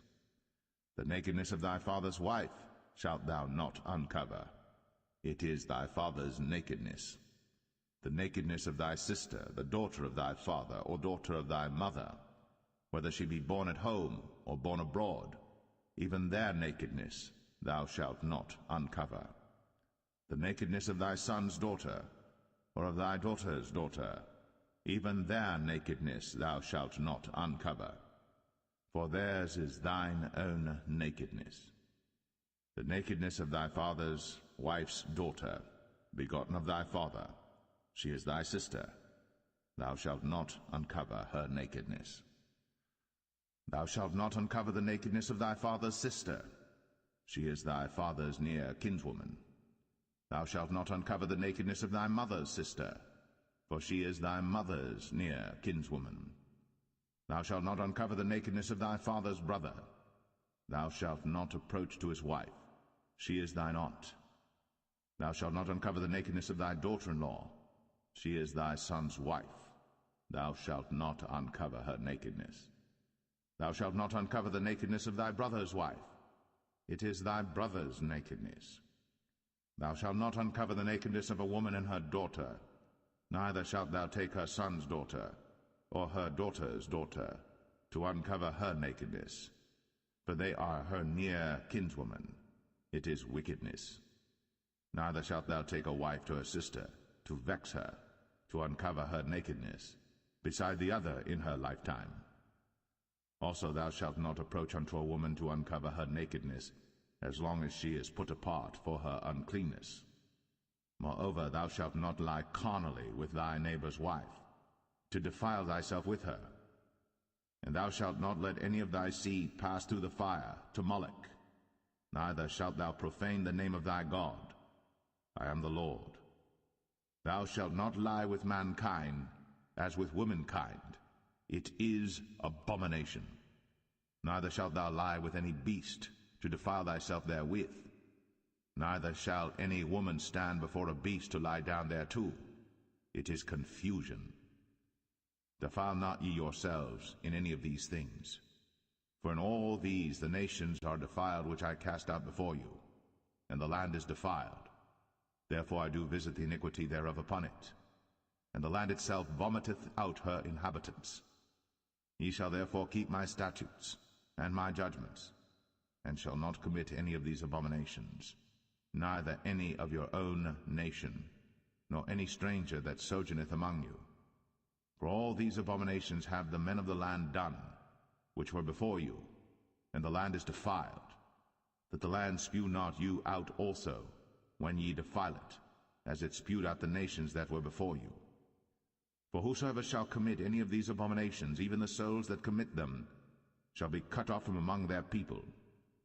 Therefore shall ye keep mine ordinance, that ye commit not any one of these abominable customs, which were committed before you, and that ye defile not yourselves therein. I am the Lord your God.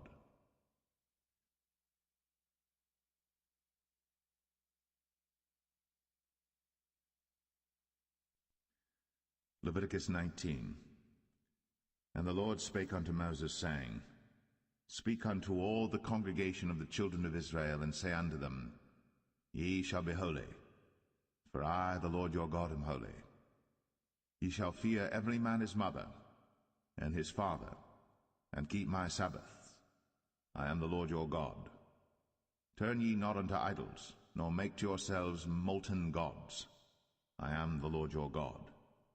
And if ye offer a sacrifice of peace offerings unto the Lord, ye shall offer it at your own will. It shall be eaten the same day ye offer it, and on the morrow, and if aught remain until the third day, it shall be burnt in the fire. And if it be eaten at all on the third day, it is abominable, it shall not be accepted.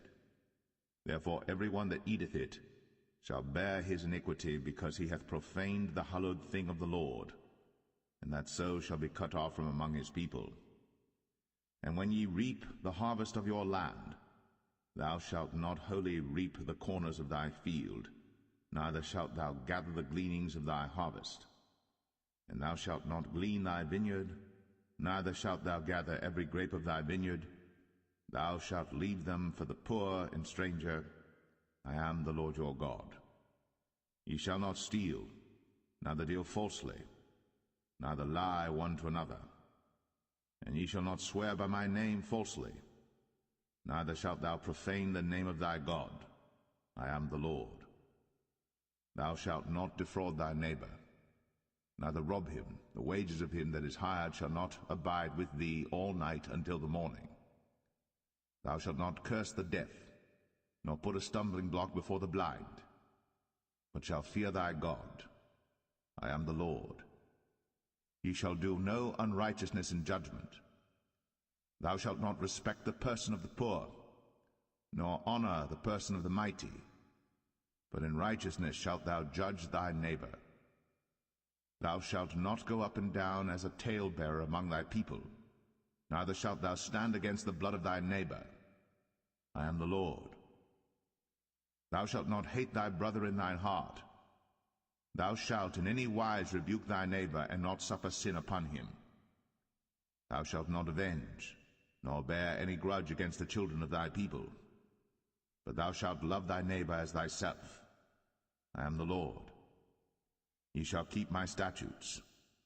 Thou shalt not let thy cattle gender with a diverse kind.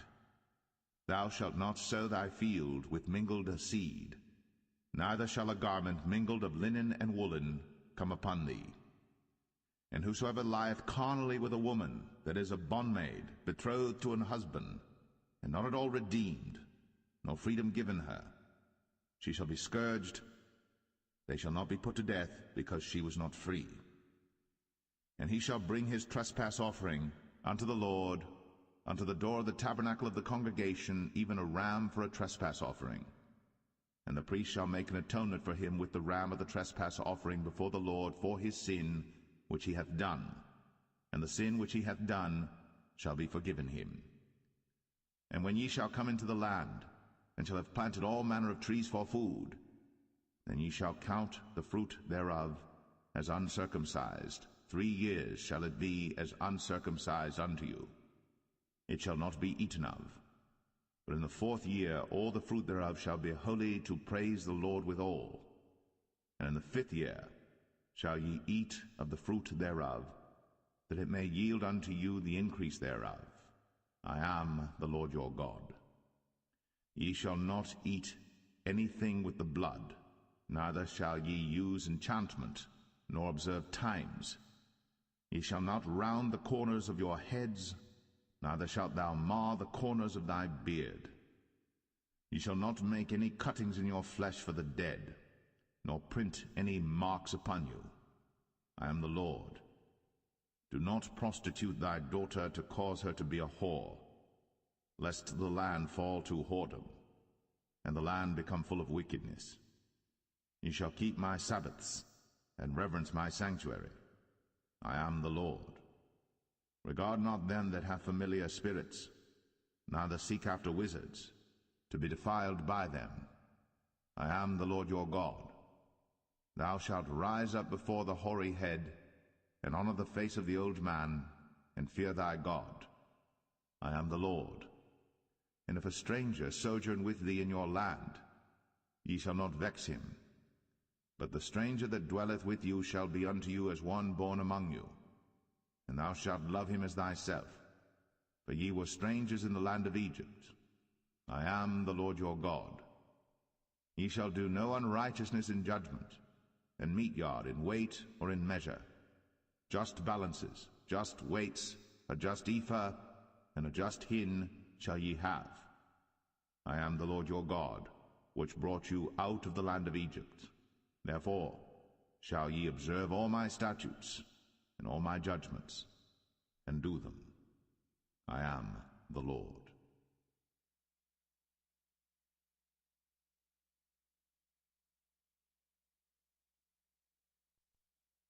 Leviticus 20.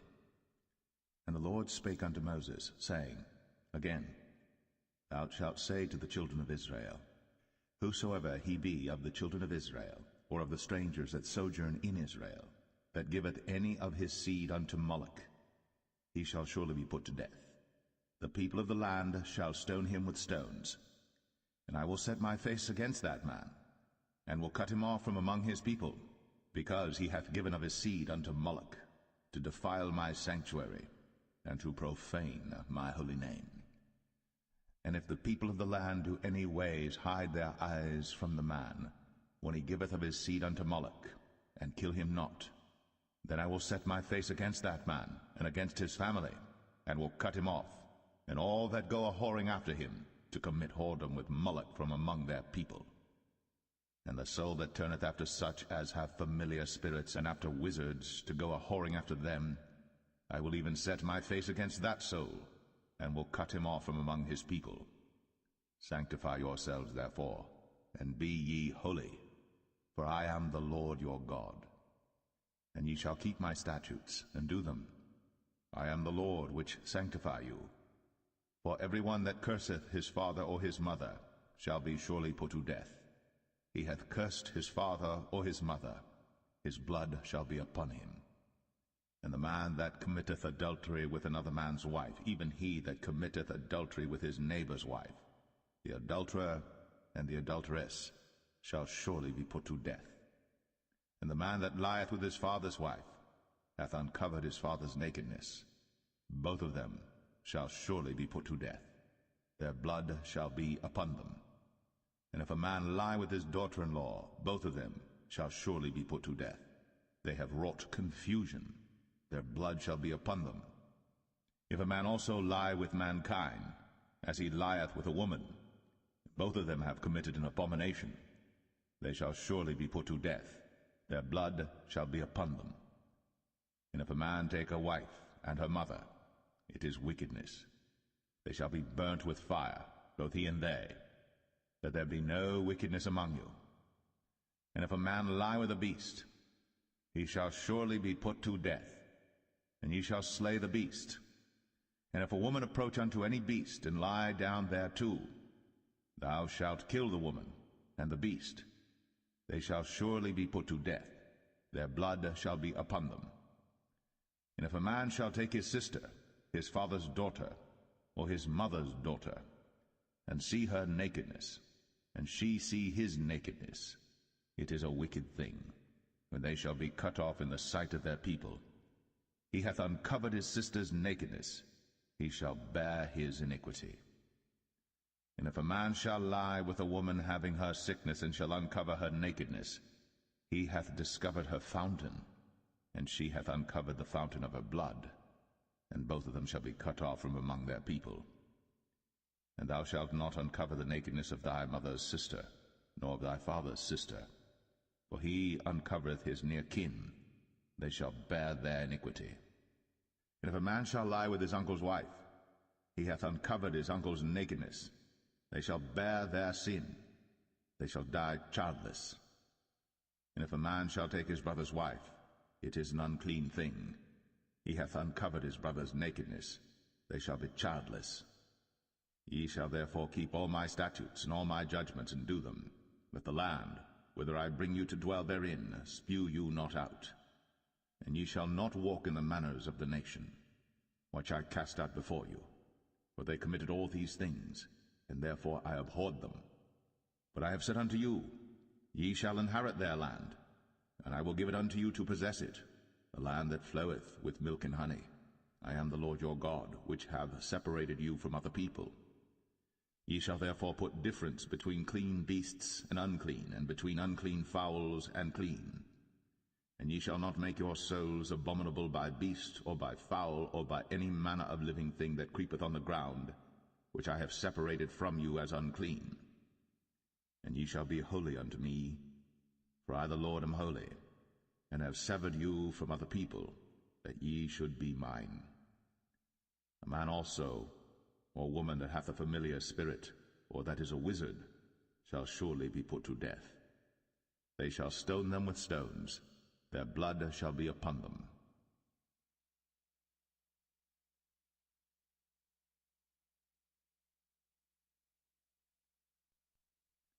Leviticus 21. And the Lord said unto Moses, Speak unto the priests, the sons of Aaron, and say unto them, There shall none be defiled for the dead among his people. But for his kin that is near unto him, that is, for his mother, and for his father, and for his son, and for his daughter, and for his brother, and for his sister a virgin, that is nigh unto him, which hath had no husband, for her may he be defiled. But he shall not defile himself, being a chief man among his people, to profane himself. They shall not make baldness upon their head, neither shall they shave off the corner of their beard, nor make any cuttings in their flesh. They shall be holy unto their God, and not profane the name of their God, for the offerings of the Lord made by fire, and the bread of their God they do offer, therefore they shall be holy. They shall not take a wife that is a whore, or profane, neither shall they take a woman put away from her husband, for he is holy unto his God. Thou shalt sanctify him therefore, for he offereth the bread of thy God. He shall be holy unto thee, for I, the Lord, which sanctify you, am holy. And the daughter of any priest, if she profane herself by playing the whore, she profaneth her father. She shall be burnt with fire. And he that is the high priest among his brethren, upon whose head the anointing oil was poured, and that is consecrated to put on the garments, shall not uncover his head nor rend his clothes. Neither shall he go into any dead body, nor defile himself for his father or for his mother. Neither shall he go out of the sanctuary, nor profane the sanctuary of his God. For the crown of the anointing oil of his God is upon him. I am the Lord. And he shall take a wife in her virginity, a widow or a divorced woman, or profane, or an harlot. These shall he not take, but he shall take a virgin of his own people to wife. Neither shall he profane his seed among his people, for I the Lord do sanctify him. And the Lord spake unto Moses, saying, Speak unto Aaron, saying, Whosoever he be of thy seed in their generations that hath any blemish, let him not approach to offer the bread of his God. For whatsoever man he be that hath a blemish, he shall not approach, a blind man, or a lame, or he that hath a flat nose, or anything superfluous, or a man that is broken-footed, or broken-handed, or crooked-backed, or a dwarf, or that hath a blemish in his eye, or be scurvy, or scabbed, or hath his stones broken.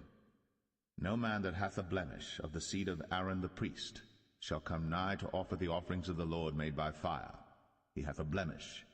He shall not come nigh to offer the bread of his God. He shall eat the bread of his God, both of the most holy and of the holy. Only he shall not go in unto the veil, nor come nigh unto the altar, because he hath a blemish, that he profane not my sanctuaries. For I the Lord do sanctify them. And Moses told it unto Aaron and to his sons, and unto all the children of Israel.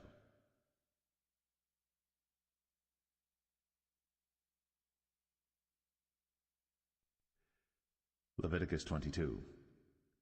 And the Lord spake unto Moses, saying, Speak unto Aaron and to his sons, that they separate themselves from the holy things of the children of Israel, and that they profane not my holy name in those things which they hallow unto me. I am the Lord. Say unto them, Whosoever he be of all your seed among your generations, that goeth unto the holy things, which the children of Israel hallow unto the Lord, having his uncleanness upon him, that soul shall be cut off from my presence. I am the Lord.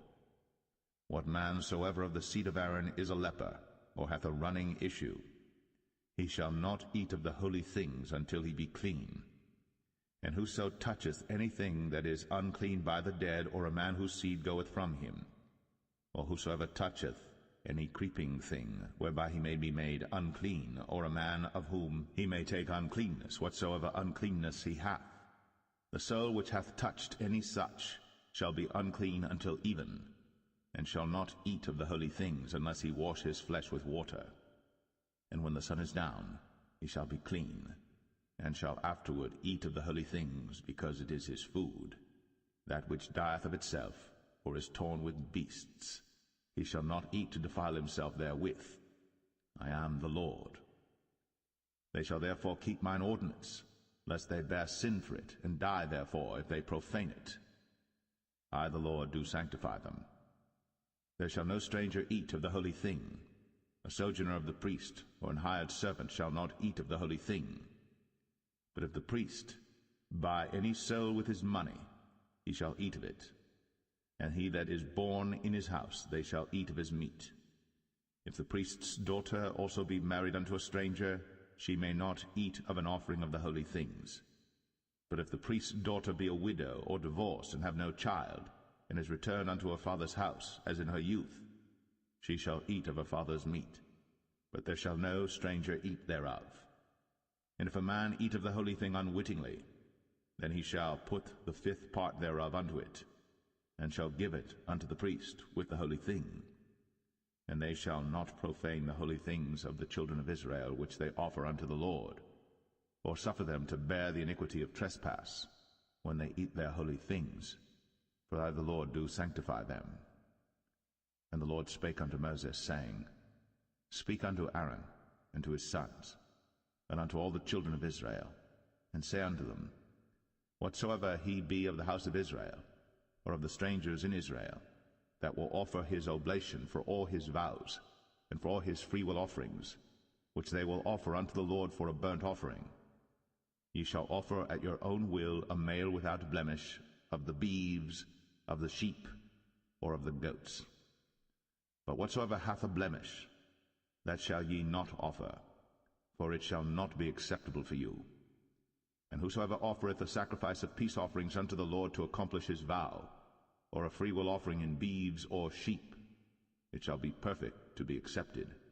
There shall be no blemish therein. Blind, or broken, or maimed, or having a wen, or scurvy, or scabbed, ye shall not offer these unto the Lord, nor make an offering by fire of them upon the altar unto the Lord, either a bullock, or a lamb that hath anything superfluous or lacking in his parts, that mayest thou offer for a freewill offering, but for a vow it shall not be accepted. Ye shall not offer unto the Lord that which is bruised, or crushed, or broken, or cut. Neither shall ye make any offering thereof in your land. Neither from a stranger's hand shall ye offer the bread of your God of any of these, because their corruption is in them, and blemishes be in them. They shall not be accepted for you.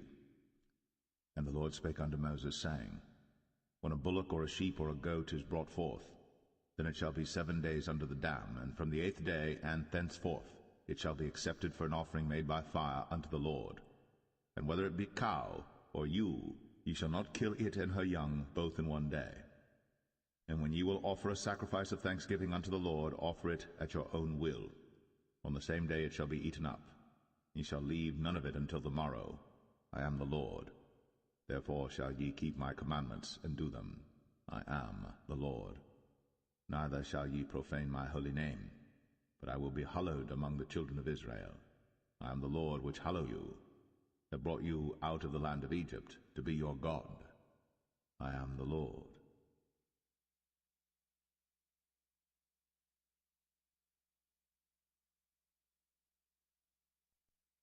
Leviticus 23.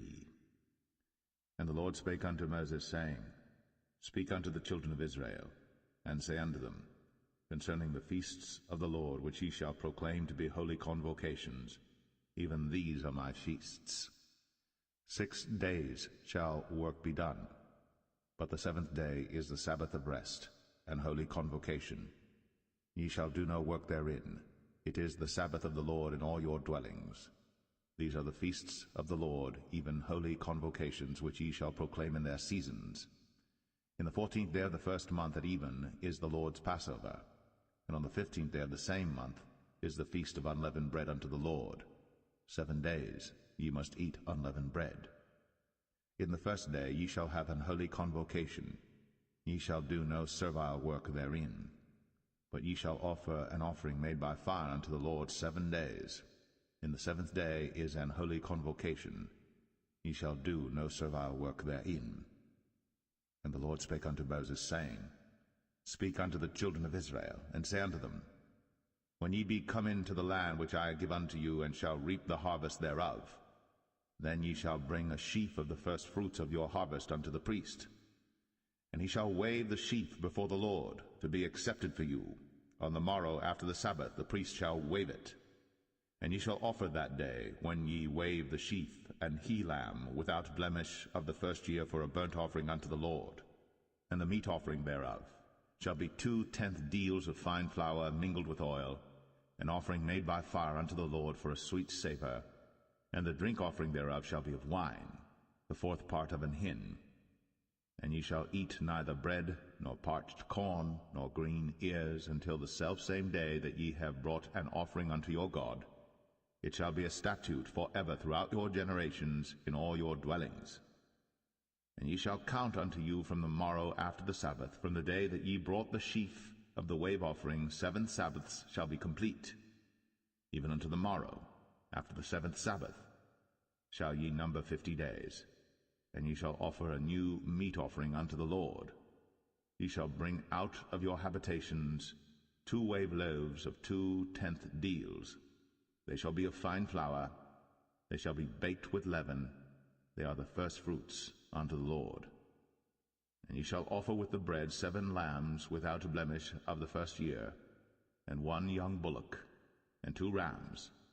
They shall be for a burnt offering unto the Lord with their meat offering, and their drink offerings, even an offering made by fire of sweet savour unto the Lord.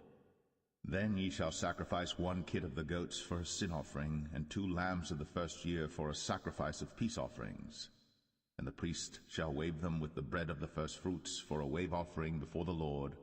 With the 2 lambs they shall be holy to the Lord for the priests.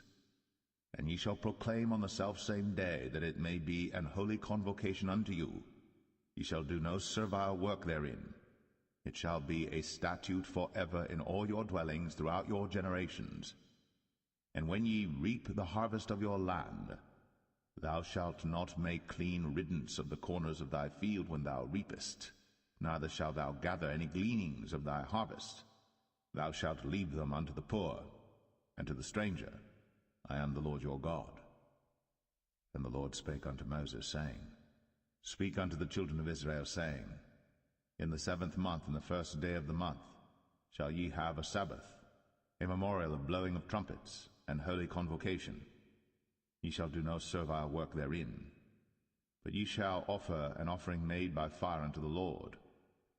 And the Lord spake unto Moses, saying, Also on the 10th day of this 7th month there shall be a day of atonement. It shall be an holy convocation unto you. And ye shall afflict your souls, and offer an offering made by fire unto the Lord. And ye shall do no work in that same day. For it is a day of atonement, to make an atonement for you before the Lord your God. For whatsoever soul it be that shall not be afflicted in that same day, he shall be cut off from among his people. And whatsoever soul it be that doeth any work in that same day, the same soul will I destroy from among his people. He shall do no manner of work. It shall be a statute for ever throughout your generations in all your dwellings. It shall be unto you a Sabbath of rest, and ye shall afflict your souls. In the 9th day of the month at even, from even unto even shall ye celebrate your Sabbath. And the Lord spake unto Moses, saying, Speak unto the children of Israel, saying, The 15th day of this 7th month shall be the feast of tabernacles for 7 days unto the Lord. On the 1st day shall be an holy convocation. Ye shall do no servile work therein. 7 days ye shall offer an offering made by fire unto the Lord. On the 8th day shall be an holy convocation unto you. And ye shall offer an offering made by fire unto the Lord. It is a solemn assembly, and ye shall do no servile work therein. These are the feasts of the Lord which ye shall proclaim to be holy convocations, to offer an offering made by fire unto the Lord, a burnt offering, and a meat offering, a sacrifice, and drink offerings, everything upon his day. Beside the Sabbaths of the Lord, and beside your gifts, and beside all your vows, and beside all your free will offerings which ye give unto the Lord, also in the 15th day of the 7th month, when ye have gathered in the fruit of the land, ye shall keep a feast unto the Lord 7 days. On the 1st day shall be a Sabbath, and on the 8th day shall be a Sabbath. And ye shall take you on the 1st day the boughs of goodly trees, branches of palm trees, and the boughs of thick trees, and willows of the brook. And ye shall rejoice before the Lord your God 7 days. And ye shall keep it a feast unto the Lord 7 days in the year. It shall be a statute for ever in your generations. Ye shall celebrate it in the 7th month. Ye shall dwell in booths 7 days. All that are Israelites born shall dwell in booths.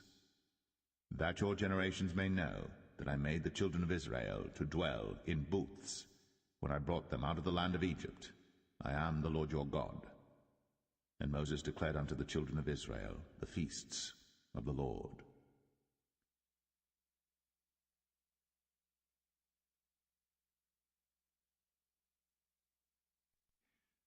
Leviticus 24.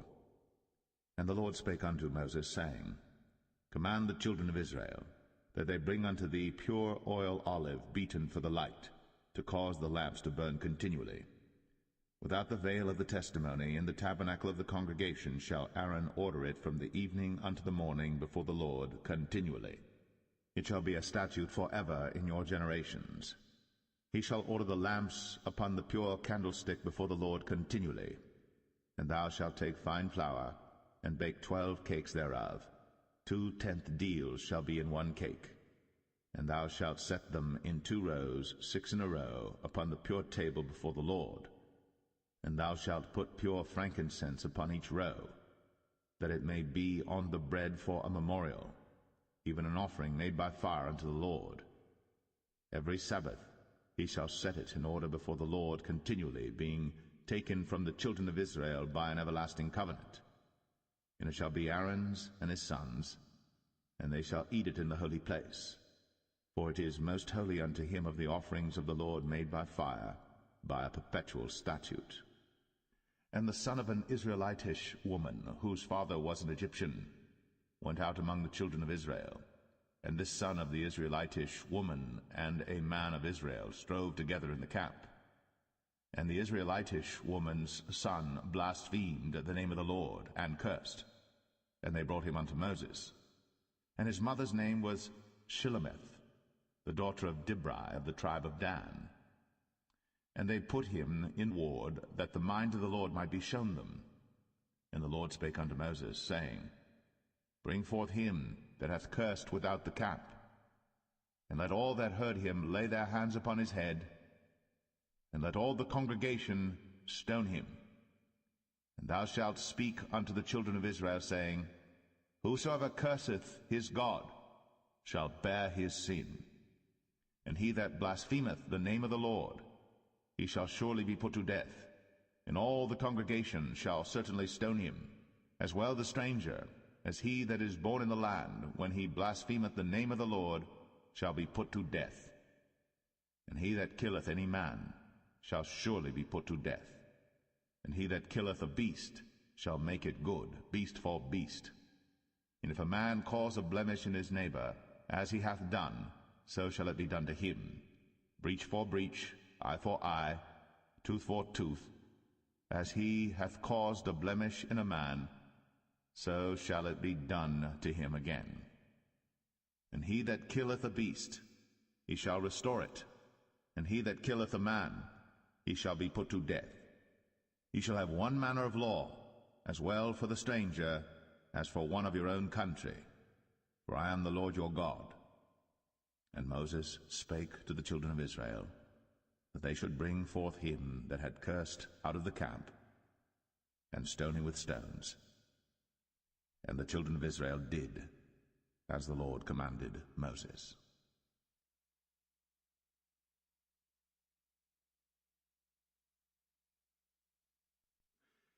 Leviticus 25. And the Lord spake unto Moses in Mount Sinai, saying, Speak unto the children of Israel, and say unto them, When ye come into the land which I give you, then shall the land keep a Sabbath unto the Lord. 6 years thou shalt sow thy field, and 6 years thou shalt prune thy vineyard, and gather in the fruit thereof. But in the 7th year shall be a Sabbath of rest unto the land, a Sabbath for the Lord. Thou shalt neither sow thy field, nor prune thy vineyard. That which groweth of its own accord of thy harvest thou shalt not reap, neither gather the grapes of thy vine undressed. For it is a year of rest unto the land, and the Sabbath of the land shall be meat for you, for thee and for thy servant, and for thy maid, and for thy hired servant, and for thy stranger that sojourneth with thee, and for thy cattle, and for the beast that are in thy land, shall all the increase thereof be meat. And thou shalt number 7 Sabbaths of years unto thee, 7 times 7 years, and the space of the 7 Sabbaths of years shall be unto thee 49 years. Then shalt thou cause the trumpet of the Jubilee to sound on the 10th day of the 7th month. In the day of atonement shall ye make the trumpet sound throughout all your land. And ye shall hallow the 50th year, and proclaim liberty throughout all the land unto all the inhabitants thereof. It shall be a jubilee unto you. And ye shall return every man unto his possession, and ye shall return every man unto his family. A jubilee shall that 50th year be unto you. Ye shall not sow, neither reap that which groweth of itself in it, nor gather the grapes in it of thy vine undressed. For it is the jubilee. It shall be holy unto you. Ye shall eat the increase thereof out of the field. In the year of this jubilee ye shall return every man unto his possession. And if thou sell aught unto thy neighbor, or buyest aught of thy neighbor's hand, Ye shall not oppress one another. According to the number of years after the Jubilee, thou shalt buy of thy neighbor, and according unto the number of years of the fruits he shall sell unto thee. According to the multitude of years, thou shalt increase the price thereof, and according to the fewness of years, thou shalt diminish the price of it.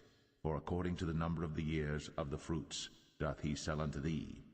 Ye shall not therefore oppress one another, but thou shalt fear thy God, for I am the Lord your God. Wherefore ye shall do my statutes, and keep my judgments, and do them. And ye shall dwell in the land in safety, and the land shall yield her fruit, and ye shall eat your fill, and dwell therein in safety. And if ye shall say, What shall we eat the 7th year? Behold, we shall not sow, nor gather in our increase. Then I will command my blessing upon you in the 6th year, and it shall bring forth fruit for 3 years. And ye shall sow the 8th year, and eat yet of old fruit until the 9th year. Until her fruits come in, ye shall eat of the old store. The land shall not be sold forever, for the land is mine. For ye are strangers and sojourners with me. And in all the land of your possession ye shall grant a redemption for the land. If thy brother be waxen poor, and hath sold away some of his possession, and if any of his kin come to redeem it, then shall he redeem that which his brother sold.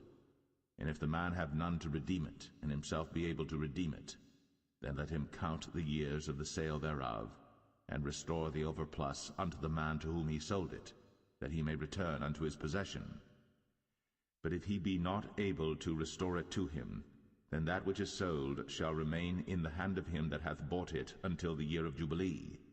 And in the Jubilee it shall go out, and he shall return unto his possession. And if a man sell a dwelling house in a walled city, then he may redeem it within a whole year after it is sold. Within a full year may he redeem it. And if it be not redeemed within the space of a full year, then the house that is in the walled city shall be established for ever to him that bought it throughout his generations. It shall not go out in the Jubilee. But the houses of the villages which have no wall round about them shall be counted as the fields of the country. They may be redeemed, and they shall go out in the Jubilee. Notwithstanding the cities of the Levites, and the houses of the cities of their possession, may the Levites redeem at any time. And if a man purchase of the Levites, then the house that was sold, and the city of his possession, shall go out in the year of Jubilee, for the houses of the cities of the Levites are their possession among the children of Israel. But the field of the suburbs of their cities may not be sold, for it is their perpetual possession. And if thy brother be waxen poor, and fallen in decay with thee, then thou shalt relieve him, yea, though he be a stranger, or a sojourner, that he may live with thee. Take thou no usury of him, or increase, but fear thy God, that thy brother may live with thee. Thou shalt not give him thy money upon usury, nor lend him thy victuals for increase. I am the Lord your God, which brought you forth out of the land of Egypt, to give you the land of Canaan, and to be your God. And if thy brother that dwelleth by thee be waxen poor, and be sold unto thee, thou shalt not compel him to serve as a bondservant, but as an hired servant, and as a sojourner. He shall be with thee, and shall serve thee unto the year of Jubilee. And then shall he depart from thee, both he and his children with him, and shall return unto his own family, and unto the possession of his fathers shall he return, for they are my servants, which I brought forth out of the land of Egypt. They shall not be sold as bondmen. Thou shalt not rule over him with rigor, but shalt fear thy God. Both thy bondmen and thy bondmaids, which thou shalt have, shall be of the heathen that are round about you. Of them shall ye buy bondmen and bondmaids. Moreover, of the children of the strangers that do sojourn among you, of them shall ye buy, and of their families that are with you, which they begat in your land, and they shall be your possession. And ye shall take them as an inheritance for your children after you, to inherit them for a possession. They shall be your bondmen forever. But over your brethren, the children of Israel, ye shall not rule one over another with rigor. And if a sojourner or stranger wax rich by thee, and thy brother that dwelleth by him wax poor, and sell himself unto the stranger or sojourner by thee, or to the stock of the stranger's family, After that he is sold, he may be redeemed again. One of his brethren may redeem him. Either his uncle or his uncle's son may redeem him, or any that is nigh of kin unto him of his family may redeem him, or if he be able, he may redeem himself. And he shall reckon with him that bought him from the year that he was sold to him unto the year of Jubilee. And the price of his sale shall be according unto the number of years, according to the time of an hired servant shall it be with him. If there be yet many years behind, according unto them, he shall give again the price of his redemption out of the money that he was bought for. And if there remain but few years unto the year of Jubilee, then he shall count with him, and according unto his years shall he give him again the price of his redemption. And as a yearly hired servant shall he be with him, and the other shall not rule with rigor over him in thy sight. And if he be not redeemed in these years, then he shall go out in the year of Jubilee, both he and his children with him. For unto me the children of Israel are servants. They are my servants whom I brought forth out of the land of Egypt. I am the Lord your God.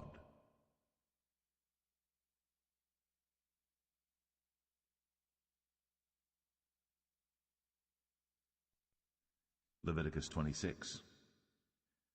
Ye shall make you no idols nor graven image, neither rear you up a standing image, neither shall ye set up any image of stone in your land, to bow down unto it, for I am the Lord your God.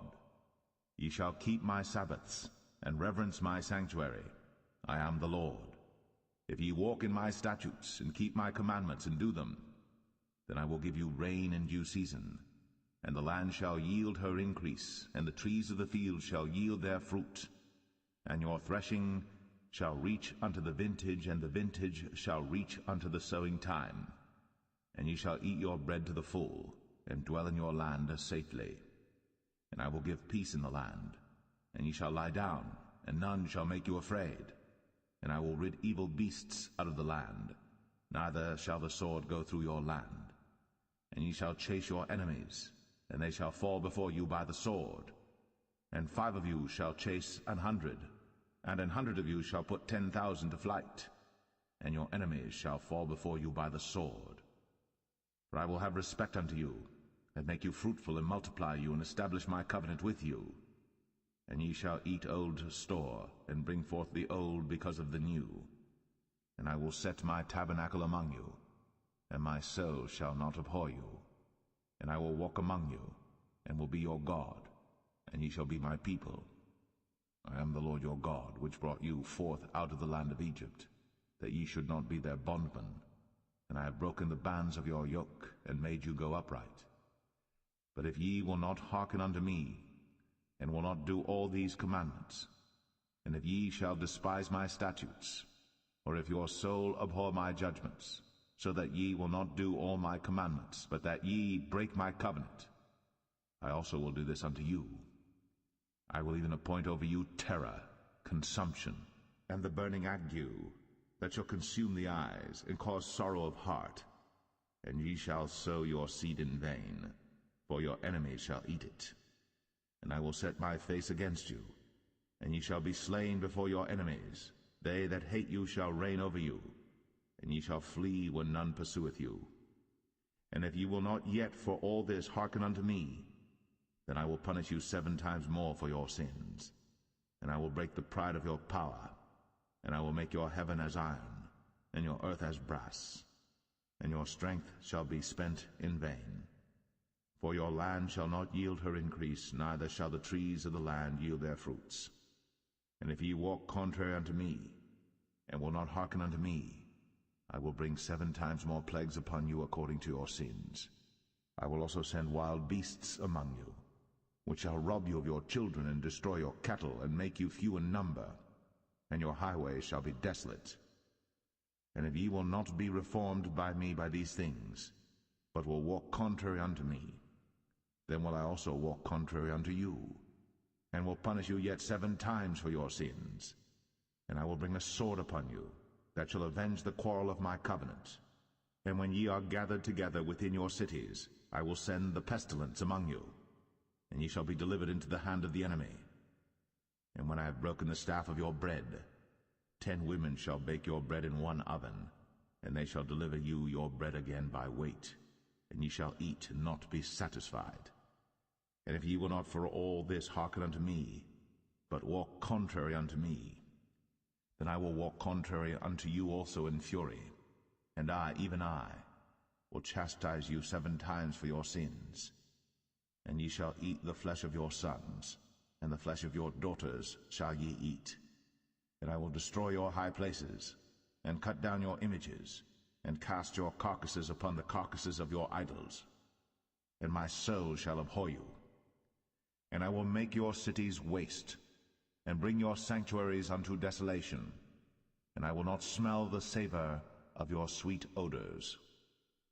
And I will bring the land into desolation, and your enemies which dwell therein shall be astonished at it. And I will scatter you among the heathen, and will draw out a sword after you, and your land shall be desolate, and your cities waste. Then shall the land enjoy her Sabbaths, as long as it lieth desolate, and ye be in your enemy's land, even then shall the land rest, and enjoy her Sabbaths. As long as it lieth desolate it shall rest, because it did not rest in your Sabbaths, when ye dwelt upon it. And upon them that are left alive of you I will send a faintness into their hearts in the lands of their enemies, and the sound of a shaken leaf shall chase them, and they shall flee as fleeing from a sword, and they shall fall when none pursueth. And they shall fall one upon another as it were before a sword, when none pursueth. And ye shall have no power to stand before your enemies, and ye shall perish among the heathen. And the land of your enemies shall eat you up, and they that are left of you shall pine away in their iniquity in your enemies' lands, and also in the iniquities of their fathers shall they pine away with them, if they shall confess their iniquity, and the iniquity of their fathers, with their trespass which they trespassed against me, and that also they have walked contrary unto me, and that I also have walked contrary unto them, and have brought them into the land of their enemies. If then their uncircumcised hearts be humbled, and they then accept of the punishment of their iniquity, then will I remember my covenant with Jacob, and also my covenant with Isaac, and also my covenant with Abraham will I remember, and I will remember the land. The land also shall be left of them, and shall enjoy her Sabbaths, while she lieth desolate without them. And they shall accept of the punishment of their iniquity, even because they despised my judgments, and because their soul abhorred my statutes. And yet for all that, when they be in the land of their enemies, I will not cast them away, neither will I abhor them to destroy them utterly, and to break my covenant with them, for I am the Lord their God. But I will for their sakes remember the covenant of their ancestors, whom I brought forth out of the land of Egypt, in the sight of the heathen, that I might be their God. I am the Lord. These are the statutes and judgments and laws which the Lord made between him and the children of Israel in Mount Sinai by the hand of Moses.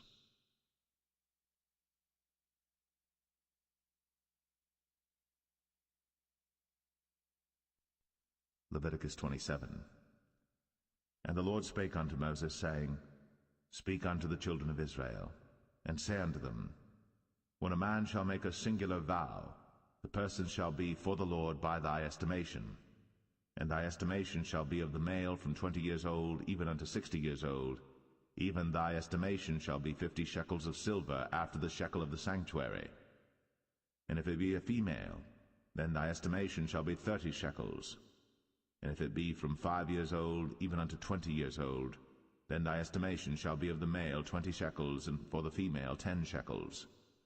And if it be from a month old even unto 5 years old, then thy estimation shall be of the male 5 shekels of silver, and for the female thy estimation shall be 3 shekels of silver. And if it be from 60 years old and above, if it be a male, then thy estimation shall be 15 shekels, and for the female 10 shekels.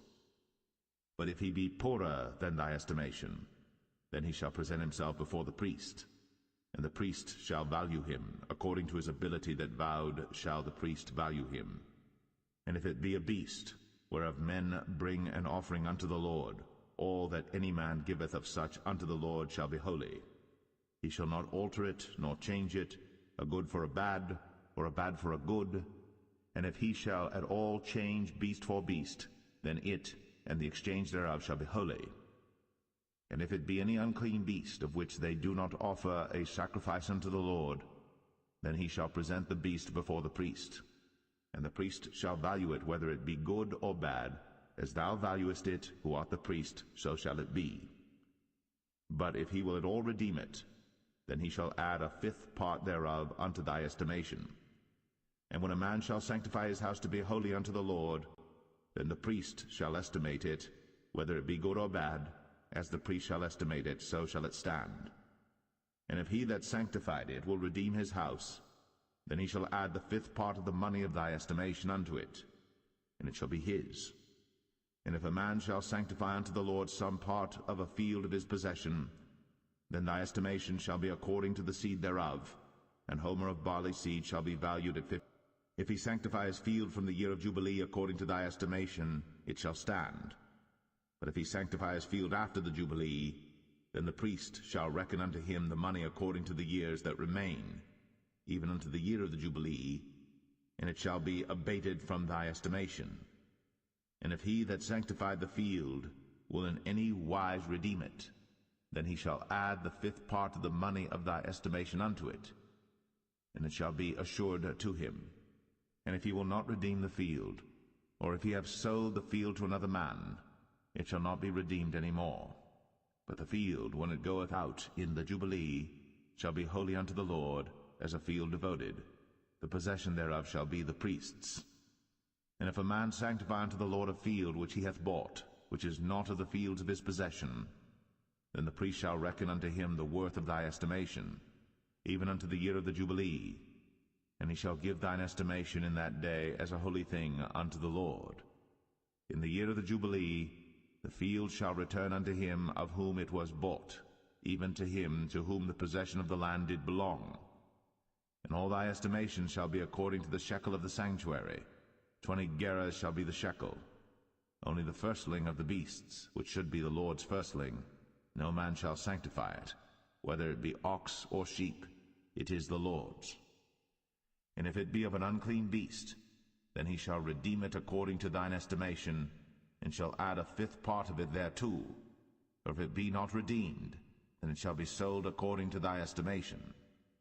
Notwithstanding no devoted thing, that a man shall devote unto the Lord of all that he hath, both of man and beast, and of the field of his possession, shall be sold or redeemed. Every devoted thing is most holy unto the Lord.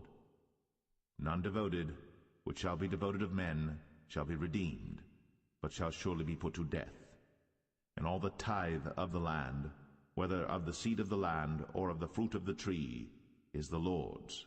It is holy unto the Lord. And if a man will at all redeem aught of his tithes, he shall add thereto the fifth part thereof. And concerning the tithe of the herd or of the flock, even of whatsoever passeth under the rod, the 10th shall be holy unto the Lord. He shall not search whether it be good or bad, neither shall he change it. And if he change it at all, then both it and the change thereof shall be holy. It shall not be redeemed. These are the commandments which the Lord commanded Moses for the children of Israel in Mount Sinai.